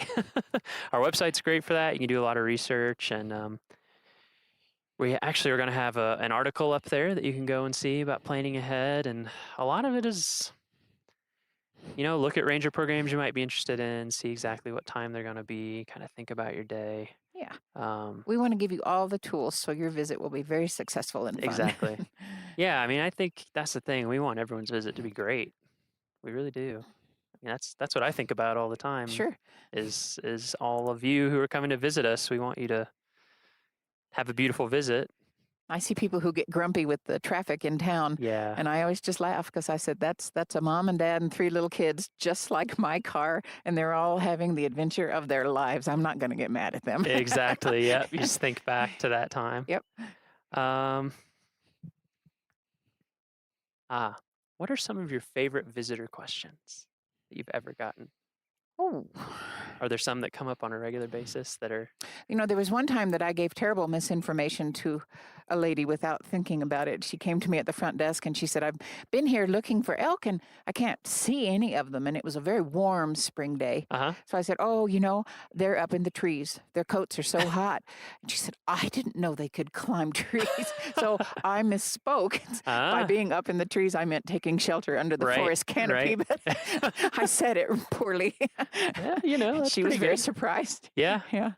Yeah, it's there's so many animals and things here that a lot of people aren't familiar with. So maybe elks do climb trees. Elk. That's pretty funny. It was.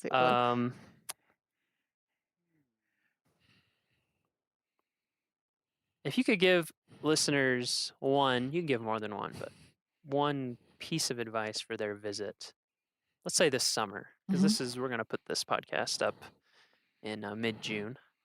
What do you think it would be? Doesn't have to be practical. It can be anything. Oh, probably my biggest piece of advice is just come with an open heart and open eyes and look around and absorb this place. It's yours and it is magical. Be open to that. Don't get caught up in the traffic and where we're going to eat lunch and all the day-to-day things. Yeah. Let those slide to the back of your mind and your heart and just be here now. Yeah, that's a great piece of advice because I experienced that too in the park. Sometimes you have an idea of I want to do this specific or go this specific place. Right. And yet everywhere you go in the park, anything you do, I always find beautiful and enjoyable. Yeah. It just kind of... Yeah. And the mountains will, John Muir said, their peace will flow into you. I find myself on the way to work thinking about getting the kids to the dentist. And I look up at the mountains and go, oh yeah, that's what's important. Exactly. Yeah. Let it kind of, like you said, let it flow into you. Let it calm you down. It's important to remember sometimes, all times. We already talked about bird walks. What are some other events this summer that listeners might want to know about? Or what about some of our night sky stuff? Oh, we have several. They're primarily on Friday nights. Yeah. And I have a wonderful ranger on my staff who is a dark ranger as well as a park ranger. Yeah. Which means she is highly skilled in astronomy and the skills to teach that. We go out into these meadows here and we look up, and I promise you've never seen stars like this. It is so magical. There are thousands. And we have a wonderful cadre of volunteers who come and bring their telescopes so we can all get a look. Last summer I sat out here probably till about 2 a.m. watching Saturn, and you could see the rings, and it's just, it's impressive. Yeah, it is stunning. It's really amazing. And the difference between near to town and then when you drive into the park a little ways is if you're used stark. to a lot of light pollution in your urban sky, when you get out here and look up, you're going to be just amazed. I mean, a lot of times you can see the Milky Way just before your eyes even get adjusted. Yes. You just look up and there it is. You don't even have to adjust. Yes. Yeah, those are great programs. Like what do we like to say, half the park is after dark. That's right. But it's really true. It's really true. There's just so much amazing stuff. And in the winters too, we do some full moon walks sometimes. We do. Because that's a magical night to be out. Sometimes we have to go in snowshoes, but we're out in the winter landscape under that full moonlight, learning about how the planet works and how the moon works, and it's just wonderful. Yeah, so we have our night sky programs. If you go on our website, you'll find all of those listed. We also have evening programs, so not quite around when it's getting dark. Can you tell people about those? Yeah, those are primarily located in our campgrounds, but you don't have to be staying in the campground to come. You can pull in and attend the campfire program as well.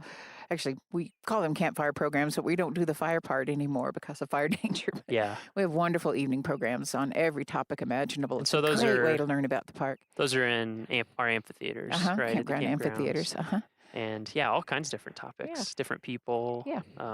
Different show every night. Yeah, exactly. Yeah, and those are nice because there's a lot of visitors around. It's kind of a nice, fun way to meet people. Yeah, communal they're real spirit. family oriented, and some we do early before the sun goes down because we know we have some campers who need to be in bed. Sure. And then some we do as it gets dark, and we use a PowerPoint projector for that. I'm trying to think of some of our other programs. We have lots of walks. We have visitors. Yeah, we have walks. We have programs that are tied to the visitor center because we know you're busy, but you might want to learn something but don't have time to go on a long walk. Walks, talks, everything imaginable. Just, again, check out those web listings and see what fits your needs. I'm also thinking we also have some kind of fun, like Coffee with a Ranger. I think that's kind of an interesting program. That's a fun one. Meet the ranger at 7:00 in the campground. Yeah, exactly. And you can just, we try to keep it informal. It's just a chance for you to talk and ask questions. And you know what we really use it for? We use it as a chance to really put our finger on the pulse of what the visitor is doing, thinking, feeling. And we really like the feedback of what your experience is like and how we can do better. Yeah, that's true. I haven't even thought about that part of it. But that is a great opportunity to just talk and see how things are going with people. And then visitor centers, we also staff those. Oh, yeah. Swing in and you can find maps, information, trail information, anything you need. And then also the bookstores. Oh, yes. Wonderful sales items with our partner. What are some of your favorite books about Rocky? Oh, let me think. Other than anything. Yeah. Well, field guides, yes. Field guides are great. That's what makes my knee go. Anything by Enos Mills. He was he's the father of our national park, and he was the father of really the rangering profession of taking people out into the field and learning. And he writes lyrically. You will fall in love with the mountains by reading anything Enos wrote. Yeah, Enos. Maybe we talk about him for a little bit because I think that's pretty fascinating, and definitely I encourage anyone to read because it's almost it's like halfway to poetry. Yes, it is. It's kind of halfway in between prose and poetry. It is. When did he come to this area? He came when he was a kid. Yeah. He was like same. Same but different reasons. He was quite ill back in Kansas where he lived, and they had thought that maybe if he came out here and lived with his uncle in the rarefied mountain air, he would get better, and he did. He got strong and wonderful, and really set up a mountain school, a nature school on the side of Long's Peak. And I can't remember how many times he climbed Long's Peak, but it's in the 300s, 400s. Yeah. He was like the king of that area. He knew it. He was such a good naturalist, and he could tell it in such beautiful ways that everybody got excited. And then he used that skill to get the idea of the national park going and campaigned for us all across the nation. Yeah, it's amazing to me how many national parks have that sort of story. They have, a person or a small group of people that recognize the beauty of the place, and they really work hard to have it protected. I always find that really inspiring. I do too. Because it's just a few people who spearhead it, and then now we've had this park for 100 and years. Yeah. 102 years. Thanks to their efforts. Exactly. Yeah. And So never think that you cannot help or make your dream come true. You can. yeah, it really is amazing to read about all those folks. And so, Smills basically, I mean, what would you say? Did he create the idea of a naturalist as like a defined profession, or do you think he pushed it forward? Nature guiding is what he called it. And he said, don't tell them so much the what, but get them excited about the how and the why and what it means to them. So he had the answers way back then. And his nature school was just a wonderful place to come and learn, and people would go up. Yeah, I think that's an interesting thing for me that maybe surprises some people when they go on interpretive programs. And that's why I think that's part of the reason why we have our own term, interpretation, as opposed to education, because we're not just trying to bring people out and just throw facts at you all day. Could you talk a little bit about that? Oh, I think our main goal is, we know that people want to learn. Sure. We like it too. So we do that part, but we don't let it in there. We try to take it to that next step, which is something transformative, something inspirational. That's where people's hearts are touched. And our goal is to touch you in your brain with the intellectual and in your heart with the emotional. And we want you to leave this place a steward. We want you to leave this place a champion for national parks and for Rocky, and to do everything you can to help protect us. Yeah, I think, not to get too much into technical verbiage, but we're also, I feel like that's a growing thing in the Park Service, these more interactive programs with rangers where, again, we're not just talking at you, but we actually want to have a conversation, not just between the ranger and the person, but between everybody that's in the group. And I've been on some of those programs, and it is amazing what comes out, Oh, we learn so much from our visitors. Yeah. We look at it as being more of a dialogue than just I'm going to stand up here and tell you everything I know now. Yeah. And through that dialogue, everybody is enriched. Everybody learns, and everybody has a chance to be heard. Yeah, I feel, on so many ranger programs, not just guiding them, but also being on them. It's amazing how you can have more energy and excitement when you're done.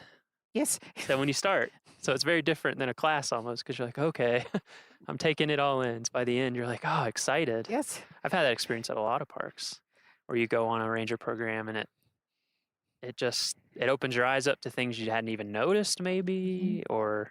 And it's the same thing for the rangers. The visitors keep our pilot lights lit. They keep us excited and enthused and in love with this place. Absolutely. Seeing it through their eyes is just wonderful. And I love kids too. Oh, yeah. All of our programs are all ages. Is that correct? Sure. Yeah. Sure. Yeah. So any kids are welcome. And I think a lot of times they have some of the most insightful comments and questions. They do. I'll never forget they'll the ask time a question. Yeah, I had an environmental education contact with a kid, and we were doing these great programs, and he goes, "That was great." Then he looked at me, he goes, "Hey, you were teaching us stuff." He saw you, huh? And I thought, okay, my job here is done. He had a good time, but he learned, yes. Yeah. Yes. And our Junior Ranger program is one of our most popular programs in the park. We have I'm wonderful glad you brought books. that up. And then we have programs up at our Hidden Valley area where we have Junior Yeah. Ranger headquarters. And kids, that's just for you. Yeah. So Junior Ranger, can you explain it a little bit, like the details of it? We do 4 programs a day, and it's just a way to kid-level learning, the fun stuff, a way to learn about the national park and what's here. And then the kids can fill out their books. There's all sorts of fun activities and things to color and match and draw lines to, and then they get their badge. And kids, your badge is bigger than my badge, so it's That's pretty true. cool. They are cool. Yeah. Yeah, you go to a visitor center or to a Junior Ranger headquarters. Our Junior Ranger program, Yep. And it's great. I mean, the books are I love the books here. Oh, they're at Rocky. beautiful. Yeah, Our partner helped design those. They're all Rocky Mountain hand Conservancy. illustrated. They're and, gorgeous. Yes. Yeah, they really are. And kids are really excited when they open it. It's not, it's summer oftentimes when the kids are here and they don't want to do homework, but it doesn't look like homework. It looks like fun. It's There's games. searches and puzzles. Beautiful colors and And it's just a great way. I mean, the kids learn about it, but the parents learn about it too because they're helping the kids. And then you get a badge, and it's just a great program. And it's free. Yeah. So and we have some kids who hit our desk.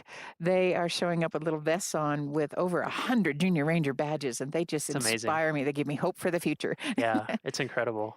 So we have junior ranger books for different age groups. So, Split up. whatever the age of your child or yourself, we have something. I was going to say, literally, whatever the age, I awarded a junior ranger badge to a 91-year-old gentleman once, and it was just a high point of my life. Yeah, that's amazing. Wow, what a good story. 91 years old. He was grinning from ear to ear. Yeah, it's a great program. I feel like I'm 32. I have tons of friends in their 20s, and who go and they collect them just like an 8-year-old. Like, it's just as fun. It's just as fun.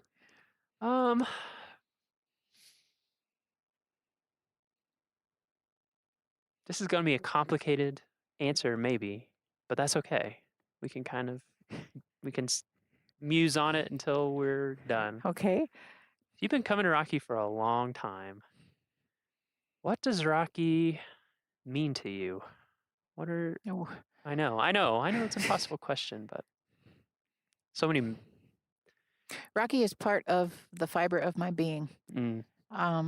Something, this is going to sound all woo-woo, but something physically, literally happened to me the first time I saw these mountains. Really? I just fell in love. I said, they are the most beautiful.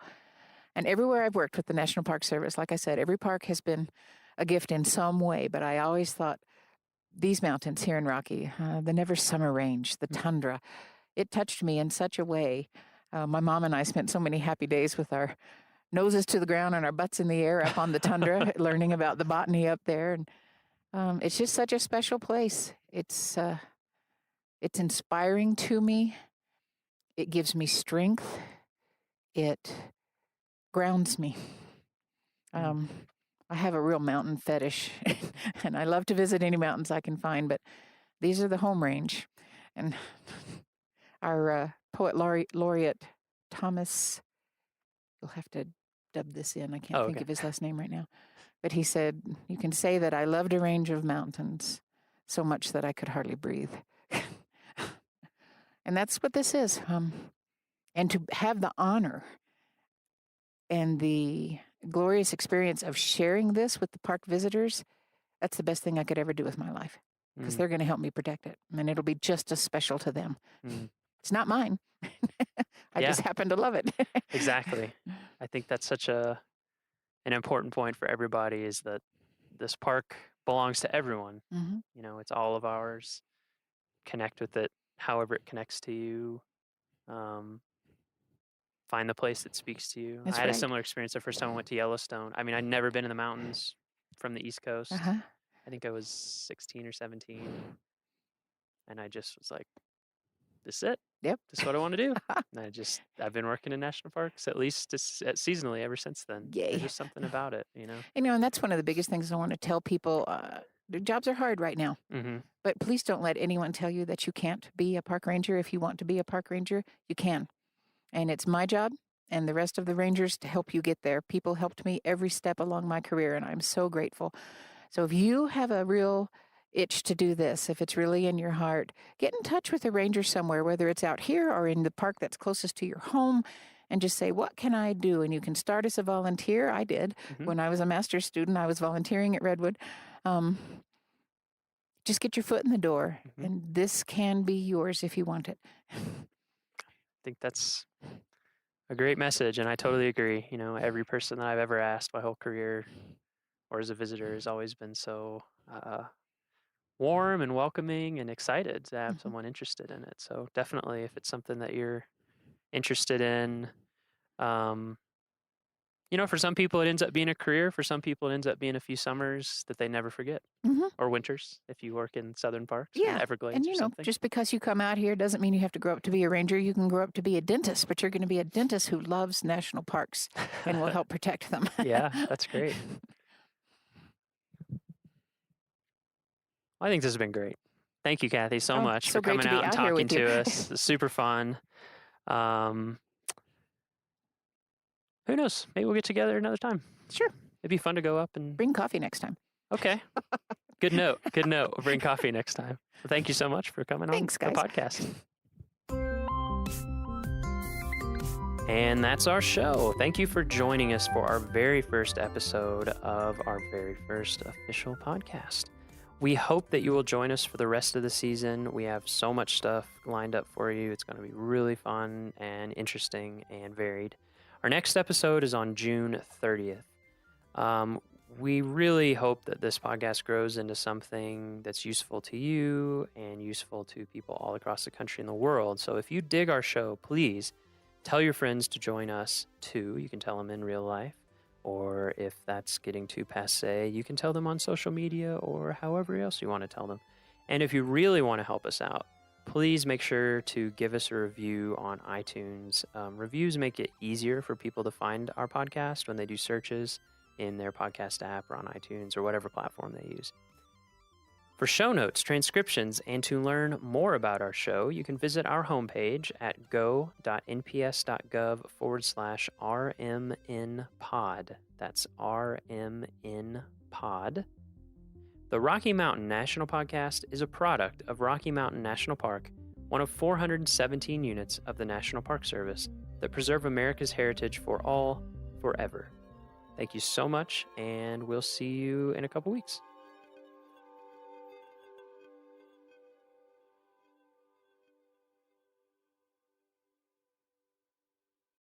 Classic radio from MBN.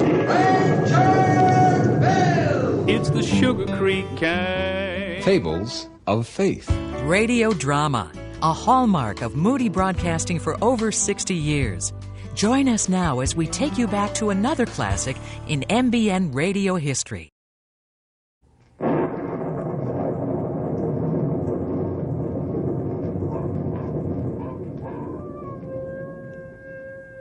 Ranger Bill, warrior of the woodland.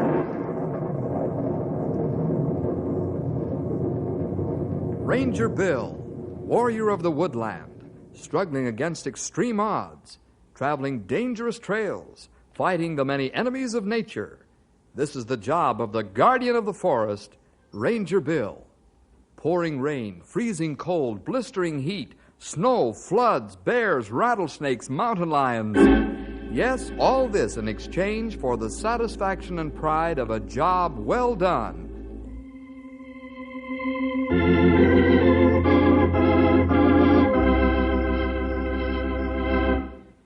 Every year at this time, Bill goes to the State University to lecture.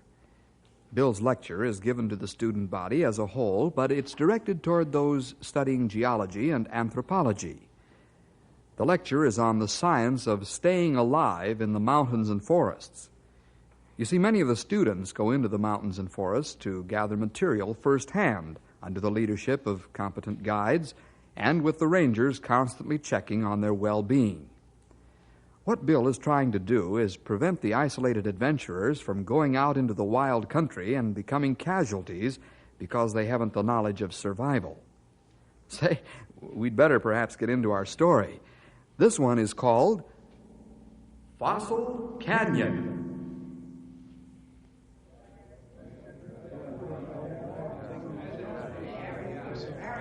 We're ready to begin the second hour of your lecture, Bill. That's fine, Dean Sands.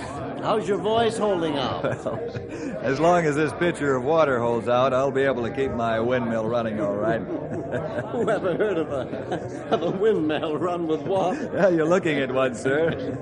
I hardly think that. But I'm enjoying your sense of humor. I never tire of hearing you talk about survival in the outdoors. I'll never forget your first lecture 3 years ago. My, little did I realize how much knowledge and experience a man must have to stay alive when meeting nature face to face. But, well, we're not here to listen to me. I'll make a few introductory remarks and turn the rostrum over to you. That'll be fine with me. Perhaps they have some questions first. Attention, please. Thank you. Mr. Jefferson suggested that you may have some questions before he begins this second half of the lecture. If you have, then you can ask them now. Yeah, I have a question, Dean Sands. I'll yield the rostrum to Mr. Jefferson, Bob. Then he can answer you direct. Bill, if you please. Thank you, Dean. Now, Bob, fire your question. Your first hour lecture was interesting. but I object to the inference you made that we're not able to take care of ourselves. Are you making that inference, Mr. Jefferson? Yes, Bob, I am. Mr. Jefferson, I think you're underestimating our ability. We're adults. It's been my experience that college students are the hardest to convince that they should keep out of the wild country. Also, it's a statistical fact that college students are highest on the casualty list. And I might add, on the mortality list. I can't swallow that, Mr. Jefferson. Why should we be the highest on the casualty list? Because you let your zest for scientific data run away with your common sense. You wander into places that even experienced guides and rangers avoid, if at all possible. You mean to tell me that I couldn't go out into the boondocks and survive? You've hit the nail right on the head, Bob. Let me illustrate what I'm talking about. Perhaps a true story will convince you. Well, it'll have to be a good one to convince me that I or any student couldn't go out into the wild country and come back alive. I'm sure you'll be convinced, Bob. Members of the faculty and student body, the story I'm about to tell you is true. It illustrates to perfection what I've been telling you. Dean Sands remembers this tragic story very well, even though it happened several years ago. Virgil Adams and Stanley Grimshaw, both State University students, decided to go into Fossil Canyon. Virgil and Stanley didn't know that it's 115 degrees at the bottom of Fossil Canyon, and there were a lot of other things they didn't know about that death trap. I'd sure like to find a good fossil down here, Stan. So would I. They've been found here before, only last year, as a matter of fact. Yeah? Well, Professor Glomkin would give us a good boost toward our degree if we made a real find. I'll say you would, Verge. Yeah. I'm going to make as good a collection of all the fossils I can find, even if we don't stumble onto the big one. So am I. I'd rather find a good specimen prehistoric age. Hey, we're only halfway down to the bottom of the canyon. Let's step it up and get down there before it begins to get dark. Then we can do some work. Yeah, that's what I was thinking. Let's go.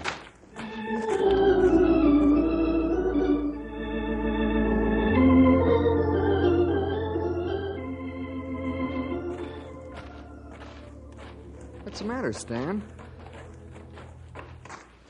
Guess it's heat, Verge. I didn't think it was this hot down here. I didn't either.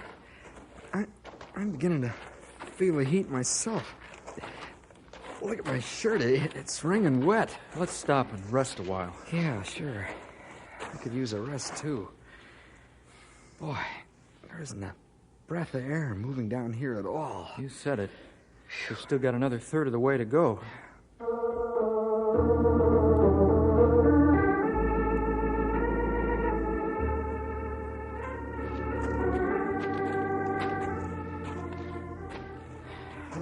Let's stop.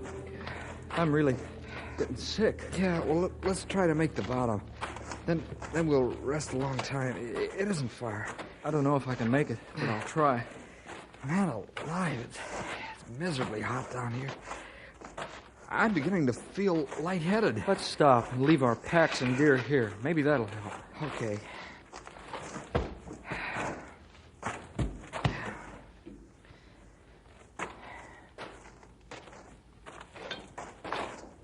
Feel any better, Stan? No. You?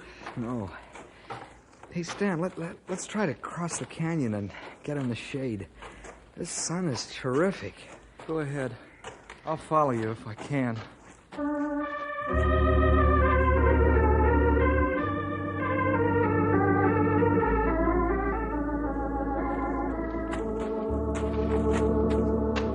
Verge, I can't make it. I'm gonna faint. Verge, do you hear me? I hear you, Stan. You gotta make the shade. I can't help you because I can hardly stand on my feet myself. I can't see you, Verge. Verge, I can't make it. Help me. Don't leave me out here in the heat and sun. Oh. Hey, Stan, try to get up. You hear me? I'll try to help you. Where are you, Stan? Stan, I can't see you. Water. I gotta get water.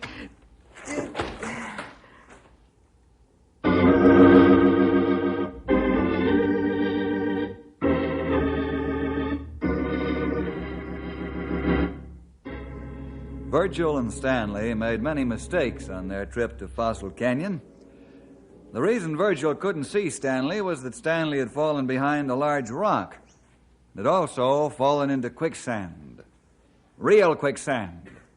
He was never seen again.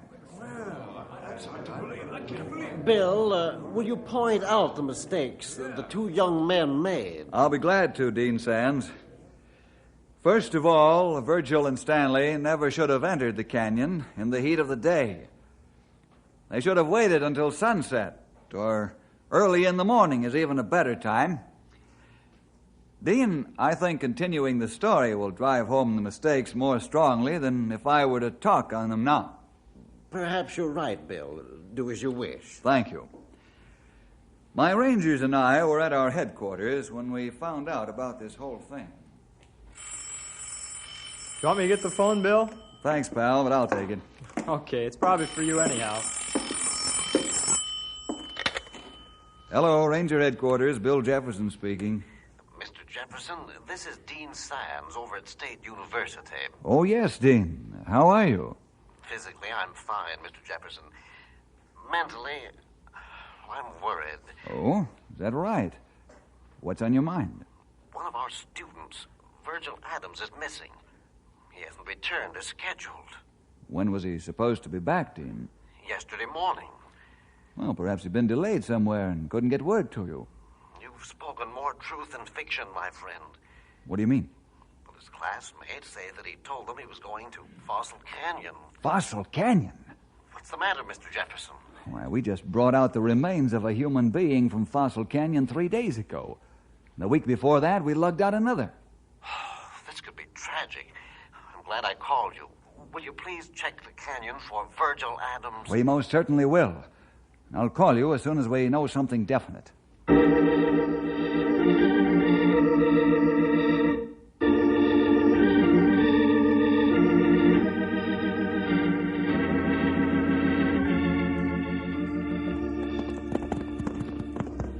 Bill, you got an angry look on your face.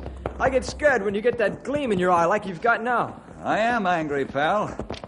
I'm going to get a letter off to Colonel Anders when we get back. A good, strong letter. Will it be about Fossil Canyon? Yeah. Something's got to be done about that place. What, I don't know. Stumpy, how many times have you been down there? Well, not any more than I have to, Sonny. The only time I go into that miserable hole is to bring out greenhorn tenderfeet lashed to the back of a horse. No man in his right mind would go in there.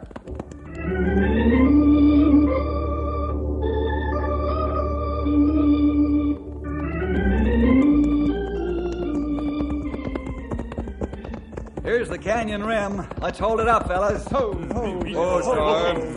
Oh, boy. Now scan the canyon floor with your glasses. You might see, Virgil, and save time. That's plenty a good idea.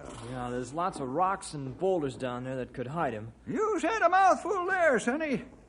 But as big as the canyon is, we might spot something that'll tell us where he's at. Well, I don't see anything. How about the rest of you? I can't see anything but rocks and more rocks. That goes for me, too. Lots of rocks, but no human being. You spotted something, Graywolf? There. Vulture flying over top of canyon. Oh, yes, I see him, too. Look to your rifles, fellas. We got to keep these terrible birds off the ground. If you see him dive, then open fire. Oh, boy, you said it, Bill. Those birds give me the shivers. They only fly around the dead. Let's go! Get him up, Come on, Judy! Let's take it easy going down, fellas. When we get to the bottom, we'll stop and rest before going on. It's 115 degrees down there.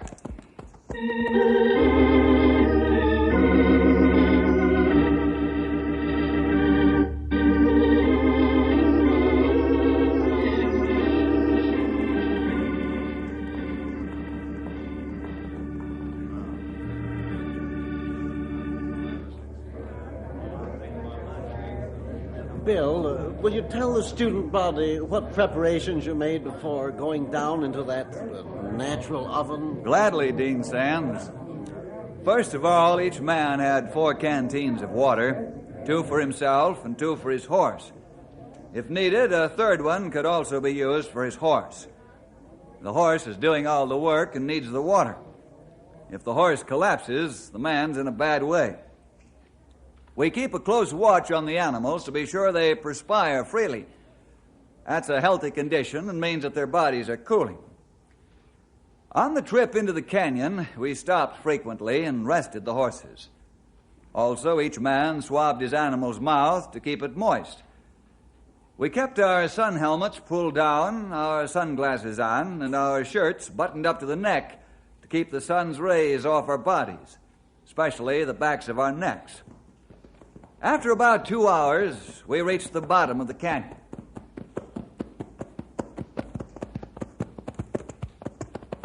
Oh, it's hot here.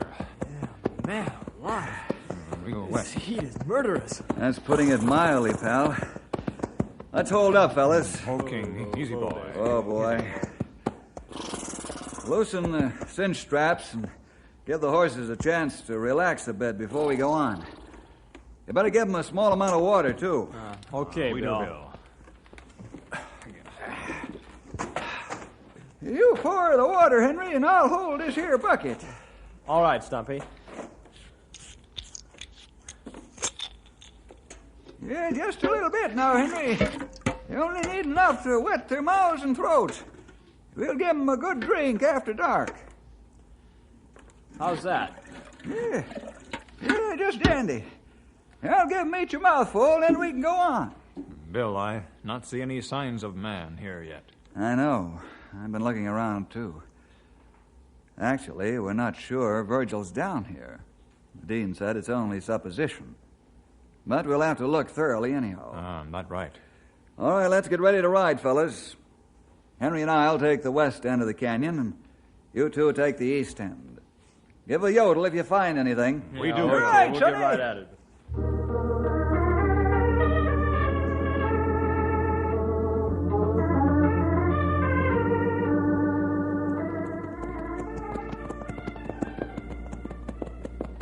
Oh, boy. Sure is hot down here. I'm really beginning to feel it.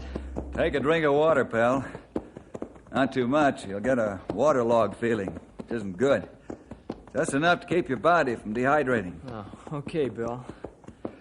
Let's ride along way to the west end. There's another trail leading into here. Virgil may have come down it. Okay. How do you feel now? Oh, much better. That's fine. Keep a sharp eye out for anything that belongs to a man.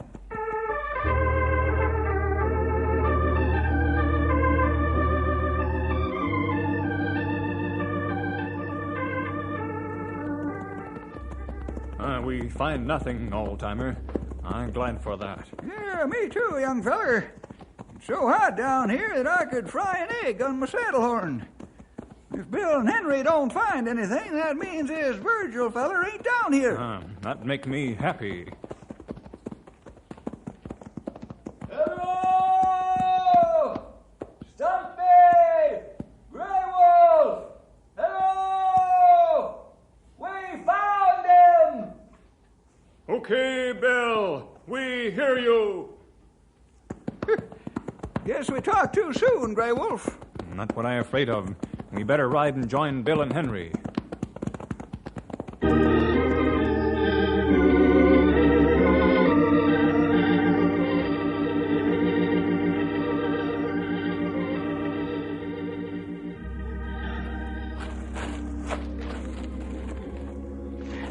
He in plenty bad shape.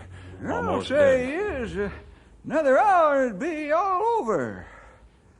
Let's get him into the shade and give him first aid, fellas. Henry, get a canteen and the first aid kit off a storm, will you? Yeah, sure, Bill. Right away. All right, let's lift him together, fellas. Carry him over in the shade. Okay, Bill. I ready. Say when. You all set, Stumpy? You sure am. On the count of 3. Okay, 1, 2... Help, Bill! I'm stuck in quicksand! Quicksand? Let's go, fellas. Oh, quicksand! Oh, fellas! Oh! Henry, don't move. Right. You'll go down faster. Grey Wolf, Stumpy, hold my feet. I'm going to stretch myself out and grab him. Okay, make it fast, Bill. Not real quicksand. Hurry, Bill! Keep your arms up so I can grab him, Henry. He sink plenty quick. I'll start to sink myself soon. When I grab Henry's hands, you fellas pull away. I'll have to hold my breath because my face will be in the sand. Oh, we do that. Couple of inches more, Bill. There, you got him. Gotcha. Hold tight. We're going to pull you out. Pull, Stumpy, pull. That's it. Going out, fellas. Pull harder. Hey, I'm free.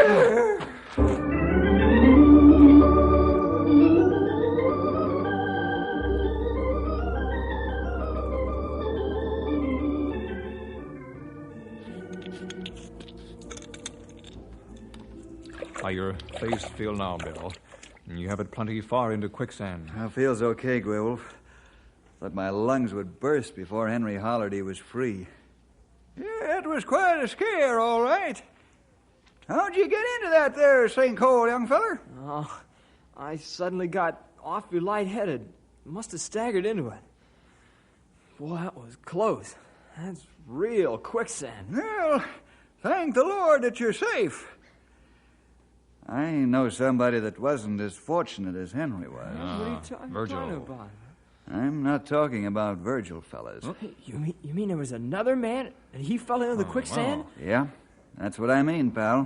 Boy, Who this? Well, how'd you find this out, young feller? Yeah, how come you didn't say something about it before? Yes, Bill. Well, I wasn't sure for a while.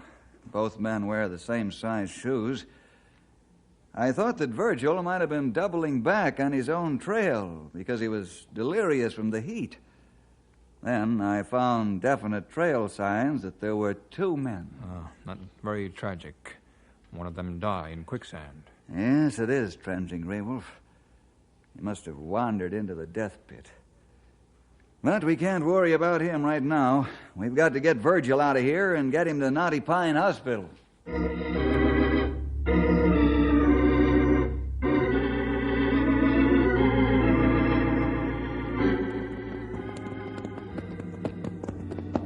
Boy, am I glad to get out of Fossil Canyon. That place gives me the creeps. It even smells like death. Yeah, you can say that again, youngster. That there hole in the ground reminds me of an open grave. Hold it up here, fellas. Whoa, Storm. Oh, Matilda! Henry, unpack the radio. I'll help Grey Wolf and Stumpy lift Virgil off his storm. You not take Virgil out by horseback, Bill? No, Grey Wolf. I'm afraid the long ride might do him in. I'll have him picked up by helicopter.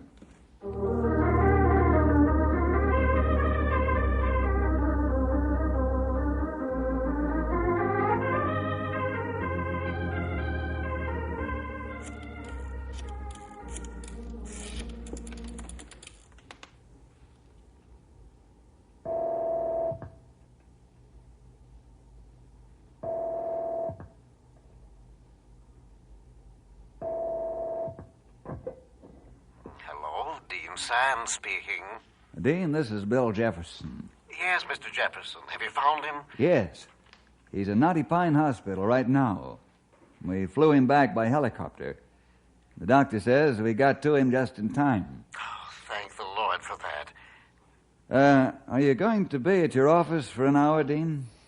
Well, I was going home, but I can wait for you. Will you please? It's extremely important. While you're waiting for us, will you find out if anybody else went to Fossil Canyon with Virgil? I certainly will. I'll see you in an hour. Right. Goodbye. Let's pile into the car, fellas. We're going to college.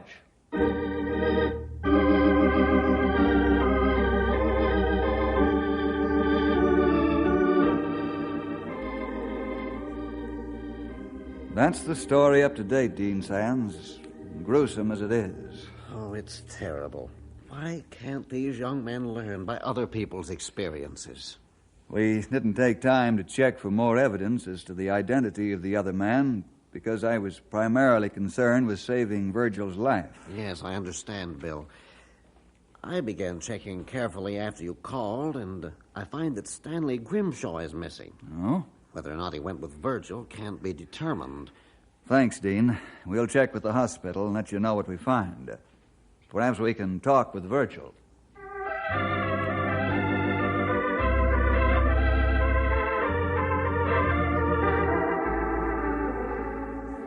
I'd like to talk with Virgil, Doctor.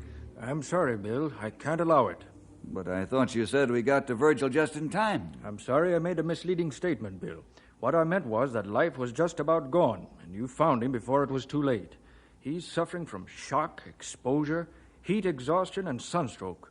I'm sorry, but you can't talk to him. Well, this is extremely important, Doctor. We're sure that another man lost his life in the canyon, but we don't know who this man is. I'd like to help you, Bill, but I've got to think of my patient first. Perhaps in a day or so you can question him. Okay, Doc. I know you would if you thought it was all right. Let's go out and talk to the students, fellas.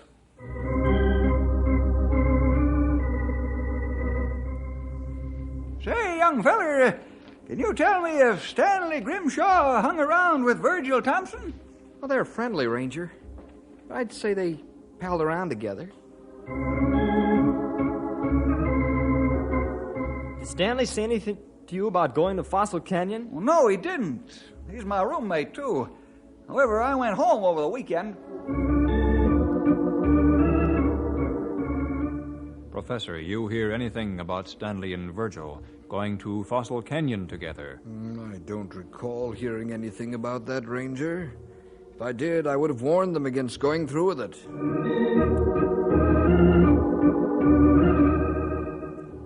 We're up a tree, Bill. Nobody knows a thing about those two. What now? Well, let's go back to the hospital, Henry. Perhaps we can talk to Virgil now. I'm sorry, Bill. Virgil's not responding the way he should. I'm afraid it'll be 3 days before he's out of the woods. Okay, Doc.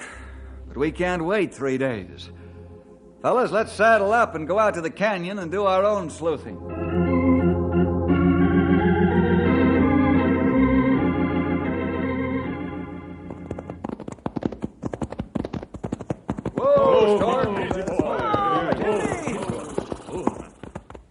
Well, Virgil and Person X had horses when they got here, fellas.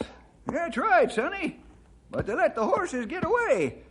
Those two fellers are real tenderfeet. 2 men get off horses and walk down into canyon. Yeah, I wonder why they did that. They should have ridden down into the canyon. Well, perhaps they weren't experienced enough to handle the horses on a steep downgrade. Let's ride down and watch for some of their gear along the way.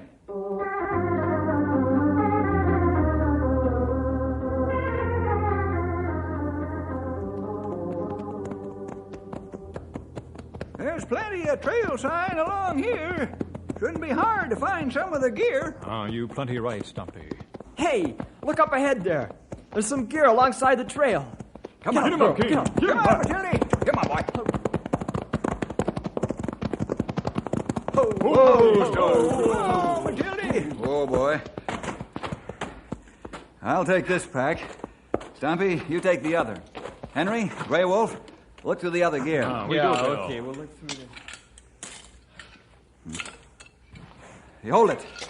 I found something, I think. Yeah, what is it, Bill? Here's a notebook with a name in it. Stanley Grimshaw.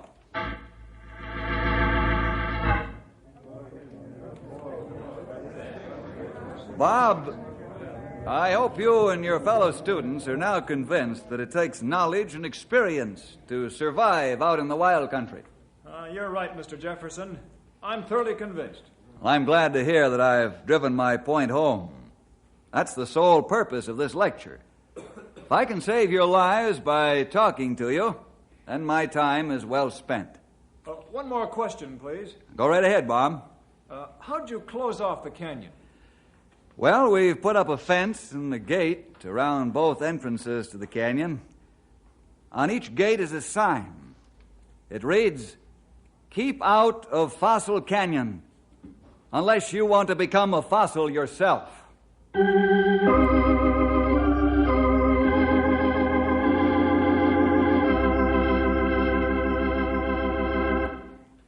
That's really sound advice, Bill. Certainly the students of State U should learn from their classmates' tragic experiences. I know that I wouldn't go into Fossil Canyon if I was paid to do it. See you next week for more adventure with Ranger Bill!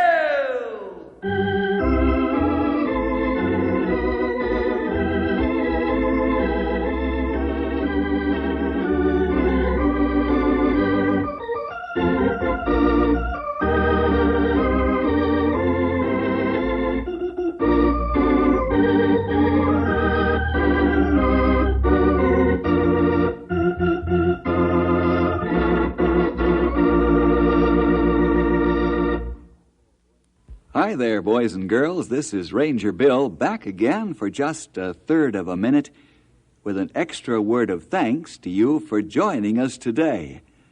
Hope you'll team up with the Rangers every week at this time when your local station gives us this chance to get together. See you then. In 1872, the United States, a country that had not yet seen its first centennial, established Yellowstone as the first national park in the world. President Ulysses S. Grant signed Yellowstone into existence, and a new concept was born. And with it, a new way for people to preserve and protect the best of what they had for the benefit and enjoyment of future generations. Yellowstone Lake is one of the largest high-altitude lakes in North America and is centered over the Yellowstone caldera, the largest supervolcano on the continent. In the southwest area of the lake, the West Thumb geothermal area is easily accessible to visitors. Geysers, fumaroles, and hot springs are found alongside and even in the lake. The federally funded Hayden Geological Survey of 1871 provided the most detailed and scientific descriptions of Lake Yellowstone in the pre-park era. The Hayden Party, 34 men in all, launched Annie, the first boat to sail on Yellowstone Lake, and began exploring the islands and shoreline. The first photographs of the lake were taken by William Henry Jackson, and paintings by Thomas Moran, along with the Geological Survey, played a prominent role in convincing the U.S. Congress to pass legislation creating Yellowstone Park. Yellowstone Lake is the foundation of the greater Yellowstone ecosystem, the largest remaining nearly intact ecosystem in the Earth's northern temperate zone. It provides the key ingredients to a large and complex food chain that sustains many of the animals for which Yellowstone is so famous. In 1894, the Lacey Act was passed by Congress, giving full protection to wildlife in Yellowstone Park, with the exception of wolves and coyotes. This act paved the way for future wildlife and environmental movements. From the days of the Hayden expedition to the present, Yellowstone Lake continues to be a source of rich, diverse, and sometimes surprising information that is rare among the world's Great Lakes. Lake Yellowstone and Yellowstone National Park, in all its preserved glory, is like no other place on Earth, and must be seen and experienced to be believed and enjoyed.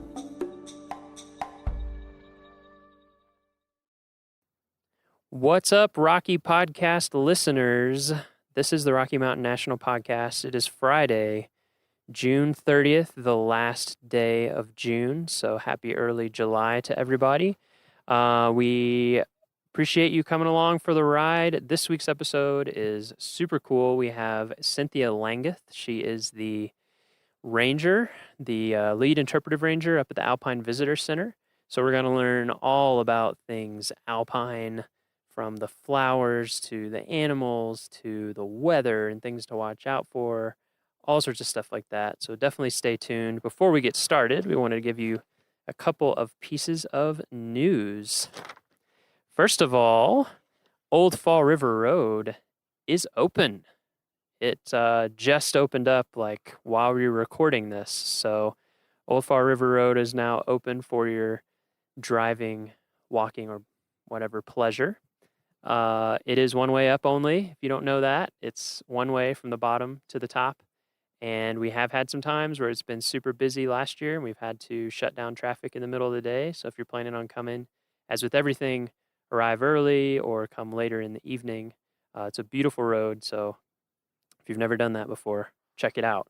And it leads up to the Alpine Visitor Center, where Cynthia and all of our Alpine Rangers are that we're going to talk about today on the podcast. Another thing with roads, we do have road construction going on if you're coming to the park. So Moraine Park Campground Road, there's some construction there. It can be like 5 to 15 minute delays pretty soon after you turn off Bear Lake Road. And then we also have some pavement preservation stuff, keeping our pavement in good shape throughout the park. And that's just in various areas. So if you come to an area where cars are stopped for a little bit, that's probably what it is, unless everybody is stopping in the middle of the road and looking at elk, which you should not do. So hopefully that gets moved on. But otherwise, it's probably pavement preservation.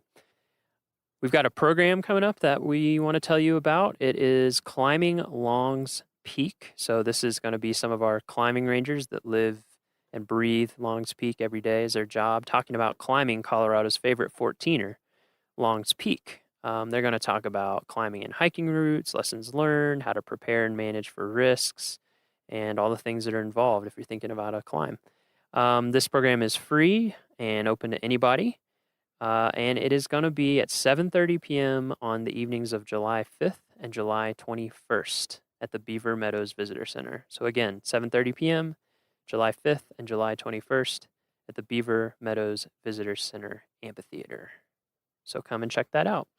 And one last shout out before we head into the podcast, the Rocky Pledge. So we've been putting this on our social media, and we also have it on our website. We have come up with something this summer called the Rocky Pledge. It is a pledge that you can take by yourself, with a group, out loud, in your head, whatever, however you want to do it. We just ask that it be meaningful to you. So if you go to go.nps.gov/Rocky Pledge, you'll see our Rocky Pledge logo, you'll see the pledge itself, and you'll see ways that you can join in. We just have so many people coming up to the park now. And actually, in a future episode, you're going to hear about that very soon.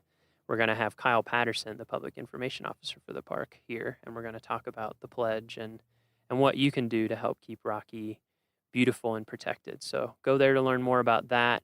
We're also encouraging people to take shots on social media. You'll see our logo is like two hands lovingly encircling a bighorn sheep. So if you want to go out in the park and take pictures with your hands encircling stuff or any creative ideas, anything like that, just tag them with a hashtag Rocky Pledge. And we go through and look at that hashtag and we repost shots. And we have a bunch of followers. So, win-win for everybody. All right, we are going to head into the podcast. Again, this is Cynthia Langeth, the Alpine Visitor Center main interpretive ranger, and you're going to learn all sorts of stuff about her and the Alpine.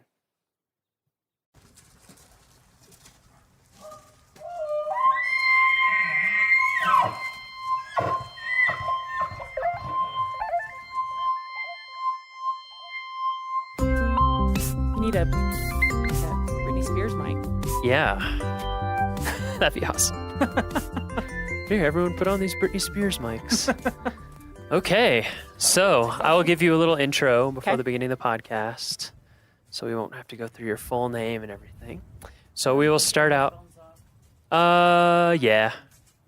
Then you can monitor, listen in. I have to hear myself talk. I hear voices in my head, and it's mine. I hear my own voice in my head. We don't have an exact outline. That's okay. We just kind of freewheel. We can wing it. So we'll start with Cynthia.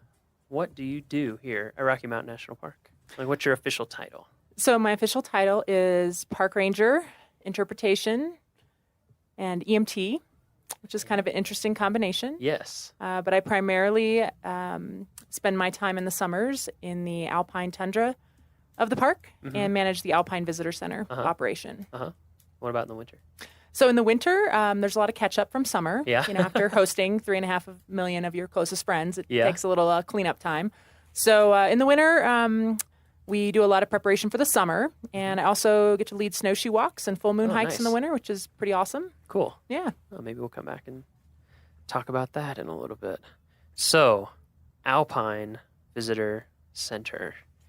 Rocky's pretty famous for its alpine tundra. It is. Is it not?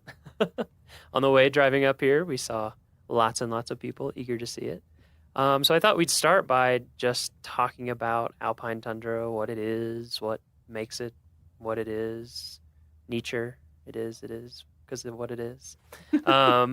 Yeah, so I guess first we could talk about tundra in general. So what is tundra in general? Yeah, so tundra is, I guess, a slightly more generic term that just describes ground that is free of trees. And kind of historically, it's also been defined as, a lot of permanently frozen ground. That certainly, I don't think, is necessarily the case from a scientific standpoint today. Mm-hmm. But when tundra was kind of initially used, it was to describe an area free of trees that had a lot of permanently frozen ground. Mm-hmm. And then that either, occurs where you are at a, really far north latitude. Mm-hmm. In the northern hemisphere, or you're at a really high elevation, which is, of course, what we have here in the park. Right. Okay, so tundra, place without trees, that's due to temperature, I guess, instead of dryness, sort of.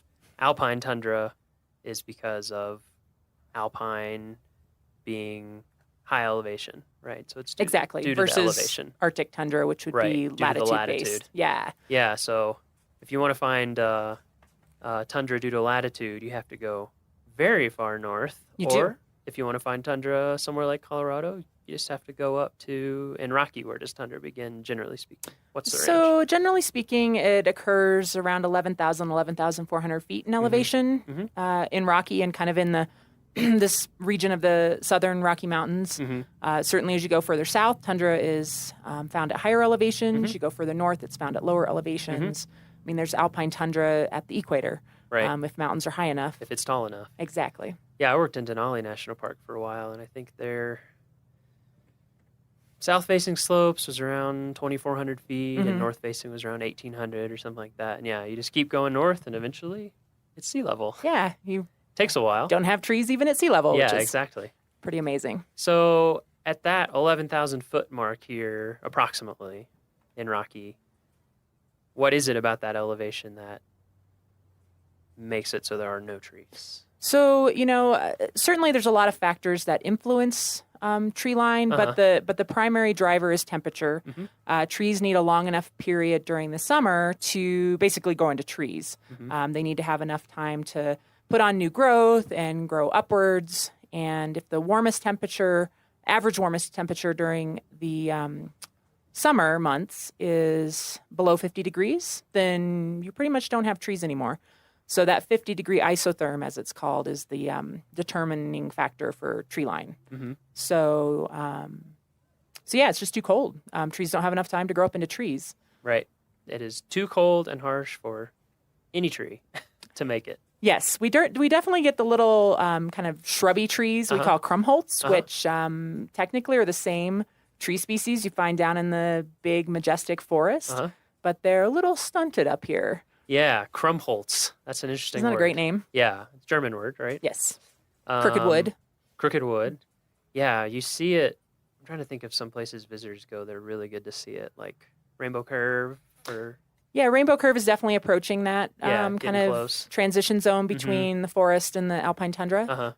Yeah, and even even at pull-offs like Forest Canyon, Medicine Bow Curve, you can see examples of krumholtz. Yeah, it's really amazing. It's almost like natural bonsai or something. They just grow super close to the ground, really gnarled. They just Mother Nature's little pruning. Pockets. Yeah. Yeah. Anywhere where they can find a little bit of shelter from the wind, even from themselves. It's amazing how thick it can grow in places too. Okay, so alpine tundra. Rocky has a lot of alpine tundra, right? Mm-hmm. About a third of the park. About a third of the park. And the park is just under 250,000 acres, so a lot of areas of alpine tundra. And I think one of the things that makes Rocky so cool and unique is that we have this road that takes you right up into alpine tundra. It's paved. You can see it in the summer when the road is open. And so when people are driving up, that's what they're seeing. One thing that I want to make sure we talk about, so we'll talk about it now with the alpine tundra. So no trees can grow up here, but other stuff can grow up here. What other kind of things grow on the alpine tundra, and when do they grow? Yeah, so surprisingly, I think to a lot of visitors and even staff when they first start working here is how diverse the alpine tundra is. You know, at 35 miles an hour in your car can kind of look like a lawn. But when you stop and really spend some time taking a closer look, there's actually over 300 plant species that make their home in the alpine tundra here in the park. Yeah. Some of those are endemic to high elevations in this area. So they're only found? They're only found kind of in the southern Rocky Mountains. And then some of them are circumpolar.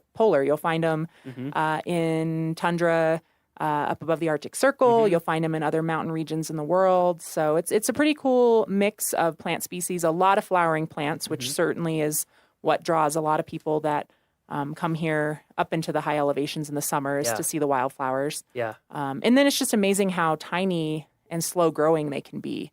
You know, the growing season here is kind of short compared to what most people are used to in their gardens. And about how long is it? Well, it depends. It depends. Right. If you're in a really sunny, windswept area where you're snow-free for a longer period of time, you know, you might have a really posh growing season of like 90 days. Ooh, 90 days. Yeah. We're talking like, you know, living the life.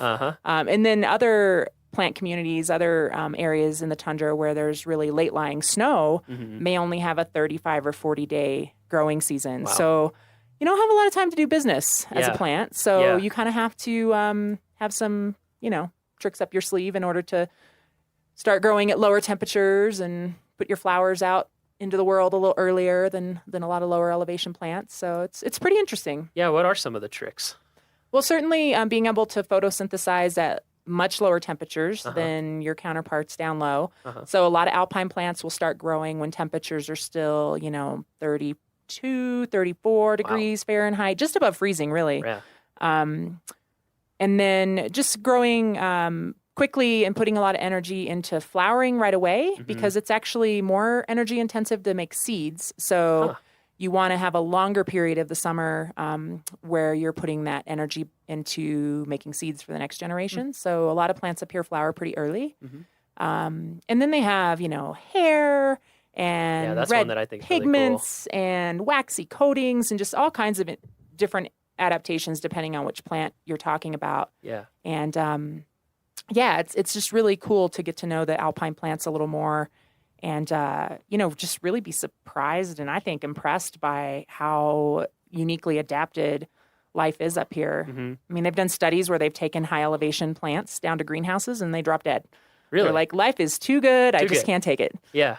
So it's kind of cool. It's kind of cool that some of these plants only can grow here in this what seems like impossible, harsh environment. Yeah, I remember, when I first started working up in Alaska and we would, you know, be out and just to see all the different kinds of plants.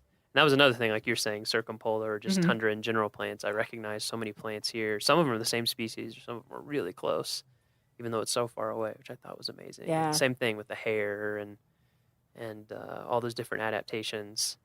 And I also think the diversity is amazing.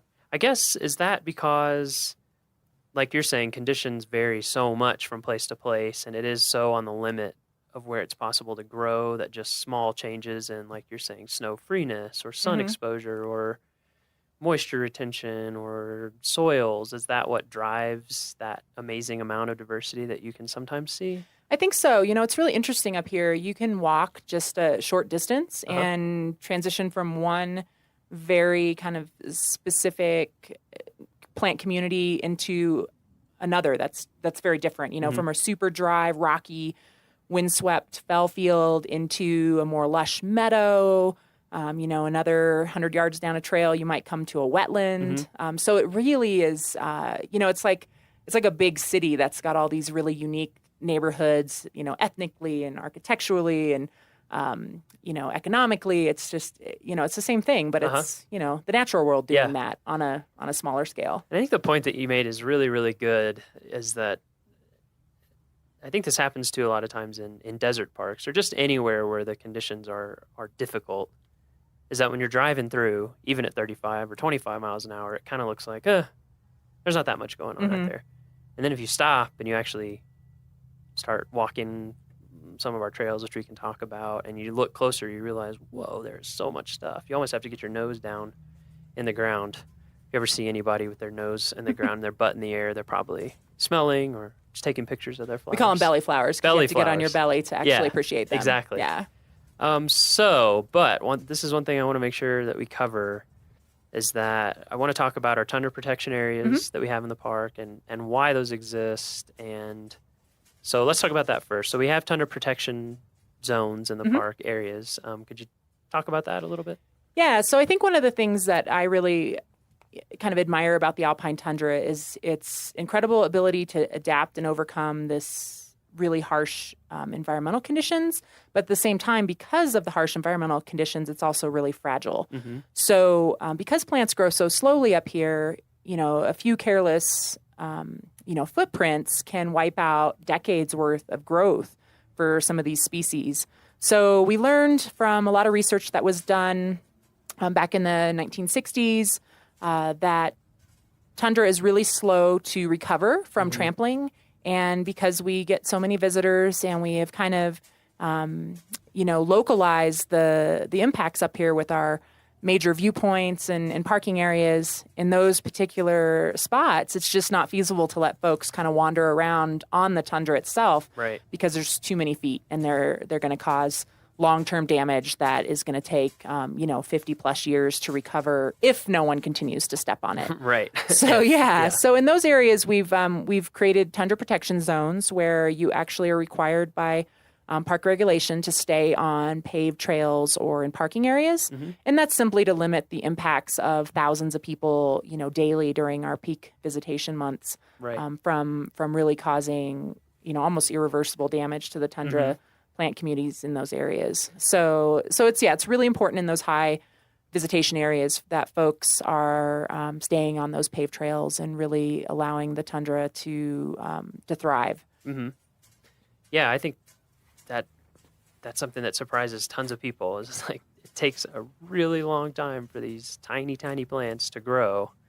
And yeah, when they get trampled, it can take so long for them to grow back. Yeah, I mean, there's species that put on like 3 leaves in a year. Yeah, that's amazing. And then next year they put on 3 more leaves, or they're like a dinner plate sized plant when they're, 50 years old. So you can wipe out quite a bit of growth just by accidentally grinding your foot when you're walking across the tundra. Yeah.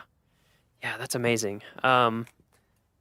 So if people do want to be able to see and kind of walk through the tundra, get close to a lot of flowers, but not trample it and ruin it for the next 50 years and keep it beautiful for everybody, where are some places that you like to send people here to look and see everything up close firsthand? Yeah, well, there's definitely a lot of smaller pull-offs along Trail Ridge Road up above Tree Line where 2 or 3 cars can stop and people can get out, and then it's totally fine to walk on the tundra.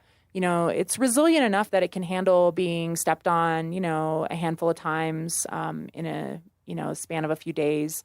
And in those areas, if folks are real careful and they walk on bare spots and rocks when they can and walk softly on the plants when they are stepping on them, it's really not going to cause long-term damage. And in fact, it's a great way to get to know the tundra a little bit more. So really any of those smaller pull-offs where we don't have, large parking areas and signs that indicate you need to stay on a paved trail, it's fine to go out on the tundra.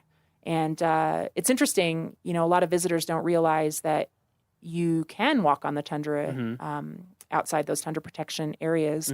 And another great way to experience the alpine tundra and get to walk, off trail and really get down on your belly and check out the flowers is to go with one of our tundra nature walks, which are offered daily through the summer at 9:30 a.m.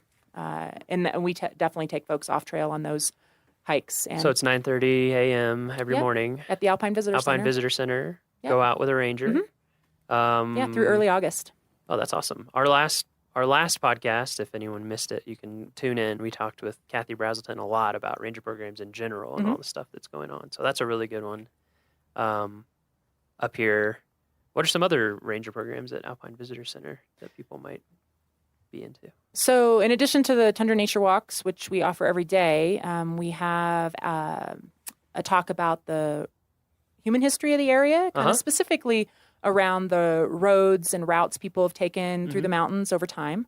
We call that Road to the Top, and that one's offered twice weekly. And then we also offer all about lightning talks 3 times a week, and that one is really good just to learn a little bit more about how to be safe in the park, not only above tree line, but just when you're out exploring and adventuring in general. But certainly, big reason behind the All About Lightning talk is lightning is one of our environmental hazards in the summertime. So we like to educate folks as best we can about how to, how to plan ahead and how to, make good decisions when they're in the park so that we don't have anyone injured or killed by lightning. Mm-hmm.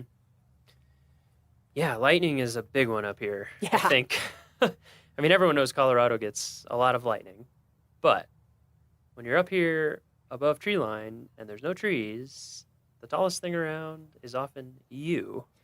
Could you talk a little bit about, just some of those really general tips for folks as they're coming to visit? 'Cause I think it's something that people just, the Alpine is so different, Alpine tundra, from what most of us live in or experience on a daily basis. And that's one of the things that I think people just don't think about until you're seeing it and it's too late and it's scary. Yeah, I think the Alpine tundra is kind of otherworldly to a lot of our visitors for a multitude of reasons. And one is, the weather up here.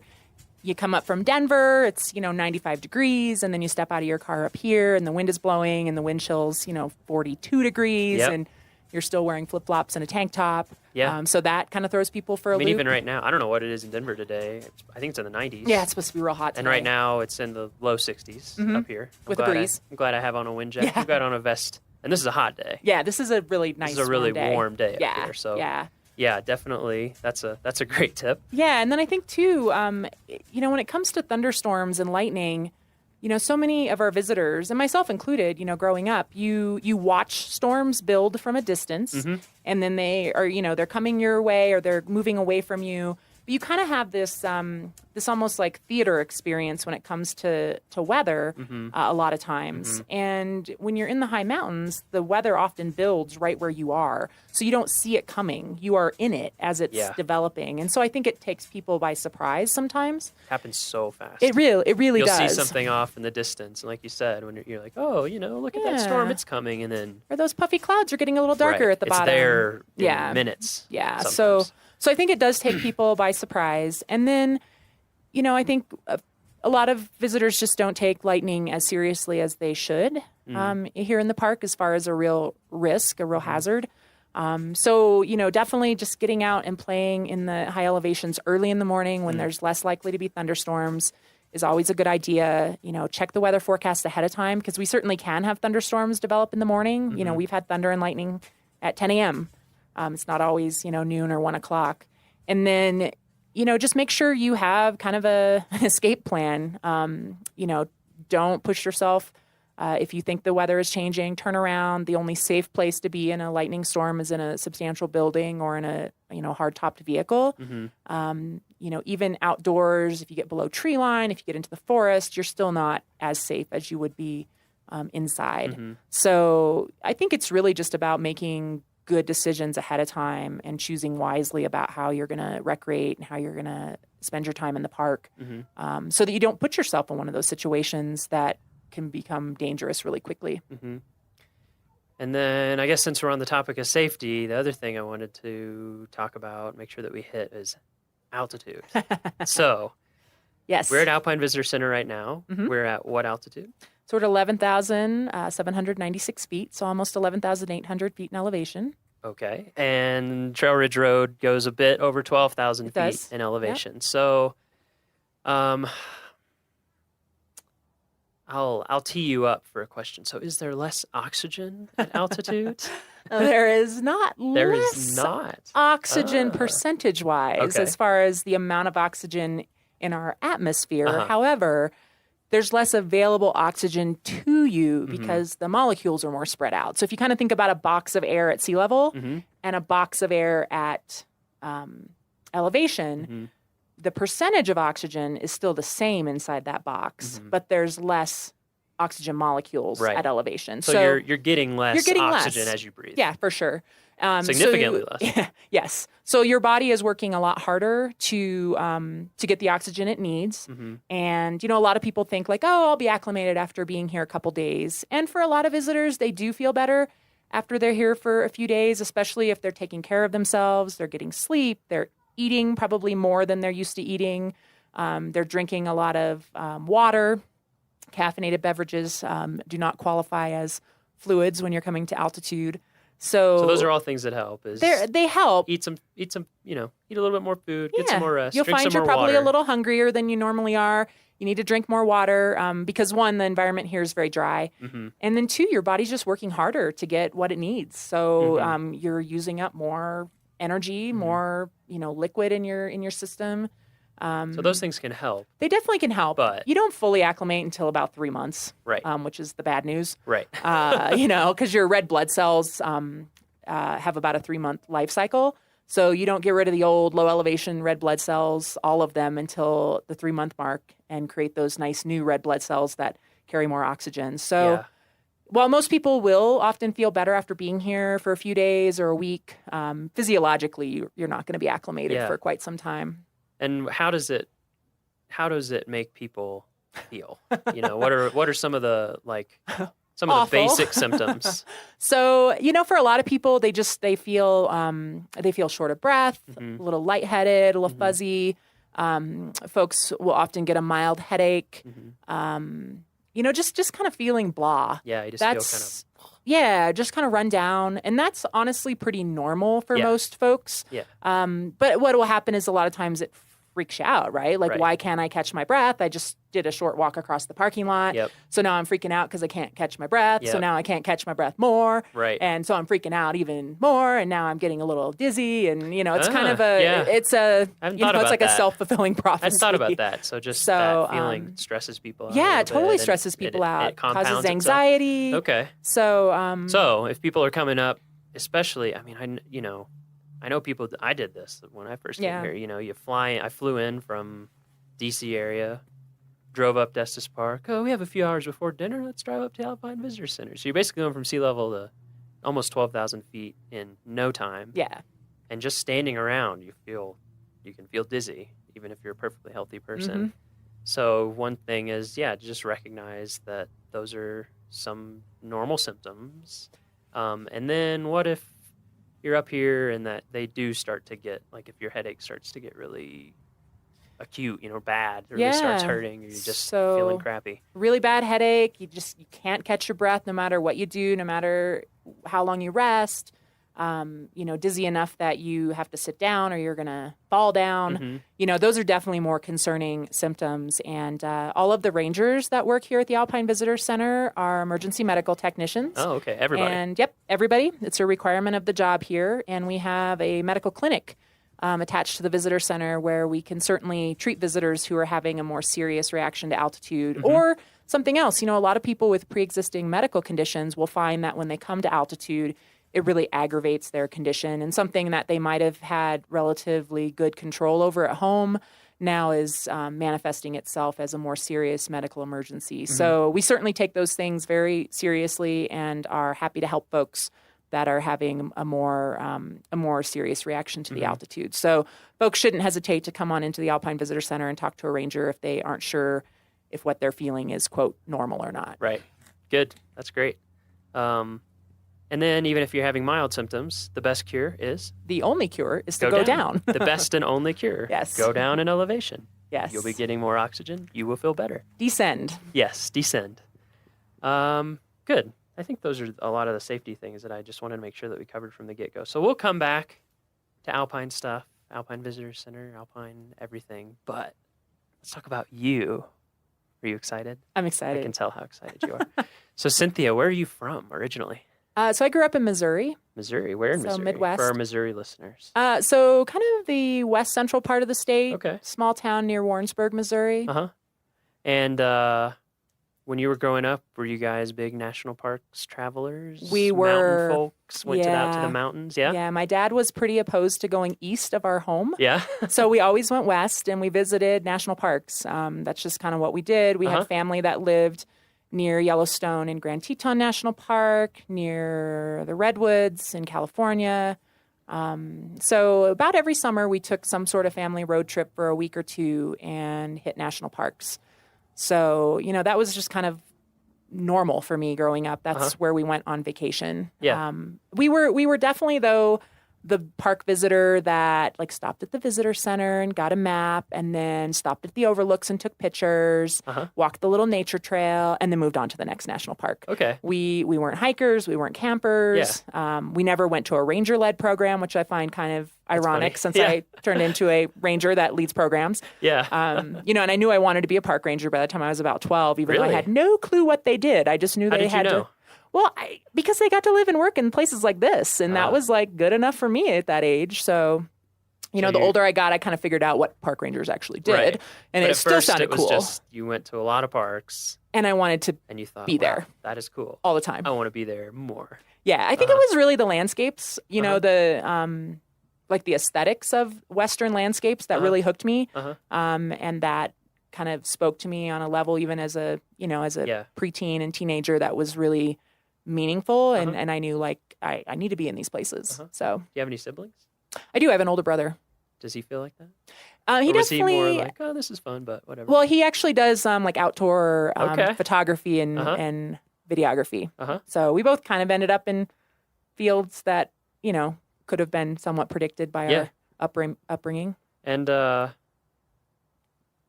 why do you think your parents are so into the national park thing? Was it because you said you did it ever since you were little? Had they done that with their parents?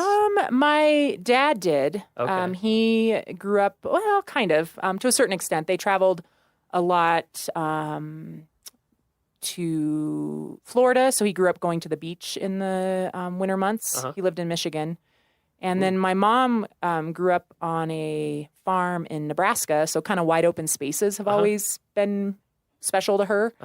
And yeah, I think that was just kind of their thing. Yeah. And then I think a lot of it had to do too with where some of our close family lived and was situated as well. It was like if you go to Jackson, Wyoming, of course you're going to visit Grand Teton National Park and Yellowstone National Park, and that's where I had relatives and so I think they both just were really drawn to the same kind of Western landscapes. I remember them really being into photography. And what's the first park you remember visiting? The first park I remember visiting is probably the Redwoods in California. And I remember the big trees, and then I also remember falling in the ocean and thinking I was going to get sucked out to sea. And then my mom having to shake out my little pink pants in the parking lot and sitting in my underwear in the back seat of the car was very embarrassing. So, okay, so that sealed it in that your memory. did. That's a very vivid memory Yeah. for me as a child. Were there any smaller parks or like less well-known parks that you remember going to that stick in your head? I remember Craters of the Moon. Oh, okay. In Idaho? Yeah, that one was really cool as a kid. The whole, lava fields, but then ice caves, was just really, really interesting. I remember like kind of, skating in my tennis shoes in the ice caves, in early June when it was pretty warm outside. Yeah, so hot. it was a really interesting. It's kind of site. southeast Idaho, is that correct? Yeah, southeast, south central. Yeah, Craters of the Moon. Yep. For folks who don't know about that, I'm asking people these things because I'm trying to highlight some of the units that people might not know about other than Rocky. Yeah. And that's a really amazing, like you said, just bizarre place. Yeah, super just cool. Fields of volcanic rock and ice caves, and it's pretty remote. Really interesting.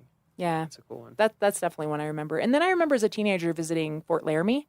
That's National Historic Park. And I really liked that park. I was kind of into history at the time. Yeah. And just found kind of Western history really fascinating. And I thought Fort Laramie was really cool. Yeah, so that's down in southeast Wyoming, past Guernsey, which I'm sure many of our listeners are familiar with Guernsey. Just look it up, Fort Laramie. It's really neat how it's been as different buildings restored to different time periods, and they've done a lot of work restoring it. And unlike Rocky, which is a very busy park, it is not a super busy park. So you really have a lot of things to yourself. Yeah. And at Guernsey State Park near there's a visitor center created by the CCC with exhibits from the WPA, and it is like in original condition. Wow. Yeah, so all the exhibits you can go in there and see, and they're all hand calligraphy, painted. It's really incredible. It's almost like cool. it's almost like a WPA museum. And it's kind of, it's just in this little park, and the building is very park rustic type architecture, huge stones and timbers. Guernsey State Park. Yeah, Guernsey State Park. Yeah, shout out. We didn't hit that on our family Yeah, a lot of road people trip, don't know so- about it. I don't know if they want me telling people about it or not, but now they know. Now they know. It's really worth seeing. So you knew you wanted to be a park ranger when you were 12. Mm-hmm. How did you go about making that dream a reality? So when I was looking into where to go to college, I definitely looked for programs that, were known in the kind of parks field, had parks and recreation majors, tourism majors, those sorts of things. Mm-hmm. So I quickly kind of narrowed it down to just a handful of universities. And of course, dreamed big about going out of state, but then financial reality set in, and I ended up going to the University of Missouri, which has a good parks, recreation, and tourism program. And so I kind of went into it not knowing exactly what I would focus on, but pretty quickly realized kind of the interpretive educational side of things was what I was most interested in. And why did that interest you the most? I think I definitely was an extrovert in high school, loved drama and, kind of being in the thick of things all the time. And so that appealed to me, like being the educational ranger, being the one giving the programs, kind of, entertaining visitors to a certain extent. And just also learning about these places. I grew up in a rural area, and I just, I always loved just exploring the creeks and forests near where I grew up and trying to figure out how things in nature worked. So I think that was appealing too. Like that was my job, figuring out how things in nature worked and then explaining that to park visitors. So, yeah. Yeah, it was kind of similar. It's like, oh, I get to learn about all sorts of stuff and entertain people. Exactly. Be the center of attention. This Sign is me up. This is awesome. fun. And you get to learn about so Exactly. many different things, which I think is and you're is really, always really learning, cool. because there's You have to. You never are going to know everything. So Yeah, it's like constant. this constant, like, oh wow, that's really interesting. Yeah. So you went there. What was your first park? It didn't have to be park service, but park job of some kind. Did you do like internship? I did. So I actually worked at a state historic site in Missouri one summer, giving tours of a lodge, a historic home. Bothwell Lodge State Historic Site near Sedalia, Missouri. Bothwell. Yeah. So Look that it up. was Look that it up, was visitors. a cool experience. Yeah. And then I actually got an internship in the National Park Service because I always knew that, growing up in Missouri, I wanted to move out west. So I don't think my family or my friends ever expected me to stay in Missouri.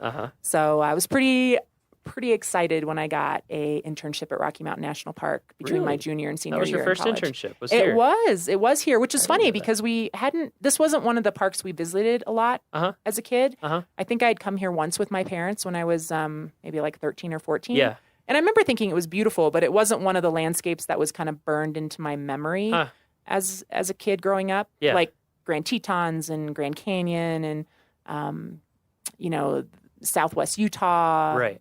Was kind of burned into my memory more. Yeah. So I found it kind of ironic that I ended up here. And then this has become obviously a really special Yeah. place to me over time. Yeah. What were you doing with that internship? So I was doing interpretation. Okay. So working at Yeah. the visitor centers and Yeah. leading nature hikes. And since it wasn't burned into your memory, what did you come away from that summer thinking? Like, did it? Well, I think because I didn't grow up hiking and camping and doing those sorts of things, I started to dabble with that in college, kind of just locally where I went to school. And so this was the first like big Western landscape that I lived in and got to know more intimately as a hiker. I climbed Long's Peak that first summer, which was, at the time, like the hardest thing I had physically ever done. Sure. Kind of blew my mind. Yeah. And just kind of, I think, built a lot of confidence in myself as an outdoors person, being capable of hiking and camping. Yeah, like I planned a backpacking trip to the Grand Canyon after working here that summer for a bunch of my friends who none of us had ever backpacked before, so it was kind of an epic fail in some ways, but also really awesome. Okay. That's how you learn. Exactly. Yeah, it was kind of the same way. I was in Boy Scouts, but didn't do like backpacking or that kind of stuff. And then, I had an internship in Yellowstone one summer and just got after it, started backpacking and hiking and learning through great success and great failure, shivering nights and where you forgot something important or, those things. Like a sleeping pad. Yeah, like a sleeping pad. Oh, it turns out they're not just to pad you. They're to keep you from being freezing cold. Yes. Yeah. That's interesting that this is the first place that you came. Yeah. So what about after that? What was your first Park Service job? Did it take actually, a while? Or? It didn't. Okay. The next summer after I graduated from college, I actually got a job back at Rocky Mountain National Park working at the entrance stations, collecting fees and selling passes. So that was my first, paid job in the park ranger uniform. And it was a great summer. It was super fun. I was fresh out of college, working with a lot of other folks fresh out of college. So it was kind of like summer camp. And it was, it was a really good experience. And then I was able to transition into more of an interpretive position the following summer here at Rocky Mountain National Park. And then I started popping around a little bit more to other national parks, which was kind of one of my goals when I was a seasonal park ranger. So I worked a summer in Olympic National Park. And I love Olympic. Oh, man. Talk about an amazing backcountry park. Yeah, that's a crazy place. Just ocean to glaciers in no time. Yeah, Rainforest. 12 feet of rain to 12 inches of rain. Yeah, exactly. A year. Yeah, really cool park. Yeah. And then I worked winters in Death Valley for 3 years, which I Also love amazing. the desert. Your comment earlier about Yeah. the desert and the alpine kind of having some similarities. Yeah. I definitely have always Tons. seen that and felt that. And I think it's one of the reasons I'm drawn to both environments, both landscapes.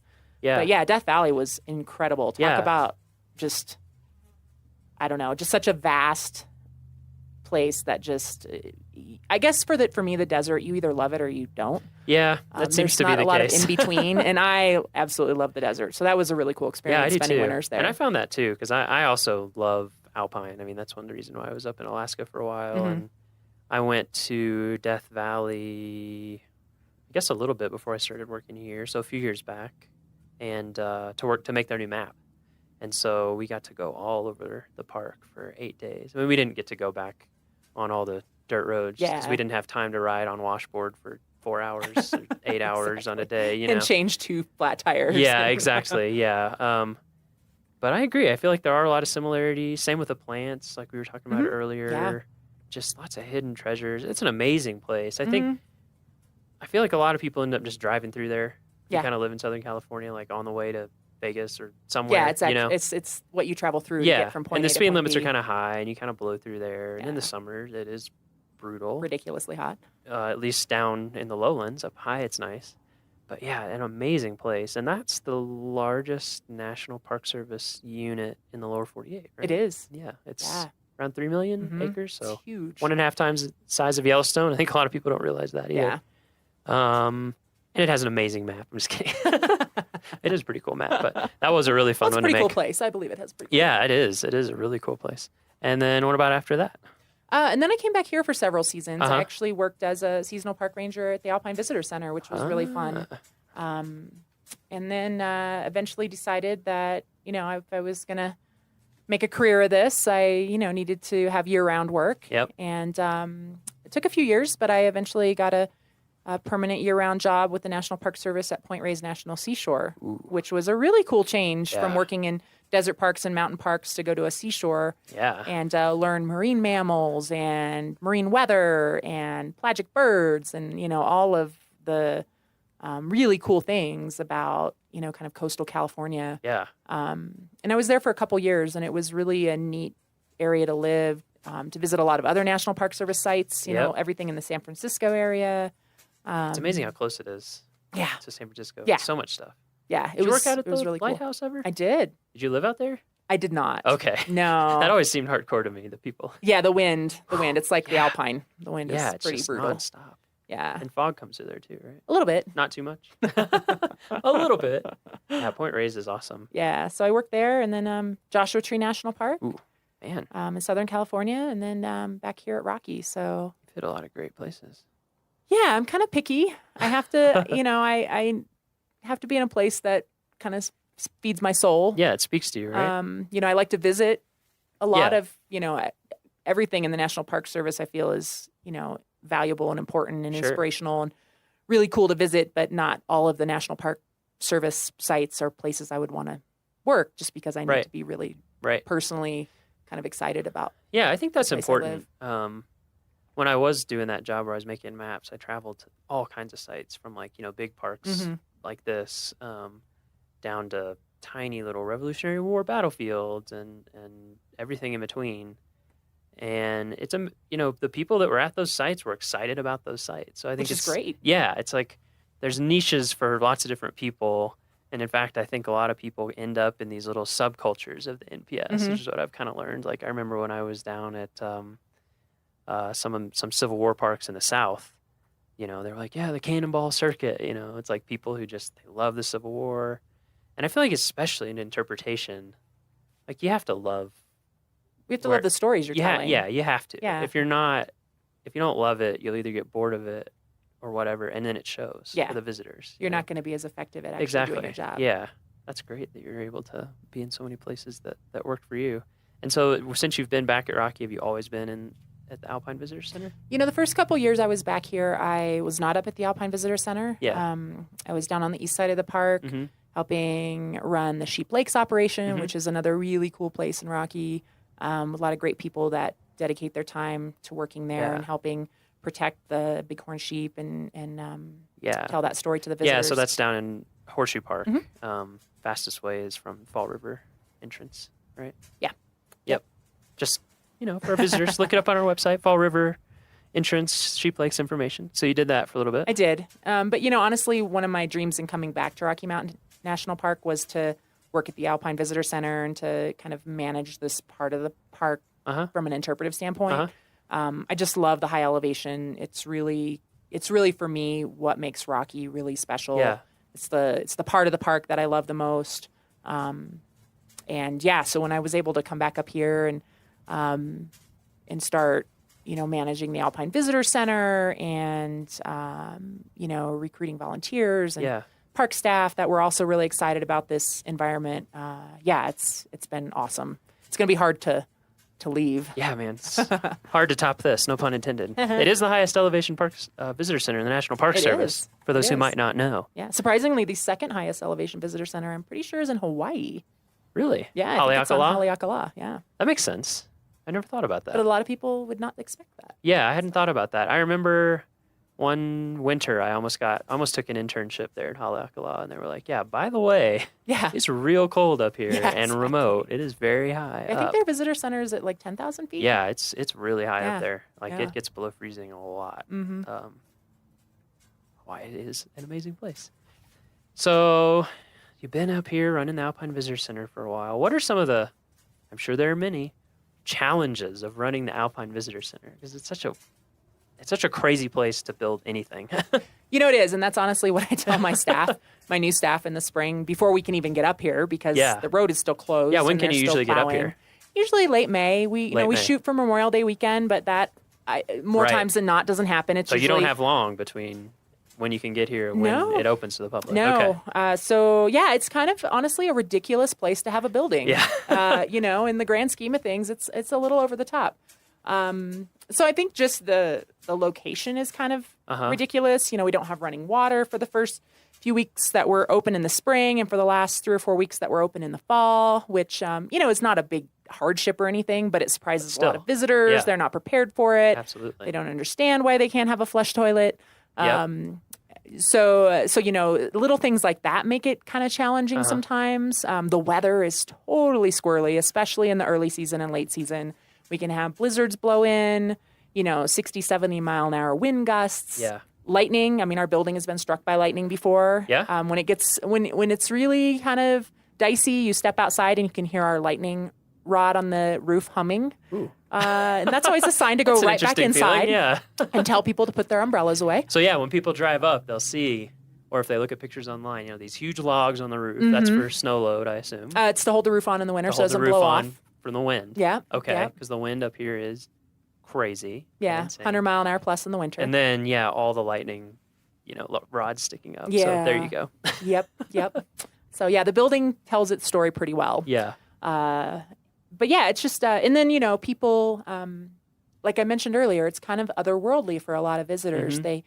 They pop above tree line, and it's like no other place they've ever been, and the road doesn't have guardrails, and their heart's pounding a little faster, and they can't quite catch their breath, and the road doesn't have guardrails, and they're freaking out, and they pull into the parking lot, and they're having a full-on panic attack.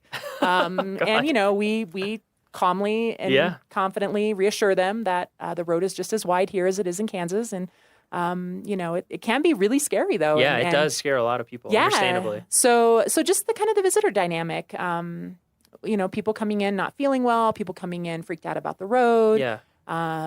People coming in just super, blissed out because this is a pretty incredible environment. Yeah. So you get the full gamut.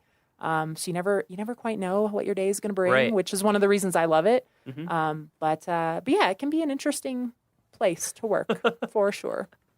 Yeah. What is it about the Alpine for you that speaks to you? I mean, I certainly can relate to that because I find the same thing.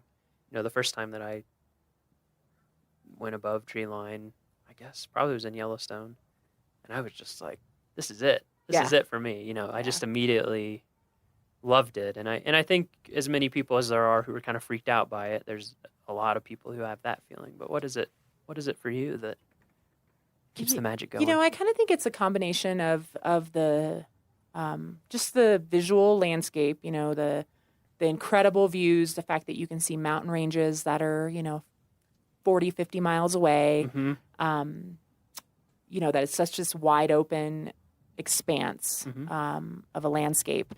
And that kind of combined with the really hardy, cool, quirky adaptations to the plants, interesting animals that are only found in the high elevations. I'm definitely a plant person, so I geek out on the alpine flowers, totally. And just the fact that it's like such a harsh environment, and the weather and the climate really shape it on some super in super nuanced ways that I just find really intriguing, and I'm always discovering something new. And it's just an incredible landscape. It's my happy place. It's where I go in my head when I need to be in my happy place.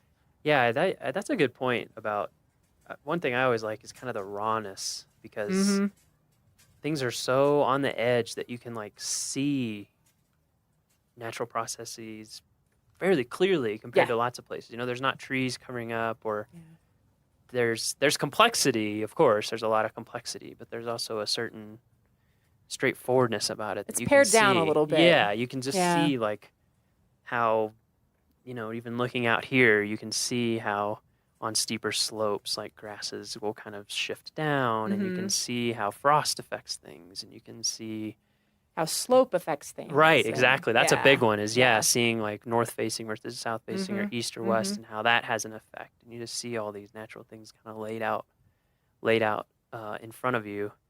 And then, too, the power is you can't ignore it. You can have no illusion that you're in charge. It's just because every day that illusion will be shattered by something. Yeah. And to me, also, it feels a little bit like going into space, because it's you get a little bit of the year where you can come up here and be relatively comfortable as a biological human. And then most of the year is just completely unsurvivable for a person, basically. Super harsh. Yeah, it's just crazy. And one thing I wanted to come back to, because you mentioned a little bit earlier, and I think a lot of visitors may not know the kind of human history of Trail Ridge, and before it was a road, just Trail Ridge. Can you talk about that a little bit, and what it was used for, and the role that it played for different cultures? Yeah, so the human history here goes back at least 12,000 years. Wow. We found archaeological evidence in the park of people using the high country, especially, way back. Yeah. And, kind of seasonally, of course, just like you just mentioned, it's not the kind of environment that humans can live in year round, but, it's a very rich environment in the summer as far as animal migration. Of course, 12,000 plus years ago, there was different species here than there is today. But, prehistoric people used this area for hunting, for gathering, for travel between kind of intermountain valleys. And the routes that they used continued to be used down into more modern native peoples. The Ute people used this area for a long time. I think at least 500, 600 plus years, and they used those same travel corridors that the prehistoric people used. There wasn't this big break. It was kind of a continuous use of this area. And once again, archaeological evidence of camps in the high country, of spiritual significance, and places of really powerful religion for the native people. We found archaeological evidence of that, as well as areas where animals were captured and butchered for food.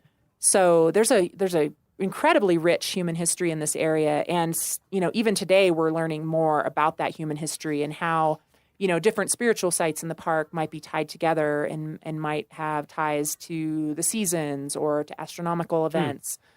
Or to other sites at lower elevation, and how they might be linked. And then kind of the late arrivals on the scene, the Arapaho, in the 1800s came into this area. And, the Arapaho and Ute are still consider this a very significant place in their culture.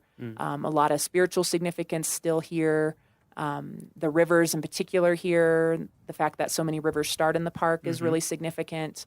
And then these high elevation areas, some of the kind of spiritual sites are still considered really sacred to Ute and Arapaho even today, which I think is cool. I think, a lot of our visitors feel a spiritual connection to this landscape, and that's not something new. That's not like, oh, they made it a national park, and now people can, have this incredible spiritual experience and connection to this place. This has been a significant place for humans for a long, long time. Right.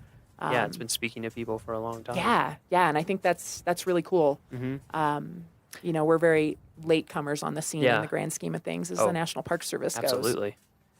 And I think it's interesting too that, just when people come to visit, or if you're not coming to visit but you want to look online, go to our park website, see a map, or look it up on any map, and just look at Trail Ridge, not Trail Ridge Road, but just Trail Ridge, and you'll see it just makes sense as a place to travel. And so we have the Ute Trail that you can hike on that follows pretty closely the foot trail that was used, and even Trail Ridge Road doesn't stray too far from that. It doesn't for many miles. Trail Ridge Road follows that route that was used by prehistoric and Ute and Arapaho people.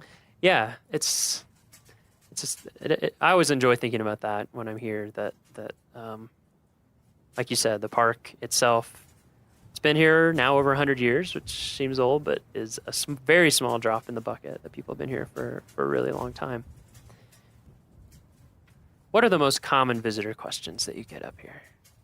Well, certainly about the building. Yeah. Why are the logs on the roof? Okay. It's kind of an interesting architectural component. Yeah. And so we covered that. We covered to that. keep the roof from getting ripped off by insane wind. Yep, keeps the building from blowing away. We get a lot of questions about the poles along the road. Oh, yeah, that's a good one. The snow poles. Yeah. Yep. A lot of people think it's to measure the depth of snow, when in fact they are put there so that the plow drivers can find the road in the spring. Which is pretty mind-boggling to think about. Yeah, if we've been for the past few years posting pictures every spring when the road crew are up here. So go on our Facebook and scroll back a little bit into May, and and look at some of those pictures, and you'll see why the snow poles exist. You cannot see the road. So pretty that's what those are impressive. for. Yes, that's what those are for. And we get a lot of questions just about hikes and, the wildlife up here sometimes is new for folks. Marmots and pika and some of the bird species like the white-tailed ptarmigan are unique to high mountain areas. So we get a lot of questions about that. And then because people have traveled, from the low elevations of the park to get here, they'll make note of things along the way, and we'll get questions about the dead trees that people see from the insect outbreaks that we've had in the last couple decades due to warming temperatures and longer summers and warmer, shorter winters. So we definitely get questions about that. Yeah. And and just people wondering where they can go to explore more. Right. Folks, they are intrigued with this landscape, and being on a mountaintop is a pretty awesome experience. And so we get a lot of, what's a good peak to hike, or where can I, get out and explore the tundra a little bit more. And what about critters? What are the critters people wonder about? Well, people definitely wonder about the marmots, the yellow-bellied marmots. Even though they're not exclusively found in the alpine tundra, people seem to notice them and see them more up here. So people wonder, what was that animal? Was it a beaver? They'll wonder what it was doing. Yeah. And then the pika, of course, the American pika, which is, at least in this part of the world, pretty much a high elevation animal. Yeah. And an animal we're definitely really watching. We mentioned how this is such a harsh environment. It's kind of like life on the edge. And, because things are so fine-tuned to the environment up here, changes in the environment definitely can have significant ramifications for some of these species. And the pika, because they're so well adapted to cold, but not so much to warm in the summers. And then they of course, can't be too cold in the winters. We're concerned about changes in snowpack affecting them in the winter, and then warmer temperatures in the summer affecting whether or not they can gather enough food to make it through the winter. Right. So people ask about the pika, and it's a good opportunity to talk a little bit about some of the research that's ongoing in the park and some of the things we're learning about this environment as it does change with the changes that are happening in our climate. Yeah, any changes to averages you can start to see pretty quickly up here a lot of time. I mean, on the decade scale, which is enough for people to be able to actually notice, even people who visited here or worked here for a long time. Well, even something as simple as a snowfield. We get a lot of questions about the snowfield right here from the Alpine Visitor Center that we're looking at.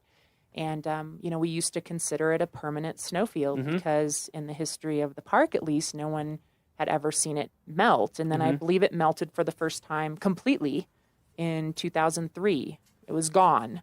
And it doesn't melt every year now, but, I wouldn't consider it a permanent snowfield anymore. Right. And so, that's one of those changes that people who have visited, over the years might witness themselves. So it's not always a change that a scientist has to do in-depth research to determine. Sometimes it's as simple as noticing that, wow, I've never seen that snowfield as small as it is, or wasn't there always snow here in late August and this year there's not? What's going on? So the alpine tundra definitely, has a lot of, I think, important lessons about changes that are happening and then what that might mean for the future.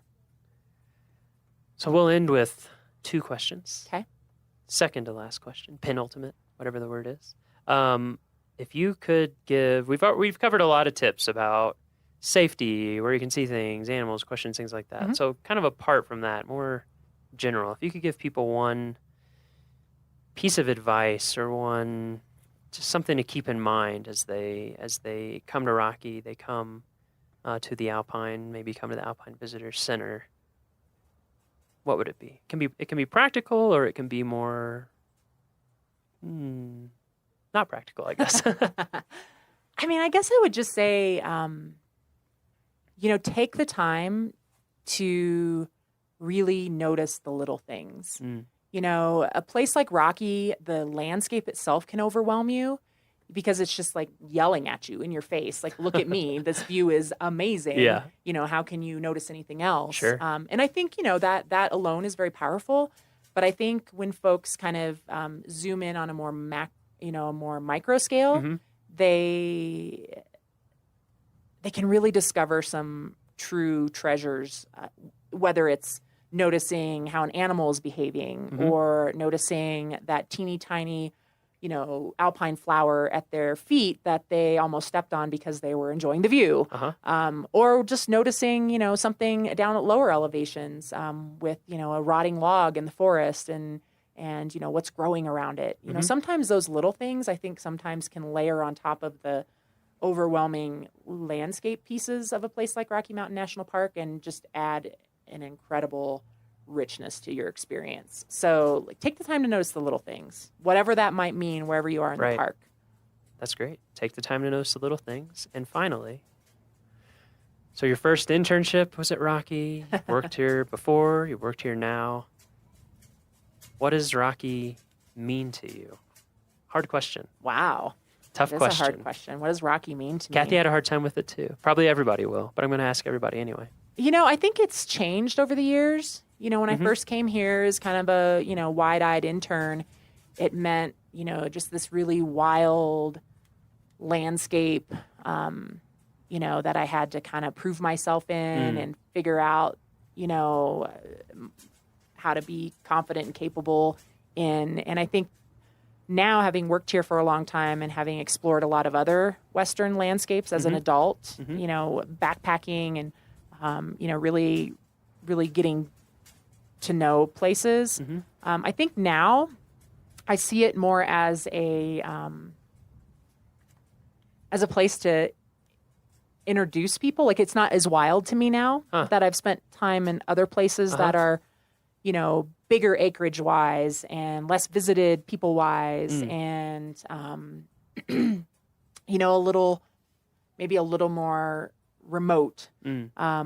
Like, I don't feel kind of that sense of real kind of wildness and almost, an edge of danger to it as I did when I first came here. So now I see it as like a really cool place to introduce other people to like wildness. So I kind of see it as like the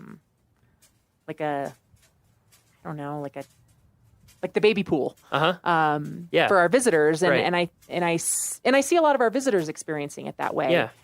This is the first place they've really hiked very much. And, this is the first place they figured out how to pee in the woods and, how to use a water filter. Sure. And so I kind of see it now for visitors. It's what it was to me, a long time ago. Right. It was the place I kind of like got my wilderness legs under me and really learned to love wild places and exploring them on a more intimate level. Yeah, I think that's a great point. I think about that a lot with Rocky and with a lot of national parks in general, is that, there's a lot of public land other than national parks, and a lot of it is really remote and out there with little to no visitor services, certainly no paved road that goes up to 12,000 feet. But this is a place where you can come with your family, or you can come regardless of your experience level and see what, the Southern Rockies can be, what Alpine can be. And then when you look at a map and you see all this stuff that is so hard to get to, you can have a personal appreciation and connection for it and understand the importance of it. I think that's a great point. Yeah. Well, thank you so much for talking to us. You this are has very been welcome. super fun. Yeah. And anytime I can talk about the high mountains, I'm happy. Yeah, exactly. When people come up to Alpine Visitor Center, maybe you'll see Cynthia. If you do, say hi. Yeah, stop in and say hi. And we hope we'll see you soon.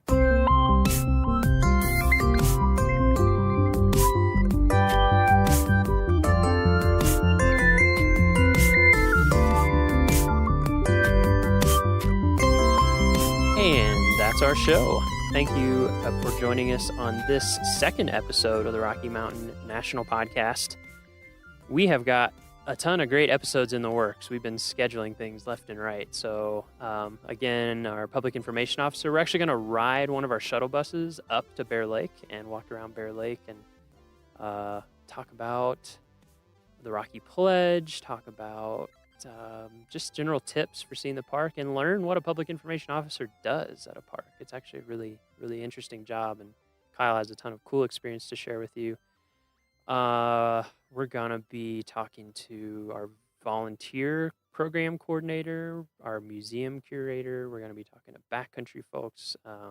climbing rangers. We have all sorts of stuff lined up for you. So we encourage you to subscribe for all future episodes for sure. And go on iTunes and give us some reviews if you like our show. We have a couple up there already, which is great. We appreciate those.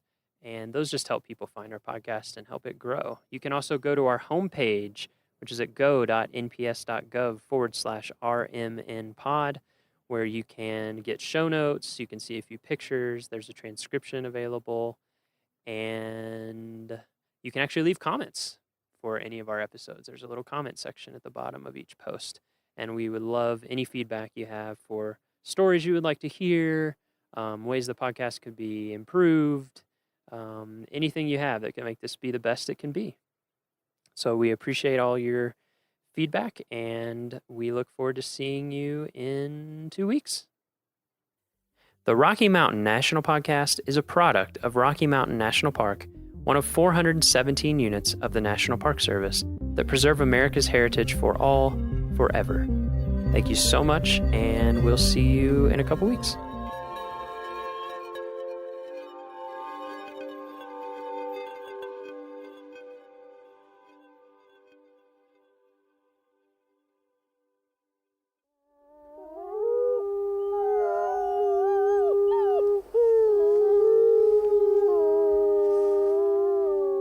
From Yellowstone National Park, this is what we do. I'm Brett Rayburn. And I'm Miles Barger. So I have a quick question for you before we get started on this week's episode. Have you ever hiked with a llama before? I have not hiked with a llama before. Is that because you don't want to, or is that because you've never had the opportunity? I think it would be awesome. I've never had the opportunity. I've definitely seen them around at other parks, but I've always wanted a trail goat. You know, that's a thing. Some people hike with trail goats. Yeah. So wait, hold on. So what? All right, explain this really quickly before. No, I've seen people in like national forests. They'll have, you usually need at least two because they're herd animals, and they can carry up to like 50 pounds each. So you can use them as kind of mini pack animals, but you don't have to put them on a string, and they just gather at night. Anyway, what a chick magnet that would be. That'd be a conversation starter right there. Well, so my trivia question today doesn't have to do with goats. It does have to do with llamas. So do you know how many llama outfitters currently have contracts to do business in Yellowstone National Park? I do not. I will guess 11. It's actually 3. So you had a string of doing really well on these trivia questions that might have come to an end here. Failure. So there are 3 outfitters currently that would let you go hiking with a llama. So it's possible. Maybe a bucket list item here. Our guest this morning is someone who probably would have known the answer to that question. So she's Becky Wyman, a concessions management specialist here at Yellowstone National Park. Becky, have you ever hiked with a llama? I have not. No. So it sounds like we need like a work trip. I think so. To come out of this summer, because I love nothing more than hiking and not carrying my own stuff. It makes it quite nice. That sounds awesome. Well, it's awesome having you here today. So we didn't invite you here to just talk about goats and llamas exclusively. Although, you know, if they come up more, I'm totally fine with that. We invited you here because you have a super important job in the Park Service that most visitors would know nothing about. You work a lot behind the scenes. And before we get into the details about what you do, as a concessions management specialist, actually, could you give us like an overview of what concessioners and what CUAs, commercial use authorization holders, like what are all of those things? Because a lot of listeners probably just have no clue what that is. So our office oversees all of the commercial operators in the park. We have category 1, 2, and 3 contracts, plus our commercial use authorization program. The category 1 contracts include our large concessioners, currently Xanterra, Yellowstone General Stores. They do the lodging and retail type of operations in the park. We also have our service stations. Our CUA program oversees or has our fishing guides, photo tours, environmental education tours, that sort of scope. And then we have our category 2 and 3 contracts, which include our over snow operators in winter. We have a bear spray rental. We have stock outfitters that do day and overnight trips in the park. Llamas. That include our llamas, as well as a ski camp in winter that is located at Canyon. Awesome. So the Park Service doesn't actually have, like, we don't run hotels or things like that. That is correct. We have contracts that allow other operators to run those, and we oversee those contracts. That is a lot. How many are there? Just like a rough ballpark. It's always changing, right? The number. Well, all of our contracts pretty much stay the same. We have the 3 large category 1 contracts. Like I said, the hotels and retail general stores, and our service stations. We have 38 stock contracts that include the 3 llamas. We have 23 over snow contracts and 1 bear spray rental. And then I believe the number of CUAs exceeds 400. Yeah, that's a lot. So yes. That's a lot that you're overseeing out of the concessions office. It is. Okay. Well, thank you. Yeah, I just thought that would be a good overview of like what your job entails before we kind of dive into the background, and then we'll kind of come back to a typical day of what it's like working as a concessions management specialist. So do you mind telling us a little bit about where and when you got your start in the National Park Service? So I came to Yellowstone in 1998. I was a bright-eyed, bushy-tailed fisheries technician. So I started my career with the Park Service at Lake in Yellowstone, and I have never left. So it hooked you. It hooked me. No pun intended. Anyone get it? And how did you hear about that job? I think I heard about it through USA Jobs. Awesome. Yeah, we have, and for those of you who don't know, who are listening to this and don't know what USA Jobs is, we do have an intro episode that kind of explains that, as well as some of the other jargon that we might talk about here. So just refer back to that if you have any questions. So you saw it on USA Jobs, you applied and you got it, and the rest is history. And I drove my car out from South Carolina, and I've never left. Wow. Okay, so you're from South Carolina. So you're an East Coaster. I am. Okay, that's me too. And then you found the mountains, and then I found the mountains. Gotcha. Same. So how did you get from that job, which is very different from what you do now? What was that transition like? It is. So I worked for fisheries for 3 years. Then I moved to the bison office to follow my husband up to Mammoth. And then I just became a flexible park employee and did a variety of administrative roles.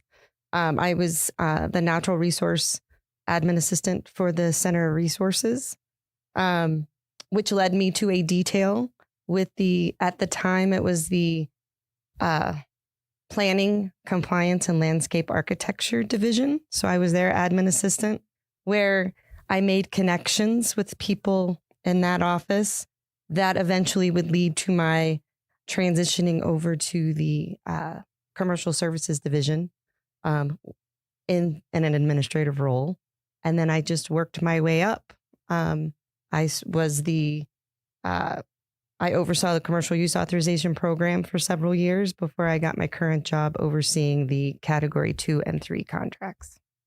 Wow. So you've done a little bit of it. I'm a jack of all trades. Yeah, that's awesome. That's really cool. I feel like that's a theme across these episodes. We've either had like people who decide this park is for me, and then you make it work within that park, or some people say this is my job path I want to follow and go wherever they need to go to make that happen. Yeah. Or I guess the third type, which is they just want to work in as many parks as possible. Yeah. Yeah. But yeah, there's a lot of different ways you can spin an NPS career, I think. Yeah. Yeah. So you've been here and you've been at Yellowstone. I don't want to do the quick math. What did you say? 98? 25 years. Okay. And, and I am in a dual career family. Mm-hmm. So the fact that my husband also works for Yellowstone National Park has contributed to me being here as long as I have. Yeah. So how many like dinner table conversations are just focused on on Yellowstone? All the or time. are you guys just like, no, too All the much time. Yellowstone. We got to talk about something else. I live vicariously through his job. He's got a much more interesting job than mine. Well, so what does he do? He's bear management. Okay. So, well, I think there's lots of interesting things in both of those. Yes. In both of those jobs. So what does a typical day in your job look like? Is there a typical day? Yeah, typically I'm in the office on the computer, answering phone calls and emails. It's a lot of paper pushing, I guess you could call it. But part of that is just communicating with our concessioners. We review annual financial reports, preparing annual overall ratings, which I kind of liken that to a report card on how they're doing with their contracts. Do you use a red pen? I do not. Oh. I have one in my hand, but That's what I was. You look like you're good at writing like F. Yes. No, and we have very good concessioners. So A++. We review insurance, risk management plans, all things that are outlined in their contracts. Part of my job requires periodic valuations of the concessioners, and this lets us get out into the park to monitor how they're doing, making sure they're meeting service standards as outlined in their operating plans, making sure they're providing a quality visitor service, making sure the facilities are well maintained, and just ensuring the safety of the visitor and their employees. The part that I like most is I occasionally get to go out on horseback rides, ride on snowmobiles, or even take a ski trip every once in a while. So that's what gets me out in the park. So that's what I like. So you're kind of, are you doing like the undercover boss type of situation where you're like kind of hiding in the ranks of visitors? We on may the snowmobile? entail secret shoppers, but usually they know who I am. So Yeah, it's not quite as if you've been here 25 years. Yes. It's hard to be secret. Yeah, that sounds like that's a really interesting part of that, is getting to test out those different ways of seeing the park. So that was a lot of different functions and tasks that you have. So what do you think is the most important one to be successful at your job? I think communication skills and establishing relationships is the most important part of my job. Yeah, because you're talking with a variety of people from a variety of backgrounds. Right. Many of which I don't always relate to. Sure. So being flexible and just patient is very a really good thing to keep in mind. Yeah. Yeah, I think that's definitely an important thing. Yeah, I feel like this past winter we've seen a lot of that because we've had such crazy snow conditions, by which I mean until later in the winter, hardly any snow. So I've been on some of those calls and just seeing the like constant communication with people and trying to make everything work as best we can for them and for our visitors and all of that. It's given me a good insight into how much communication there is with all these businesses, and they of course have their own interests that are they share interests with the Park Service, but they're also businesses, so they have very different things that they have to think about in terms of their long term. And Yellowstone's had a few hits lately with the flood, the lack of snowfall. Just it's impacted different people in different ways the last few years. Yeah, COVID. It can be challenging to operate businesses on a volcano with crazy weather and you're at the whims of Mother Nature. Yeah. Yeah. So I think you kind of already touched on this, but is your favorite part of the job getting to go out on those snowmobile trips and pack trips and llama trips? And anytime I can get out of the office is a good day. Yeah. Yeah. So if it includes the backcountry, it's even better. So you actually get to go on like a backcountry camping trip, like overnight? Do you do overnighters? I haven't done overnighters with the concessioners, but I have gone out with our backcountry rangers to do stock evaluations in the summer. So I've gotten to go to Beckler, which I had never been to until that. Yeah. Last summer I got to go to Thoroughfare. Cool. And so Some pretty remote, some of the Both more places remote areas of the park. Yeah. Yes. Both places I would like to go and haven't made it to yet. So that's pretty awesome. Yeah. Cool. Yeah, that sounds awesome. And I guess on the flip side of that, what's the toughest part of your job? I think the toughest part of my job is just keeping up with everything. Even though Yellowstone is closed in the spring and fall, we're always preparing for the next season. And so we never get to take a break. And if you fall behind in the management of these contracts, the paperwork, it's hard to catch up. So just staying organized and on top of things is the hard part. Yeah, I want someone to invent like this pause button that you can just hit and no emails will come in, and like you can just like catch up and then you can hit play again and then you'll be, but I haven't found that yet. So some of our jobs have sort of a pause button. They have the furlough. I need they're not allowed to check email furlough. for like 2 weeks or a month, but yeah, you're right. Yes. What about the regulations? Are they changing pretty often or do they stay fairly consistent? I think they're staying pretty constant, but there are some tweaks that they throw at us every once in a while. Yeah. So we have to stay on top of those. Yeah. I was wondering that. Continuing education. Yes. There's definitely continuing education aspect. Yeah. Yeah, for sure. So even with those difficulties of just a lot of work coming at you, you've obviously done what you could to stay in the National Park Service and in Yellowstone National Park specifically. So why the National Park Service? What's kept you around? I think just working for an agency whose mission is to preserve our natural and cultural resources, since that is my background. And I grew up, my family took trips to the Great Smokies, Shenandoah. And so it's just been part of who I was prior to the Park Service. And so it just made sense when I landed here that I would stay. Sure. I guess it's safe to bet that you hadn't snowmobiled in South Carolina too much I had before not. you got here. There was many firsts out here. Yeah, that's one of the cool things about this place is there's always a new experience kind of right around the corner that keeps you motivated, right? Yes. Yellowstone just gets some people and you just can't leave. Yeah, Happened to literally, me. you can't. They You just don't want to come back. No. Yeah, literally, they won't. None of us ever want to. So, would you say that there's a defining moment in your career? Having been here, this is my first and only park, and I think meeting my husband here and knowing that he wanted to stay here kind of defined my path. And so then I just had to redefine what my goals and ambitions were and find my place. Yeah. So yeah.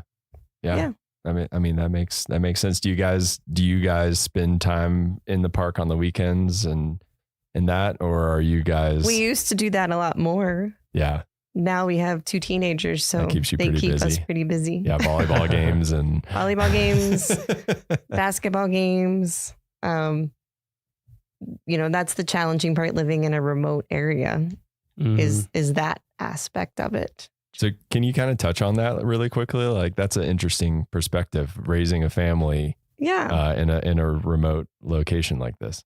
Yellowstone has been a fabulous place to raise kids, especially if you like the outdoors. But with that comes some sacrifices. We're an hour away from the nearest town, like big town for some recreational activities. But you just kind of have to roll with the punches. And if that's what you want to be involved with, you do it. We used to have them in ski school at Bridger Bowl every weekend, and we drive the hour and a half up there every Sunday. Soccer was in Livingston, which is an hour away. We had basketball tournaments and all of that, but we also threw in family trips, hiking, backpacking, fishing, rafting. I mean, you've got it all here. It's just you have to. We're an hour away from the closest vet for your pets. Mm-hmm. So it takes a special person to live here. But if you love the outdoors, I think this is a great place to be. Yeah. Yeah. That was the biggest Miles, you've lived on the East Coast too. So like that was the biggest adjustment for me, is just how like no one bats an eye when they're driving an hour and a half somewhere. That's like nothing to them. And I'm like, whoa, that's very far to me. When I first came here, that was like a weekend trip. Yep. Was an hour and a half. And so doing that just to go to the store is definitely an adjustment. And I think, like all of the parents that I know and have grown up with here, we all pitch in. We have daycare, we have preschool, we have grade school. And we all just probably have to do more here to be involved than you would on the East Coast or in larger metropolitan areas. But it creates that community as well. Yeah, you probably don't find community like this in a lot of. I mean, this is pretty special. It is pretty special. That just can't happen other ways because people are off doing their own thing, driving all over the place. Yeah, there's no one else to do stuff for you here. Yeah. So it's like you kind of have to hang out. Yeah, like my son's been in preschool the past 2 years, and I've been on the board because it's like only so many of us have a kid in preschool, and I've been there, done that. Yeah, I've heard lots of people here told me that when I was moving here. They were like, "Well, you'll be involved in a lot of things because you have to be, and also everyone will try to recruit your kid for everything because they're a precious commodity. They are. They're a limited supply." We need more kids. Yes. Yeah. No. So getting back to your job. So the Park Service mission is to, like you alluded to, preserve the natural and cultural resources for the enjoyment, education, and inspiration for this and future generations. Those kids we were talking about. So with that in mind, how does your job contribute to that mission? Well, I keep going back to when I was first interviewed for my administrative assistant position in the commercial services office, and Mary Murphy, who was a longtime employee of the park, made a comment that stuck with me, and she said, "Our division touches everybody's vacation. It impacts their experience." And so coming in, that's kind of motivated me to make sure that what I'm doing with our partners are contributing to that experience. Yeah, for sure. I mean, if someone has a bad experience, that they associate that with Yellowstone National Park and the National Park Service potentially. And then also we work with our interpretive division to help educate our guides to be better educators for their clients that they take through the park. So it's a group effort. Yeah. Yeah. I mean, something I've thought about a lot.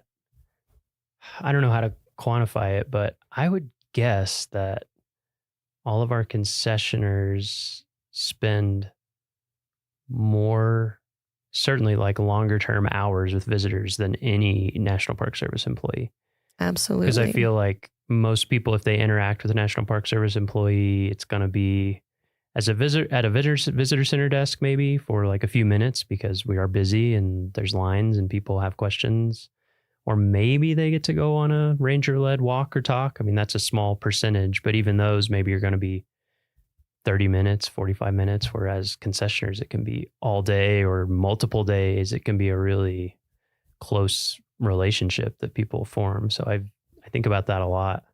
I think in every park that I've worked at, that's been the case, that those really quality hours are often with a concessioner. So they're like a huge, not just an extension of what we do, but they contribute big time to that mission. Yeah, for sure. So for someone who's listening to this and is like, man, that sounds like a cool job. I like a challenge. I like to go snowmobiling every once in a while. What's the series? Do you know your series in USA Jobs? It's an 1101. Okay. So that's what people can look at if they're interested in those, and that's concessions. It's a concessions management specialist. Okay. And I believe they start at a GS7 and go all the way up to supervisory positions. There are, I don't know what the series number, but there is a concessions management assistant that might be like a 6-7. But yes, we're all over the Park Service in every park. Okay. Yeah. And that's the other great thing is that every park has those types of jobs. So if you want to move around the country, you can do that pretty easily. Absolutely. That's another great part of that job. And every park is different in the contracts and commercial use authorizations and activities that they offer. So pick your park, pick your activity, and there's probably something out there for you. Yeah, for sure. Mm-hmm. And do you need formal training to qualify for those positions? Obviously not. Just lots of experience. I come from a wildlife biology background. I think a business, accounting, finance experience would be beneficial. I've kind of had to learn on the job. But one thing that's helped me in Yellowstone is just my varied experience working here, and knowing people and programs and the willingness to be flexible and patient. It took me a while to get where I am. And I made some choices for my family that kept me from taking certain jobs. And there were certain jobs I didn't want. But I think those type things would be beneficial for someone looking at this. I don't know that you need like an accounting degree, but I definitely think, people that have run small businesses or worked in, we have one of my coworkers worked, in a cell phone company, just having that knowledge of other business, having that acumen would be helpful. That's where I've been lacking. So it's taken me a few years to train myself. Sure. And so is your advice would that be your advice for someone wanting that position? Just kind of be opportunistic and take what you can and kind of it'll work its way. Yeah. And there's been several details that come across that I would encourage people to take advantage of to gain experience. Once you get into the program, our Washington office offers annual trainings with asset management, pricing and evaluation, financial management, commercial use authorizations to kind of bring everybody up to speed, because it is kind of a different aspect of the Park Service. And especially for those people in parks that have collateral duties. You're a superintendent, but you also have to manage the commercial services. It helps with those type things. But I do think there's some introductory trainings on DOI talent that anyone can take. Like, I think there's an introduction to commercial services, just to give you some background on the program. Yeah, that give you that solid foundation to get started and kind of learn more about it. Well, that all sounds, that's great advice. I think super applicable to a lot of people listening. Do you have a favorite, before we let you go, do you have a favorite memory in Yellowstone National Park? I'm guessing you have a few in 25 years. But you can only pick one. That's my rule. Okay. Well, very strict. After 25 years, I have too many. So I'm going to pick one that's not in Yellowstone. Yeah, that's totally Before I came to Yellowstone, I worked for the Fish and Wildlife Service in Vernal, Utah. And we worked in Dinosaur National Monument. So my favorite memory is I worked for an endangered fish project, electrofishing down the Yampa through the park. It was my first job out of college and the best one ever. Can you describe to those who don't know what electrofishing is? Because it sounds like some heavy metal band from the 80s or something. Well, we had a raft with electrodes that came out from a boom on the front of the raft, and it had a platform, and we turned the generator on to create the current, and we would go through the rapids with the electricity on, and the fish would get stunned and float to the top, and we'd have large nets hanging off the front of the boat that we would scoop the fish up and bring them in and tag them if they were the right type of fish. And no fish are harmed in that is correct. They are okay for our listeners out there. Did you get any like really weird random species that kind of floated to the top? No, it was an endangered fish project, so we were looking for specific fish. Okay. And so they were few and far between. Yeah. But you just got to make sure that you don't fall in the water when those electrodes I've are heard on. that's one of the like most amazing rafting canyons it's beautiful. in the country. It yeah. is beautiful. Yeah. I would love to go back. That's another group trip that we can take. Did you go through the gates we're of taking Lador? llamas. That's the one on a section I have rafting not trip. done. Gates of so Lador. I Yeah. have My that father-in-law's on my done list. it, and he's like says it's unbelievable. Yeah. And it's a great name. Yeah, exactly. Well, Becky, thank you so much for joining us today. It's been awesome learning a little bit more about what you do and how you contribute to the National Park Service mission. So just thanks for taking the time to talk to us and teach us a little bit more about it. My pleasure. All right, that's it for this week's episode of What We Do. Thanks again to our guest, Becky Wyman. If you like what we do, rate and review the show wherever you listen. Every positive review really helps new people find the show, so we appreciate it. If you have questions or want to learn more about a particular job, contact us using the form at go.nps.gov/whatwedopodcast. Thank you.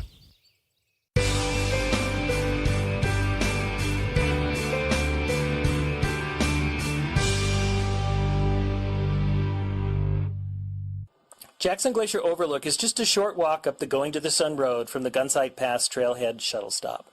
For visitors just driving the road, this is the best view of a glacier they will get.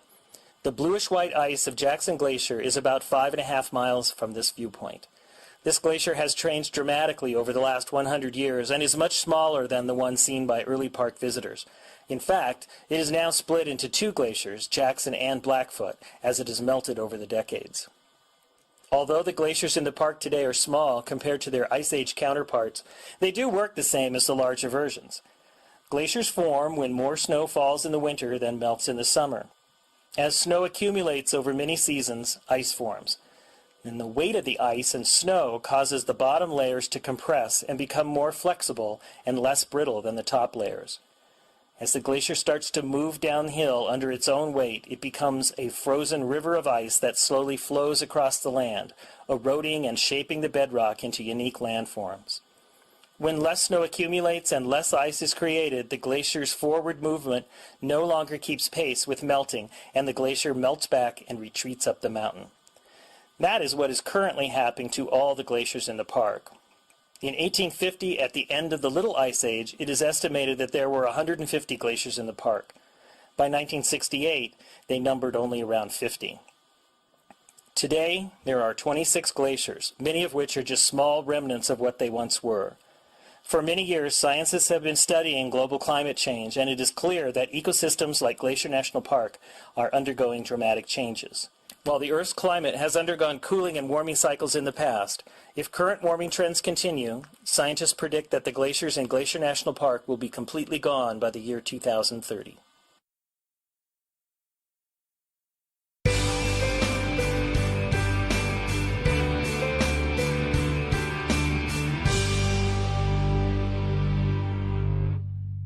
Triple Arches is probably one of the most recognized features along the Going to the Sun Road. Built to span several large gaps in the mountainside, engineers had originally planned to create a large retaining wall and use huge amounts of fill to build up the roadbed. Designers came up with a more elegant solution by constructing a series of 3 arches to span the gaps. It is a reflection of the care and dedication evident throughout the original construction of the Going to the Sun Road. Probably, as you've been driving the road, you really didn't notice most of the bridges, guardrails, and structures along the way. That's because the original designers of the road worked hard to create a road that blended with the environment rather than competed with it. As you continue on, however, give them a second glance. Even simple culverts in many locations are beautiful creations constructed of the same multicolored rock from the surrounding mountains. The Going to the Sun Road is one of 6 National Historic Landmarks in the park and one of a very few roads in the country to make that list. Today there is a massive rehabilitation project in progress along the entire length of the Going to the Sun Road. Engineers and contractors are working hard to ensure that the historic features of the road are maintained while creating a road that meets modern safety and traffic requirements. It's a challenging job and will take several more years. It's Thursday, August 10th, 2017, and I have the day off. For context, we were both rangers here in the summer of 2017. Yes, and the job of leading guided hikes, campground talks, and staffing the visitor center is very rewarding, but can also be exhausting. So when the weekend rolled around, some friends and I planned a relaxing backcountry camping trip. We got a permit for the backcountry campground on the west shore of Lake McDonald, one of the few backcountry campgrounds that you can paddle a canoe to. So we loaded our gear into dry bags, packed our life jackets, and set sail for some R&R. The campground itself is known for being sunny. It burned over in a wildland fire in 2003, and the remaining lifeless and limbless trees offer little in the way of shade. That's an understatement. So we set out in the afternoon, thinking we'd arrive after the heat of the day had passed. The first half of the paddle was nice and sunny, but the further we went, the clouds began to roll in. With each stroke, the sky seemed to grow darker, and we paddled faster and faster and faster to reach the shoreline. We thought we'd beaten the weather as we pulled our canoe ashore, but a clap of thunder echoed off the mountains and signaled the night that was yet to come. As we frantically assembled our tents and shabby burritos, the storm arrived. Rain came in a torrent, instantly soaking me through my jacket, and we hung our food up so we could retreat to our tents, but then the wind began to pick up. In my memory, what came next was a loud, deafening blur. Rain pelted the ground and began to sound like angry radio static. The wind was strong enough you had to brace yourself against it or be blown over. It began to topple the trees around us, and as they crashed down left and right, we ran to the lakeshore for safety as lightning and thunder reverberated up above. But just like that, it was over. The air was calm, the rain had stopped, and we breathed a collective sigh of relief as we returned to the soggy rice and bean burritos we'd put away. As we ate, we tried to make sense of what had just happened, pointing out the trees that had fallen down, comparing how well our jackets had worked, but only then, with mouthfuls of burrito, did we notice a column of smoke across the lake. Smoke that would eventually grow to become the Sprague Fire that burned 17,000 acres and the Sperry Chalet. Wow, that's crazy that you sat through the storm that started it all. I was actually just straight across the lake from you at the same time at the Lake McDonald Lodge. I was supposed to give the evening ranger program up at the Lake McDonald Lodge auditorium that night. It was super stormy as I drove up from APGAR. And while I was getting ready for my talk, the power went out in the building. It was pitch black in the auditorium. I didn't think people would really be able to safely walk around the room, so I just decided to cancel the program. So if you were trying to attend the ranger program at the Lake McDonald Lodge auditorium on August 10, 2017, I'm very sorry, you'll have to catch me another time. When I canceled, I stood outside the building to let people know that the program wouldn't be happening that night.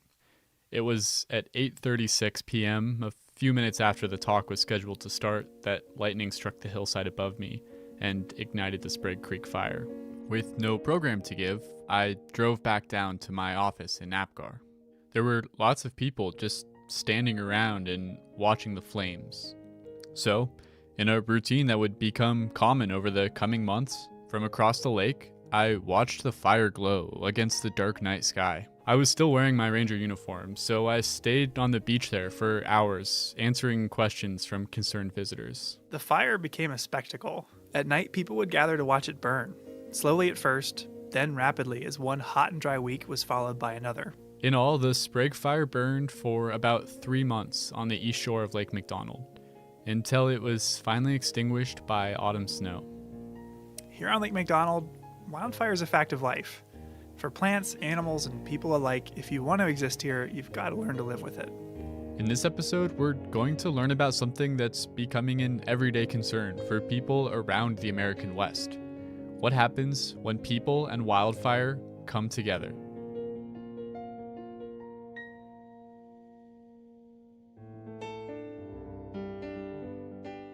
Welcome to Headwaters, a Glacier National Park podcast, brought to you by the Glacier National Park Conservancy and produced on the traditional lands of many Native American tribes, including the Blackfeet, Kootenai, Salish, and Gillespie people.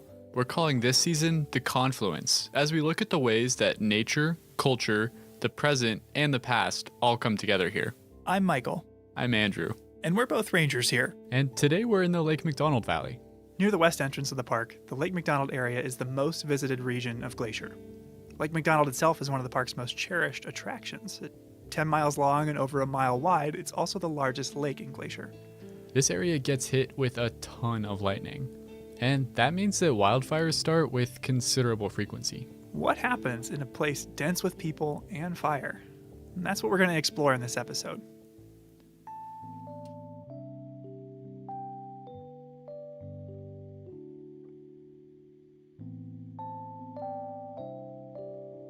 To start out, I wanted to talk to someone who knows the park as well as anyone, even better than most rangers. My name is Chris Peterson, and I am the editor of the Hungry Horse News. Oh yeah, Chris. Hardly anything happens in Northwest Montana without Chris writing or at least knowing about it. Seems like he's been here forever. How long has Chris been around? Since 1998, which would make it, this will be my 23rd summer. I've seen his byline a lot, but he's a photographer too, right? Yeah, you're right. After graduating college, Chris started working for a small town daily newspaper in New York, where he started to pick up photography. Back in New York, at the Daily, you had to shoot your own photos. So my photos were terrible. I was an awful photographer. Didn't know what I was doing. And so I started shooting Buffalo Bills games. You know, at a Buffalo Bills game, there's like 85,000 people there, but there's also 120 photographers. So you could learn a lot just by watching the other guys. And after he really developed his photography skills, he landed a new job. So that kind of set up my portfolio. And then the Hungry Horse News had put out an ad for a photographer, and I applied and I got the job. And the rest is kind of history, I guess. That's a big switch to go from photographing Bills games to bald eagles. Yeah, it's a big adjustment, but he took to it. But part of covering news in the West is wildfire, something Chris didn't have any experience with from his time in New York. Oh, well, in New York, there aren't, big fires, yeah, but they were all houses or, tire dumps. But it didn't take him long to get experience. His second summer, he covered the West Flat Top Fire. 2 years after that, the Moose Fire, then the Anaconda Fire. So I'd cut my teeth. All of which led up to 2003. You had a couple seasons of experience then covering summer fires. What was the feeling going into the summer of 2003? In retrospect, we probably should have known that we were going to have a big fire year. But I can remember in June, people just having fun because it didn't rain. June typically is one of the wettest months, if not the wettest month in the park. It didn't rain. So everyone was having, everyone's camping and fishing and floating and, the park is just full of people. And the fire danger rating has been moved up and is now high. But by July, fires began to crop up. In fact, on July 17th, after a morning storm, 6 fires were spotted in the park. Wow, that's a lot. Yeah, more fires than the park sees in some whole years, just in one morning. The next day, Numa Ridge Lookout spotted the Wedge Canyon fire in the North Fork, which within 2 days had grown to 4,000 acres, and due to the number of homes in the area, was the #1 priority fire in the nation. Wow. So what was Chris doing at the time? We were out running around taking photos of them. Drove up and looked at Wedge Canyon, and man, it was ripping across the ridge one day. So we knew, unless it rained, that things were probably going to get worse, not better. I don't think we thought they'd get as bad as they did. At the same time the Wedge Canyon fire was burning in the North Fork, a fire was burning in the heart of the Upper McDonald Creek Valley, the Trapper Fire. The fire at the heart of our story was, at the time, so remote that it was seen as a low priority. Park employees like Chris Baker, the lookout stationed on Swift Current Mountain, described what it looked like. She wrote an article after the fire all about it. Here, can you read the first part? Okay. When I arrived back at Swift Current, Flat Top Mountain was puffing here and there, but the smokes just weren't that impressive. The lightning storm had planted its seeds, but nothing much was showing yet. So for a while, Trapper was underwhelming? Yeah, it was. But that obviously didn't last forever. No, it did not. July 23rd comes along. Changes everything. The forecast for the 23rd called for extreme winds, 30 miles an hour or more. Right, exactly. And so that's why we're at the loop on the 23rd. Now, if you've ever driven the Going to the Sun Road to Logan Pass from Lake McDonald, you may remember the loop as the single hairpin turn on the whole route. As the road turns back on itself, you've got 8 miles left till Logan Pass as you rise above the trees, getting a view of the McDonald Creek Valley, and Chris hoped the Trapper Fire. Okay, it's a pretty windy day. Let's get up there, see what's going on. Let's take a look at it. His instincts were right. Chris Baker, the lookout at Swift Current, watched the trapper fire grow that day. And rather than have you read everything, Andrew, I had a friend read the rest of her quotes for us. There was no mistaking it when Trapper decided to make its move. I was looking right at it when it did. That wimpy white column suddenly grew tall, turned to brown, then black. Then it was wider and moving. And you could see that fire probably, I'm guessing, 5 miles away. And it's just starting to look like a tornado. If you can imagine a really big tornado in the sense that it's like this big circular cloud of black, and it just starts spinning, and you can see it, and it's coming closer and closer and closer. Wow, that's nothing like what I expected. And Chris was far from the only person at the loop watching this unfold. I mean, more and more people showed up, and we're just watching it, and there were other people there. Everyone's taking pictures. So there were reporters like Chris there, visitors had stopped to take pictures. There's even a corporate marketing team there. And one of the more memorable things was there was this couple of women in their 20s with like tank tops on, and they had a Red Bull pickup truck. You know, Red Bull, that energy drink, but it had like a big fake can on the back of the pickup truck. As the fire was coming closer and closer and everyone was taking photos, the Red Bull staff was running around with free samples. Okay, I think watching a fire race towards you is a situation where you definitely would not need the extra boost from an energy drink. Yeah, I think you're right. But with or without the Red Bull, Chris described the atmosphere being charged with anticipation and excitement. So we're taking pictures of her with the smoke and the fire and smoke and stuff in the background, and they're taking pictures, and it just kind of got into like almost a party type of atmosphere in the sense that here it comes, and it came like right to the edge of the, you know, the canyon.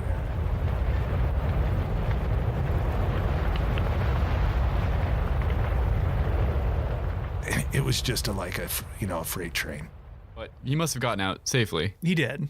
The fire gets to the loop, everyone he takes off because it's going to burn over the loop. It's obvious it's not going to stop. As it burned over the loop, it claimed anything in its path. Vehicles that were parked there, trailhead signs. Heck, for years there were stains on the pavement from where porta potties melted into the asphalt. That's kind of gross. What happened next? Well, the Trapper fire continued to burn uphill straight towards the Granite Park Chalet. And, well, you'll have to wait and see. I talked to Mike Sanger, one of the employees that was at Granite Park Chalet that night, later in the episode. I see. But Chris's experience goes to show that even when it's coming towards you, even when it's endangering your own safety, you can't help but watch fire. As powerful and destructive as it is, it has a sort of magnetism.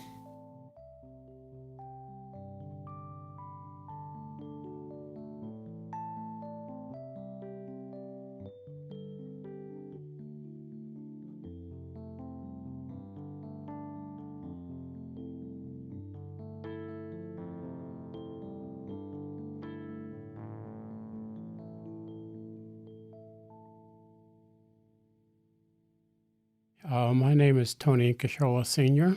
I'm a director for the Salish Kalispel Culture Committee for the Confederated Salish and Kootenai Tribes. People interacting with wildfire here is not a new phenomenon. In fact, it's been happening for thousands of years. To learn more, I decided to talk to Tony and Kashola Sr. about the role that fire plays in the traditional Salish way of life. We talked about how, from Tony's perspective, not enough people understand the significance and value of fire. This misunderstanding of our environment makes fire more dangerous. And he talked about how national parks are a place where we can learn to connect with the natural world. So Tony, if we have listeners from other parts of the country or the world who aren't familiar with the Salish people, what do they need to know about Salish history? According to the stories from our elders, the Salish speaking people have been in this area since the last ice age. My group, my band of Salish are the most eastern Salish speaking people here in Montana. And our Aboriginal territory consisted of about 22 million acres. And then came along in 1855 when more settlers and homesteaders moved into our area. A treaty was negotiated, and it took several days before the leaders of the tribe agreed to to be put on a reservation. And so that's why we are where we're at today on our 1.3 million acre reservation here. So that's kind of in a nutshell from the past where we started and how we got to where we're at as Salish-speaking people. So I wanted to have you in today to talk about fire. What role does fire have in the Salish tradition? The Salish people, they would set fires to their favorite hunting areas, their favorite spots. When the weather was predictable, they would set fires, knowing that the fire would be put out as soon as the snow got here. So there was no fear of that being a wildfire.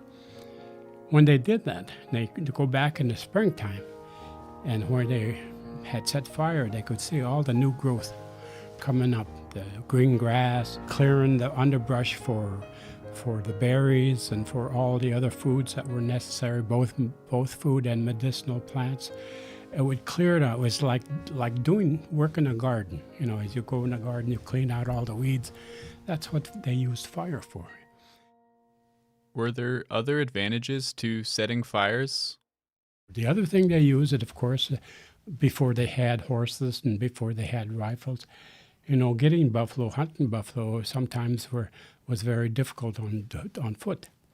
So sometimes they'd look at certain areas and they'd see these areas and they'd use fire to bring the herd to certain places. And then once they get to these certain jumps, that they'd build these running lanes, and they used these cliffs for these buffalo jumps to go over there. So that was another way of using the fire.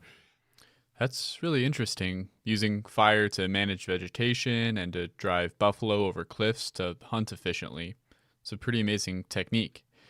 How did traditional people actually manage these fires? It's just like our professionals today. We have professional fisheries, water people in those areas.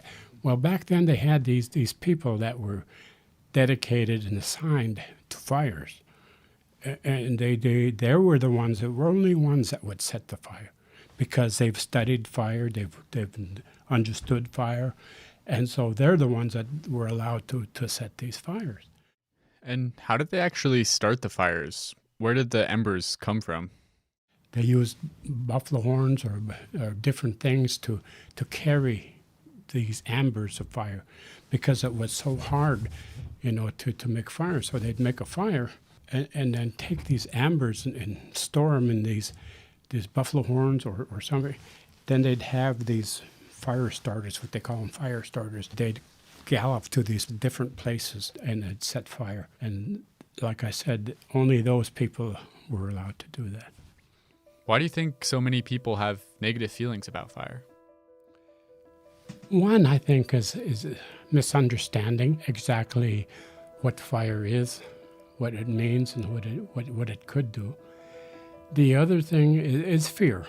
Naturally, it's frightening. I mean, you look at California today, how dry, how brushy some of those go up like matchsticks.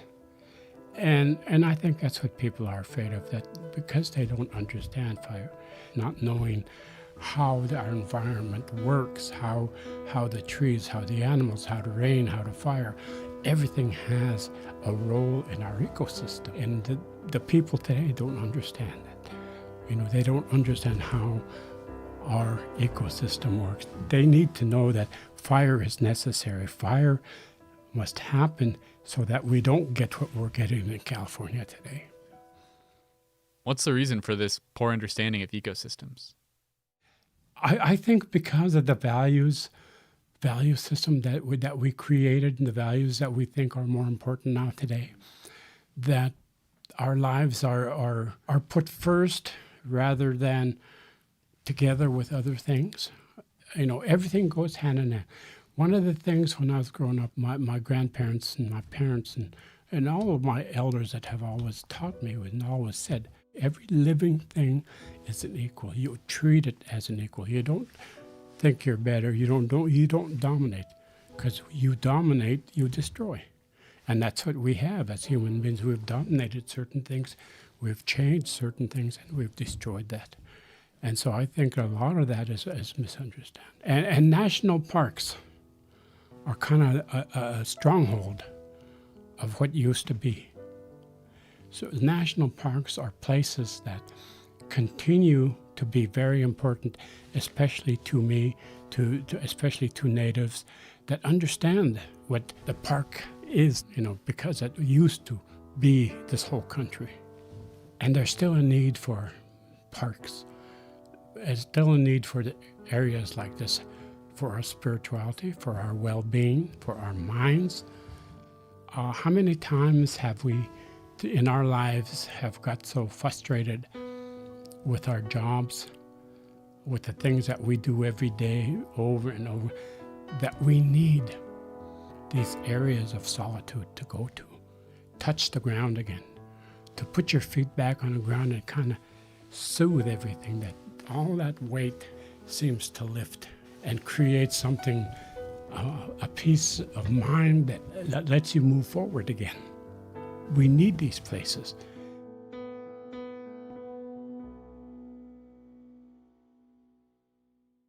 So, fire has a long history in this place. It can be a creative as well as a destructive force.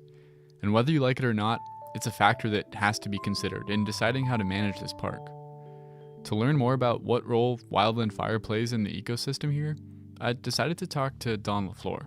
My name is Dawn LaFleur, and I am the vegetation management biologist for the park.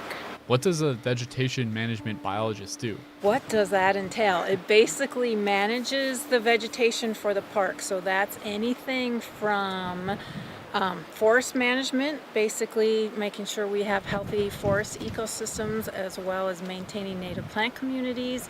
So whenever we have disturbance, human-caused disturbance, we go in behind the disturbance and utilize native plant materials that we've collected and grown at our native plant nursery. So basically trying to manage the native vegetation as well as the invasive vegetation to maintain healthy ecosystems. I met Dawn on the site of the Howe Ridge Fire, which in 2018 burned about 14,000 acres on the west shore of Lake McDonald. It was 1 year after the Sprague Fire, which we talked about at the top of the show, and on the opposite side of the lake. At times it can be a bit noisy here now that there's not much of a forest to shelter you from the wind. That was a pretty intense fire. It was very intense. It was very unusual. We had the extreme fire behavior happen at night and came down here very fast, very quickly, and burned very intensely. About 2 weeks after this spot burned, Dawn was one of the first people to come back here and start to assess the impact. So what we were looking for were signs of vegetation, any potential signs of vegetation recovery already, as well as the impacts to our soil. The type of soil impacts Dawn is looking for are things like how burnt is this soil? Will things be able to grow in it? And she'll look at hillsides to see if any of them have potential for erosion now that root systems that were holding them together might be burnt out. Do you remember what your initial impressions were at the time? Oh my goodness. Oh my gosh. All we have left are toothpicks. Was my initial impressions. For a fire to burn up essentially every tree was unusual. Typically, when Dawn visits a recently burned area, the fire doesn't wipe everything out. It'll find a section of vegetation or trees, a pocket of trees to burn in and move around and kind of skip and create a mosaic or little islands of vegetation, which actually helps for rehabilitating the landscape afterwards. So why was this fire so intense? It was a combination of factors. For one, the summer of 2018 was extremely hot and dry. But fire suppression efforts in the early 1900s had also disrupted some of the natural cycles here. Fire has a huge role in this natural ecosystem. We have plants and tree species like lodgepole pine that are fire dependent. These are species that have evolved to rely on fire to succeed. Lodgepole pines, which need a lot of sunlight, have special cones that are tightly bound shut by resin. The seeds are trapped inside the cone until there's a wildfire, the type of event that would clear out the canopy and make it sunny enough for them to grow. When fire passes through, the cones get heated up and release their seeds. In Dawn's career, she's witnessed summers get warmer and drier, and the snowpack disappearing earlier in the spring, allowing soil and vegetation to dry out. These effects are changing the role that fire plays in the ecosystem. What it is climate change. We're getting drier and hotter sooner. And then the other thing we're seeing is with the extreme fire and not enough moisture in the spring, what takes advantage of those open niches after a fire are non-native plants, the opportunists. We're seeing a lot more non-native invasive plants coming into our burned areas than we have had in the past. But Dawn hasn't lost hope. She still has a clear and optimistic vision of how this area can recover. My hope would be in 5 years we should have conifers that are 3 to 4 foot tall. A good diversity of conifers. I would hope a lot of larch in here because they tend to be fire resistant. It'd be wonderful to see pockets. I don't expect it all across the landscape up here, but little pockets of moisture where we could see cedar hemlock coming back. And this would be completely green, and you've got woodpeckers utilizing the snags and everything. We would be standing here and we would have vegetation over our heads. Sounds lovely. Bless. And as we get more vegetation established, that will outcompete, as we get an overstory, it'll outcompete these newly established invasives. So much more native plant diversity. Protecting plant diversity in Glacier National Park is a collective endeavor. Dawn can't do it alone. She asks that when people visit here, they take a moment to think about how their actions will affect the plant life around them. Stay on the trail. Definitely stay on the trail. Walk in the mud. Don't go around mud holes. And don't pick the flowers. Oh, yeah. That's a big one. Please don't pick the flowers. The reason to walk through the mud is that if you go around, you'll widen the trail and disturb the vegetation around it. And we leave flowers where they are so everyone can enjoy them, and because they're part of the ecosystem here. Yeah, minimize your impact by just being respectful of the vegetation. The plant life in Glacier National Park evolved in the presence of fire and is adapted to frequent burning. Fire can be a source of renewal and even catalyze the processes of growth and change that make Glacier home to an incredible diversity of plant life, over 1,100 species. As climate change affects the behavior of wildfire and fire ceases to behave in the way plants are adapted to, its destructive tendencies can start to outweigh its constructive ones. It's something that scientists in Glacier like Dawn will continue to monitor. When a wildfire changes the makeup of a forest and what kind of species grow there, the effects aren't limited to just plant life. These changes to the vegetation are going to have consequences that ripple down the whole food chain, affecting everything from the bushy-tailed wood rat up to the moose and grizzly bear. Mule deer in particular are browsers, and so they rely really heavily on shrubs and other kind of nutrient-dense species. So that's Tegan Hayes. She's a wildlife biologist. Her master's thesis was about ungulate forage in wildfire-dominated landscapes. In other words, how deer food is affected by fire. One of the study areas was not far from where we're standing right now.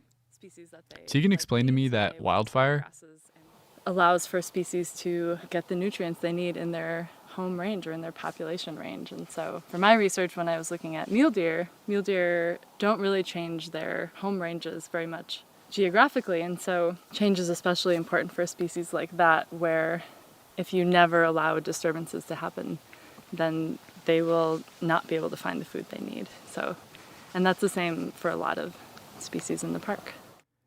In other words, mule deer need fire. It promotes the growth of shrubs that are the bulk of their diet. And they aren't keen to move around to find these plants. They need the fire to happen right within their home range. A deer population, in turn, is necessary to support grizzlies, mountain lions, and wolves. A whole thriving ecosystem, dependent on regular wildfire. I took Tegan to the Forest and Fire Nature Trail. Near the Camas Creek entrance to the park, this trail is a great spot to get an introduction to the fire ecology of Glacier National Park. Burnt in the 2001 Moose Fire, it's now home to a thriving lodgepole pine and aspen forest. So we are now in a young aspen stand. Of course, you have the nice rustle of the leaves, which aspen are named after, the quaking aspen. The vegetation, the shrubs in the understory are a bit taller. So there's a little more diversity here. Aspen is one of the habitat types that responds best after a fire. Aspens that burn down are able to resprout from underground roots. In no time, a recently burned stand of aspen will be a lush and suitable deer habitat.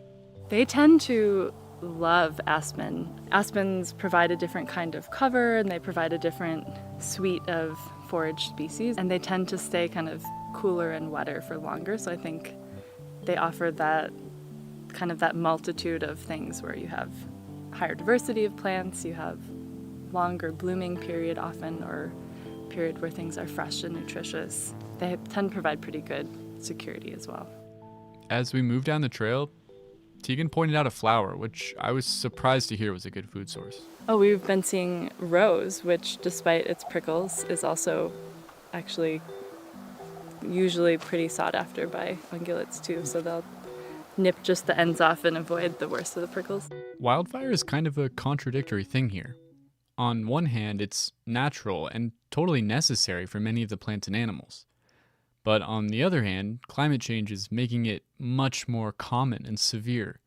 And regardless of whether it's good or bad, it's always tough to live with. Yeah, I mean, some of the most interesting and kind of disheartening research is when there's abnormally hot fires or more frequent fires than would normally be occurring in a forest, and they'll actually burn so hot that seedlings can't establish anymore, and so you can end up having what was once a forest become a grassland, or you'll see that the tree species that used to grow in an area are no longer suited to the climate or the climate that a disturbance has created. Still, she recognizes the importance of having natural fire on the landscape. Fire, because it's a hot and dry climate during some of the year, it's one of those natural disturbances that glacier and other mountainous places are adapted to, and so it's a necessity. Of course, what applies in a national park where there are no subdivisions full of houses will be different from a policy that makes sense in a more densely inhabited area. We can't always let fires burn due to all kinds of challenges, whether that's with human structures or infrastructure. So we're really right now just trying to find the balance between what the ideal situation is for fire and what the ideal situation is for living in this area. In places like Glacier National Park, where natural processes still dominate and where we try to minimize our intrusion into the web of life, fire will continue to play a part, and scientists like Dawn and Tegan will continue to try to understand it. In the Lake McDonald Valley, where humans and wildfire are both common, we need to learn to live with fire, to let it play its natural role, creating the rich, diverse, and thriving ecosystem that we come here to enjoy.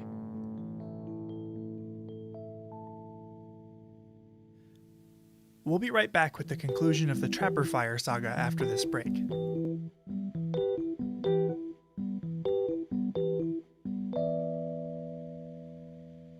Each episode, we seem to cover at least one thing that, like this podcast, wouldn't be possible without the support of the Glacier National Park Conservancy. With the help of some friends over there, we got the number of Executive Director Doug Mitchell and decided to call him up out of the blue to ask about these projects. For this episode, we wanted to ask about Sperry Chalet.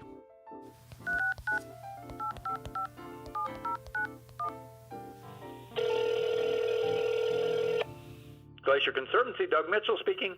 Hey Doug, it's Andrew and Michael. How you doing? Hey, good. How are my favorite podcasters today? Oh, we're doing well. Just enjoying the beauty out here. Got to go up and check out the new Sperry Chalet, and it was phenomenal. It looked just like before, even down to the stonework. Yeah, it's really incredible what they were able to accomplish. I'm glad you brought up the stonework. I was talking to Zach Anderson of Anderson Masonry, and you know, his family were the original stonemason family. So if it looks the same, there's a reason, and the care they took to make sure that it looked the same way it did when it was originally built in 1913 is really rather remarkable. Yeah, and it's a great thing for people to check out while they're visiting and go see all the attention to detail and craft that went into it. It really is a remarkable discovery. I was able to hike there this year with some people who had never been there, and we hiked through Gunsight, and to come over the top and see Sperry, it's almost like you just have to stop in your tracks, as they did, to see how is this possible. I've hiked 13.1 miles into the wilderness and look at what is there. It really is something. Yeah, we wanted to talk to you about it because we know the Glacier National Park Conservancy, as the park's official nonprofit partner, played a huge role in helping restore the chalet. We were in the superintendent's office the very next morning at 10 a.m. after the fire burned Sperry, and by later that week we had taken our loan credit card down to the hardware store here and bought the pieces of wood that held Sperry up over the winter, and it really was a remarkable public-private partnership that really made the improbable happen. Thanks for taking some time to talk to us. It's always great to hear from you, Doug. Always great to talk to you guys, and thanks again for all you're doing. Absolutely. Thanks for funding it. We'll talk to you soon. All right, cheers. Bye.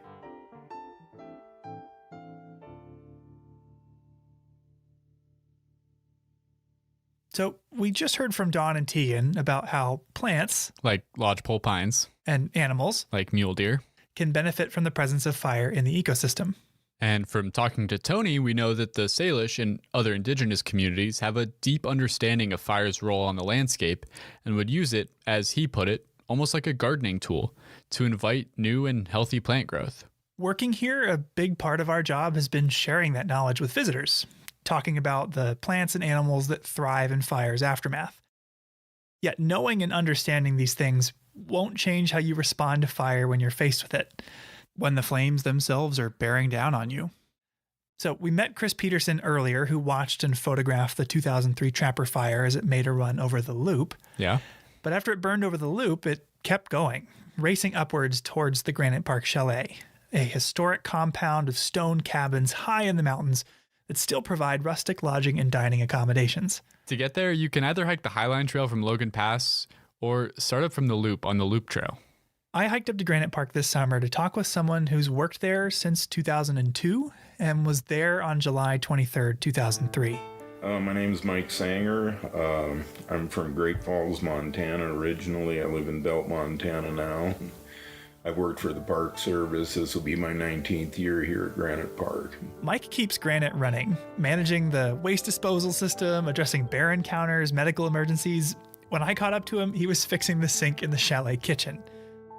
And having grown up in Montana, Mike had been familiar with wildfire from afar. Seeing them in the distance, not quite as close as I did here.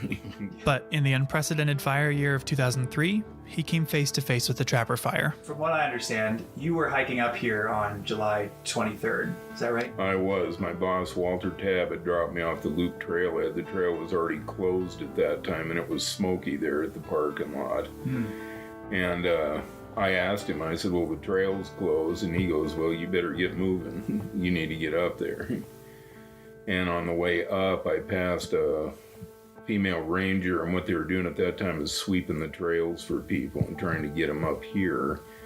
And she asked me if I knew where the fire was, and I said I have no idea, but once we get to Granite, we'll probably be able to see better and know exactly what's going on. As I understand it, Mike's up there for a week or so at a time, then rotates out with a partner?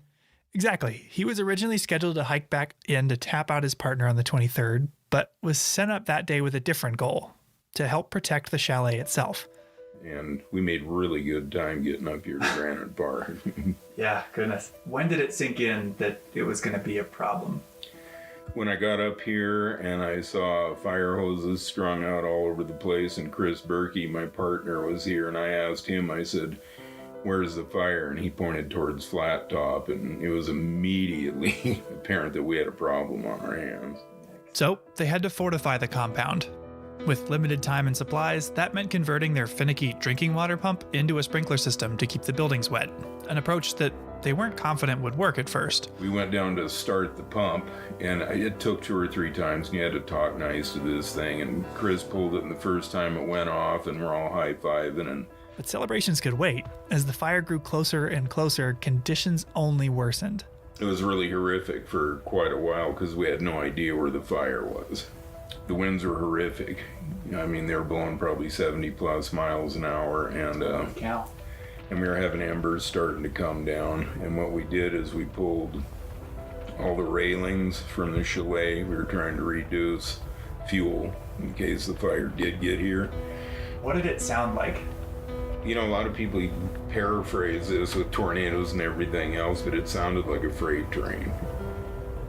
And it was just unbelievably hot. I've always had a mustache, and after this was all over, it had curled and burnt, and I just ended up whacking it off. It's the first time I'd not had a mustache in many, many years, because it was just glowing orange this direction. Around the same time, Chris Baker from Swift Current Lookout was choked with smoke. I can remember using the word surreal a lot in my journal that afternoon. It didn't take too long before my vista towards the west was nothing but amber billows of smoke and embers. Visibility deteriorated to nothing, and I began coughing from the intense smoke, so I soaked a bandana in water and took to breathing through it to filter some of the soot. Oh my gosh. Yeah. Yeah, it's a scary situation. It is. In the face of it all, Mike and Chris were doing everything they could to protect the chalet and everyone in it. And we charged our hoses. We had everybody inside the chalet sitting on the floor. We had the tables up against the windows because the wind was horrific and it was blowing ash and embers all through the area. And we charged the hoses and started wetting the roof. How many people were in it? Well, between the guests that had planned to stay there that night and hikers that were seeking refuge, there were quite a few. We had 39 people trapped up here. We thought the fire was actually going to come up and go over the top of us and down the other side. Why it went up Swift Current Pass, I have no idea. You know, every bearing that we had and the wind was blowing directly at us, and fires like to run uphill, so I was quite sure the fire was going to come up and over us, and instead it made a turn and went up over Swift Current. It missed them? Somehow they were saved. The fire avoided the chalet, and falling embers were effectively combated by the hoses and sprinklers they'd set up. Because it could have really gone south for us, and it really could have been a horrific thing. And, you know, through God's graces or whatever, the fire didn't come over us. Chris, we each made one brief phone call to our wives, and said, we don't know what's going to happen. We just wanted to call and tell you right now we're all right, and we're doing the best we can. And while they didn't know what the next day would hold, they allowed themselves to breathe a small sigh of relief. Chris and I came in here. It'd been a long day for both of us. He was due to go out that day, and I'd hiked up or ran up here that day. And his wife had brought him a little bottle of black velvet whiskey, so we each had a drag off that, and it actually felt a little better. And he goes, let's get on with it. And I said, all right. After feeding and finding beds for everyone at Granite, the two of them stayed up all night watching the flames. We'd take turns. There was a chair between this building and the chalet and one in front of the chalet, and about every hour we'd switch. Also up all night was Chris Baker, watching the flames from her vantage point at Swift Current Lookout, 1,000 feet above the chalet. Night fell, and finally I could see the fire appear through the smoke as 1,000 points of flame and torching trees. I remember just staring a lot in unbelief. Sleep wasn't even an option. This was history, and I was privileged to have a front row seat. It was a long night and a close call. Thankfully, no one was hurt, and the chalet was saved. Mike and his partner Chris Berkey were even honored by the Department of the Interior with Valor Awards for their heroism and bravery. But Mike's a humble guy. If you have the chance to meet him, you might hear him tell stories of that night. Sometimes the chalet even asks him to give a program about it to their guests. But you won't hear him bragging. He's seen firsthand the power of fire and worked in its aftermath every year since. But even then, that night standing guard after hours of fear and uncertainty, he could see a beauty in the flames. And the one thing that struck me is once it got dark and you could see the fire, you know, despite what was going on, it was actually kind of pretty to look at. And, you know, I don't mean to sound morbid or anything, but it was. It had its own kind of natural beauty to it. A month later, the Trapper fire had died down, and Chris Baker reflected on the fire as she hiked down from Swift Current Lookout for the last time of the year.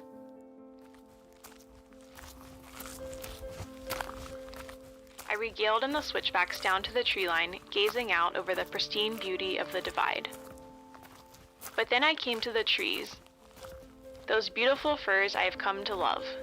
My friends and companions on my ascents and descents of Swift Current Mountain. The ones that frame Heaven's Peak in all my photos and that my kids have learned to take for granted. They weren't there.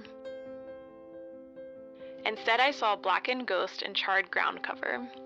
I hiked through a lunar landscape that I knew was both natural order and devastation. I thrilled and mourned all at once. I don't think I will ever feel that again.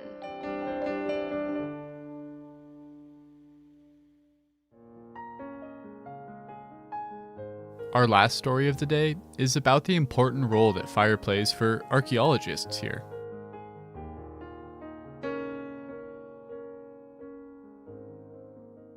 So were you up there on the night that Sperry Chalet burned down? No, I was actually on this trail when it burned down, and I actually heard it all go down on the radio. That's Glacier Park archaeologist Brent Rowley. Which was kind of a crazy experience. I was actually just back there, probably a few hundred yards, and I heard this radio transmission that was like calling the incident management team on the radio and being like, you know, I need to give you a satellite phone call because we need to have like a conversation right now. And it turns out that was the chalet catching on fire, like the dormitory building. Fire teaches us about the natural world, but it also teaches us about ourselves, and sometimes in unexpected ways. When the Sprague Fire burned down the main building of Sperry Chalet on August 31st, 2017, it felt like we had forever lost a piece of our history. But the fire had another effect as well. By clearing out the vegetation around the building, it unearthed a wealth of archaeological sites from lots of different eras. Out of the ashes, Brent found a whole world of history. In a place like Glacier, the vegetation is so thick that you can't see the surface of the ground to find artifacts. A fire that comes in and clears out the vegetation will often reveal major archaeological sites.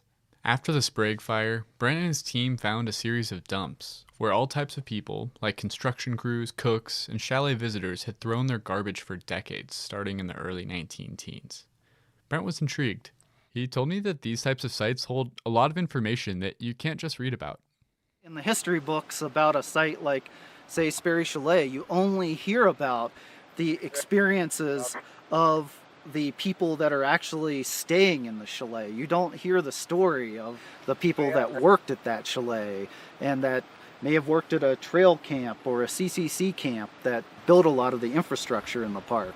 And a lot of those dumps preserve the information of like what was daily life like for them, what were they eating. We might find game pieces or, you know, what were they doing in their spare time at their backcountry camp.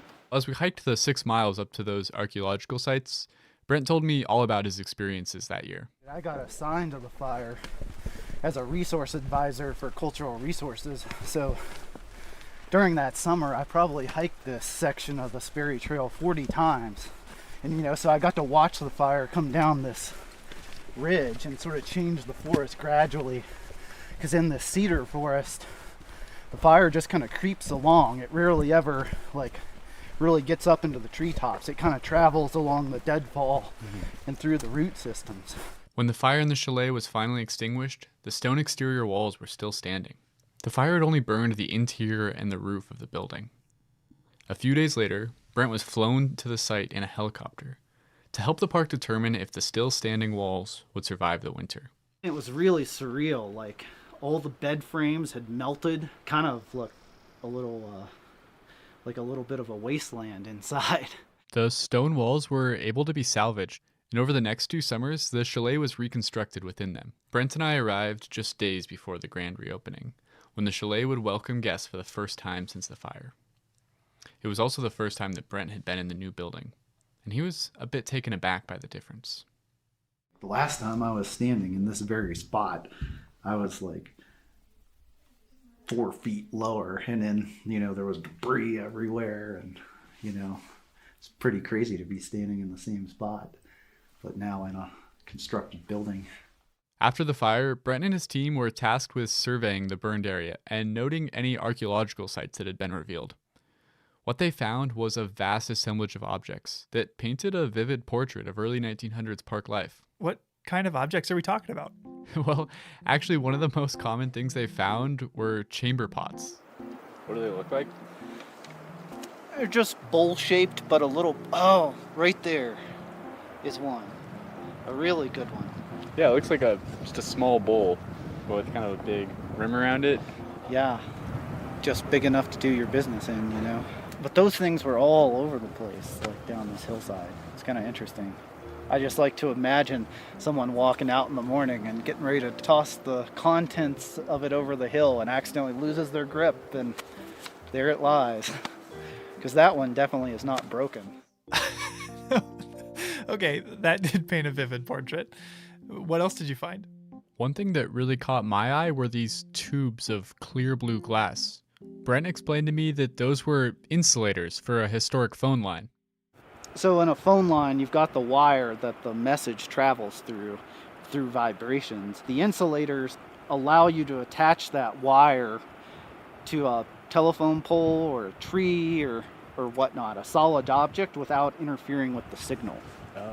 And so I'm guessing, considering there's a scatter of them here, that once they pulled down the phone line here, sometime probably in the 1940s, they just chucked it over the hill. So until the 1940s, there was phone service at Sperry Chalet? Yeah, I think maybe a lot of people imagine the early days of the park as a much wilder time. But in many ways, the visitor experience was much more managed than it is today. At least for some types of people. So I think out here on this point, there was some sort of tent camp set up, and I don't know exactly the dates of the tent camp, but I think it was certainly early on in Sperry Chalet's history, so probably 19-teens, maybe even into the 1920s. And so there's a lot of really diagnostic artifacts that have actual Great Northern Railway logos, and that differentiates it from, like, say, a worker camp for the workers that built the chalet or maintained the chalet, because those higher end ceramics would be what you would serve the very wealthy guests oftentimes that were coming to the chalet, whereas in a little bit we'll go to a worker camp and they were eating out of cans. I pointed out a ceramic shard. It was about the size of my hand, to see how Brent could interpret it. So this is probably like a large serving platter dish that would have been about, that big. Yeah. So like a communal, indicating like a communal dinner setting, where sort of family style dining, I guess you would call it today. Mm-hmm. Oh, that's interesting. From just that small piece, he was able to figure out about how they dined. Yeah, what was most interesting about spending the day with Brent was seeing how these little pieces of what seemed like just garbage gave him really deep insights into how people thought and behaved a long time ago. I don't know how this dump got here, but it's one of the most interesting assemblages of stuff. This is it all spread out because it's all jammed in that crevice. Mm-hmm. And there's everything from an assortment of condiment bottles, like this is probably ketchup. There's a medicine bottle. Here's one of those coffee ration containers. There's poison bottles, like multiple of them. So it's like a really strange thing. Like, I don't know if this was like kind of where maybe some workers at some point were camped out. Like the poison bottle in particular, I mean, kind of throws me. I'm like, that tells me, I feel like that it's got to be related to workers. Wait, okay, what was the poison for? Yeah, I was wondering the same thing. Brent told me it was probably to poison rodents of some sort, maybe mice, pack rats, or a particularly aggressive marmot. How do they find all this stuff? There's a couple different ways these sites get discovered. This one, a firefighter showed it to me. Okay. But usually, yeah, when we survey areas, we do transects. One of the main things that Brent has found here is the class distinctions between the different people who use this area, and how this manifests even in their trash. Up at that tent camp, everyone was always eating off of, fine ceramics and being very proper, I guess you would say. And here it's like you just open up the can and eat out of the can sort of thing, which is more indicative of, I guess, lower class status, like a worker rather than someone that's on a very expensive vacation. Do you know what would have been in these cans? Some of them. See, like a can like this where you can tell by the openings. Mm-hmm. So see, this had to be liquid. And in fact, I think this was probably a milk can. Okay. So they slit that one open. So when we record these can sites, we always record what type of openings they have, because it can tell you a lot about what was in them. Wow, so we can learn something from even just the way a can was opened. Exactly, there's so many levels to it. Brent even says that the way that trash is hidden can tell us what era it's from. In the 19-teens, the way everybody all over America treated their waste was to throw it over the cliff or over the hillside or into your pit toilet. Later on, though, people started, the ethics started changing of like, you need to hide your garbage. You put it in a centralized garbage dump. And here, obviously, they've tried to hide it. So it's probably after that ethic changed, which really started, in the 1920s and 30s. A desire to learn about people whose stories aren't always told has motivated Brent's career from the very beginning. The first excavation he was a part of, on a plantation in West Virginia, showed Brent the significant differences in artifacts from enslaved people versus slave owners. This technique of using historic artifacts to understand how people were treated in the past is an idea that still drives his work today. In Glacier, you can learn a lot about indigenous people's history prior to European settlement, and we can learn a lot about what people were doing in this landscapes by what artifacts they leave behind. And those people were often, are often not included in the history books. And in fact, I hate the term prehistoric or prehistory because it implies that indigenous people don't have history. It's just their history is documented in different ways by oral history and also by the archaeological evidence that their ancestors left behind. There are countless stories covering thousands of years of history buried in archaeological sites all around Glacier. Some of these stories will be lost forever if these sites are disturbed. So please leave historic objects where you find them. Brent says that objects are best at telling their story when they stay in their original location. Once they're removed from the site, they are kind of just meaningless objects. But when they're in the context of the site, they tell the story of like what sort of products people were using as they visited Sperry Chalet. Our discussion was interrupted by a mountain goat grazing on the forbs that had sprouted up where fire had cleared the canopy and finally allowed sunlight back onto the forest floor. We had to step off the trail to let the goat pass. And I went to work for the... Oh, crap. There's a goat coming. Hey.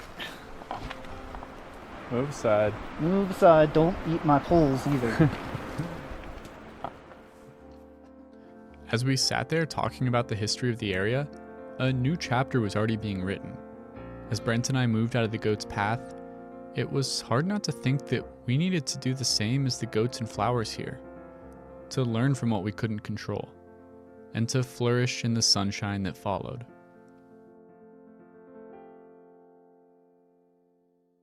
That's our show for today. If you're interested in learning more about the role and history of wildfire in Glacier, or about the Salish-Kalispel Culture Committee, check out the links in our show notes. Thanks for listening. Headwaters is a production of Glacier National Park, with support from the Glacier National Park Conservancy. The show was written and recorded on traditional native lands. Andrew Smith and Michael Feist produced, edited, and hosted the show. Ben Cosgrove wrote and performed our music. Alex Stilson provided tech support. Quinn Feller designed our art. Renata Harrison researched the show. And narrated the credits. Lacey Kowalski was always there for us. And Daniel Lombardi and Bill Hayden were the executive directors. Support for this show comes from the Glacier National Park Conservancy. The Conservancy works to preserve and protect the park for future generations. We couldn't do it without them, and they couldn't do it without support from thousands of generous donors. If you want to learn more about how to support this podcast or other awesome Conservancy projects, please go to their website at glacier.org. Of course, you can always help support the show by sharing it with everyone you know, your friends, your family, your dog, and also leave us a review online. Special thanks this episode to Chris Peterson, Tony Incashola Sr., Don LaFleur, Tegan Hayes, Mike Sanger, Sarah Peterson, and Brent Rowley.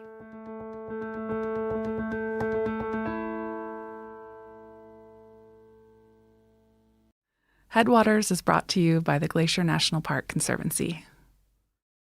Picture a National Park Service ranger station. what does it look like?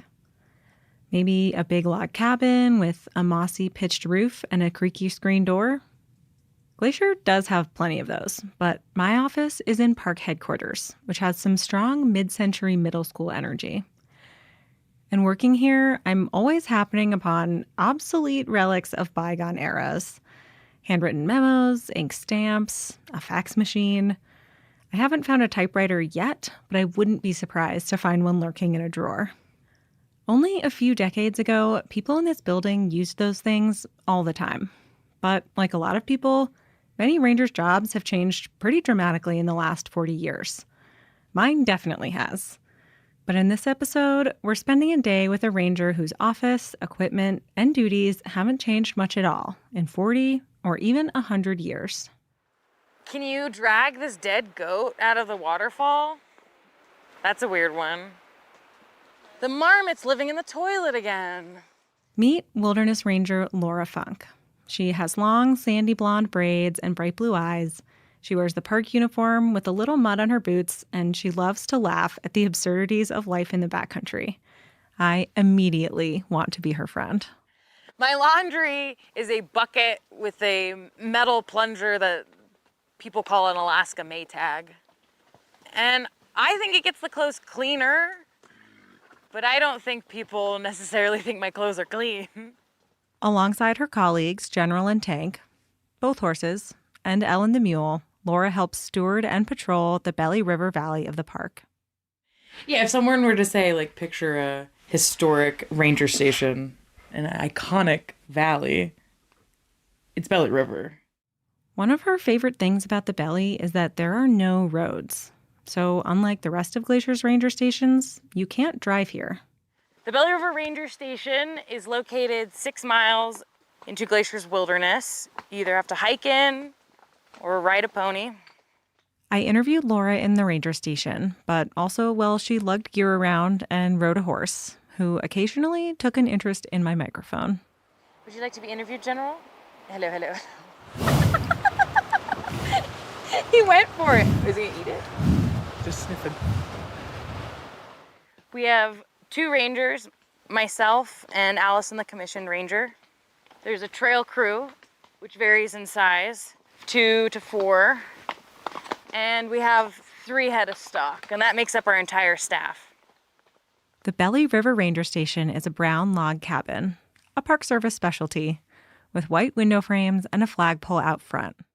It sits between a creek and a wide-open meadow where the horses graze, and its covered porch faces west, towards steep-sided rocky peaks.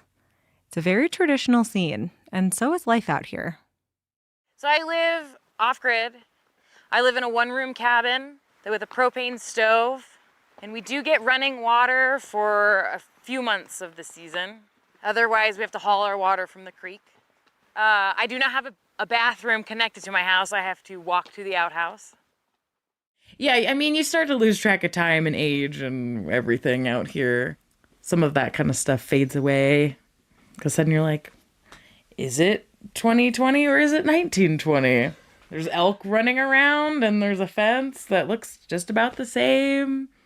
I'm reading books and hauling my water from the creek. When I tell my friends I work for the Park Service, I think this might be what they picture. But in a lot of ways, the agency is looking to the future, trying to modernize our infrastructure, lower our carbon emissions, and tell our stories differently. Parks have podcasts now, for example. It seems like a vestige of the past to come to the Belly and see Laura still riding horses, packing gear on mules, and living in the backcountry.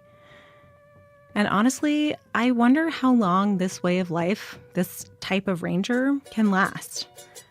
But I know I want to experience it before it's too late.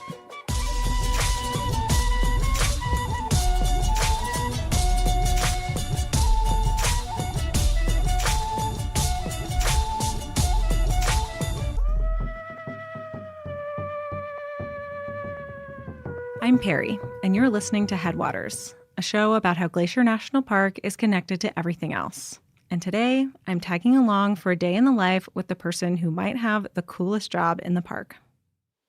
All right, today we've got the horses and mules saddled, and we're gonna head out, take care of a ranger business. Today's ranger business is going up toward Helen Lake to pick up and pack out some leftover supplies. Michael and I walk in front of the stock while Laura rides, since apparently they prefer to follow us. Come on, keep up with the humans. Keep up with the humans.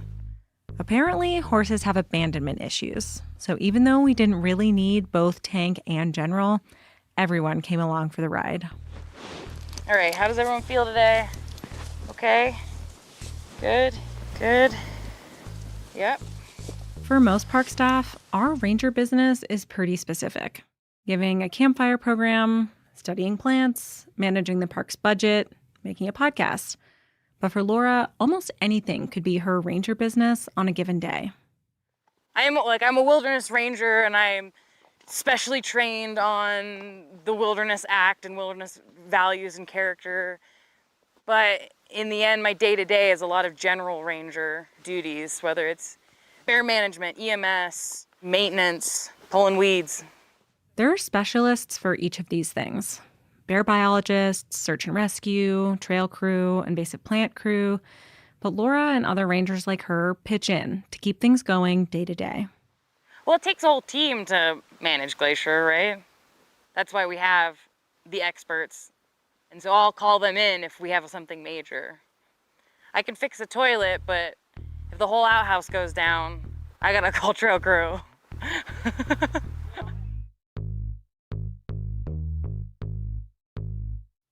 A lot of people talk about the quote, "Jack of all trades, master of none." But the full quote is, "Jack of all trades, master of none. Better something than nothing done." And that's kind of what I live by out here. And this is much the same as the ranger business that rangers have been doing in the Belly River for decades. Take this entry from an old logbook in 1994. September 14th, 1994. Patrol with Bob on stock to Elizabeth Lake Head to deliver additional gear and supplies to the trail crew. Dug out the fire pit and replaced the campground map with an updated version. Also pulled another handful of hawkweed. Chuck Cameron. Every day when Laura gets back from the field, she writes down the day's activities and events in a big green government-issued logbook. She and her predecessors have been doing this since the earliest days of the ranger station here. From Chuck 30 years ago to some of the earliest Belly River Rangers back to 1929.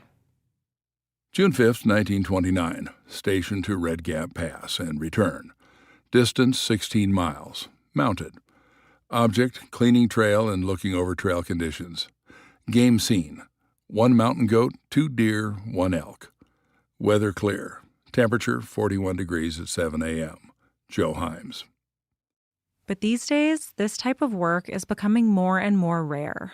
Even this ranger station used to be staffed in the winter, but hasn't been for a long time. Spots like mine that are remote I think there's less and less these days.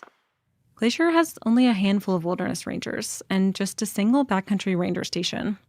And throughout the Park Service, these kinds of places and the people with the skills to staff them are disappearing.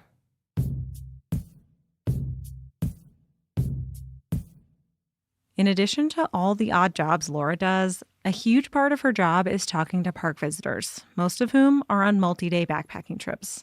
As we hiked up the trail past Dawn Mist Falls, a scenic and loud waterfall, we ran into our first hiker of the day. Hi there, how's it going? Good, how are you?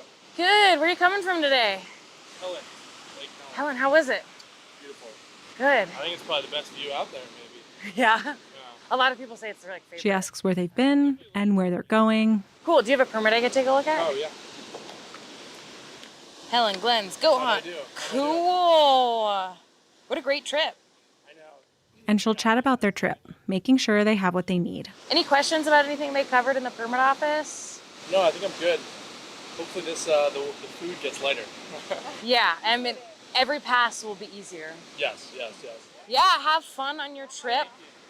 Belly River is my favorite place, but goat hunt second, and you're going to both, so. And sometimes they have something more unusual to report. You know, maybe they saw a bear or a wolf or something really interesting that I can then report to the biologists. Or, you know, like I was saying, they often will report whether the food hang pole's damaged or the marmot's living in the toilet again. Most days, though, she patrols, checks the campgrounds, gives the pit toilet a once-over, makes sure food is stored properly, and gives a helping hand where it's needed. So every once in a while I come across a food hang and it's not high enough. Most backcountry campgrounds have a food hang pole, where you toss a rope over and then pull your food up, securing it 10 feet off the ground. Just high enough to keep it away from curious bears. Oh, hi there.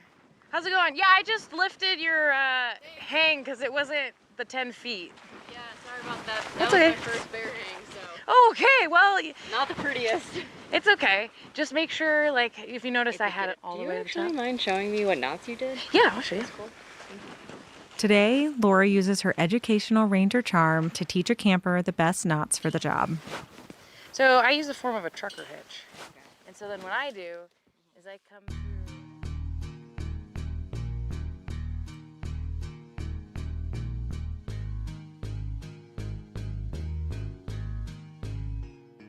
It's about 6 miles from the ranger station to where the gear was stashed for us to pack out. So we had plenty of time to chat as we walked through the forest and along the choppy turquoise waters of Elizabeth Lake, with colorful Seward Peak and the sheer ptarmigan wall beyond. I'd never been to Montana before I got this job. Yeah, I'd worked at Olympic as a wilderness ranger intern in college, and I always thought I was gonna go back there, but then I got this job and was like, oh, I guess Glacier's my place. So did you always think about being a backcountry ranger or working for the Park Service? Was that always something you were interested in? Definitely not. I went to a liberal arts college, and my major is American Studies, and I had a thesis that focused on public land history, but I took that summer internship at Olympic and realized, well, this is what I need to be doing.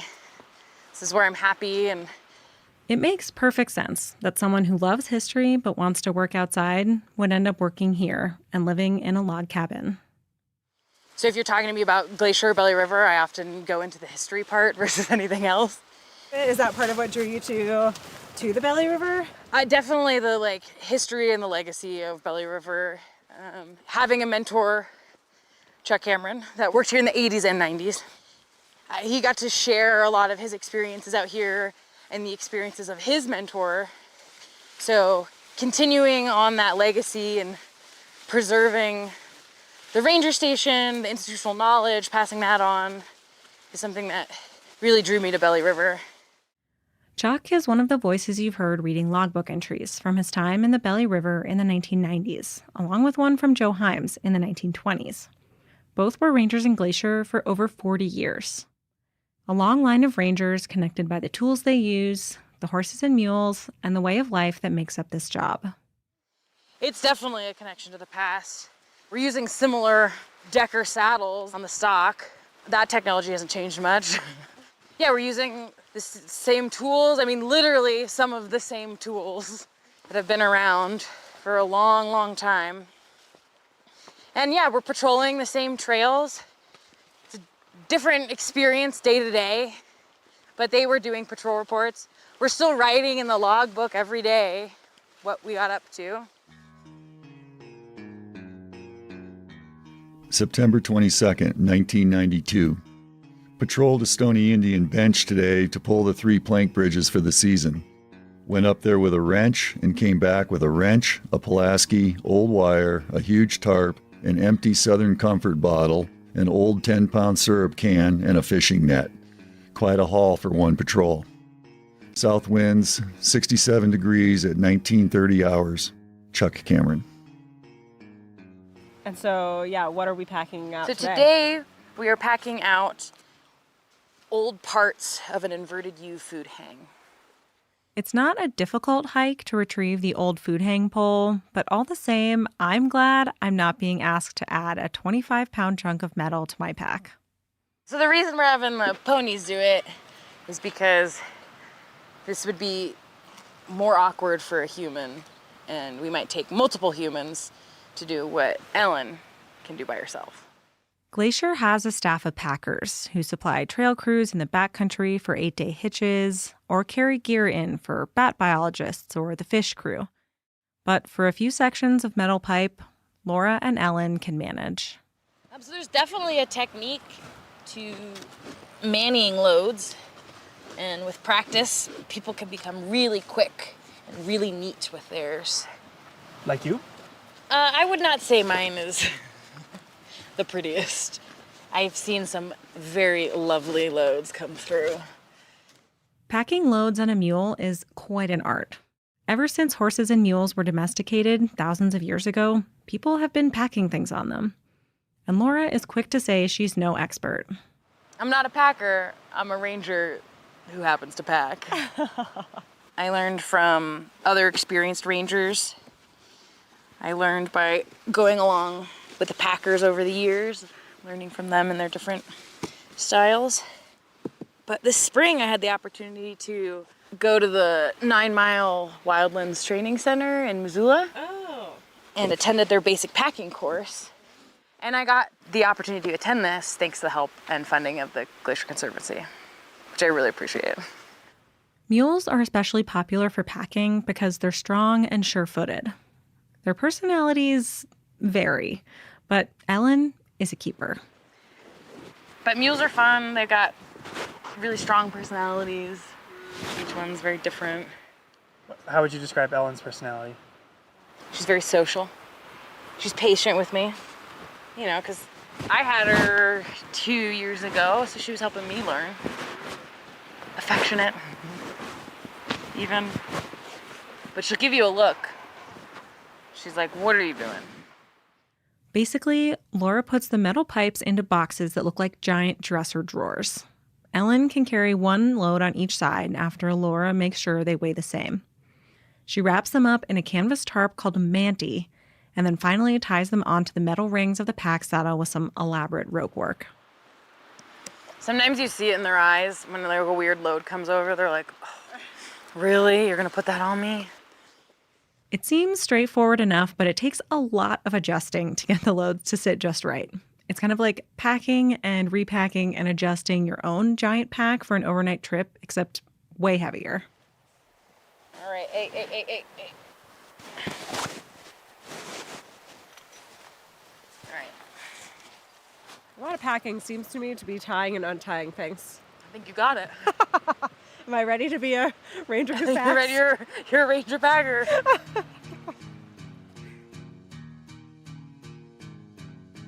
Spending the day with Laura, I feel lucky to see her in action and get a glimpse of what she and her predecessors have been doing here for over 100 years. But there aren't many people who know how to do these things anymore. And I guess part of me is wondering, does anyone need to know how to do these things? Do these traditional skills still have a place in the modern world? How do we decide what's worth holding on to? I was reading like a book where it's like one of the tests in the application to become a ranger was, can you saddle and pack a horse properly and quickly? And it was just part of like the job application and the interview process. And everybody could ride and pack and shoe, and all of the ranger staff could do it because it was just a way of life out here of surviving. This isn't the case anymore, though. You see older rangers that are reaching towards the end of their careers, and the younger folks can't ride or pack. And it's something that rangers have been doing for 100 years. And so it's like, does it end now, or do people like me start learning and riding and packing? And we have a lot of young packers in the park, but specifically like the ranger packer. I'd argue that it's a good idea to keep these thousands of years old skills alive just because, whether it's practical or not, so we don't lose them. But for Laura, it's not just nostalgia. I value it because I get to use it, you know, day in, day out here to do my job, and I can do my job better with these three. Because it's useful. It's like, yeah, this is the easiest way to get a bunch of heavy stuff from point A to point B if you're not going to like, get a helicopter out here, which is expensive and dangerous. It's practical, but it's also iconic. So it's that dreamy scene of, You know, the string going through the mountains, over the passes, through the valleys. Today, that was us, and it felt like a link to something I didn't know I was missing. And I get the sense that's how a lot of people feel when they come here. September 1988. I live in here with 2 horses and a mule, and some people would say that I'm a fool. No power, no phone, and all alone. But I say Belly River is a home. With the family and friends I've made over the time, I have precious memories that will always be mine. Written by Chris Burke for Vivi O'Shea.